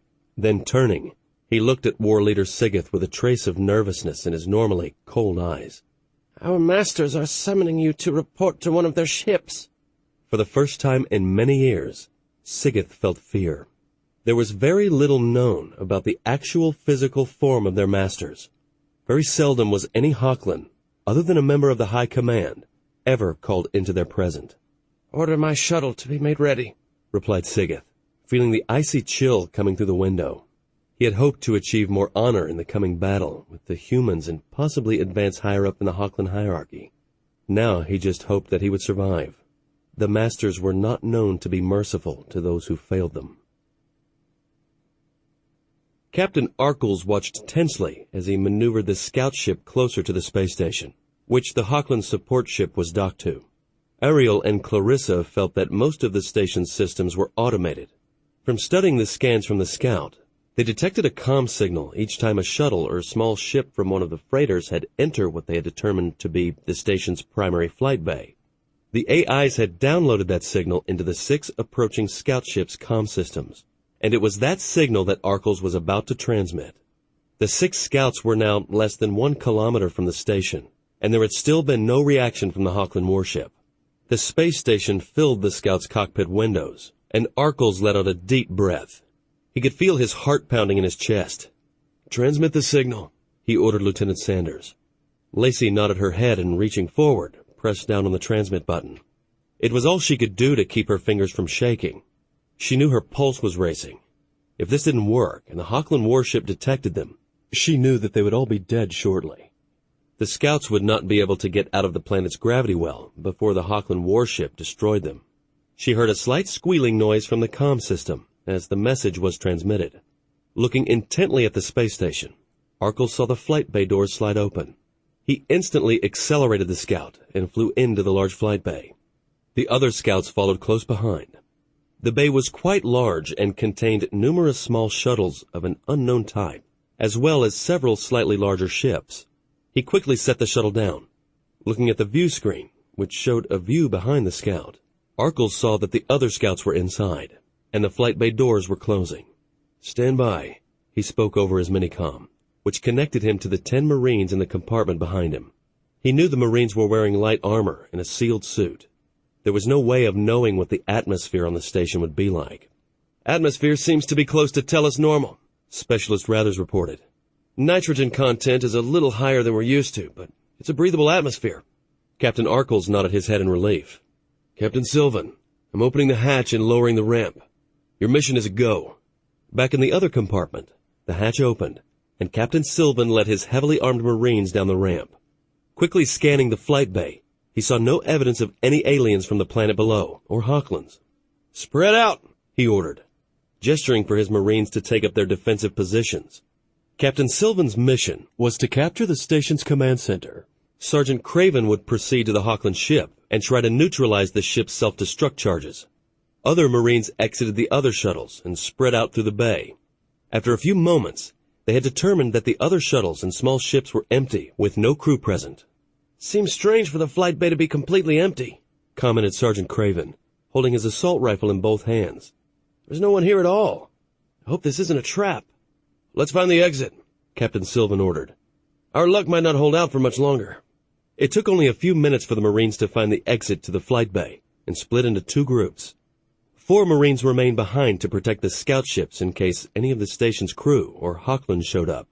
Both Captain Sylvan and Sergeant Craven were surprised that they still hadn't encountered anyone yet. Captain Sylvan moved over to Sergeant Craven.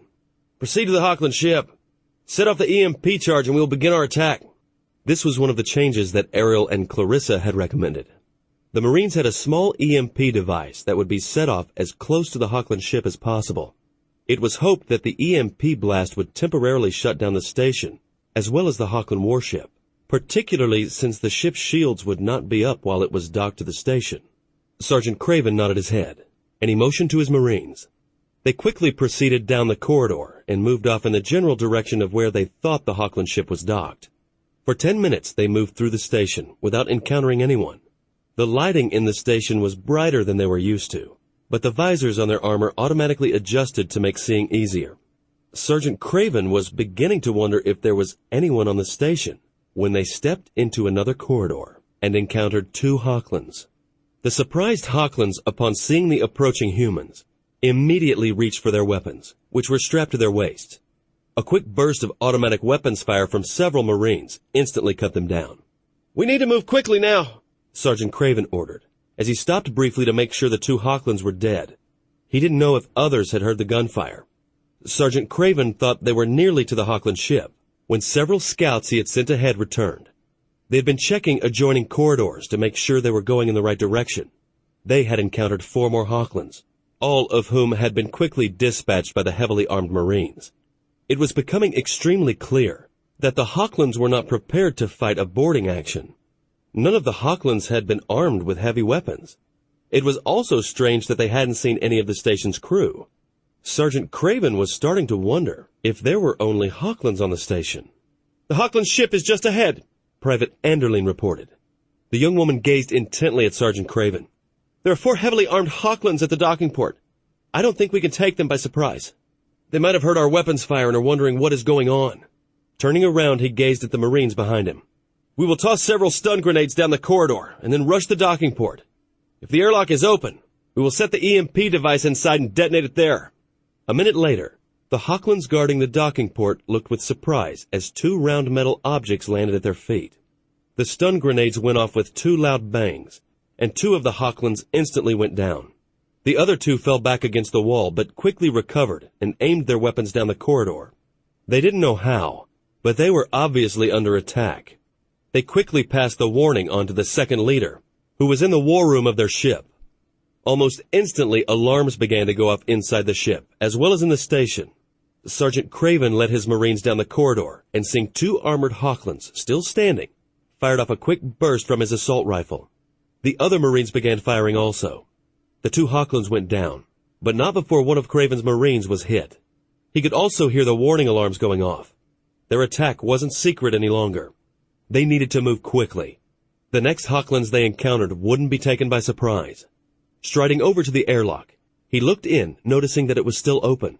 "Set the EMP device in here and set it to detonate in 30 seconds. Everyone else get back to the other corridor." "Corporal Everett didn't make it," Private Anderling reported. "He took a direct hit to his chest." Sergeant Craven nodded. He had expected to lose some of his Marines in this. He suspected that Corporal Everett wouldn't be the last. Seeing that the EMP device was set, he ordered his remaining Marines to move quickly back. They had just reached the safety of the adjoining corridor when the EMP device detonated. Instantly, all the lights in the corridor went out, and there was an eerie silence in the station as the alarms were silenced. Sergeant Craven tapped his shoulder, and two small lights on his suit armor flashed on. Back in the flight bay, Captain Arkles saw all the lights in the flight bay go dark. All the system in the scouts had been shut down, and the key systems were shielded. Not everything, but they would still be able to fly the scouts out if the mission succeeded. The obvious detonation of the EMP device was a positive sign that the mission was proceeding according to plan. The Vindication and the Avenger were waiting on the far outskirts of the system, just out of what they estimated was the extreme range of the Hochland sensors. Their long-range sensors detected the detonation of the EMP device and the subsequent loss of power to the station and the Hochland ship. "Order the assault shuttles in," Captain Standel ordered. Instantly, the flight bay doors on both the Vindication and the Avenger opened. The 6 shuttles rapidly exited the 2 flight bays, and after a few moments, executed in-system jumps towards the space station and the Hochland ship. The assault shuttles were going to be sacrificed, or at least their FTL drives were going to be. They would be jumping well into the planet's gravity well, which would destroy the drives, but leave the sublight drives intact. That would just leave a 15-minute flight at a high acceleration to reach the Hochland ship and the station. The shuttles would land on the Hochland ship's hull and use directional explosive charges to blast their way in. Once the ship was breached, another 120 Marines would enter the Hochland ship and try to seize it before its systems came back online. 4 other assault shuttles were holding just outside the system, ready to jump in if needed. "In the ship, now!" Sergeant Craven shouted over his minicom as the Marines charged back down the corridor and poured through the Hochland ship's open airlock. It was dimly lit by emergency lighting. "Group 1, proceed on mission. Corporal Bates, I want that self-destruct neutralized.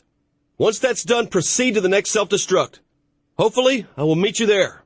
Turning, Sergeant Craven led 18 Marines down the corridor toward the center of the ship, where the largest nuclear self-destruct device should be located. Corporal Bates was leading 19 Marines toward what was assumed to be the Hochland engineering decks, and where another nuclear self-destruct was located. The third was in between the two. The 2 AIs had suggested that it might be set to destroy the ship's main computer core. Sergeant Craven and his Marines had scarcely entered the next corridor when they ran into a group of heavily armed Hochlands. The tall, reptile-like Hochlands seemed shocked to see humans actually inside the ship advancing on them, but quickly realized the danger and opened fire. The corridor was narrow, and there was no cover. Heavy weapons fire echoed in the corridor, and one of the Marines hurriedly hurled a stun grenade in the midst of the 6 Hochlands who were trying to block the corridor. A few moments later, it was over. All 6 of the Hochlands were dead, but so were 2 more Marines.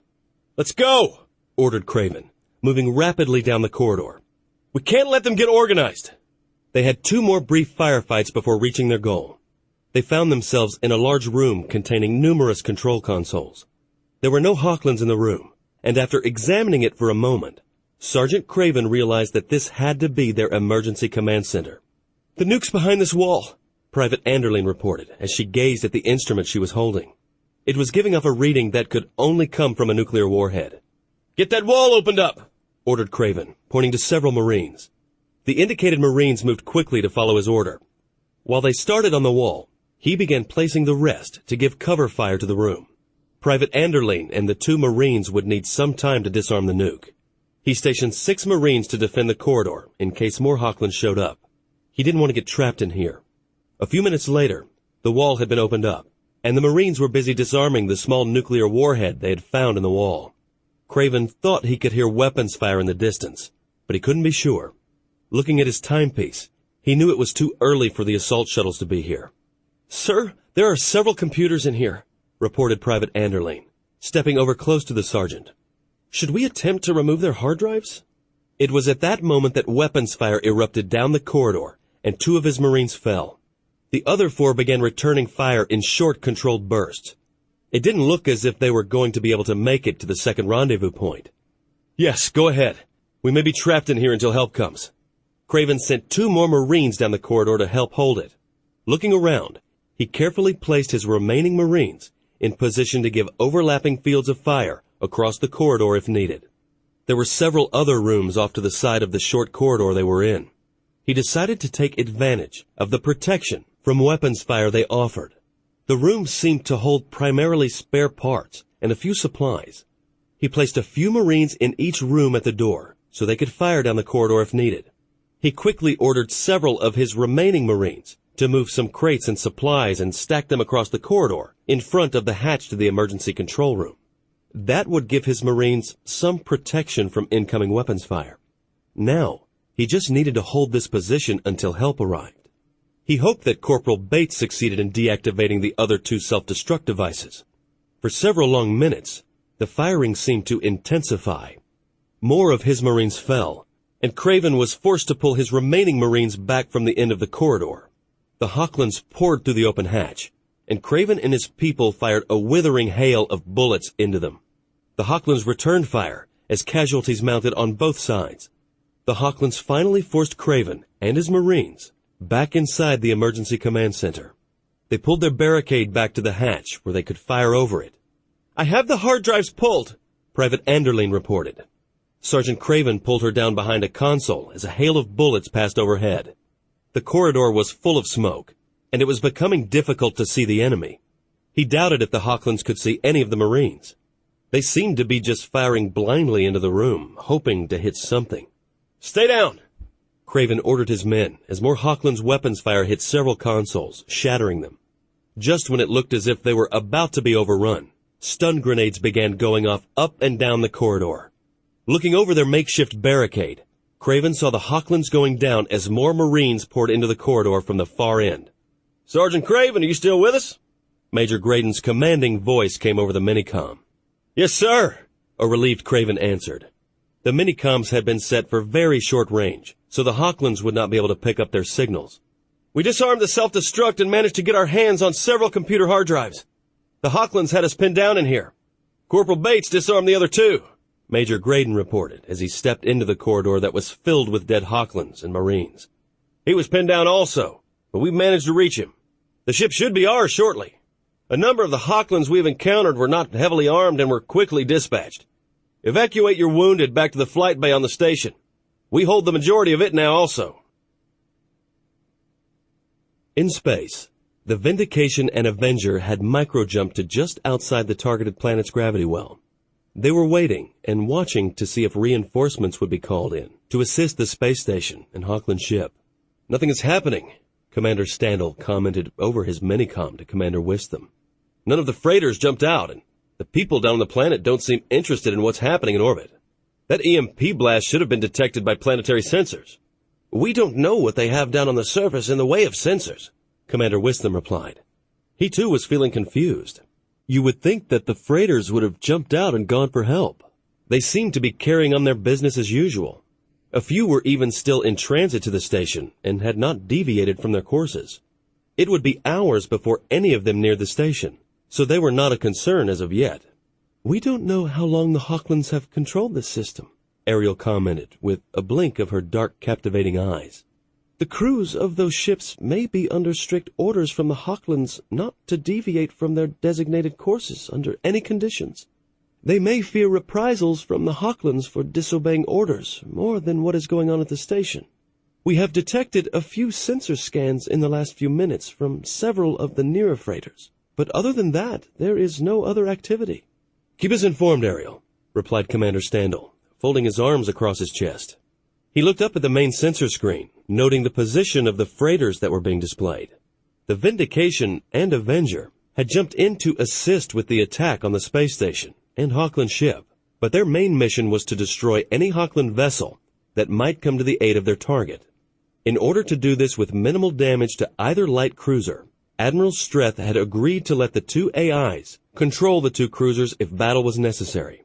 "Sir, I'm receiving a message from Major Graydon." Lieutenant Arkles spoke with an intent look upon her face as she listened to the incoming message. "He reports that the Hochland ship and the space station are now under our control." "That's great news," Standel replied, pleased that this part of the mission was now completed. "Helm, move us in. Now it's our turn." The Avenger and Vindication would now move in, and specialists from their crews would board the Hochland ship and the space station to search for any technology or information that might be useful to the Federation. They would also be treating any wounded Marines. Extra medical personnel had been assigned to both ships for this purpose. "Send a message to the Star Strike that we're moving in to begin Stage 2 of the mission." Commander Standel knew that the Star Strike and the rest of the battle group would now jump to the edge of the system and wait. If any Hochland ships were to show up while the Avenger and Vindication were docked to the alien space station, the battle cruiser would be responsible for taking them out. Standel hoped that wouldn't be necessary. Chapter 10. War Leader Sigeth was in his flagship, the 1,200-meter dreadnought Warhammer. For over a week, the Hochland fleet had been on its way toward the human worlds. This was the largest single fleet the Hochlands had gathered in well over a century. 20 dreadnoughts led the fleet with 42 heavy war cruisers, and another 208 escort cruisers, filling in the ranks. There were also another 126 support ships, carrying 250,000 protectors, and all of their equipment, as well as supplies and munitions for the war fleet. In the midst of the fleet were two massive vessels, from which the Hochland ships kept a discreet distance. Sigeth's aide, 4th Leader Bredon, gazed at one of the many view screens on the walls of the war room, showing one of the two huge ships of their masters.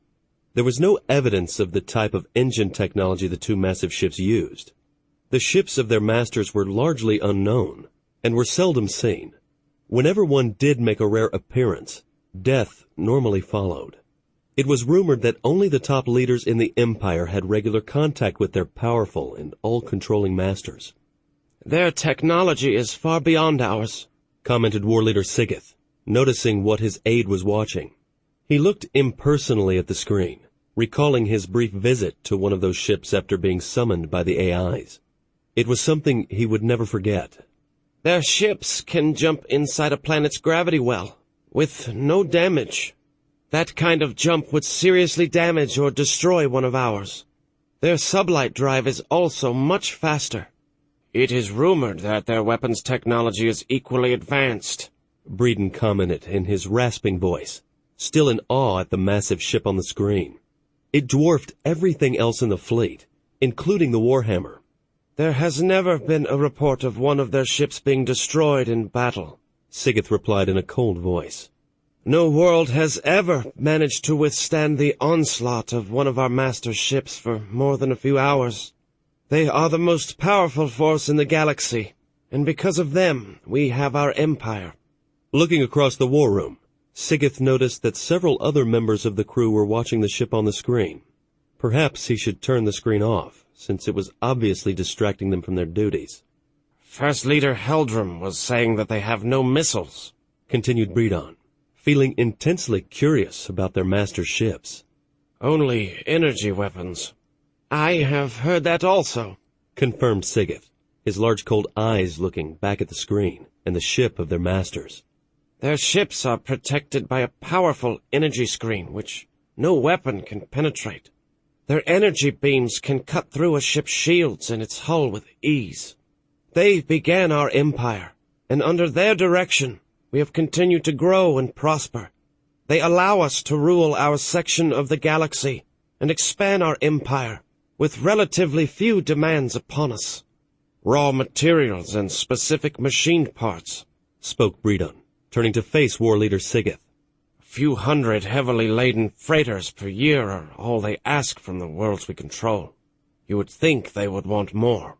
Some of the raw materials on those freighters are very hard to come by," Sigeth informed Bredon with a frown. "Any one of those freighters would make a Hochland fabulously rich." "I wonder what they are using all those raw materials for," Bredon asked. "What are they building in the center of our galaxy?" "No one fully understands what is driving the AIs," Sigeth replied. "They are a mechanical race, and we have found serving them to be very beneficial. Whatever they are building is of no concern to us. Our duty is to serve the Empire." "What is the battle plan when we reach the human worlds?" asked Bredon, changing the subject. He knew that Sigeth had gone on board one of the master's ships, but the war leader had not mentioned what he was told, or what the masters even looked like. Perhaps he would speak of it later. Sigeth hesitated. He was still haunted by what he had seen on the master's ship. He had no desire to ever go on board one of those behemoths again. With hidden anger, He knew there would be no glory for any Hochland in what was to come. He had been informed by the AIs that the human worlds would not be added to the Empire. Our masters will jump their ships in close to the human planets and destroy their fleets, began Sigeth, recalling what he had been told. Their masters were cold, logical, and totally void of emotions. At least, that had been the impression he had gotten. Once that has been accomplished, our fleet will move in on our sublight drives and bombard the planets until nothing is left living. We will then land protectors to ensure there are no survivors. Then it is genocide, Bredon commented tonelessly. Hochlands were not afraid to die in battle. However, in this battle, there would be no honor from combat, only the senseless slaughter of humans warriors. Civilians were of no consequence other than to be used as slaves. However, the total annihilation of a race was something that the Hochlands had very seldom done. In most cases, they had always left survivors to continue the race and serve as slaves in the Empire. Only twice before in the Hochlands' long history had their masters demanded that a race be annihilated. It is genocide, Sigeth confirmed coldly. He knew that his future in the Hochland hierarchy depended on making sure no humans survived. The masters had made that extremely clear. That was something else the masters demanded of the Hochlands.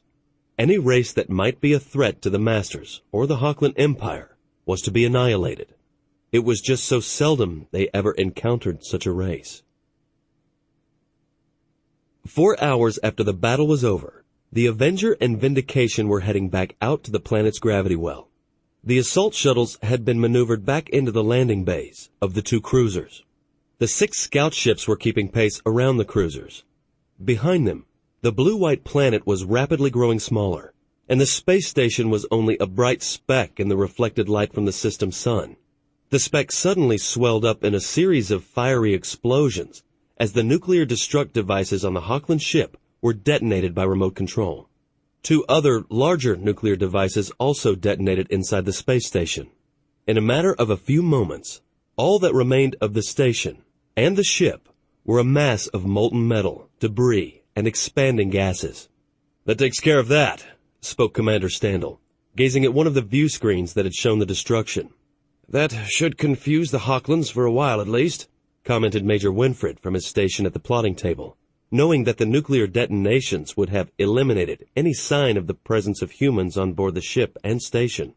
Hopefully we can put some distance between us and this system before the Hochlands figure out what actually happened here.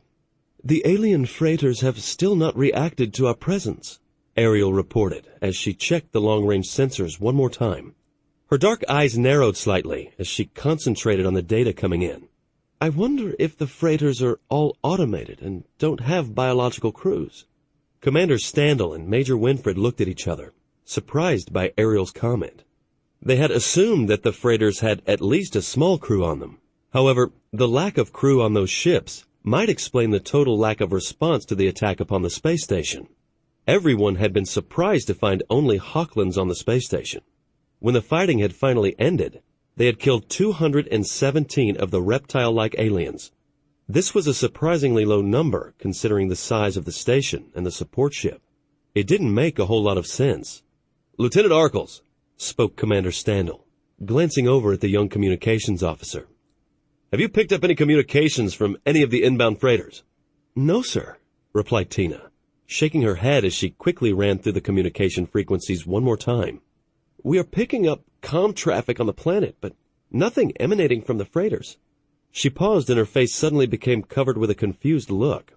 Commander, we are receiving a tight beam message from the planet. I can't understand what they're saying, but the message is quite long. "Make sure you're recording it," ordered Standel, striding over to the communications console and looking over Tina's shoulder. Her screen showed all sorts of information coming in. What the hell was going on? Why would the inhabitants of the planet be sending them a message? If they were going to initiate contact with the Avenger or Vindication, why hadn't they attempted to do so earlier? "Can you tell what it is?" he asked, not understanding what he was seeing. The first part seems to be a language primer, Tina said, cautiously peering intently at the data flowing across one of her screens. There is no way to tell for sure until we run it through the computers. It is a language primer. Ariel broke in excitedly, confirming Tina's guess. She had already run the first part of the message through some language decryption programs. They are thanking us for destroying the space station and Hockland's ship. The message contains a short history of their world, a description of the coming of the Hocklands, and everything they thought might be useful to us. They also say they will not tell the Hocklands what happened here when they arrived.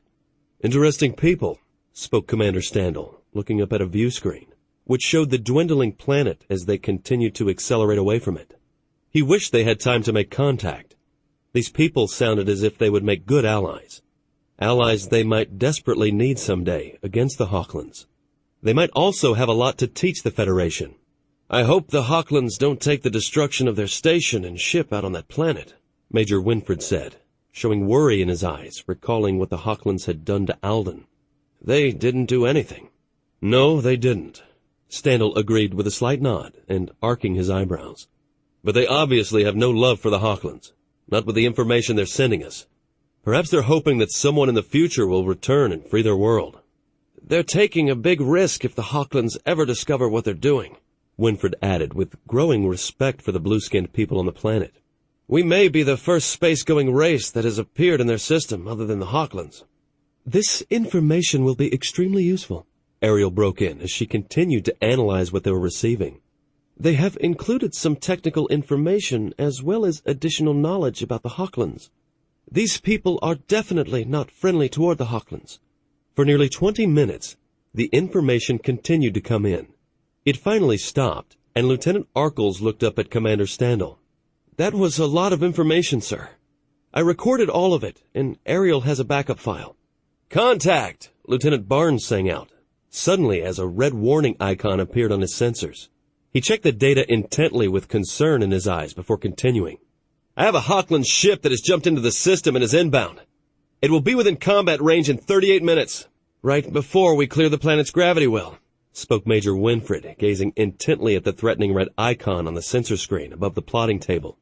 They timed that pretty well. They must have been watching us on their sensors. He quickly punched some numbers on the computer console, and then watched the plotting table as it showed when and where the Hockland ship would come within combat range of the Avenger and the Vindication. Second contact, Lieutenant Barnes reported, his eyes growing wide. It's the Starstrike. They're going to take out that ship, Winfred said, glancing at Commander Standel. That was the plan if we met resistance, commented Standel, looking at the sensor screen. Only the Starstrike had jumped in. He wondered what the Hocklands were thinking. They had jumped in expecting to find two light cruisers, not the massive battle cruiser they were now facing. I'm detecting jamming from the Starstrike, Barnes added, as he watched the data coming in from his sensors and scanners. They're moving in to engage the Hockland ship. On board the Starstrike, Admiral Streth watched tensely as the flagship maneuvered rapidly to come within effective striking range of the Hockland ship. The long-range sensors on the Starstrike had detected the enemy ship as it jumped into the system. This was an eventuality that they were watching for, and were ready to take quick action when it did occur. Hedon had immediately ordered his ship to attack. He dared not allow anything to happen to the Vindication or Avenger, considering the valuable information both were carrying. They had all the hard drives from the Hockland ship and space station on board, as well as a few star charts they had found. The Hockland ship is turning to engage us, Colonel Sheen spoke, her eyes growing wide with surprise. She would have thought they would have continued toward the Vindication and the Avenger in order to prevent them from escaping with any valuable information. Their other option would have been to turn around, jump out, and then summon more ships. They had to know they had no chance against the heavily armed Starstrike. They don't know what's happened here, Hedon commented, in sudden understanding as he watched the approaching Hockland warship. Lieutenant Jacobs, I want all batteries ready to fire. I want to hit them with our lasers first, followed by a full barrage of armor-piercing rounds from our railguns. I want those shields knocked down and that ship destroyed. Yes, sir, Lieutenant Jacobs responded from Tactical. Lieutenant Trask, are we jamming their communication frequencies? Yes, sir, Trask replied. She had started transmitting jamming signals as soon as they jumped into the system. Helm, I want our bow facing the Hockland ship until the lasers fire. Once the lasers have fired, I want a hard turn to starboard to bring our port railgun batteries in line. I want every gun firing. The tension in the command center was noticeably rising as the crew prepared for battle. On the main view screen, The wedge-shaped Hochland escort ship was clearly displayed. The ship was the same size and general design as the one the Starstrike had destroyed in the Stalor system. Everyone knew what had happened to the Vindication and the Avenger. The ship was prepared and would be no pushover. "Lasers firing," Lieutenant Jacobs reported as he gave the orders to fire. From the Starstrike, two lance-like beams of orange-red energy leaped across space to strike the bow of the approaching Hochland ship. The Hochland's energy screen glowed brightly for a brief instant, seemed to flicker, and then the screen collapsed, allowing the powerful lasers to impact the hull. A few seconds later, the Hochland ship exploded as its power plant was hit, and its stored-up energy was released. "What the hell?" exclaimed Colonel Sheen, looking at the screen in stunned surprise. "What happened?" "The Hochland ship is down," Lieutenant Stalls confirmed as the red icon on his screen faded away. On the view screen, all that was left of the enemy ship was a slowly expanding ball of glowing debris, which was rapidly fading. The laser strike had destroyed the Hochland vessel. "Did you record everything?" demanded Hedon, looking across his command console to where Lieutenant Stalls was sitting at his sensor and scanner console. They shouldn't have been able to defeat that Hochland ship so easily. Something here wasn't right. "Yes, sir," Lieutenant Stalls answered as he studied the data on one of his screens. He read over the data quickly and then noticed a possible explanation. "The Hochland's energy screen wasn't as powerful as those that were protecting the ships that attacked the Federation." "It seems as if we have a mystery here," commented Hedon, gazing thoughtfully at the view screen, which now showed nothing but empty space. Why was this ship so much weaker than those that had attacked the Federation? The Starstrike rendezvoused with the Avenger and the Vindication, and then all three jumped out of the system to where the rest of the fleet was waiting. All the information the Avenger and Vindication had recovered was transferred to the Starstrike, as well as the Hochland computer hard drives. It was going to take a lot of hard work and ingenuity to get anything off of those drives. The Hochland's computers hadn't resembled any of the ones on board Federation ships. Admiral Streth ordered the fleet to stay in the current star system until the FTL cores cooled down sufficiently to allow for a safe jump. Even while they were waiting, experts that had been added to the crew of the Starstrike before they left Tellus began poring over the information. Star charts and hard drives that had been brought on board. Hedon was sure they had the information they were sent out to gather. Now he just needed to get it back home. That might be the harder task. There was no doubt in his mind that the Hochlands would eventually figure out what had happened in that system. Hedon just hoped his fleet could get a good head start before the Hochlands came hunting. Colonel Sheen watched a timer on the plotting table. It was counting down the time until the FTL core was cool enough to safely perform a jump. She knew they could jump now if they had to. They could probably make 3 or 4 emergency jumps before causing irreversible damage to the core. She was glad they were finally returning home. This had been a long mission, and Amanda knew the journey home might now be the most dangerous part of it. If the Hochlands were to discover what had happened back at the space station, they would fill the void between the Starstrike and New Providence with ships seeking to stop them from making it back home. She trusted Admiral Streth to get them back safely. Thinking about New Providence made Amanda wish she could see Richard, if only for a few moments. It had been much harder being apart all these weeks than she had imagined it would be. Her dedication to her job and her daily routine had helped to keep her busy and her mind off the amount of time that was passing. Just thinking about Richard made her heart beat more rapidly. What's happening to me? She wondered. Is this what love is about? Her eyes wandered back up to the view screens, which were covered with cold, unblinking stars. Many of those were probably controlled by the Hochlands. She wished the timer would move faster. The timer finally ran down, and the fleet jumped. Hedon felt relief that they were finally on their way back to Federation space. He had decided to do 4 jumps per day in order to get back to New Providence as quickly as possible. He had a worrisome feeling that he was needed at home. It was a feeling he hadn't been able to shake now for several days. It was a constant nagging in the back of his mind. In the past, he had come to trust these sudden feelings of intuition. He had ordered navigation to work out a series of jumps for a dogleg course back toward home. It would take a few extra jumps this way, but it would make it more difficult for the Hochlands to find them. For 2 full weeks, the The Star Strike's fleet had been making 4 jumps a day as they worked on their dogleg course back to the safety of Federation space. They were careful to jump into systems of stars that were not suitable for habitable planets. When necessary, they had sent the stealth scouts ahead to scan the systems before the fleet jumped blindly into them. The fleet was currently on the outskirts of a binary system, of which both stars were much larger than any suns in Federation space. Admiral Streth was in his quarters talking to Colonel Sheen. Major Trist was in the command center, waiting to implement the next jump as soon as all the fleet ships reported their drive cores were cooled down sufficiently. The tension in the fleet had been slowly building as the crews wondered when the Hochlands would catch up to them. "It's been a long trip," spoke Hedon, taking a sip of hot coffee and looking over at Colonel Sheen, who was sitting on a small couch. "But we're on our way back home and making better time than we did originally," Amanda replied with a friendly nod. She was drinking a glass of iced tea and enjoying some time away from the command center.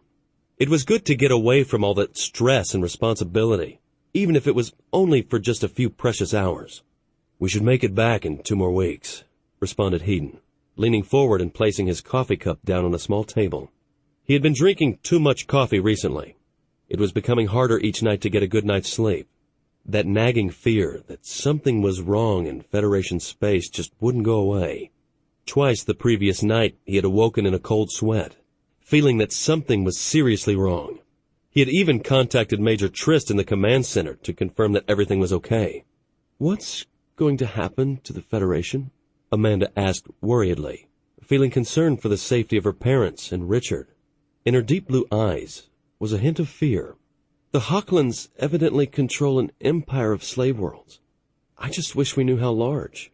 Do you have any idea how soon it will be until the technicians and scientists have the hard drives downloaded?"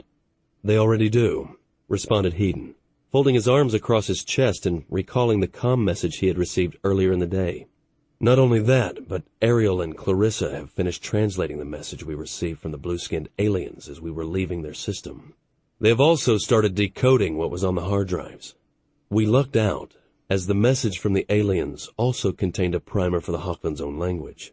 "Then we should know shortly," Amanda spoke, her brow creasing slightly as she thought of the ramifications.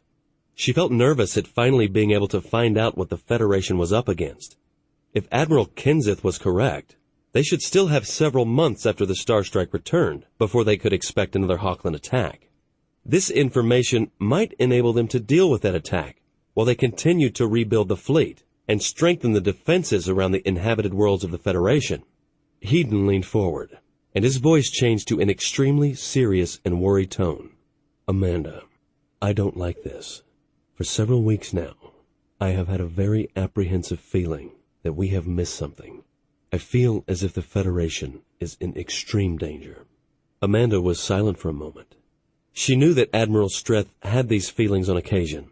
Sometimes she wondered if he wasn't somewhat psychic.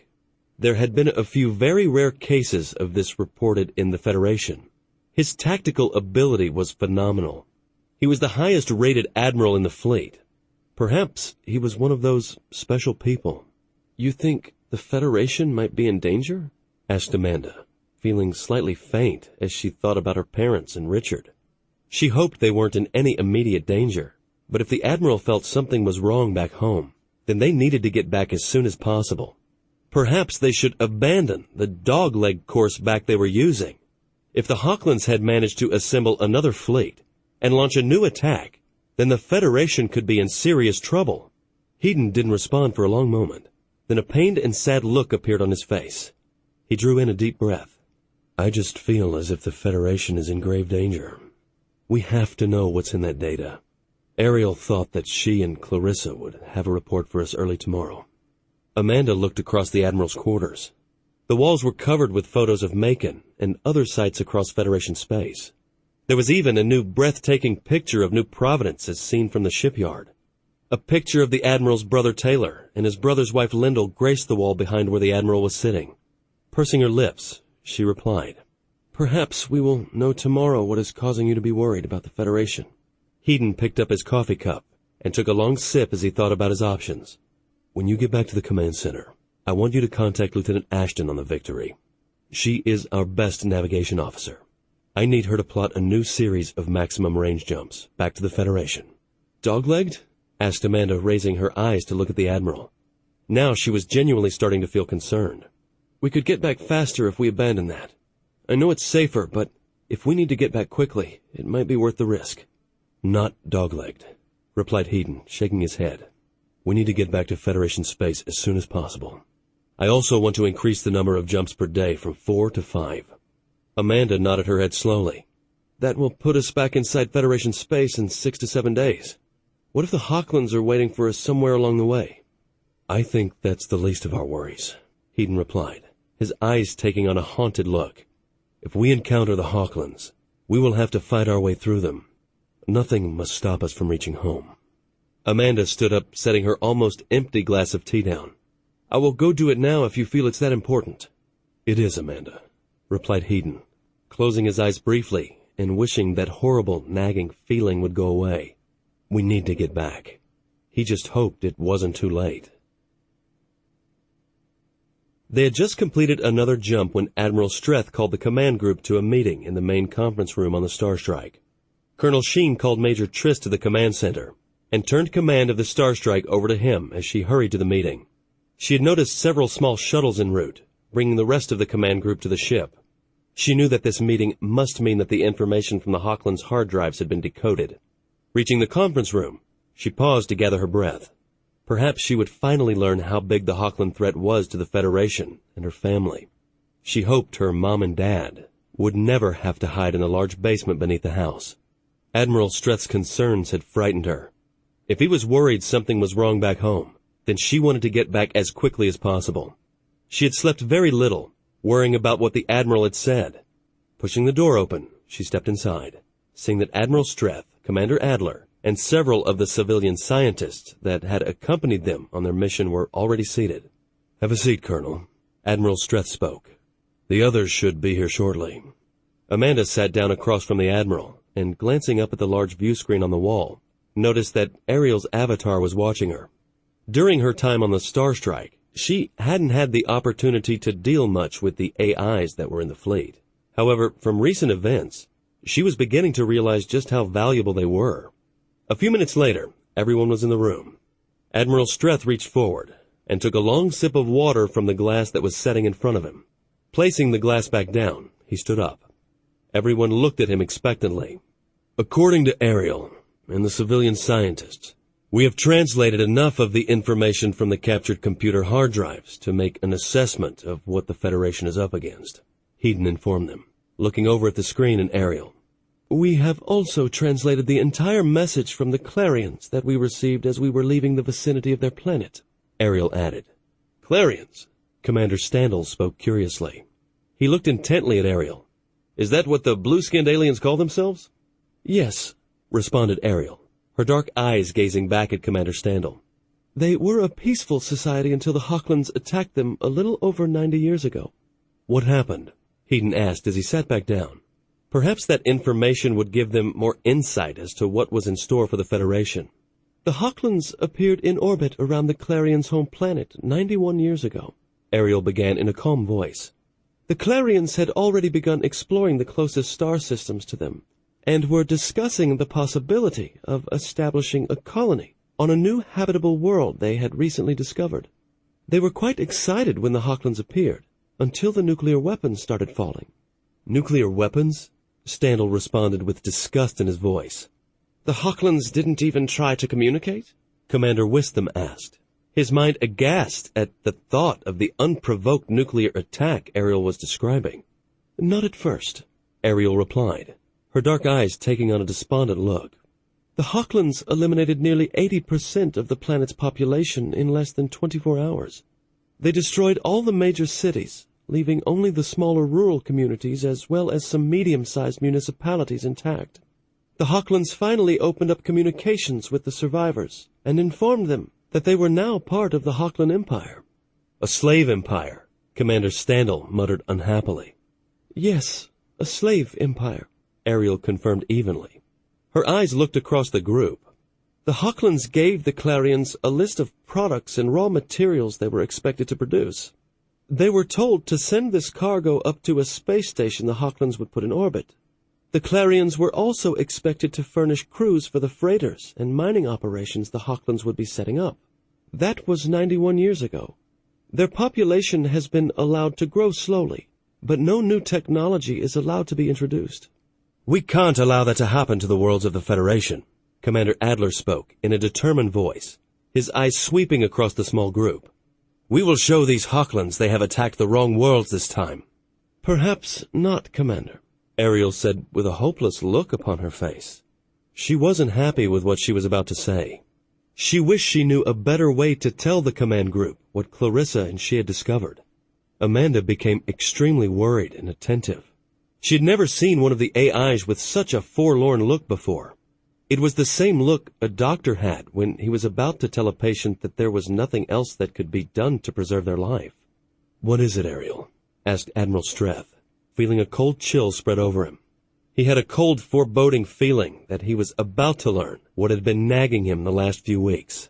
"The Human Federation of Worlds cannot defeat the Hochlands," Ariel began, her dark eyes focusing on Admiral Streth. What? Interrupted Commander Wisdom, standing up defiantly. Why not? We destroyed the 4 fleets they sent against us the first time.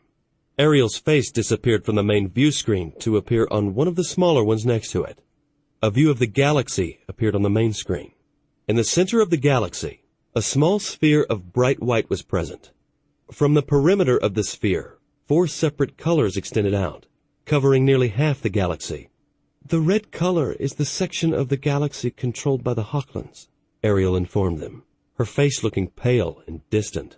"The other 3 colors are the different sections of the galaxy controlled by 3 other warlike races.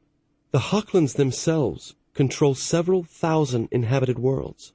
They also have a war fleet numbering in the thousands to ensure those worlds stay under their control, as well as to allow for future expansion of their empire." The conference room became deathly quiet. It seemed as if no one was breathing. Only the sound of the air coming through the vents was audible. "Thousands of warships," Commander Standel repeated, not wanting to believe what Ariel had just said. However, he had worked with the AI on his ship long enough to know she wouldn't report this if she didn't believe it to be true. We have time," sputtered Commander Wisdom, staring at the view screen, not wanting to believe what Ariel was showing them. "It will take the Hochlands months to gather a large enough fleet to conquer our worlds. We can build more ships and strengthen the defense grids in that time. Surely we can hold out against them." "If it was only the Hochlands, it might be possible," Ariel responded, her eyes taking on a haunted and fearful look.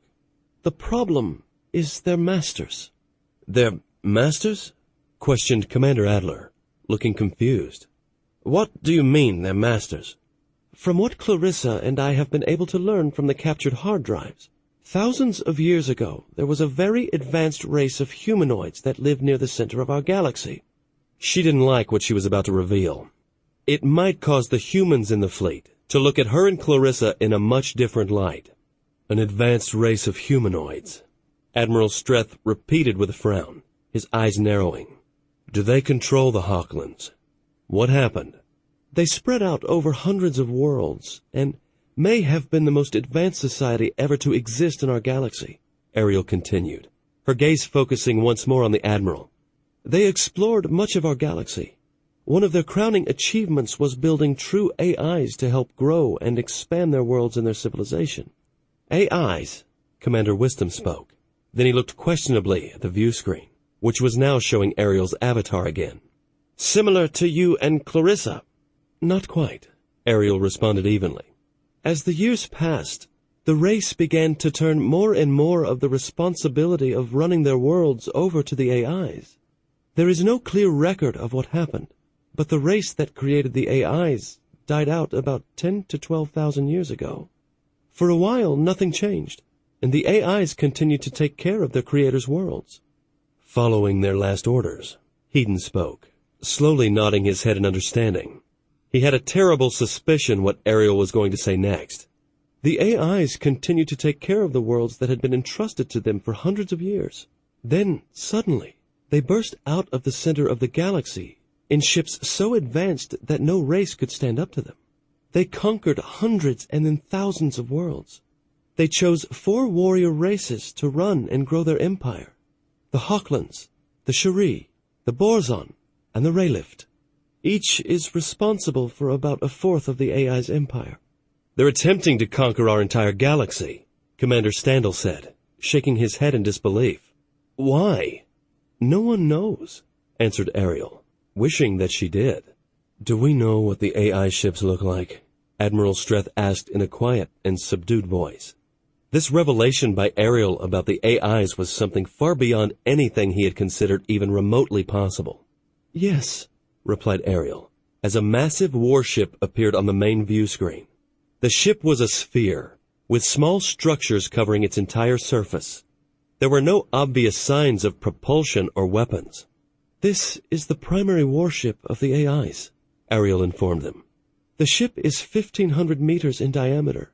It is armed with powerful energy weapons and an energy shield that supposedly no weapon can penetrate. Just one of these ships alone could probably defeat the entire human Federation of Worlds fleet. Just one ship? Asked Commander Standel, looking at the screen, his face showing shock. Yes, just one ship, confirmed Ariel, nodding her head. The AIs seemed content to allow their 4 warrior races to continue to grow their empire. All they demand is that each race sends them certain raw materials and supplies yearly. What the AIs are doing with this is unknown. The AI ships only show up when there is a crisis or when they need to communicate with the leaders of one of their 4 warrior races. If there is a serious threat to their empire, they eliminate the cause of that danger. What are we going to do? Amanda spoke into the silence, feeling as if she was about to throw up. This was her worst nightmare come true. We can't let our worlds die. Admiral Streth was quiet for a moment, as he weighed the options that might be available to the Federation. None were good. If the information Ariel had just shared with them was accurate, then the Federation was looking at total defeat. They would be forced into the Hochland slave empire, or risk their world being destroyed by the AIs. We have to leave, Commander Standel spoke, his eyes growing wide as he realized what their only option was. We have to evacuate as many people as possible from our worlds and travel as far away from the Hochland slave empire as possible. We have to construct new colonies at the very edge of our galaxy and build up our strength for a future conflict with the Hochlands. There's nothing else we can do. Admiral Streth looked down at the table. He took a long breath and thought about the commander's words. Standel might be right. The future of mankind might no longer be in the Federation. He just wondered if they had the time to evacuate enough people to make a difference. We must get back to the Federation and present this information to Admiral Kenseth and the Federation Council, he spoke as everyone listened. They will have to make this decision, and I fear it will not be an easy one. For the next few days, the fleet jumped rapidly back toward the Federation. Each day after each jump, they expected to find the Hochlands waiting for them. But as they scanned system after system, there was no sign of the Hochlands. Of course, they were jumping into systems with suns that were not likely to contain inhabited planets. However, if the Hochlands were searching for them, they should have posted sentries in even those systems. Something just didn't seem right. Lieutenant Arkles and Lieutenant Barnes were sitting in the officers' mess aboard the Avenger, eating a light meal together. They had been doing this more often recently, particularly considering the ramifications of the war with the Hochlands. I was talking to Ariel earlier, Tina commented as she buttered a warm roll. One thing she could say about the Avenger was that the food was good. She is sounding more human every day. Sometimes I find it hard to believe she is an AI. Second-generation AI, Jason reminded her. Ariel is a very sophisticated computer, with a series of complicated programs designed to imitate human reactions and emotions. Perhaps, replied Tina, shaking her head in disagreement. I think her program is working better than her designers had hoped. I was asking her today why she thought we haven't run into any Hochlands yet. What did she say? Asked Jason, laying down his fork and paying more attention to Tina's words. This was something he wanted to hear. Evidently, the Hochland warship docked at the space station in orbit around the Clarion's homeworld was very old, replied Tina, pausing a moment to take a bite of her roll. From the hard drives we recovered, Ariel has been able to deduce that the ship was nearly 100 years old. You're kidding, said Jason, his eyes widening in disbelief. Why keep a ship that old in active service? Ariel thinks the Hochlands use their older ships as a type of garrison force for the slave worlds they control. The ship that attacked us must have been like that, mused Jason, as he thought about the ramifications. It was probably from one of their other slave worlds. Being so old, it wasn't equipped with their latest shield and weapons technology. That would explain why the lasers from the Star Strike penetrated the screen so easily and destroyed the ship. Does the Admiral know? Yes, Tina replied with a nod. She reached down and, picking up her fruit drink, took a long sip. She informed the Admiral yesterday. But why haven't we encountered any of their more up-to-date warships on our way back to the Federation? Asked Jason, looking across the table at Tina. Surely they know what we did in the Clarion system by now. Perhaps, Tina responded. Ariel thinks there is still a chance that the Hochlands will believe that it was an accident that caused the self-destruct charges to go off, due to the age of the ship. But what about the ship the Star Strike destroyed? We don't know if it sent out a message before it jumped and was destroyed. The Star Strike was jamming all communication frequencies during the attack. If the ship didn't send a message first, then the Hochlands might still be confused as to what happened. Once again, they might think it was due to the ship's advanced age. I hope so, replied Jason, reaching across the table and placing his hand upon Tina's hand. Have you been able to talk to your brother Carl recently? Yesterday, Tina replied with a smile. He's doing fine and working with his pilots. Any girls in his life yet? Jason teased with a grin. No, replied Tina, laughing. Carl is too dedicated to his career. Dating is the last thing on his mind. I'm glad you don't believe the same way, Jason said, giving her hand a gentle squeeze. In the command center, Commander Standel looked at the jump counter, which still showed nearly 2 hours until the next jump.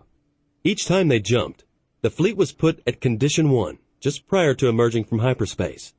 Every time, Standel expected to see Hochland ships waiting. However, they were always met with nothing but empty space.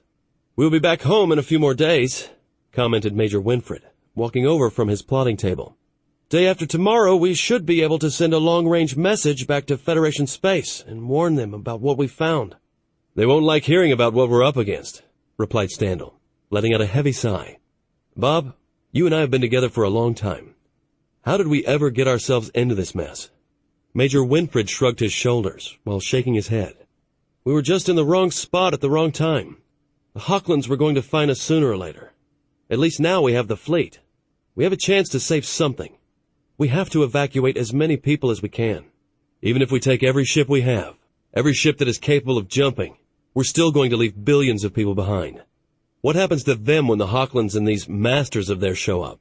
Perhaps someday we can come back for them, Bob spoke, his eyes showing deep concern for all those that would have to be left behind. We can build a new and larger fleet in return, drive the Hochlands from our worlds. That's the hope we will have to leave them. If we evacuate and don't stay and fight, it could be years, even decades before we're ready to come back, Standel spoke, his eyes looking haunted. What will those years be like for those we abandon? What if the Hochlands decide the populations on our worlds are too big and reduce them like they did to the Clarions? Major Winfred was silent. He didn't know what to say to that. All he knew for sure was that when they returned home, the Federation Council and Fleet Command would have some very important decisions to make. Aboard the battle carrier Victory, Captain Arkles and Lieutenant Sanders were down in the flight bay, checking their fighters. Carl stood back and gazed speculatively at the Talon fighter he normally flew. The small, graceful fighter had two 30mm cannons in its nose, plus hardpoints for 4 Hunter-class interceptor missiles. In the hands of the right pilot, the small, elusive fighter could be quite deadly. Lacey strolled over from where she had been inspecting her own fighter. Even though the techs had already gone over all the systems, most of the pilots prefer their own hands-on approach. It felt reassuring to check all the systems before going into combat. "How's your fighter, Captain?" she asked. "Ready to go," replied Arkles, glancing over at the trim blonde lieutenant. Carl knew that Lacey was quite popular with the other male pilots, even though so far she had resisted all of their advances. She seemed to be pretty dedicated to becoming a top-notch pilot. "How's your sister doing on the Avenger?" Lacey asked curiously. The two of them did occasionally talk about their families, so she knew that the captain's sister was in the fleet. I think that she and Lieutenant Barnes are getting pretty close, Carl replied with an all-knowing smile. I'm glad to see she has finally taken an interest in someone. That's going to cause problems eventually, Lacey commented with a heavy sigh. It was against fleet regs to fraternize with a fellow officer in the same department. It could cause too many complications. I think one of them is going to request a transfer to another section of the ship, Carl replied in agreement. That will probably happen as soon as we get back. I hope things work out for them, Lacey responded. I'm sure it will, replied Carl, nodding his head. He only wanted the best for his little sister. Let's go down below and check on our scout ship. Commander Adler wants us to be ready to check out tomorrow's flight path. Our scout ship and another will be checking all 5 planned jump points. On board the Starstrike, Colonel Sheen was sitting at the command console. Admiral Streth and Major Trist were doing a surprise inspection of the flight bay and engineering sections. She hoped the crews in those areas were ready, or they would be scrubbing the decks tonight. She looked at the large view screen on the front wall of the command center. It was currently focused on the large glowing nebula, just on the outskirts of the system they were currently in. During normal times, she would have liked to have moved the ship closer and find out what was causing the glow. It was highly intriguing, and several of the command center personnel had suggested that there might be another star actually being born in the heart of the nebula. Other than that, the command center was quiet. Everyone was going about their duties as if it were any other normal day. Everyone was trying their best not to think about the Hochlands and the growing threat to the Federation. Amanda was worried. Just where was the Hochland fleet? If they had as many ships as Ariel and Clarissa suggested, then there should be at least some pickets between the Hochland-controlled worlds and the Federation, yet they had found nothing. If the Hochland fleet wasn't where they were supposed to be, just where were they? Amanda was growing worried that Admiral Kenseth's estimate of the time the Federation had before the Hochlands could launch another attack was off, perhaps way off. She stood up and walked over to the plotting table. It was too difficult just to sit down and remain inactive. She felt so helpless being so far away from the Federation and not knowing what was going on. It would still be a few days before they were in effective communication range. Lieutenant Angela Trask at Communications watched Colonel Sheen walk back and forth. Every once in a while, the colonel would sit down, only to get back up, walk back over to the plotting table, and gaze down impatiently at the fleet's current location and the counter counting the time down until the next jump. Angela already had the first message prepared to send back to Federation space. If the fleet continued on its present course, then the day after tomorrow, they would be in extreme communications range. The message would be sent, and then they would have to wait for nearly 2 more days before a reply could be heard. It would be a long 2 days.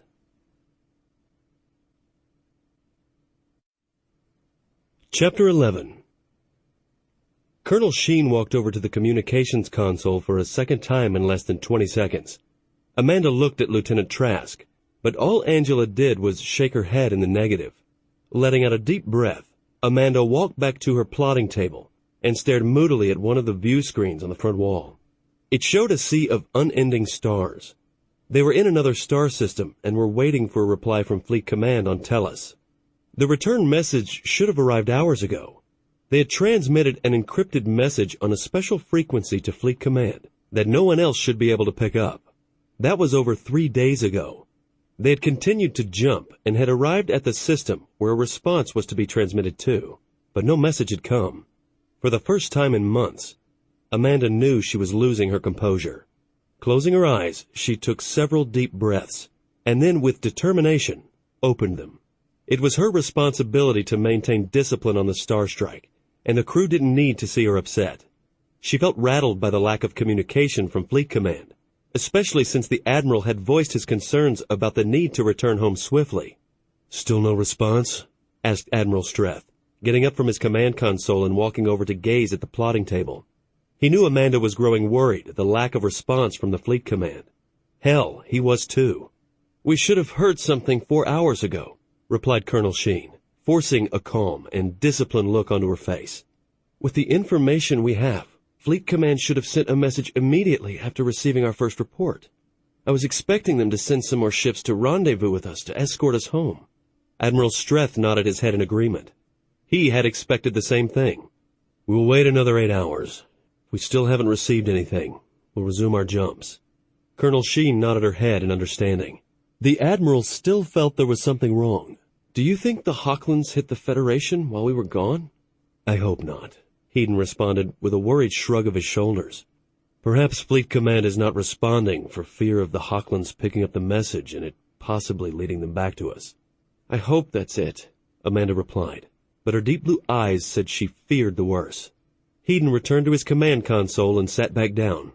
He looked down at the console, which showed the current status of his small fleet. The Victory, Starstrike, the 4 light cruisers, and the 2 destroyers were all waiting for word from Fleet Command. There were 4 Talon fighters out flying Cap around the fleet as a precaution. Anything on the long-range sensors?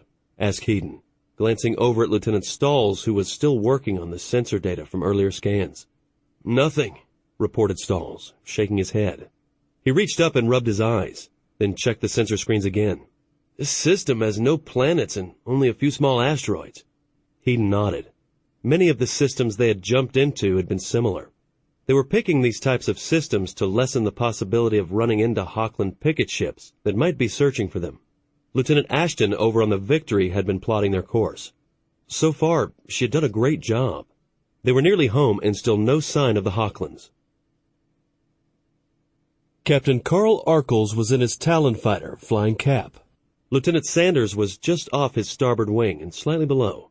Looking out the cockpit window, he glanced at the Starstrike and still felt awed by the size and power of the fleet flagship. From his current position, slightly to the aft of the ship and above, he could see the 8 main upper hull turrets and the twin barrels of the deadly railguns they contained. Each railgun was capable of firing an armor-piercing shell 2 meters in diameter. I don't feel so lonely as long as I can see the Starstrike or the Victory, Sanders spoke softly over the comm. The Victory almost feels like home. She is our home, Arkels replied solemnly. Looking carefully around, he spotted the Avenger and wondered what his sister Tina was doing. He was halfway tempted to switch comm channels and speak to her.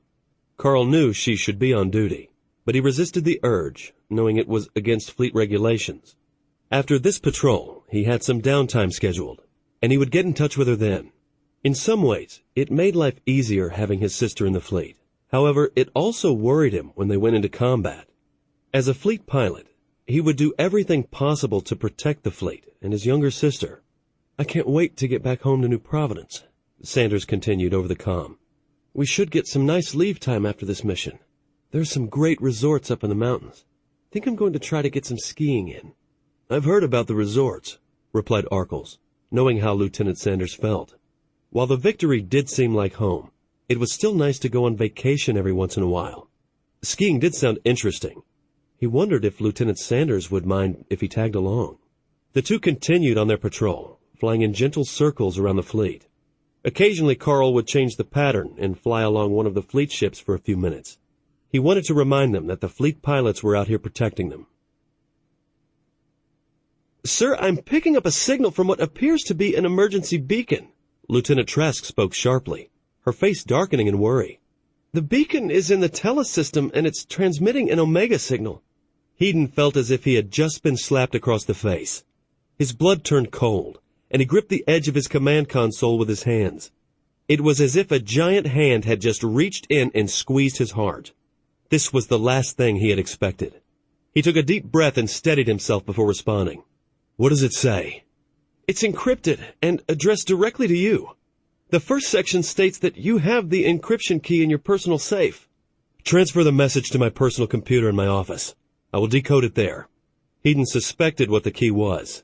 The computer flash drives that Admiral Kenseth had given him several months back before he began this mission. Flash drives and information he had been told not to open unless an Omega signal was received. An Omega signal?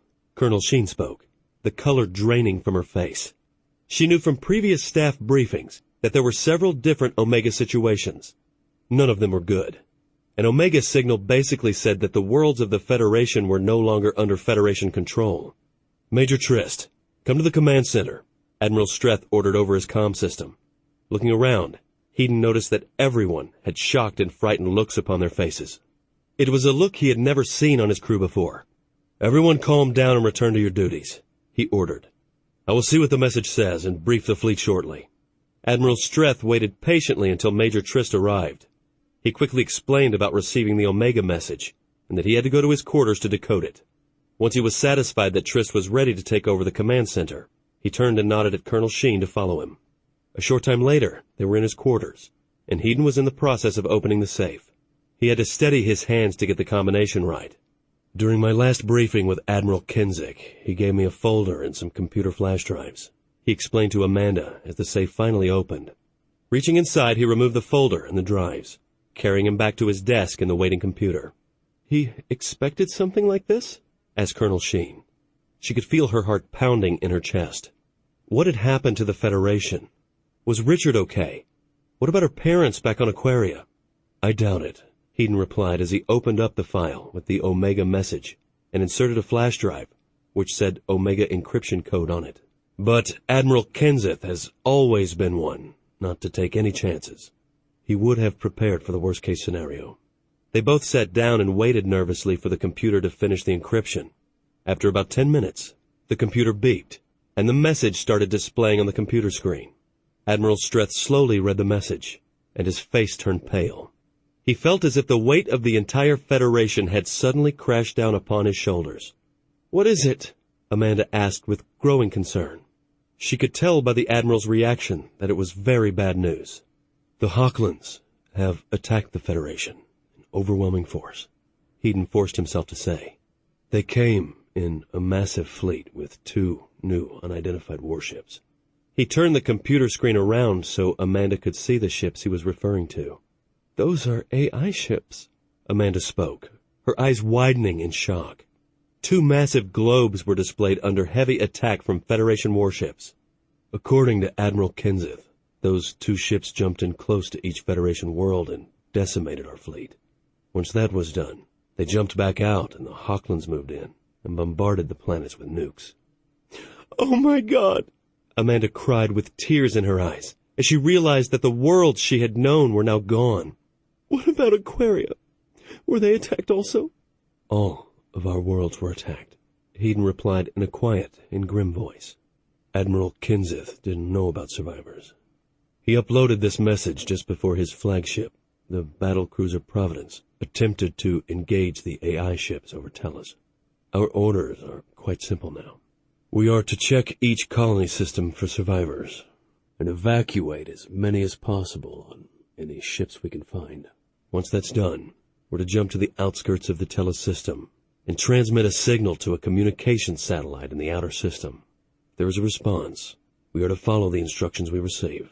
If there is no response, we are to leave Federation space and never return." Amanda leaned back in her chair, not sure what to say or do.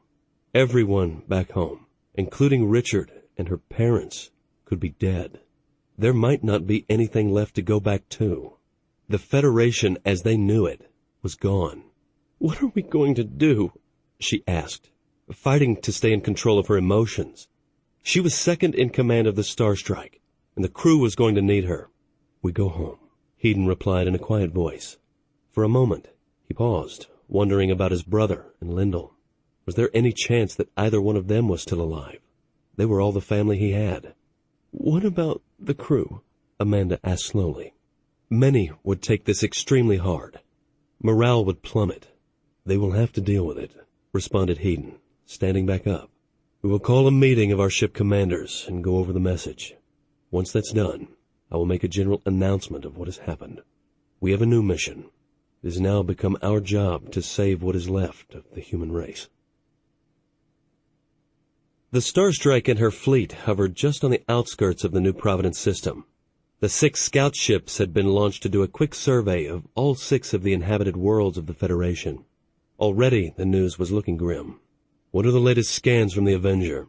asked Hedon, looking over Lieutenant Stahl's shoulder. "Can we tell if any Hochland ships are still in the system?" The Avenger had jumped in closer, but was still out of what they hoped was the Hochland's maximum sensor range. Admiral Streth wanted Ariel to be able to use the ship's sensors to better determine the situation around New Providence.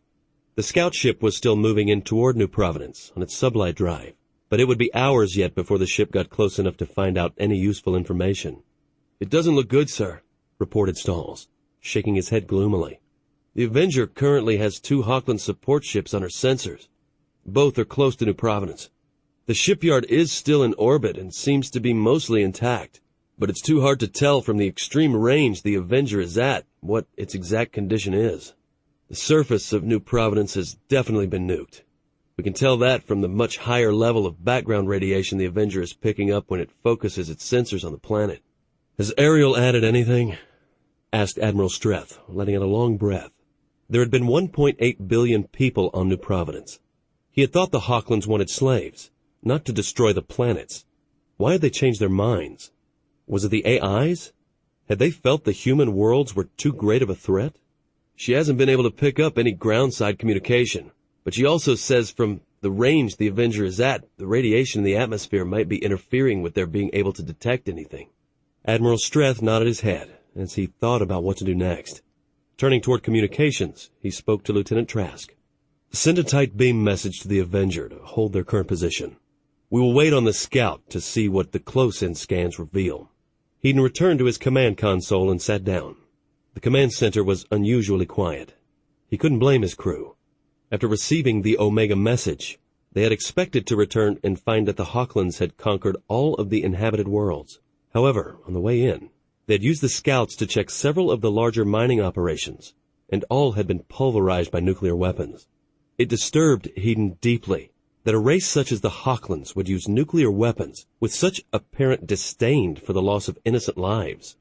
They knew that a few had been used on the Federation worlds from Admiral Kenseth's message.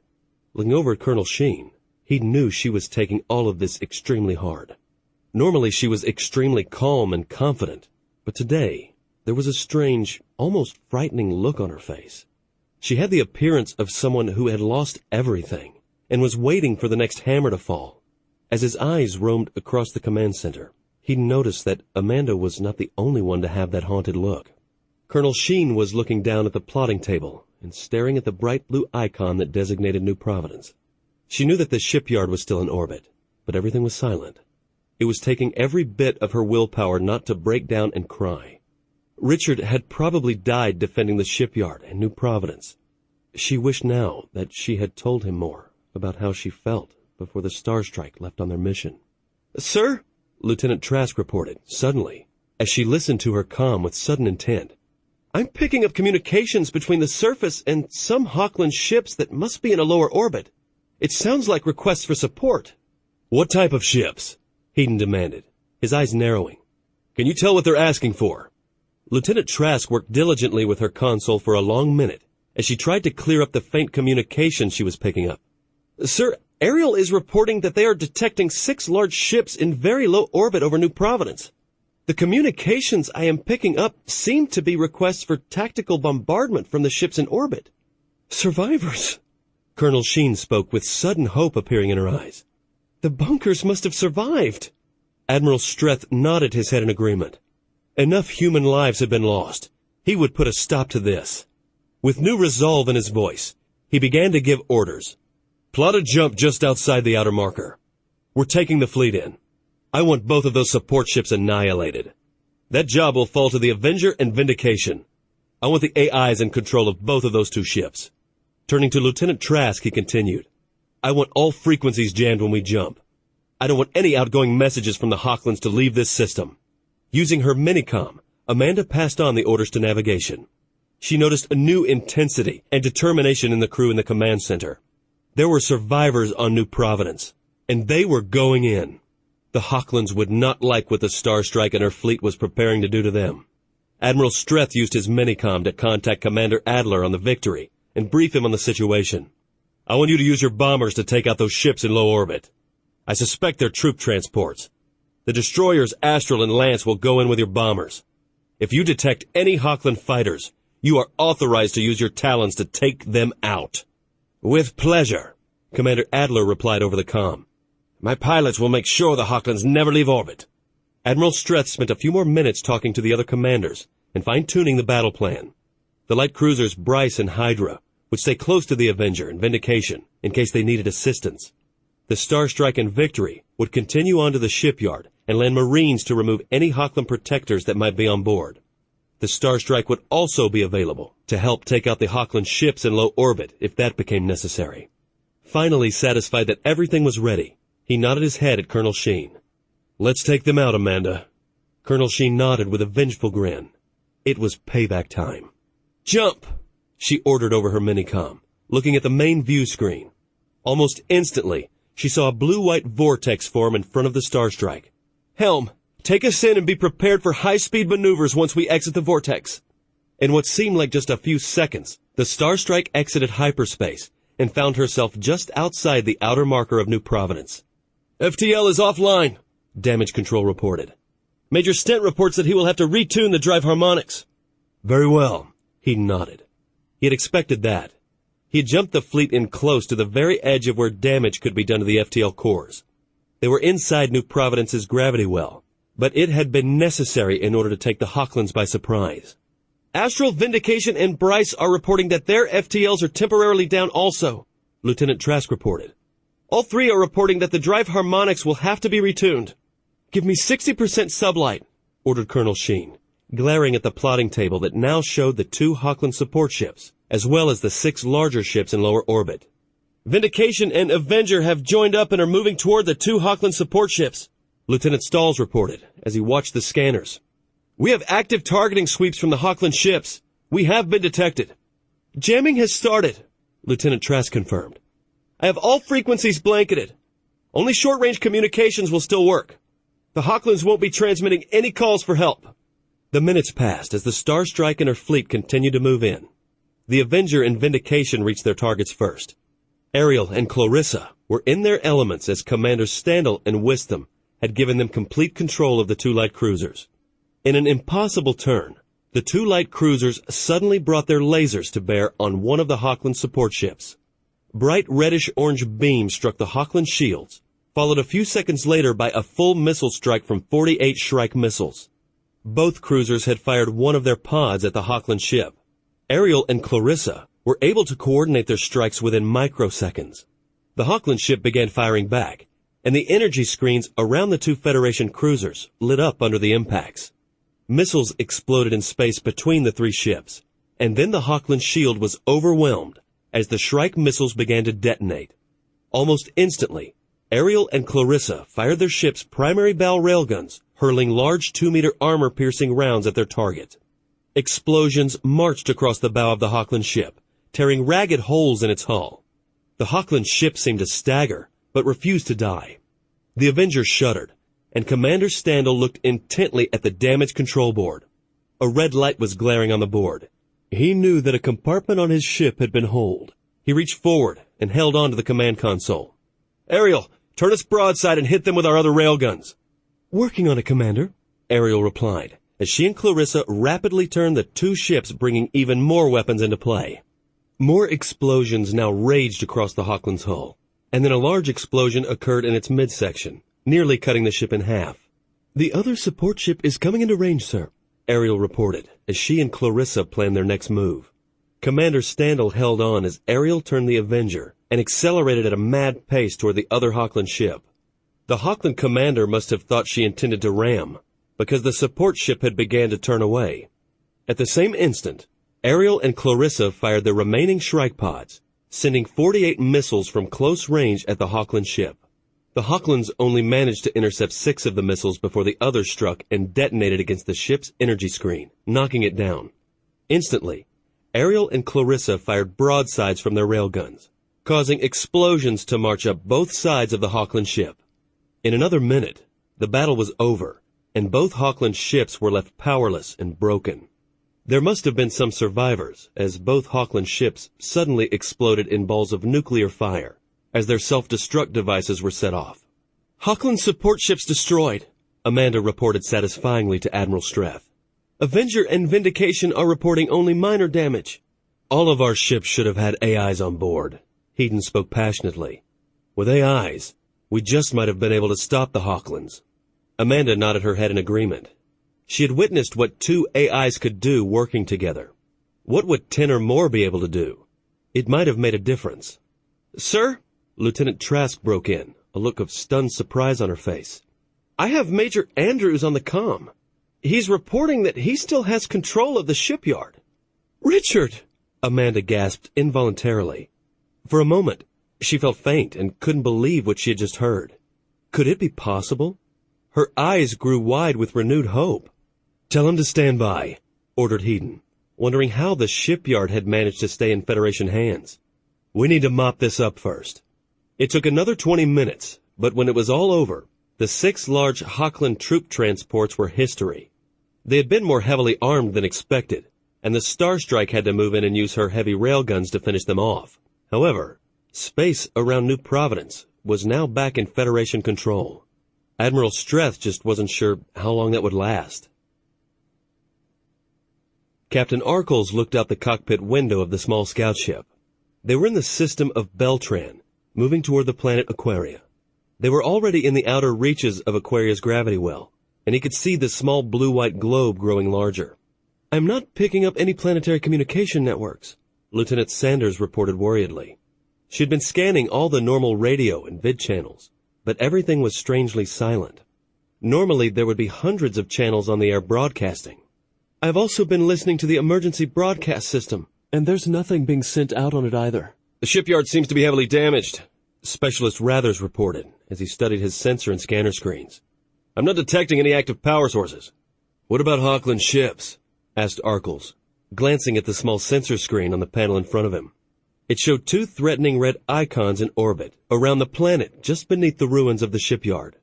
They haven't detected us, Rathers replied, as he once again scrutinized the 2 Hochland support ships. But I am picking up 8 more Hochland ships in low orbit. From their size, I would guess they're troop transports.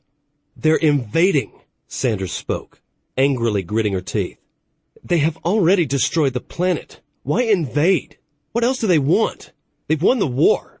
They may not want any survivors, Arkles replied, as he maneuvered the scout closer to the shipyard. They may have decided to make an example out of our worlds. On one of the small view screens, the shipyard appeared. Arkles drew in a sharp breath and shook his head in frustration. Part of the shipyard was missing, and the rest was a mangled mass of metal. Jagged holes scarred what was left of the hull, and parts of the hull looked as if it had been burned. He knew it had taken the Federation nearly 7 years to build the massive structure. Now it lay in ruins. No one could have survived that, Sanders mumbled, her eyes narrowing as she fought to hold back tears. So many people had died here. Thousands of people had worked and lived on that shipyard. From the severe damage they were looking at, she doubted if any had managed to escape. I'm picking up more wreckage coming around the planet, Rathers reported as he adjusted one of the short-range scanners. Looks like the wreckage of several Federation light cruisers, and a battle carrier. Can you tell which one? Asked Arkles, feeling distraught over all the destruction caused by the Hochlands. He knew the other battle carriers had to have been destroyed. He wasn't sure he was ready to see one after the Hochlands had finished with it. It's the Constellation, Rathers replied gravely, as he transferred the image to the small view screen on the Arkles control panel. The battle carrier was shattered. It didn't look as if any section had been spared. Jagged holes ran along the hull, and the doors to the flight bay had been blasted open. The forward 100 meters of the ship were missing, and looked as if it had been burned off. The ship was tumbling in its orbit. The 2 light cruisers were even worse. The cruisers had been blown apart. There was not a single piece larger than 50 meters. Whatever had hit the cruisers had wanted them destroyed. What could have done this? Asked Sanders, trying not to think about the thousands of men and women who had died in those 3 ships. It seemed as if she was surrounded by death. The AI ships, Arkles responded, stunned and angry at the destruction he was seeing. It destroyed the fleet. Getting first detailed scans from the surface, Rathers reported as he leaned forward and studied the data coming in. Radiation levels are just below the lethal category overall. Around the major cities they are much higher, and people couldn't survive more than a few hours of that exposure. That's to be expected, Arkles replied evenly, trying to remain calm. They would have hit all the major cities with nukes. There are some areas in the countryside, particularly around more mountainous regions, where the radiation is much lower. Rathers continued as he studied the data coming in. People could have actually survived in those locations. That's why the troop transports are here, muttered Arkles, wishing the scout was armed with nukes. It would be so easy to slip in behind those troop transports and nuke them. He doubted if their shields were even up since all the fleet resistance had supposedly been eliminated, and they were safe here inside Aquaria's gravity well. The view screen changed again and showed the city of Nirvana. It was the largest city on the planet and served as the planetary capital. A pall of dark smoke hovered above the city, and numerous fires were still burning. From the devastation in certain areas of the city, it was obvious that several nuclear weapons had been used. It didn't look as if a single skyscraper was left standing. "How can they be so heartless as to kill so many helpless people?" groaned Sanders, feeling rising anger toward the Hawklands. "They act as if they don't care." "They may not," answered Arkles, glancing over at the lieutenant. "This is part of their culture, something they have been doing for possibly thousands of years. Someday, someone will stop this," Sanders spoke, her eyes glinting in barely suppressed anger. "That might not be for quite some time," Arkles commented. He wondered how you stopped an empire that spanned thousands of light years of space. The Hawkland Empire might already have grown too large to be stopped by anyone. "All scans are complete," Rathers spoke softly. "There can't be many survivors left down there on that planet." "Over 1.2 billion people," Sanders mumbled, not allowing herself to cry. She couldn't bear to think of the horror that had occurred on the planet below. Lacey knew she shouldn't have volunteered to come on this mission. What she was seeing would haunt her memories for a terribly long time. "I think it's time to go back and report," Arkles said, as he turned the scout around and began accelerating away from the dying world. He strongly suspected that, in another week or two, nothing would be left alive on Aquaria. Down on Aquaria, on Crawl Island, Anson Sheen sat with his wife on the large couch down in the basement. Avery Brennan and his wife were also with them, as well as Avery's son Donsel and his young wife. They had been hiding in the basement for over 2 weeks, and only occasionally venturing upstairs to look around. They had come downstairs as soon as the vid channels had reported 2 unidentified ships had jumped into orbit and were engaging the defending Federation fleet. "What are we going to do?" asked Anson's wife, squeezing his hand a little tighter. "I think we're safe down here," Anson replied in a quiet voice. "We have enough food and water for months, as well as the emergency generator if we need it. We just need to stay quiet and not go upstairs very often. If we're lucky, they might overlook us." He glanced over at the stairs that led upwards out of the basement. One of the 2 heavy assault rifles was lying on a gun rack over to one side.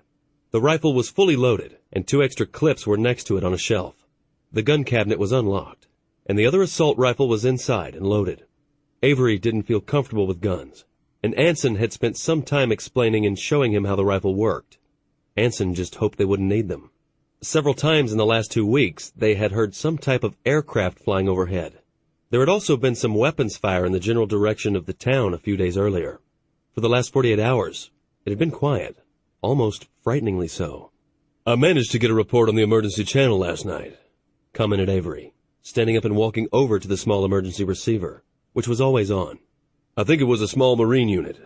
They reported that the radiation is dying down and for everyone receiving their message to remain hidden. Supposedly, Hawkland troops are searching the countryside for survivors.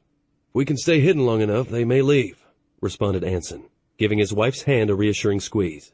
"If they think there are no more survivors or not enough to worry about, then they may pull their troops off the planet." "The fleet's destroyed, isn't it?" Donsel's wife asked worriedly. Her younger brother was in the fleet. He was assigned to a light cruiser in the Tellus system, and she greatly feared that he had been killed. "Most of it," replied Anson's wife, raising her head and looking over at the young woman. Then she got a strange look on her face, as if she was listening to someone far away. Then she looked over at Anson and said, "But Amanda's still fine. I can feel it." Anson nodded his head in agreement. A mother would know if her daughter was still okay. Looking up, he knew that somewhere up in space, the star strike had survived. He just prayed that it would continue to do so.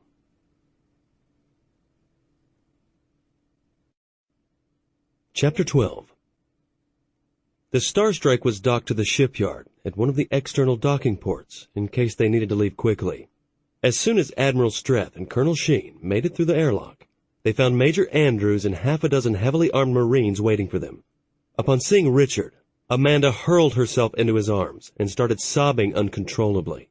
Admiral Streth said nothing. He had known about the 2 for a while, and he couldn't blame her for this emotional outburst. "Richard, I didn't think I would see you again," Amanda sobbed as she tried to catch her breath. "When we heard the Omega signal, I thought you had been killed." Omega signal? Richard asked with a surprised look upon his face, glancing over at Admiral Strath. Are you talking about that signal originating in the telesystem? It started a few days ago, and we couldn't decode it. He was surprised and extremely pleased at Amanda's response to seeing him. He had prayed that the part of First Fleet that had left to venture deep into Hockland space had survived. For days now, he had given up hope of ever seeing Amanda again. Each day he had expected it to be his last. He knew that the Hocklands could destroy the station anytime they wanted, even though the laser turrets the station was equipped with would take a heavy toll on any attackers. He held Amanda tightly, still finding it hard to believe that both she and Admiral Strath were here. It was for us, explained Admiral Strath, referring to the signal. We sent a signal to Fleet Command, and I suspect it activated this Omega signal. The message was in a special code that only I had the decryption key for. It basically said the Federation had been destroyed, and we were to return, gather all the survivors we could find, and then leave for parts unknown. Richard was silent for a moment. He released Amanda, and she stepped back, trying to regain her composure. What are your plans, Admiral? Let's go to the command center, and you can brief me on the current situation on New Providence, as well as the condition of the shipyard. I also want to know how you managed to survive. Why didn't the Hocklands destroy the shipyard in the original attack? That's a long story, sir, replied Richard, nodding his head. Let's go to the command center, and I'll explain everything. Amanda worked drying her eyes and wiping the tears from her face. It had been a shock to find Richard still alive. She had given up hope after they had received the Omega signal. She walked holding Richard's hand, not caring who saw them. For some reason, she had the feeling that the Admiral approved. It took them a few minutes of walking through corridors and taking an elevator to reach the command center. One thing that Admiral Strath and Colonel Sheen noticed were the large number of armed Marines everywhere they went. They didn't recall this many Marines being on the shipyard the last time they were here. The Hocklands keep trying to land troops, Richard explained, as they passed a barricade in a main corridor, where Marines had set up some heavy weapons. Once in the command center, they stopped in front of a large bank of view screens, which showed the planet below. City after city was displayed in ruins. Fires were prevalent, and smoke was bellowing into the air. In a few areas, fighting was obviously still occurring between isolated Marine units and Hockland protectors. One of the screens showed a battle with massive explosions occurring over a forested area. It was hard to tell who was winning. What's the condition down on the planet? Asked Keaton, gazing at the battle on the screen. He was wondering how many of the bunkers had survived, and how many Marines were still fighting. All 10 bunkers are still intact. As a matter of fact, General Allister has just ordered a general airstrike on the Hockland ground units, since you have taken out their ships in low orbit. Those ships have been keeping the General's air wings out of the battle. The Talons and Anlon bombers should be launching shortly. What about the survivors? Asked Amanda, looking around the command center. She noticed that many of the fleet personnel had a haggard look about them. Most of them looked as if they hadn't slept in days. Another thing she noticed was the sudden look of hope in their eyes upon seeing Admiral Strath. Both the 2 main cave facilities are intact and sealed up, Richard reported, as an aide came up and handed him a report, which he quickly glanced at. General Allister is in the process of moving as many survivors and military personnel as he can into the bunkers and several other deep cave facilities that have been prepared. He's sending out everything and everyone he can to bring in more supplies and people while he has this opportunity. How many survivors are we talking about? Asked Heaton, gazing at the view screens, which showed the destruction that had occurred on New Providence. All the colony worlds must look like this. He felt ill gazing at what the Hocklands and the AIs had done to New Providence. In the secure facilities, about 200,000, Richard responded, recalling the numbers. General Allister thinks he can put another 100,000 or so in some of the other cave facilities. The only problem is they're not as well equipped or supplied as the others, and may eventually be found by the Hocklands. Will they be protected by Marine units? Amanda asked. She knew life for the survivors outside the main bunkers was going to be difficult, perhaps impossible. Yes, Richard replied, as he changed one of the view screens to show a close-up of a mountainous area with a single winding road leading to it. This is the entrance to Darvos Caverns, one of the largest cave systems on the planet. General Allister is rushing Marines and supplies even as we speak to the deeper caverns. If we have the time, we could put over 300,000 people in the lower caverns. There is plenty of fresh water inside, and the cave already has its own hydroelectric power supply. I hope he has the time, Admiral Streth responded. He knew that living conditions in the caves would be extremely difficult and hard for the civilians to adjust to. However, if it meant more people would survive, then it had to be done. People had a way of adjusting to harsh or difficult conditions if it meant their only chance of survival. Other survivors are being scattered throughout other mountainous areas with smaller cave systems in the hope they can survive. General Allister wants to go silent and wait to see if the Hochlands leave. He's going to pull all the Marine units back. The additional Marines should be able to provide some aid to the other survivors, and perhaps offer better protection and living conditions. They will do everything possible to avoid any further contact with the Hochland protectors after today. That may be his only choice, Hedon conceded, with a heavy sigh of resignation. Make the Hochlands think the fighting here is done. What happened to Admiral Flaxen? Richard was quiet for a moment before replying. He was killed in the first attack. He was on an inspection tour of the battle cruiser Independence when those two large Hochland ships jumped in. The Independence was the first ship to be destroyed. They jumped in almost on top of the battle cruiser. Never had a chance. I'm sorry to hear that, Hedon said with a sad look in his eyes. He had been friends with Admiral Flaxen for years. Where did the Hochlands get ships like those? Asked Richard, looking over at Admiral Streth. I didn't think it was possible to jump that far inside a planet's gravity well. Our weapons couldn't penetrate their shields, and their energy weapons cut through ours as if they weren't even here. Those are not Hochland ships, Hedon replied, his eyes narrowing. He then went on to explain to Richard what an AI ship was. Richard was silent as he digested this new information. The Hochlands have support ships that come by on a regular basis. I would guess you have only 12 to 16 hours before the next group drops in. You need to be gone from here by then. General Allister plans on having this attack on the Hochland protectors wrapped up in about 6 hours, and then he will be sealing up all the bunkers. How did the shipyard manage to survive? Hedon asked. He couldn't understand why the Hochlands hadn't destroyed it. I think they wanted to capture it intact, Richard replied. Fortunately, the laser batteries we installed above the construction bays were powerful enough to keep their ships at a distance. Evidently, the AIs didn't realize we had the laser batteries, or they probably would have taken them out before they left. The Hochlands tried on 3 different occasions to land shuttles, but we managed to shoot them down before they got too close. For the last few days, those 2 support ships have been sitting just outside our weapons range, watching us. We need to evacuate the shipyard, said Hedon, wondering how many people were still on board. Eventually the Hochlands will succeed in either taking it over or destroying it. I think we can help with that, Richard spoke with a smile. He touched a button on one of the consoles, and it switched to show one of the repair bays. Hedon's eyes grew wide when he saw what was inside. That's a battle carrier. Yes, Richard responded with a grin. It's the Harrington. She was inside for some minor repairs when the Hochlands attacked. We couldn't get her out as we were under heavy fire. There were also 2 more light cruisers in 2 of the other bays that suffered heavy damage and were brought inside for their own safety. We've almost finished their repairs, and they can leave the docks at any time. What about your air wings? Amanda asked. Having 3 more warships in the fleet would be a tremendous boost to morale, especially another carrier. That's a problem, admitted Richard, shaking his head grimly. The air wings are non-existent. We sent them out to help defend the fleet in the attack, and they were destroyed. We have only 4 Talons left and no bombers. How many people do you have on board?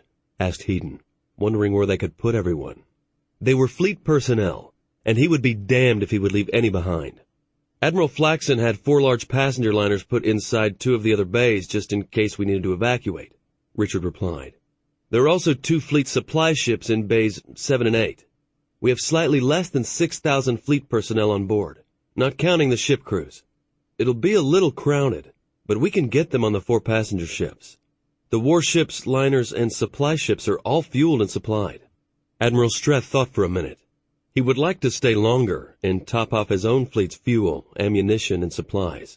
But he dare not let the Hochlands catch the Star Strike's fleet inside New Providence's gravity well. Order your people to get on the liners. Have the Harrington, the 2 light cruisers, and the supply ships move out of the docks immediately. We're leaving in 2 hours. Where to? Asked Amanda, turning to face the Admiral. She was still anxiously waiting for the scout ships to return, so she could learn what had happened to Aquaria. Richard had survived. Perhaps her parents had also. We're going to one of the fleet supply depots, Heaton responded. They're both in open space, and I doubt the Hochlands have found them. We can refuel, supply, and rearm the fleet. There should also be some Talon fighters in storage. Perhaps we can give the Harrington back an operational air wing or two, if we can find the pilots. Pilots won't be a problem, Richard spoke, his eyes lighting up at the thought of getting the Harrington fully operational. I have nearly 200 here on the station. We were in the process of increasing the shipyard's air wings, and they were just finishing their training when we were attacked. Unfortunately, we hadn't received any new Talons yet. What about after the depot? Asked Amanda, wondering where they could go. Are we going to search for more survivors? I don't see what we can do without additional ships to put them in. I have instructions to return to the Tellus system and transmit a signal to a secret communications satellite, Heaton replied with a frown. I don't know why, but Admiral Kenseth was quite adamant that I'd do this if the Hochlands won. I wonder what that's about, spoke Amanda, shaking her head in confusion. The Hochlands probably control the entire system. It might not be safe to even attempt to send that message. Perhaps, responded Heaton, knowing she was right. But there is a reason he asked me to do this, and I intend to obey that order. Major, let's get your people on board those ships. I also want to speak to General Allister if it's possible. Richard nodded and moved over to the shipyard's comm station to begin passing the orders to evacuate. They could figure all of this out later when they were safely away from New Providence. He would also try to get in touch with General Allister in the command bunker. Richard knew the general was busy conducting attack and rescue missions all over New Providence, but he also knew the general would want to talk to Admiral Streth. Amanda was in her quarters staring painfully at the wall. The wall held a picture of her parents and their home on Krull Island. She had just come from a briefing of the pilots that had returned from the other Federation worlds. Their reports had been alarming and overwhelming. The colony worlds of New Eden, Alden, and Aquaria had been devastated. The shipyard above Aquaria had been destroyed, and the planet had been heavily nuked. She had seen the pictures of the capital city of Nirvana, and had sat in shock, realizing what this meant. Aquaria was gone, and her parents, even if they had survived the initial attack, were probably already dead from radiation poisoning. She knew with a heavy heart that she would never go scuba diving with her father at Heritage Reef again. All she would have now were the memories. Everything seemed so unreal to her. She knew that she was in shock, and was having a hard time accepting that her parents and everyone she had known on Aquaria were gone. Richard had gone on to say again in the meetings that he thought the Hochlands had spared the shipyard above New Providence because they wanted to use it as a base. They had tried repeatedly to land boarding parties in an attempt to capture it intact. Admiral Streth had agreed with that assumption. As soon as the shipyard was evacuated, the Admiral intended to destroy it, to prevent the Hochlands from ever using it for anything. Before they had left the command center, the Admiral had spoken briefly with General Allister. Amanda hoped the General would be able to survive without support from the fleet. The General planned on closing up all the bunkers and staying quiet for 6 months or more in hope that the Hochlands would go ahead and leave New Providence. If they did, he would open up several of the bunkers and begin the search for more survivors. During those 6 months, he planned on doing everything in his power to expand the current bunker system. They had plenty of power and had set up some hydroponic gardens inside the bunkers already. For many years, the only safe place on New Providence might be inside the bunker system, out of sight from the Hochlands. Amanda shook her head. She didn't know what it would be like to live underground for such a long period of time.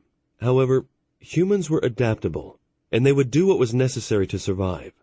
Leaning back, she took a deep breath and tried to calm herself. There would be a lot of unknowns facing the fleet in the coming days. She had to regain control of her emotions because the Admiral would need her. The fleet would need her. For several hours, Amanda rested. Richard was over on the Harrington working in the command center. He had done extremely well in defending the shipyard and was quite familiar with flight operations. For now, he was third in the chain of command on board the carrier.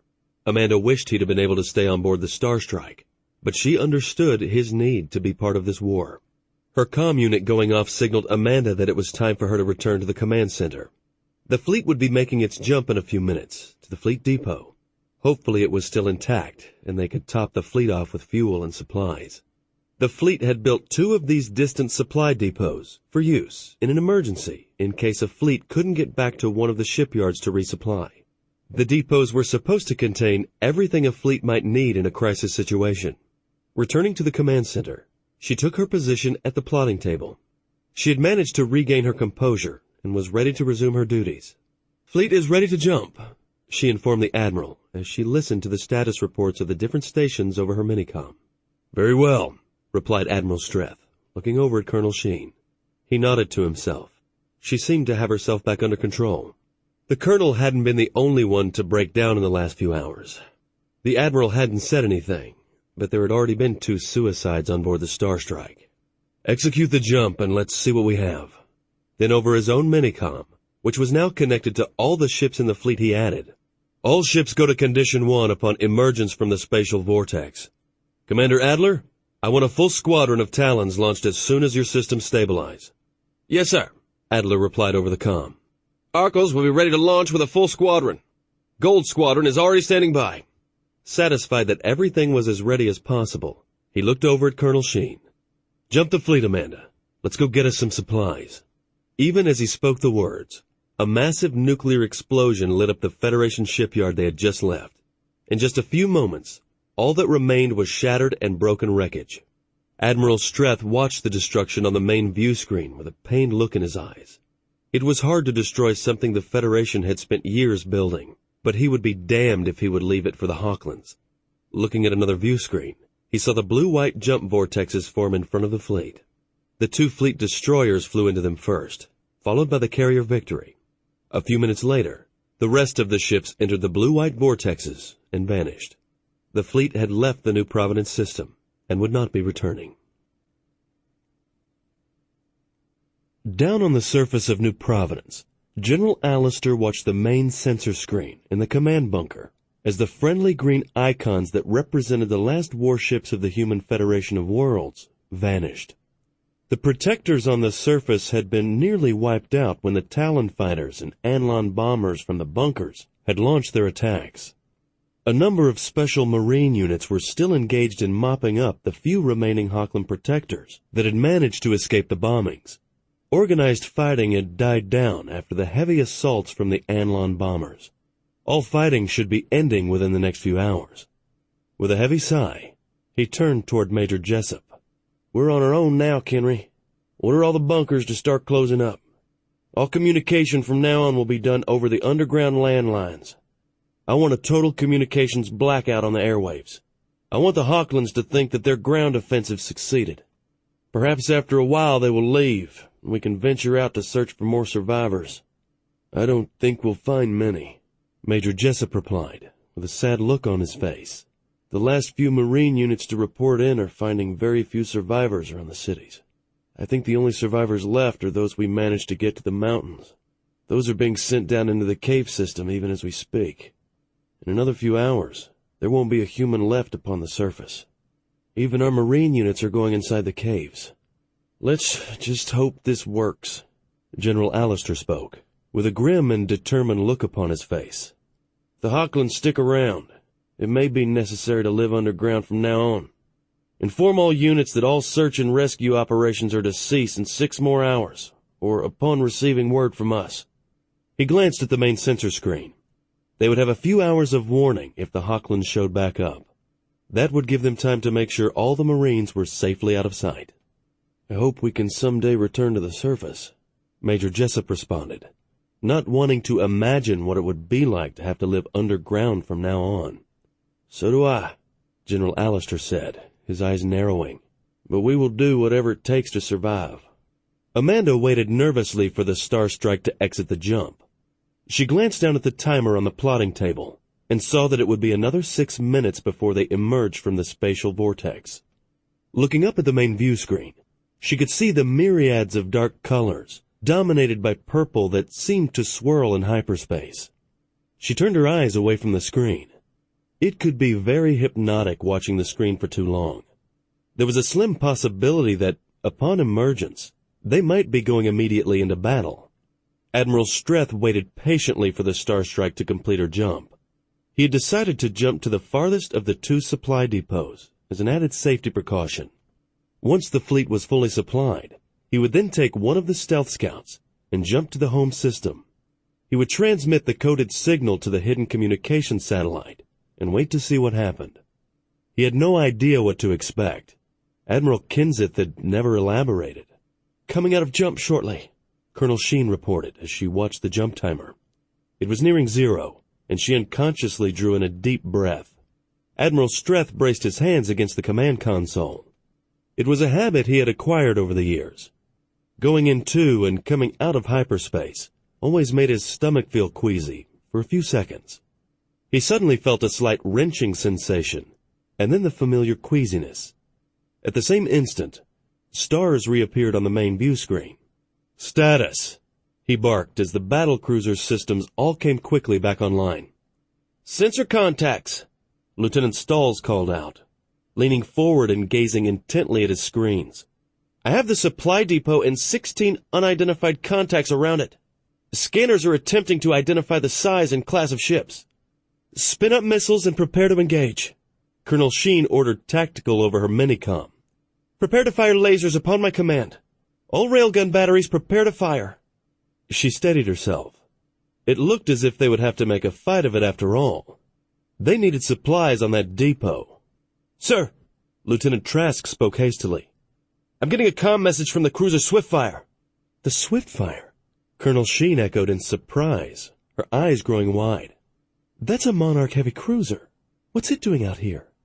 "All ships, hold your fire," Admiral Streth ordered over his minicom, gazing intently at the main sensor screen above the plotting table.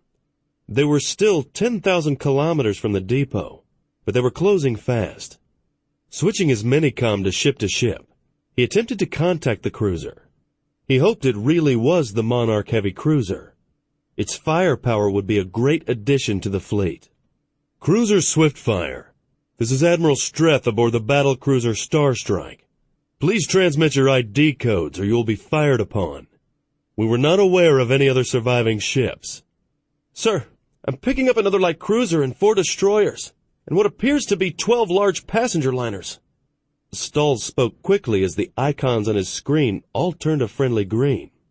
"Receiving ID codes," Lieutenant Trask reported. "Computer confirms their authentication." "This is Commander Largo," a relieved voice answered over the comm. "We thought we were the only surviving ships. The Swiftfire and the light cruiser Mace were on the way to Alden when word of the attack reached us. Admiral Kenseth ordered us to come here and wait. He also diverted all of these passenger liners to us. The 4 destroyers were called in from Deep Picket. We'd hoped more would show up, but so far there have been no others, until your fleet appeared." "How are the supplies on the station, Commander?" Heaton asked. He was immensely pleased to have found more civilian survivors, as well as fleet ships. This would come pretty close to bringing First Fleet back up to full strength. "I want to fully provision and rearm this fleet. Also, do you know how many Talons are in storage in the depot?" "There are plenty of supplies on the station, Admiral," Largo replied quickly. "I'm not sure how many Talons there are. I can check with the depot's commanding officer if you want." "That won't be necessary, Commander," Heaton replied. "My fleet will be taking up a defensive position around the depot, and then I will be going over myself to see what is on board. I intend to strip it of everything useful." "Then what, Admiral?" asked Largo, sounding uneasy. He hoped the Admiral wasn't contemplating attacking the Hawklands. "Where can we go? The Federation worlds have been lost to us." "We're leaving Federation space," Heaton responded crisply. "I have one small mission I need to complete, and then we're leaving the Federation behind." There was silence from the comm, and then finally Commander Largo responded. "I think that's wise, sir. We have been talking about doing the same thing." Admiral Streth was sitting across from Commander Largo and Captain Jensen aboard the supply depot. The supply depot was a full kilometer across and 300 meters thick. It was armed with 24-point defensive batteries and 4 Shrike missile pods. It also had a full squadron of Talons for additional defense. Commander Largo and Captain Jensen both looked extremely pale. Admiral Streth had just explained to them what had happened to all the Federation worlds and about the AI ships. It had been hard for them to hear that the Federation was gone, even though they had already suspected such. They had hoped that the Hawklands had just occupied the Federation worlds, and not destroyed them.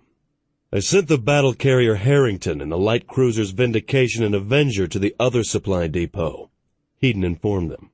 There might be other survivors there, and I also want as many of their supplies as possible, particularly their Talon fighters.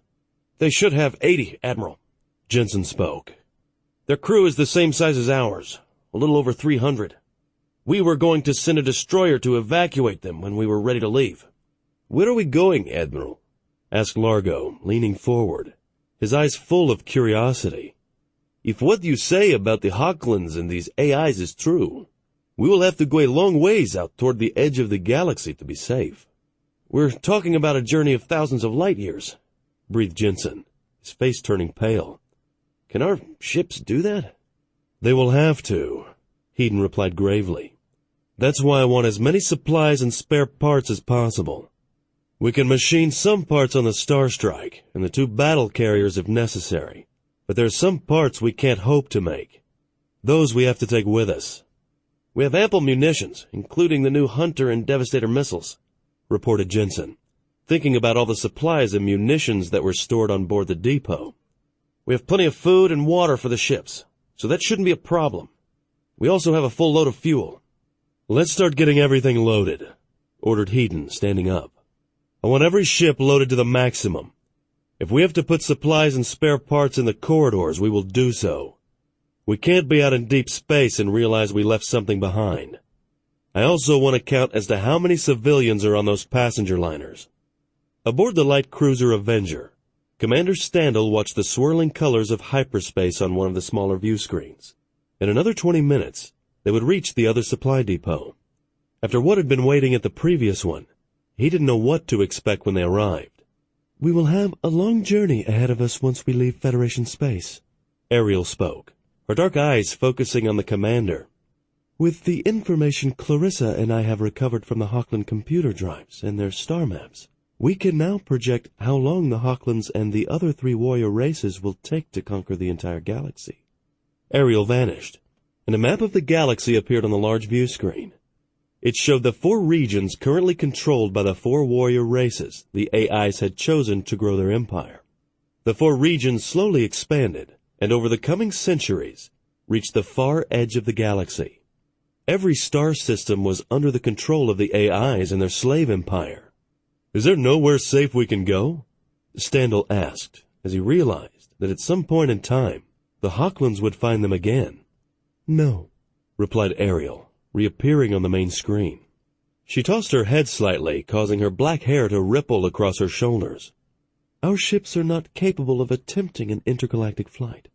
Even with cryosleep, we wouldn't make it. It would take hundreds of years just to reach one of the 2 nearest satellite galaxies. The ships would run out of power, and too many key systems would fail. Then what are we to do? Standel asked slowly. It sounded hopeless. He noticed that the entire command center crew was listening. There has to be an answer. We go out to the very edge of our galaxy and grow our population. We know the Hawklands are coming someday, so we prepare for them. We find and fortify a system to the point that the Hawklands can't take it. We restrict ourselves to 1 star system? Major Winford spoke, not liking that idea at all. That doesn't leave a lot of room to grow. The fortifications that hold back the Hawklands and these AIs will have to be massive. I don't know if it's even feasible. Tina and Jason looked at each other. If they did take the fleet out to the edge of the galaxy, at least they would be safe for the rest of their lifetimes. It might even give them time to build a life together. What do you think? Tina asked in a low voice over her mini-comm on the private channel. I don't think we have any other choice, Jason responded, as he ran some quick calculations on his computer. It will take us 6 months to a year to get out that far, depending on the number of jumps per day the Admiral will want to do.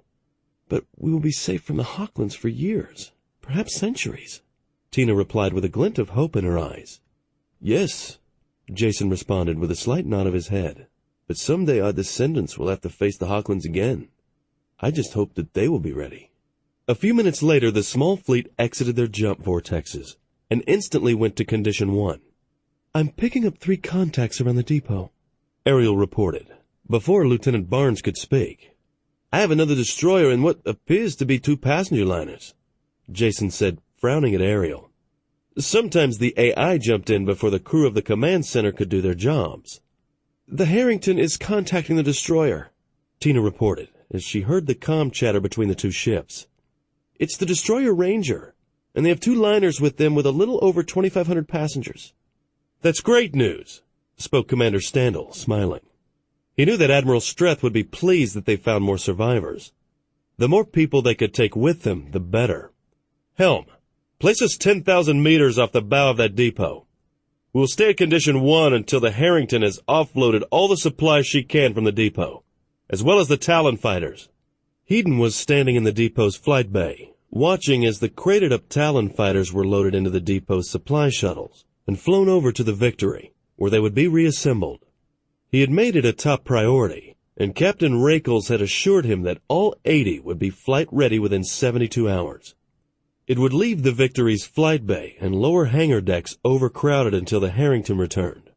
The depot had 20 Talons that were part of its defense force, and these would be flown straight over to the Harrington when it returned. The good thing about these fighters was that they came with fully trained pilots. "The supply transfer is going well," Captain Jensen reported as he listened to reports over the minicom in his left ear. "The light cruiser Bryce is docked to the main starboard docking port, and we're loading her up with supplies and munitions. Do you want Devastator missiles on the light cruisers?"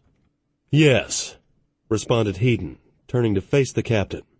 "Don't put any on the destroyers, but I do want full loadouts on the light cruisers." "We have a lot of them," Jensen added with a frown. "A month before the Hochlands attacked, Admiral Kenseth sent a large load of nukes out to us. I didn't understand it at the time, but now I suspect they were for you." "Probably," Hedon responded, still amazed at all the planning Admiral Kenseth had done. Hedon didn't know how, but it almost seemed as if Admiral Kenseth had known or suspected the Federation would fall, and had sent every type of supply and parts he could think of to the depot. Hedon wondered if the other depot was similarly stocked. If everything went as planned, they would be ready to leave in 4 days. All the supplies would be loaded, and the warships fully topped off with fuel and ammunition. Before they left, he had one more task he had to complete. It was time to find out what the secret communication satellite in the home system was protecting. He suspected it was some last-minute instructions from Admiral Kenseth. Captain Arkles was told he would be flying his scout ship back to the home system for one final mission. Lieutenant Sanders was in the co-pilot's seat with the 2 specialists behind them. "I wonder what we're going to the home system for?" asked Sanders, frowning heavily. "From what Captain Simmons said, it's full of Hochland warships." Carl nodded his head in agreement. Captain Simmons had piloted one of the 2 scouts that had checked out the home system. "I don't know, but we're waiting for an officer that'll be going with us." Looking out the cockpit window, his eyes grew wide as he saw Admiral Streth and 2 tough-looking Marines coming toward the shuttle. "Is that the Admiral?" asked Lacey, looking out the cockpit window, not believing what she was seeing. "Why would he want to go somewhere so dangerous? The fleet can't afford to lose him." "I don't know," Carl replied in a serious tone. "He must have a good reason. It will be up to us to keep him safe." 12 hours later, the small scout was on the outskirts of the home system. Admiral Streth was standing in between the 2 specialists, looking over Rather's shoulders at the main sensor screen. For over an hour, the scout's sensitive sensors had been scanning the system. "How many ships?" asked Hedon, looking at the sensor screen that was filled with red threat icons. They were especially thick around Tellus and Macon. Thinking about Macon, he wondered if his brother's cabin by the lake had survived. It was something he would never know, and a place that had been put forever out of his reach. He let out a heavy sigh. Those times at that cabin with Taylor and Lindell had been very special. They were memories he would always treasure. "I make it at over 160 warships and some other different types of support ships. Probably supply ships and troop ships." "They must be stripping Tellus and Macon of anything useful," Hedon spoke grimly, shaking his head in disgust. "Are we picking up any type of broadcasts at all? Even on the emergency channels?" "No, sir," Lacey responded. "Everything seems to be quiet except for the Hochlands." Hedon nodded his head. With the amount of ships the Hawklands had here, he doubted if there were any human survivors. He reached into his pocket and handed Lieutenant Sanders a small flash drive and a piece of paper. "Send the message on that flash drive to the coordinates on that paper. Then we wait to see if we get a response." Lieutenant Sanders inserted the flash drive into her communications console and punched in the coordinates on the paper. As near as she could tell, the coordinates were located in empty space. They were not near a planet or any of the moons in the home system. She wondered what was going on. As soon as the flash drive had downloaded the message to her console, she pressed the transmit button and then leaned back to wait. "Message sent, sir," Lacey spoke. "Very well, Lieutenant," Heaton spoke. "Let me know if you get any type of response." Captain Arkles kept looking at the small sensor screen. The entire system was covered in red thread icons. Hawkland ships were everywhere, including numerous Hawkland fighters.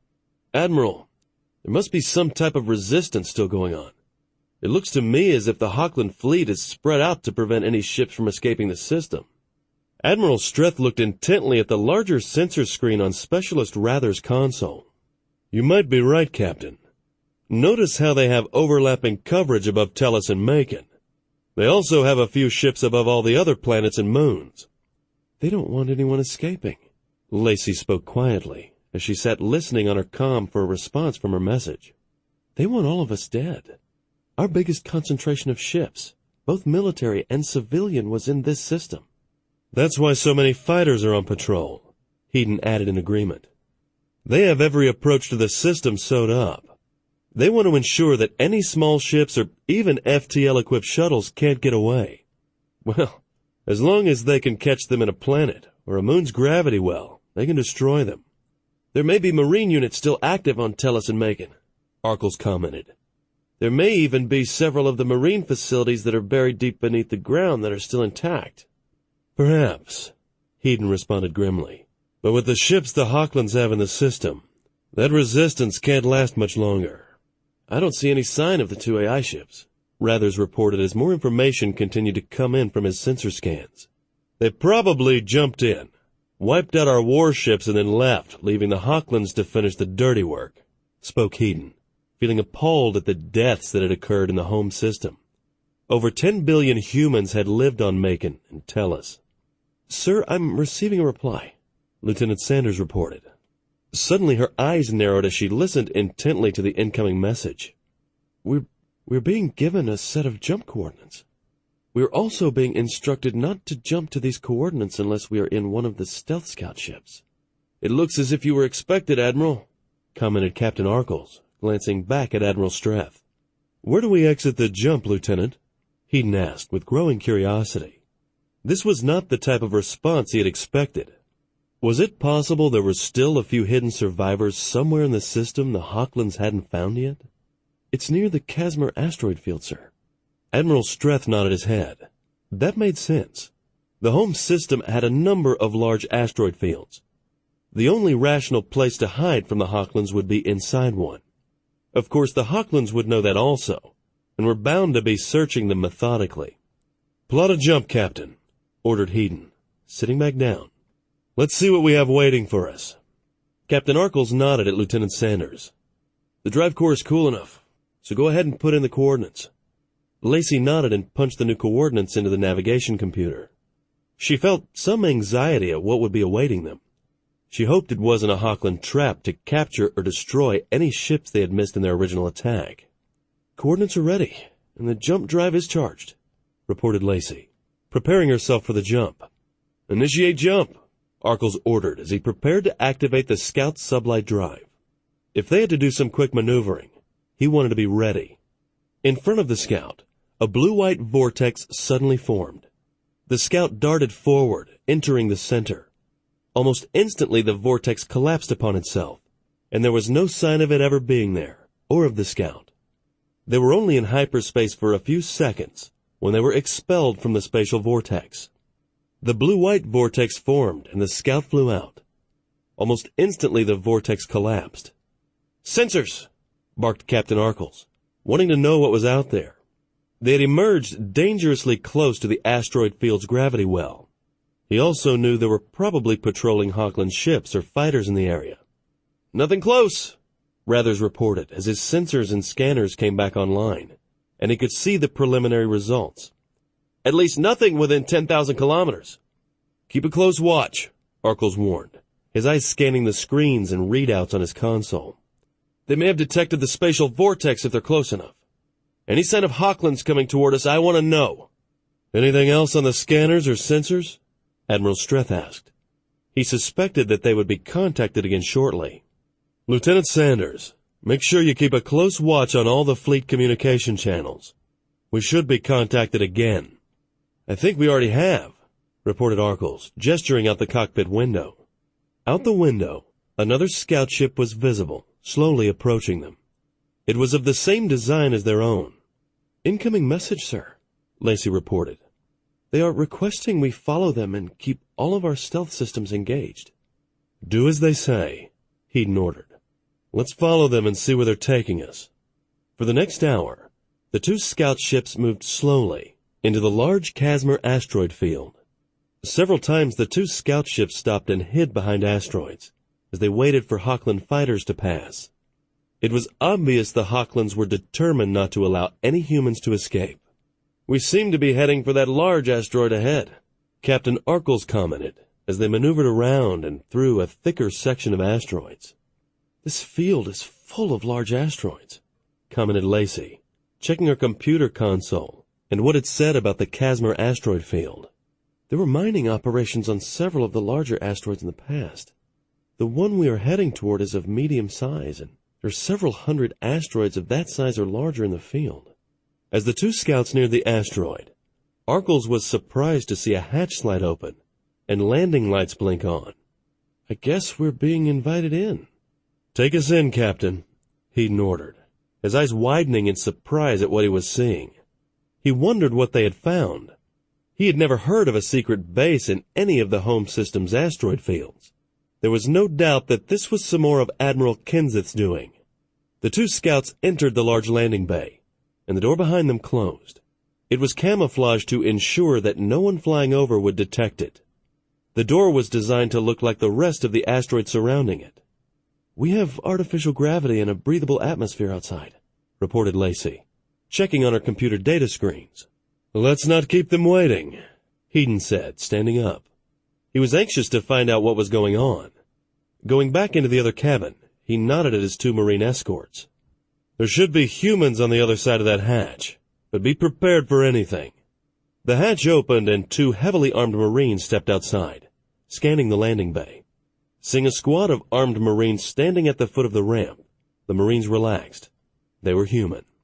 "Admiral on deck," the sergeant in charge of the Marines announced as Heaton appeared in the open hatch. At the same time, a door at the far end of the landing bay opened, and a small group of fleet officers appeared. Stepping off the scout's ramp, Heaton saluted the sergeant, and then looked in shock at the group of approaching officers. For a moment, Heaton felt a lump form in his throat, and he was at a loss for words. The officer leading the group was none other than his brother, Taylor. "About time you got here," Taylor spoke with a big grin covering his face. He reached out and took Heaton's hand, shaking it warmly. "It really is me. I'm not a ghost." "Lyndall?" Heaton croaked out. "Is she here also?" "Yes," answered Taylor, releasing Heaton's hand. "You're inside that special project that Admiral Kenseth wanted Lyndall and me to work on." "Admiral Kenseth? Is he alive?" asked Heaton, hoping the brilliant admiral and friend had survived the attack. "He's alive," Taylor confirmed, with a look of sadness appearing on his face. "He's in the base infirmary. The admiral was severely injured in the attack upon Tellus. His executive officer loaded the admiral on board a shuttle and sent him out here. Admiral Kenseth was unconscious the entire time, or, I suspect, he never would have let his second-in-command send him away from his flagship." "How soon can I see him?" Heaton asked. Perhaps now he could get to the bottom of all this. "I have a lot of questions to ask." "Right now," Taylor replied, with a look of stress appearing on his face. "But Heaton, you need to know that the Admiral's injuries are very severe.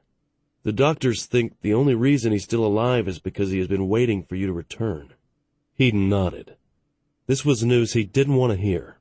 Admiral Kenseth had been the backbone of the Federation fleet for years. It was hard to imagine the fleet going on without him. Taylor led Hedon and the small group of officers through the corridors of the base. They passed numerous people who seemed to be moving at an unusually quick pace. It almost seemed as if everyone was in a rush to get somewhere. "What's going on?" asked Hedon, noticing the rush. "How many people are in this base?" "We have nearly 20,000 civilians and 15,000 fleet personnel," Taylor replied as they went through another hatch and entered the medical area. "The reason they're moving so quickly is that, with your arrival, we will be evacuating the base shortly." "Where to?" Hedon asked, surprised. "Leaving the base would expose them to the Hawklands. They might be safer here." "I think that's what Admiral Kenseth has been waiting to tell you," Taylor responded as they entered the infirmary. "I believe he has a destination he wants you to take the survivors to." "Hedon!" A female voice spoke excitedly. Turning his head, Hedon saw Lendl come out of the room. He strode over and gave her a quick hug. "I'm so glad to see you and Taylor. I was afraid you both had been killed in the Hawkland attack." "If not for Admiral Kenseth, we probably would have been," answered Lendl, stepping back from Hedon. There were tears in her eyes, and it was obvious she had been crying. "The Admiral is in there," she said, gesturing toward the room she had just left. "He's been waiting for you. Go on in, Hedon. I don't think he will last much longer." Hedon stepped into the small room. Admiral Kenseth occupied the only bed, and 2 nurses and a doctor were hovering over him. Kenseth was covered in bandages, and it was obvious he had been severely burned. Only his eyes and part of his face were visible. "Hedon," Kenseth spoke in a weak voice. "you made it." "Yes, Admiral," responded Hedon, walking over to the bed and gazing down at Admiral Kenseth. "My fleet is waiting at one of the supply depots. We can get you out of here." No, replied Kenseth, gesturing for the doctor and nurses to leave. The doctor looked over at Hedon and shook his head. "Make it quick, Admiral." Once they were alone, Admiral Kenseth gestured for Hedon to come closer. "Were there any more ships at the depots? Tried to save as many as I could when I realized we couldn't win." "Yes," Hedon responded, with a nod of his head. "The Monarch cruiser Spitfire, the light cruiser Mace, some destroyers, and a number of civilian passenger liners were there. We also found the Harrington and 2 more light cruisers at New Providence. We've resupplied all of our ships and loaded them up with ammunition. We can leave at any time." "Excellent," Kenseth spoke, then broke into a fit of coughing. When he spoke again, his voice was extremely weak. "I have a new mission for you. Talk to Verdun Sievers. He is the scientist and historian in charge of this base. He has some coordinates for you. It is a safe place for you to take what is left of our people." "Where is that?" Hedon asked doubtfully. He wondered if the Admiral was becoming delusional from the injuries and the medication he was on. "We are the last of our people. It will take us centuries to grow our population to the point where we will be able to have any hope of resisting the Hawklands. I don't know if it's possible in the time we will have." "No," Kenseth replied, his voice barely a whisper. "There is another human world. The world our ancestors came from over 10,000 years ago. Sievers has the coordinates to that world. Go there. Tell them of the Hawklands. Together, you will grow strong, and someday return to take vengeance on the Hawklands for what they have done to our worlds." "Just what is the name of this world?" Hedon asked doubtfully. He felt sure the Admiral was delusional. This sounded like some wild tale from a vid telecast. Kenseth's eyes seemed to grow bright, and for a moment he seemed stronger. "Earth," Kenseth replied, as the light began to fade from his eyes. "Planet's name is Earth. Take our people there." Kenseth closed his eyes, and the machines that were keeping him alive started blaring warning alarms. The doctor and nurses ran back in, and after the doctor examined the Admiral, he turned toward Hedon and shook his head. Admiral Kenseth was gone. Hedon stepped back out of the room and noticed that Lendl was in Taylor's arms, openly crying. I need to see a scientist named Sievers. I thought you would, Taylor responded knowingly. He's waiting in a conference room close by. A few minutes later, Admiral Streth was sitting across from an older man. Sievers had nearly white hair and looked to be in his later years. For a Federation citizen with their advanced medicine, that was close to 90 years of age. Admiral Kenseth said something as he was dying. Heaton began. He said I was to take the survivors to Earth. I've never heard of this Earth. He said you could tell me what this is all about. You wouldn't have heard of Earth, spoke Sievers, leaning forward and gazing intently at Admiral Streth. It is one of the Federation's most closely guarded secrets. Less than 10 people in the entire Federation are even aware that Earth exists. All of those, except for me, are now probably dead. I don't understand, spoke Heaton, feeling even more confused. Admiral Kenseth said that we came from this Earth over 10,000 years ago. How is that possible? In this asteroid, there is an ancient spaceship, began Sievers, taking a deep breath. It was discovered several hundred years ago by some miners. It's from a race that existed thousands of years ago, in the heart of our galaxy. They were a great race, and traveled far in their explorations. The race that created the AIs? Heaton said with dawning comprehension. That had to be who Sievers was talking about. What did they have to do with all this? AIs, responded Sievers, looking confused. What is this about AIs? Heaton took a few minutes and told Sievers what they had discovered about the Hochlands and their AI masters. It explains a lot, Sievers said, nodding his head in understanding. It also answers how the Federation was defeated so easily. We know from some of the records we were able to translate that there was a big disagreement about the direction the Altons were taking. From what you have just told me, I now believe that this disagreement was over these very same AIs. The Altons, Heaton repeated. Is that the name of this race? Yes, Sievers replied as he continued to explain. We don't know a lot other than they traveled far out into one of the galactic arms and found Earth. The humans on Earth at that time were very primitive, but the Altons brought back a large number, as well as some of the more common animals. They put the humans and their animals on Tellus and left. That's why there's such wild diversity in the animals on Tellus, Heaton spoke.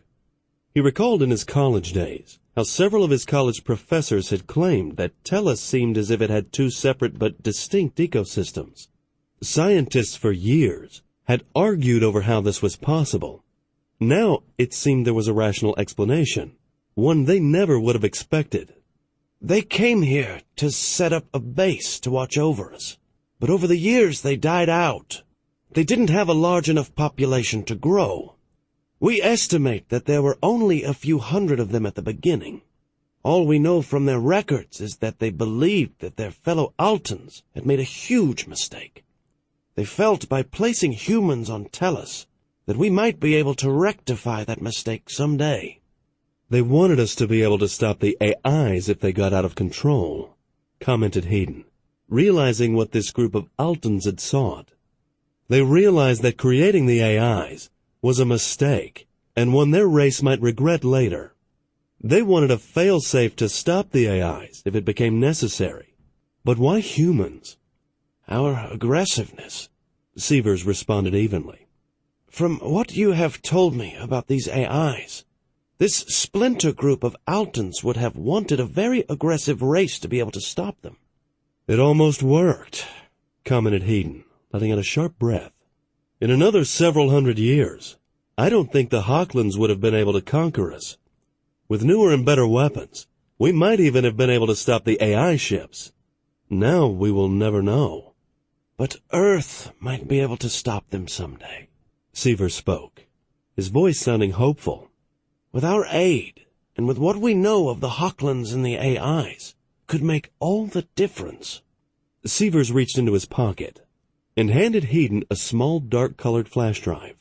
That flash drive contains Earth's coordinates and everything we have been able to learn from the Alton ship. There was nothing usable in the ship. After 10,000 years, even one of their advanced vessels deteriorates with age. There are a few records preserved on some metal plates, but not much else. "So we take the survivors of our people to Earth," Hedon commented, still finding it hard to believe what he had heard from Admiral Kenseth and Severs. "Yes," replied Severs, nodding his head. "It's our only hope, perhaps our galaxy's only hope." Hedon leaned back and glanced down at the flash drive in his right hand. "The Altons took our ancestors from Earth over 10,000 years ago, according to what you've found. What will Earth be like now? Is it even still there?" "We will only know by going there," Severs replied in a low voice. "I believe Earth is still there, and that humans still live there. If not, then we have no hope at all." Hedon nodded his head. With sudden realization, he knew the decision had already been made in the back of his mind. They had no other real choice. He was going to take the fleet to Earth. "I guess the next big question is how do we evacuate this base?" Severs smiled. "I think your brother can answer that. He has something to show you." An hour later, Hedon gazed out across a cavernous bay in the heart of the asteroid in shock. 2 massive ships resided in their construction cradles. "What are those?" he asked. He had never seen ships like these before. Both ships looked to be over 1,500 meters long. "Colony ships," Taylor replied with a smile. "Admiral Kenseth and the Federation Council had been planning on setting up several more colonies farther out away from the Federation. They had already picked out 2 habitable worlds for the new colonies. Then the Hochland struck. Now they will be used to evacuate our people. Lindell and I were sent here to make sure those 2 ships were finished in time in case we had to evacuate. Admiral Kenseth felt a stronger military presence would get the civilians to working faster." From what Hedon could see, the ships were similar to a battle carrier, but without the heavy armaments. He could see a large flight bay and numerous point defense weapons, but nothing heavy. "What weapons are the 2 colony ships equipped with?" asked Hedon, wondering how well they could defend themselves. If they left the protection of this bay, they would be prime targets. Their size would draw the Hochlands to them. He doubted if they could get away from the base without a fight. They're each equipped with 1 squadron of Talon fighters and 96 dual-point defense turrets. They also have a very powerful energy screen, as strong as a Conqueror-class battlecruiser. "How many people can they hold?" 10,000 each, plus a crew of 1,200, Taylor responded. "Each ship has the manufacturing capability to create a viable colony." "If my calculations are right, that still leaves 15,000 fleet personnel without a way off this asteroid." "We have more ships," responded Taylor, motioning for Hedon to follow him. "As soon as the Hochlands hit the colonies, Admiral Kenseth sent several passenger liners as well as some additional fleet ships to us. They're in the bay next to this one." Reaching the next bay, Hedon looked out over the other ships. He was pleased to see 2 light cruisers in the bay. There were also 5 more passenger liners, several fleet supply ships, and 2 marine assault ships. "Did Marines come with those 2 assault ships?" asked Hedon, hoping they had. Additional Marines could be very useful. He also knew the 2 marine assault ships were heavily armed with point defense weapons, as well as a number of medium railgun batteries. They were heavily armored and designed to take a pounding. "Yes," Taylor answered. "General Christ is in charge of the Marines. He has 2,000 Marines under his command." Hedon nodded. "We have a lot of plans to make.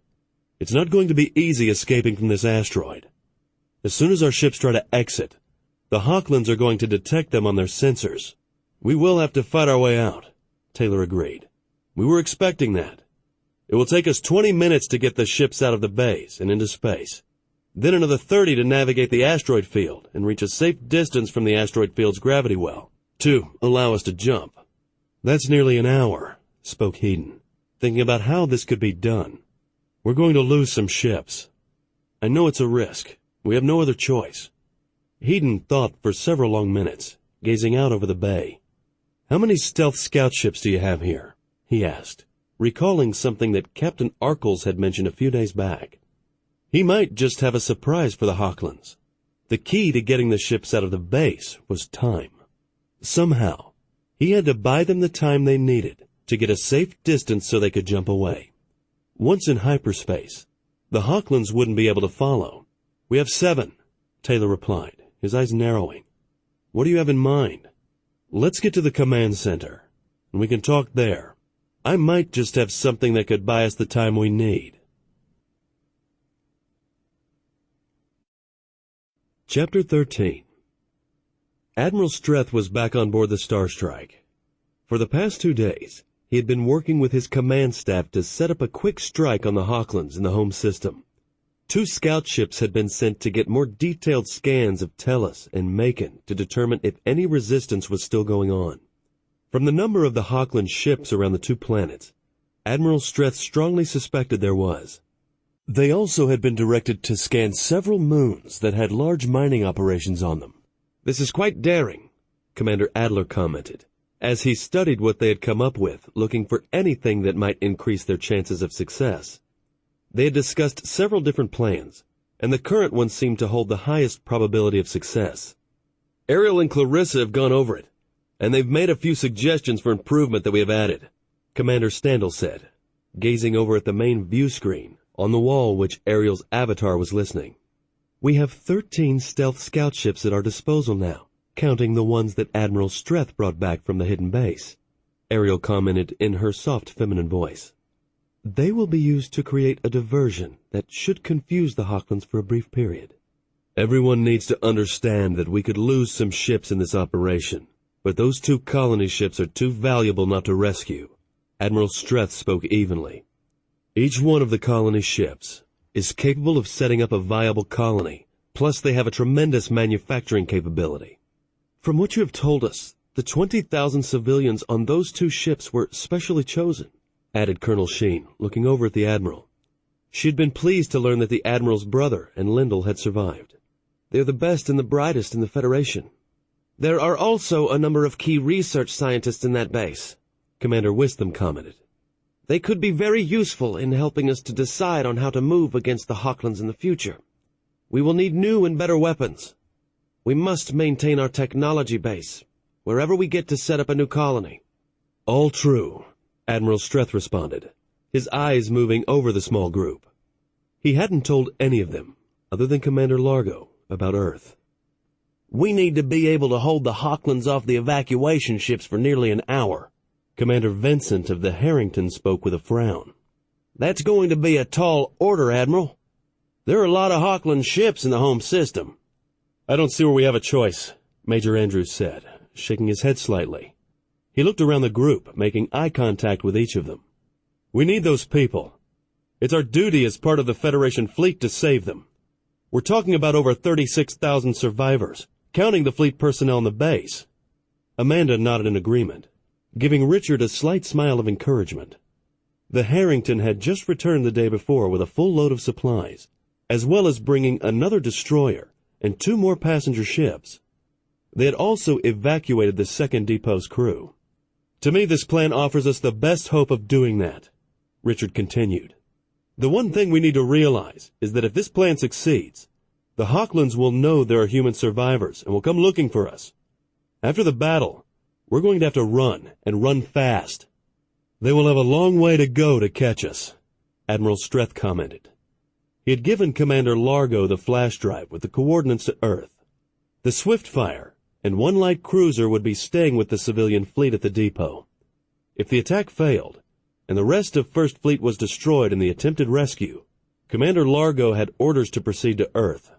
"We attack tomorrow," ordered Admiral Streth, gazing one more time across the group. He was pleased to see the determined look upon their faces and in their eyes. It was time the Hawklands received some payback. Amanda and Richard were in her quarters talking about the upcoming mission. With the Harrington away at the second supply depot, they hadn't had an opportunity to talk for several days. "This mission is going to be dangerous," Amanda commented with a heavy sigh. "As many Hawkland ships as there are in the home system, we're going to take some losses." "I know," replied Richard, taking her hand and squeezing it reassuringly. "But we have surprise on our side. The Hawklands have no idea we exist. If we can confuse them long enough, we have a good chance of succeeding." The two continued to talk about the mission and what had happened to the Federation worlds. They had no idea what their future destination was, since the Admiral had been very tight-lipped about it. They both knew that he had discovered something extremely important on his visit to the secret base in the home system, and that he had given Commander Largo a destination to take the survivors to if the mission failed. Richard finally stood up and, leaning forward, kissed Amanda gently on the lips. "I need to be getting back," he said. "I have the watch tonight." Amanda stood up, put her arms around his neck, and smiled. "Not tonight. I asked Admiral Streth to pull some strings. You don't have to be back aboard the Harrington until morning." "Morning?" Richard repeated, his eyes narrowing in surprise. "I don't understand." Amanda leaned forward and kissed Richard again. This kiss held all the passion and desire she'd been holding in check the past few months. "Tonight, I want you to stay with me. We don't know what might happen tomorrow. I want this night to be about us." Richard looked into Amanda's eyes and slowly nodded. "I want this too," he said, with a gentle smile spreading across his face. "I love you, Amanda. I have for quite some time." Amanda closed her eyes and felt her face flushing. "I love you too, Richard. Now, let's quit talking." She leaned forward and kissed him again. Taylor looked at the countdown timer on the main view screen in the command center. He was on board the colony ship Explorer. In another 15 minutes, the exodus from the base would begin. The two light cruisers would go first, as well as the base's 2 squadrons of Talon fighters. The Talons had orders to sweep the asteroid field near the base and eliminate any Hochland fighters that might be present. Once the Explorer and Discovery were clear of the asteroid, they would launch their own squadrons for additional protection. Then it would be a waiting game to see if they could clear the asteroids and the gravity well before the Hochlands responded. "Do you think we will make it?" Lyndall asked nervously. She was standing next to Taylor and watching the busy crew in the command center. Her stomach felt as if it had butterflies in it. Combat on the ground was one thing. She was trained for that, but space combat was a new game entirely. "I trust Hedon," Taylor responded calmly. "He's never let me down. I don't think the man knows how to fail." Captain Jonas walked over to Taylor. "All systems are ready, sir. We can leave the dock at your command." "Some flight trial, isn't it, Captain?" commented Taylor, forcing a grin onto his face. "Trial by fire, Major," Captain Jones responded with a friendly nod. "This is a good ship and a good crew. We will make it. I'm confident of that." "Are the Talons ready to launch?" "Yes, they are. Both squadrons will launch from the Explorer and Discovery as soon as we have cleared the base." Taylor reached for his wife's hand and squeezed it. "Now I guess we wait for Hedon. Once he starts his attack, we go." Lyndall looked at Taylor and nodded. "I will just be glad when this is over with." "I think we all will," Taylor responded in agreement. His gaze focused on the main view screen. Very shortly, the large hatches to the bay would be opened. The Explorer and the other ships would be moving out and racing for safety. "Distance to target?" Captain Arkles asked as he continued to close on the large red thread icon on his screen. 2,000 kilometers, Rathers reported as he watched his sensors and scanners intently. "No sign any of the Hochland ships had detected our presence," Specialist Barkley reported as he scanned his console and checked on the status of the Scout's intricate stealth systems. "We will continue to close," Arkles said as he reduced the Scout's speed even further. He was slowly moving up and trying to position the Scout behind the Hochland dreadnought. They had been gradually threading their way through the Hochland fleet that surrounded Tellus for over an hour. Looking out the cockpit window, he gazed sadly at the blue-white world below. Not quite as blue-white as it once had been. Smoke was still rising from the burning cities, and he knew that intense fighting was still waging around some of the deep-bunkered marine bases on the planet. Even as he watched, he saw a tactical nuke go off over a mountainous region. The bright flash lit up the area briefly, and then the fireball blossomed. There was no way to know whether the Hochlands had launched it, or the embattled Marines. "Fighting's still going on," Lacey spoke, aghast at the sight of the nuke going off. "I wonder how many are still left alive down there." "Fewer every day," Arkles answered grimly. Those Marines on the ground were fighting a hopeless battle, one they couldn't win, but they were not giving up. If the Hawklands or the Marines are still using nukes, that suggests some of the resistance is extremely heavy. Even from their distance of 20,000 kilometers above the surface, they could see railgun rounds from the attacking Hawkland ships, streaking through the atmosphere and striking other areas of the planet. Captain Arkles knew that this was also occurring on Macon. The 2 scout ships the previous day had reported that heavy ground fighting was still occurring on both planets. While most of the civilian populations had been wiped out, the surviving Marines were still fighting. This might go on for days, but eventually the Marines would be overwhelmed. Another few minutes passed, and Arkles slowed the scout down and finally brought it to a dead stop. They were less than 20 kilometers from their target. He didn't feel comfortable going any closer. Looking at the countdown timer on one of the screens, he saw they still had 5 minutes to go. He hoped the other scouts had been as successful in closing with their targets. 7 scouts had gone to Tellus, and 6 others to Macon. All 13 scouts would target Hawkland dreadnoughts. If everything worked as planned, the Hawklands were about to get a thorough kick in their butt. "This was your idea, Captain," Lacey reminded Captain Arkles. "Yeah, don't remind me," he responded with a devilish grin. "The Hawklands aren't going to like what we're getting ready to do to them. It's time for some revenge for what they did to our worlds." 60 seconds, Lacey spoke. She looked over at Captain Arkles and added, "Next time you come up with a plan, pick something less dangerous than trying to take out an alien dreadnought with a scout ship." "Stand by for active targeting scan," ordered Arkles, watching his console intently. The scout was now operating on minimum power to help prevent detection. "Sounded like a good idea at the time." 30 seconds, Lacey spoke, her face turning pale. "Open missile hatches," Arkles ordered calmly. On the wings of the scout, 6 small circular hatches slid open, revealing the tactical nuclear warheads that had been fitted to the Hunter missiles. "Targeting scan now." Instantly, the scout sent a hard scan to the Hawkland dreadnought, feeding the targeting information to the missiles. "0," spoke Lacey, trying to sound calm. She felt a cold chill run down her back. They were committed now. "Launching," Arkles spoke as he reached down and methodically pressed the 6 red buttons on a console on his left side. On board the Hawkland dreadnought Warhammer, War Leader Sigeth looked in shock as threat alarms started going off in the war room. "What's happening?" he demanded in a cold, hard voice. His eyes instantly moved to the sensor screen looking for enemy ships. "We have inbound missiles," the sensor operator called out. "We detected targeting scans, and then the missiles appeared from behind us." Before War Leader Sigeth could respond, the Warhammer was struck by the 6 tactical nuclear missiles. Sigeth was thrown to the floor, and he felt his arm break as he struck the console. The lights in the war room went out, and several control consoles blew out, sending cascades of sparks across the room. Multiple fires erupted, and he could hear crew members screaming out in pain.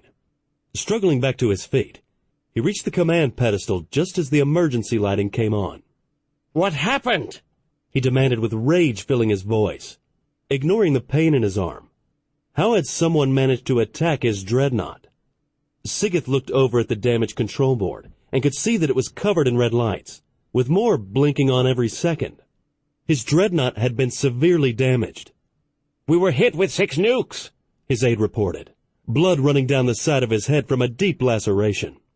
"Engineering has been destroyed, and the back third of the ship is either burning or open to vacuum.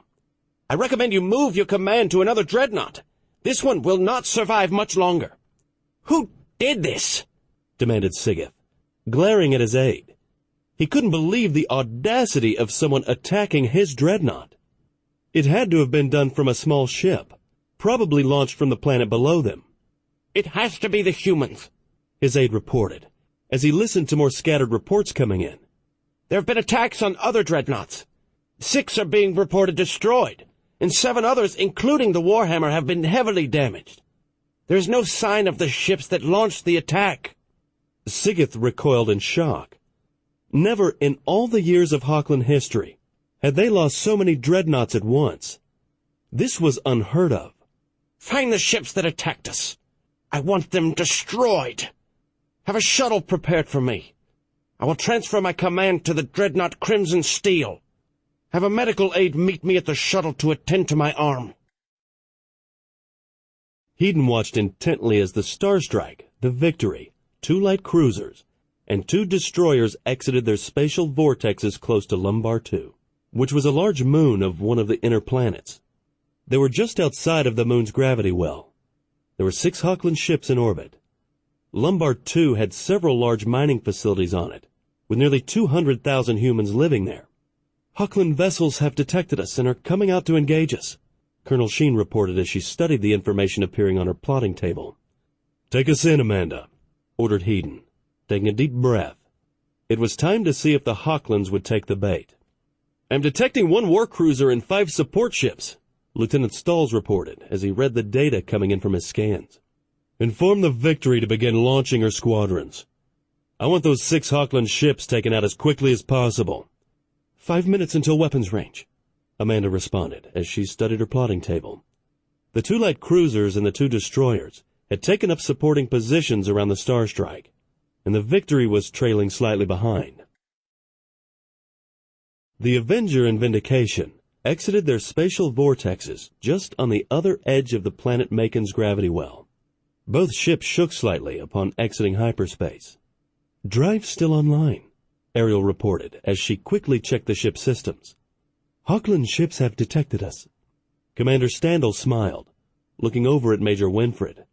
"Fire the missiles, Bob."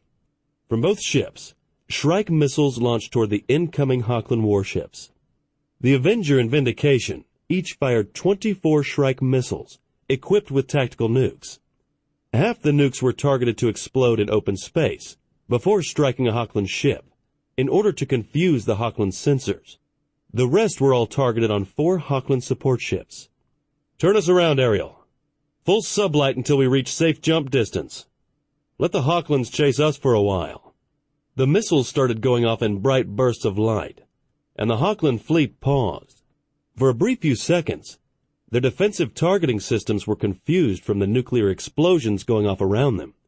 Then, 24 tactical nukes slammed into the shields of 4 support ships. On 2 of the ships, the shields failed, and the ships vanished as nuclear fire tore them apart. The other 2 support ships were heavily damaged and began calling out for help. On board the colony ship Explorer, Taylor watched as they exited the dock and flew out into empty space. On the numerous view screens, he could see other ships. It would take another 10 minutes before all the ships were safely clear. "Launching fighters," Captain Jonas reported. "The Discovery is launching hers also. The light cruisers Arrow and Tracer are moving out into the asteroid field. Base fighters have now launched and are sweeping the asteroid field for Hawkland fighters and ships." "Let's hope Hedon can buy us the time we need," spoke Taylor, watching the screens on the walls of the command center. For now, they were clear of threats, but he knew that wouldn't last long. Hedon grasped the command console as the Starstrike shook violently. Another railgun round from the war cruiser had penetrated their shields. The damaged control board had several red lights glaring back at him. Space was lit up with exploding ordnance and missile trails. "Launch 2 Devastator missiles," Hedon ordered as the ship shuddered again from more rounds impacting the shields. "Helm, turn us 90 degrees. I want a Shrike pod launch when the turn is complete. All batteries fire on the turn." "The war cruiser is heavily damaged," Colonel Sheen reported. 2 of their support ships are down, and the other 2 have suffered moderate damage. The Victory is launching an Anlon strike to finish them off. Light cruiser Mace is reporting moderate damage, and her FTL is down, Lieutenant Trask reported as she listened to the reports coming in over her comm. "They report their FTL should be back up shortly."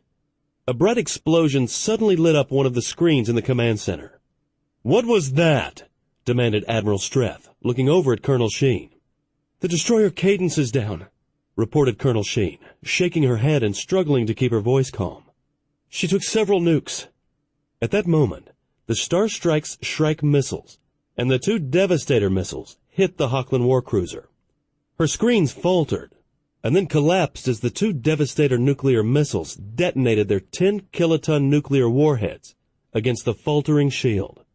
Several Shrike missiles struck the war cruiser's unprotected hull, and then the full broadside from the Starstrike's railgun fire impacted.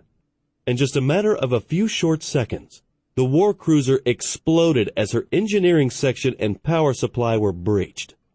"Let's finish off the support ships and then get out of here," Hedon ordered grimly. This attack had already cost a destroyer. He wondered how many other ships he would lose before all of this was over. War Leader Sigeth was in the war room of the dreadnought Crimson Steel. "Report!" he thundered as he strode over to the command pedestal. His left arm was in a sling, and he was feeling anger at the audacity of the humans to attack in such a way.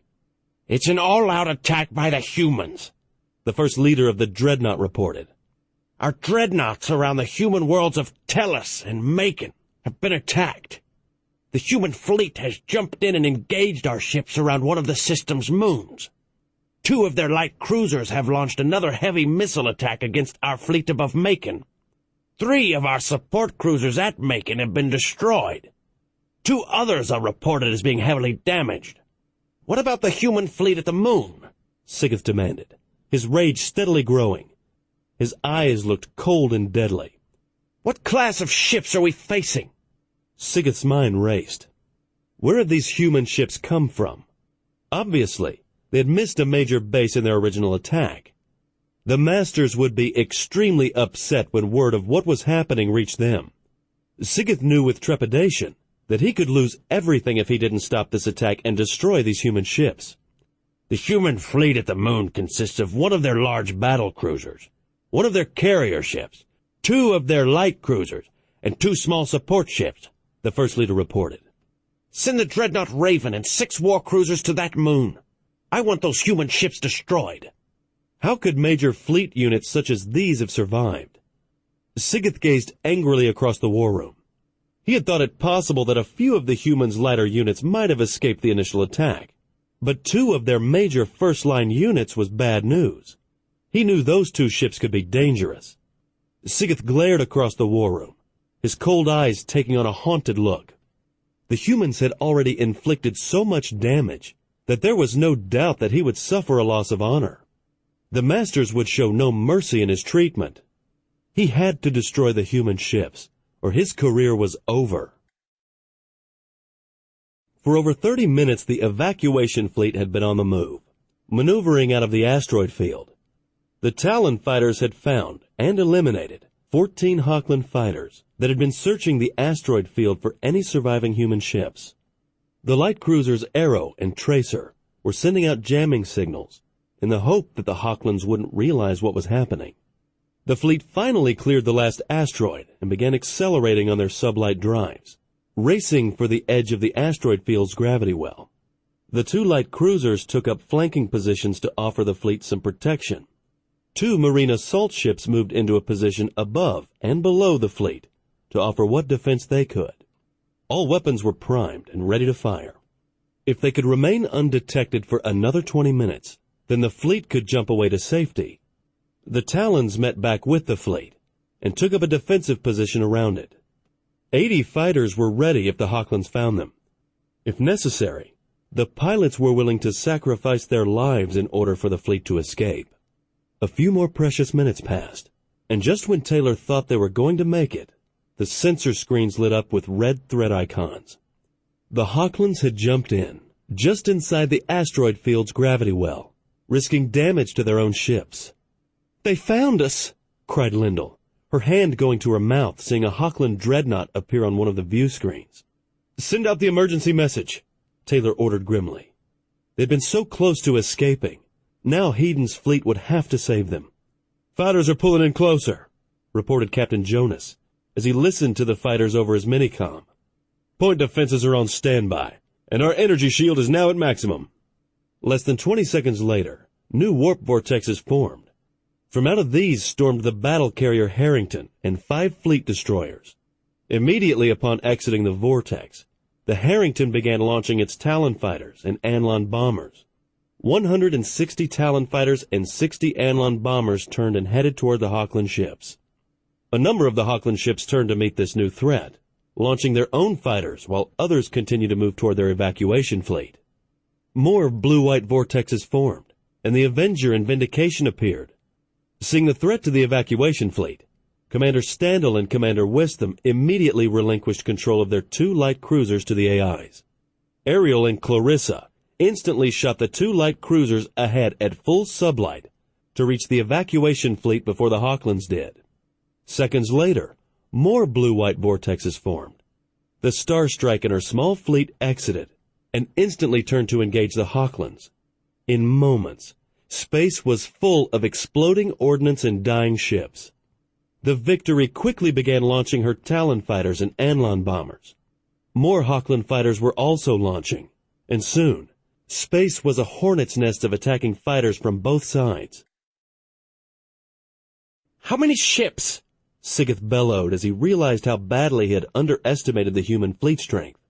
A full-scale fleet battle was erupting in the system. At least 25, the First Leader responded. 25? Sigeth screamed, his cold eyes turning red. Where did the humans get so many ships? Their fleet was destroyed. Send more ships to the asteroid field. They must not escape. We can't, the First Leader replied. All the ships we have that are not in the planet or moon's gravity well have been sent. We'll take some time to move more of our ships to where they can safely jump. An almost insane look appeared on War Leader Sigeth's face. I don't care if they destroy their drives. Order all ships that have a chance of jumping to that asteroid field to do so, or I will strip their First Leaders of their honor. Hedon grasped the command console in front of him as the Starstrike shook violently. A Hawkland nuke had exploded against the ship's energy shield. Minor damage only, Colonel Sheen reported as she listened to the ship's department heads reporting in.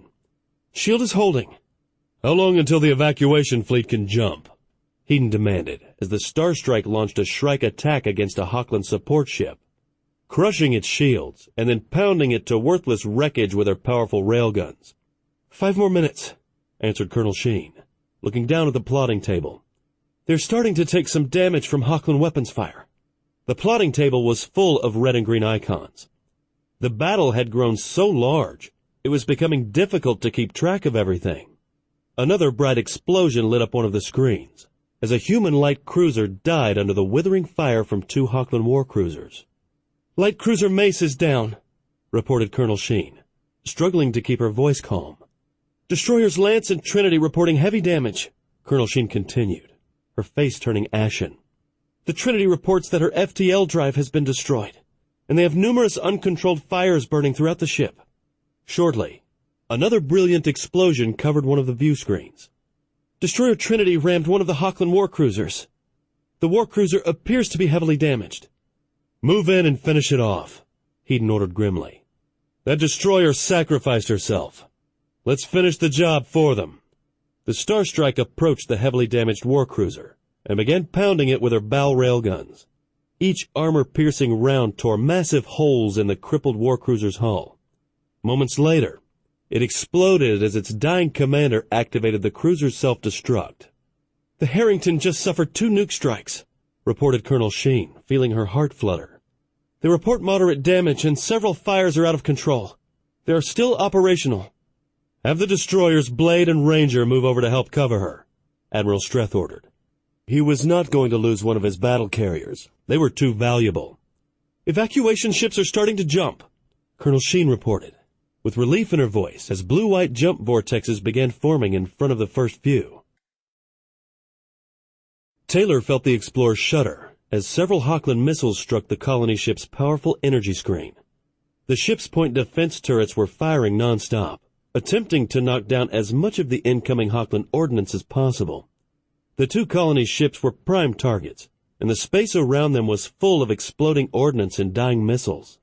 The passenger ship Macon's Dream is down, Captain Jonas reported, his face turning white with shock. Over 3,000 fleet personnel had been aboard that ship. Jump in 20 seconds, the ship's executive officer reported.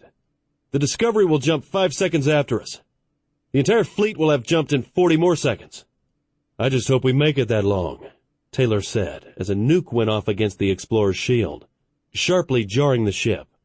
Taylor looked at the damage control board and saw a few amber lights flash on. "The fleet's taking a beating out there," pointed out Lendl, gesturing at the view screens, which were lit up with exploding ordnance and missiles. Occasionally a nuke would go off against a ship's shields. "It will be over shortly," responded Taylor, clenching his fist and taking a deep breath. He just hoped they all survived. Ariel and Clarissa were in the process of disabling a Hawkland warcruiser. They would dart in, launch a missile attack, and then accelerate away at a high speed, filling the space behind them with railgun and missile fire to detonate any incoming ordnance or weapons. The two light cruisers began another run, and then came to a sudden stop, firing 2 Devastator missiles and a full broadside from their railguns. The 2 missiles struck the warcruiser, weakening its shields to the point of collapse. A number of railgun rounds penetrated, carving large holes in the ship's hull. Ariel and Clarissa then turned the 2 light cruisers' bow, first towards the warcruiser, and fired their lasers at the engineering section. 4 orange-red beams flashed out, going through the weakened shield and tearing into the engineering spaces. A resounding explosion and fireball erupted from the stricken section of the warcruiser, and her shields failed completely. 2 more Devastator missiles were launched, and the warcruiser was incinerated in 2 massive fireballs of nuclear destruction. "The evacuation fleet has all jumped," Colonel Sheen reported suddenly. "They lost 2 passenger liners, one of the fleet's supply ships, and the light cruiser Tracer." "Let's get out of here," Admiral Streth ordered. "All ships to jump immediately. Order all fighters and bombers to make emergency combat landings." "We just lost the destroyer Blade," added Colonel Sheen, feeling numb at the ships they were losing. Many others had suffered more damage. "Move us closer to the 2 battle carriers. We will cover their withdrawal. We have to give them time to recover their air wings. We're not leaving any pilots behind." The Starstrike moved into position. Her railgun and missile batteries were firing constantly, taking down Hawkland fighters and incoming ordnance. The Hawkland intensified their attack. Realizing that the human ships were escaping, the light cruiser Hydra and the destroyer Astral moved closer to the Starstrike, offering supportive fire. In less than 3 minutes, all the remaining fighters and bombers were safely aboard the 2 carriers. The 2 carriers immediately activated their jump drives and fled into hyperspace. Seeing the battle carriers were safely away, Admiral Streth ordered the rest of the fleet to jump. Blue-white vortexes began to form in front of the remaining fleet ships, and in less than a minute, they had fled into the safety of hyperspace. Behind them, they left the human home system behind. Each person in the fleet knew they would never see it again. War leader Sigith gazed at the long-range sensor screen, which showed that the majority of the human ships had escaped. It left him with a deplorable decision to make. If he informed the masters that he had failed and allowed the humans to escape, then his career was over. However, he could send out fleets to the surrounding systems, take vids of the destroyed human ships, and inform the masters that the situation had been dealt with. He would not tell the masters how many human ships had escaped. He also would not inform the Hawkland High Command. He let out a deep breath. What he was going to do went against all of the ideas of honor that had been so dominant in his life, but to do otherwise would result in his family losing everything. It would not be that difficult to set up the vids to show the human ships had been destroyed. He would send out numerous small fleets all over this section of space. Then after a while, he would announce that the last few human ships had been hunted down and destroyed. The Hawkland High Command and the masters would never know that he had lied. Why should they? Hawklands didn't lie. 8 months later, Admiral Streth gazed at a large view screen on the front wall of the command center. It showed a beautiful blue-white globe. The view was being transmitted by one of the remaining stealth scouts. Only 4 of them had made it back after the battle in the home system. He was glad that Captain Arkles had been one of them. It was his scout that was transmitting the current video. "The planet is nearly 70% water, and the atmosphere is Tellus normal," Lieutenant Stahls reported as he studied the data being transmitted by the scout. "The scout has detected numerous cities and small villages across the planet. It is definitely inhabited by humans, and quite a few of them. The computer is estimating close to 2 billion inhabitants. That's quite a few, Major Andrews said from where he was standing next to Colonel Sheen. They'd been discussing resigning their commissions and raising a family. Admiral Streth didn't want to lose the two talented individuals, and had said they would work something out. He didn't think marriage and being part of the military would be a problem any longer. Ariel says they're in the late industrial age, commented Amanda, reaching out and taking Richard's hand. They've just started using electricity, and their medical practices are rapidly advancing. We can guide them, Severs commented thoughtfully. He'd come over to the Star Strike to help plan their next move. What do you mean, guide them? Asked Hedon, glancing over at the older scientist and historian. We will work quietly and out of sight, Severs answered, arching his eyebrows and smiling. There would be much for them to do to get Earth ready for full contact with the remaining Federation survivors. It might take decades. Contact with an advanced civilization could be devastating to them at this stage of their development. We will guide them through their nuclear age, the information age, and then finally their early space age. At that point, they should be ready for contact with us. That will take time, Professor, commented Richard, frowning. I thought we were going to place a colony on the planet. Oh, we are, Severs said with a reassuring smile. We can find a location in some rural area and gradually move our people in. We will just have to be extremely careful, but I believe it can be done. I've run full sensor scans on the system, and it has a large asteroid field with a number of asteroids that might suit our purpose, Lieutenant Stalls reported. Excellent, responded Hedon, nodding his head in satisfaction. We can send out one of the light cruisers to check them and find one that will be suitable. So you're going to build your new military base inside an asteroid and not on the planet's moon? Severs asked. He had thought the backside of the planet's moon would be more convenient and still out of sight. It'll be better hidden that way, and we won't have to hide our technology from the humans of Earth. If we place it on their moon, we risk the chance of them discovering it someday, perhaps before we're ready to reveal ourselves. What about that planet we found 27 light-years from here? Severs continued. It's very similar to Tellus. We could even place a colony on it. I may have a plan for that world, Hedon replied thoughtfully. He had gone down in a shuttle and spent a few hours on the surface. It had been a tremendous relief to get off the ship for a short while. After 8 months, he knew that everyone was feeling the same way. So what do we do now? Richard asked, still holding Amanda's hand. We send civilian teams down to the surface, Hedon replied. From what my brother Taylor told me earlier, they have some civilians specially trained for this. Once we're satisfied everything is okay, we will start landing the civilians, and I will take the military ships out to the asteroid field and begin constructing our new base.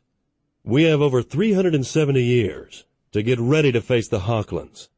This time, we will not fail. Amanda and Richard nodded their heads. They believed in the Admiral. If he said they wouldn't fail, then they wouldn't. Someday the Hawklands would find the human race again. This time, that first contact would be different. On distant Aquaria, Anson Sheen and Avery Brennan stepped out on the porch of the small house on Crawl Island. There had not been any sign of the Hawklands in the last 3 months. They hoped the enemy had moved on. In the last few days, they had carefully searched the island for other survivors. There were not many. They had found only 8 other families still surviving. All of those had hidden in the basements or storm shelters during the Hawkland attack and occupation. We will have to plant a garden soon, commented Avery, looking out toward the ocean. He could see a few birds flying above the ocean waves. Everything seemed so normal. Crawl Island had escaped most of the harmful effects of the radiation from the nukes. It will have to be disguised, Anson said thoughtfully. We have plenty of seeds. We will have to avoid straight lines and anything that looks like cultivation. There may still be a few Hawklands around. I can't imagine them leaving Aquaria completely. It's so peaceful out here, Anson's wife spoke, stepping out on the porch and gazing at the ocean. I wish Amanda would come home. I don't think Amanda is coming home, Anson said in a low voice, turning to face his wife. They both missed their daughter. It was difficult to think that they would never see her again. No, she isn't. Anson's wife replied with a gentle, all-knowing smile. "She's far away from here, and safe. I believe Richard and Amanda will shortly be building a new life together." Anson only nodded. His wife had a knack for knowing these types of things. If she said that Amanda had survived and was now far away from danger, then he believed her. It gave him peace of mind, knowing that his daughter had survived. "Let's go back down to the basement," he suggested. "We'll get up early in the morning and go into town to see if we can find any supplies." His wife nodded and, reaching out, took his hand. "Don't worry, Anson. Everything will work out. I know it will." On board the light cruiser Avenger, Ariel smiled at the news she had just heard. Lieutenants Arkles and Barnes were being transferred over to the colony ship Explorer to work with Major Streth. It was a temporary transfer until the civilians had been settled on their new world. Ariel looked around the command center. For now, the war was over. She didn't know if she would still be around when the Hawklands found them in the future. Looking at the ship's sensors, she knew one thing. This world was now under her protection. Clarissa and she would do everything in their power to ensure that it remained safe. Someday, humans from the planet Earth would walk in her command center. She couldn't wait for that day. She was already thinking about what her first words would be to their commanding officer. This has been The Slaver Wars, Alien Contact, Book 2. Written by Raymond L. Weil. Narrated by Liam Owen. Produced by Sci-Fi Publishing. Copyright 2014 by Raymond L. Weil. Production copyright 2014 by Raymond L. Weil.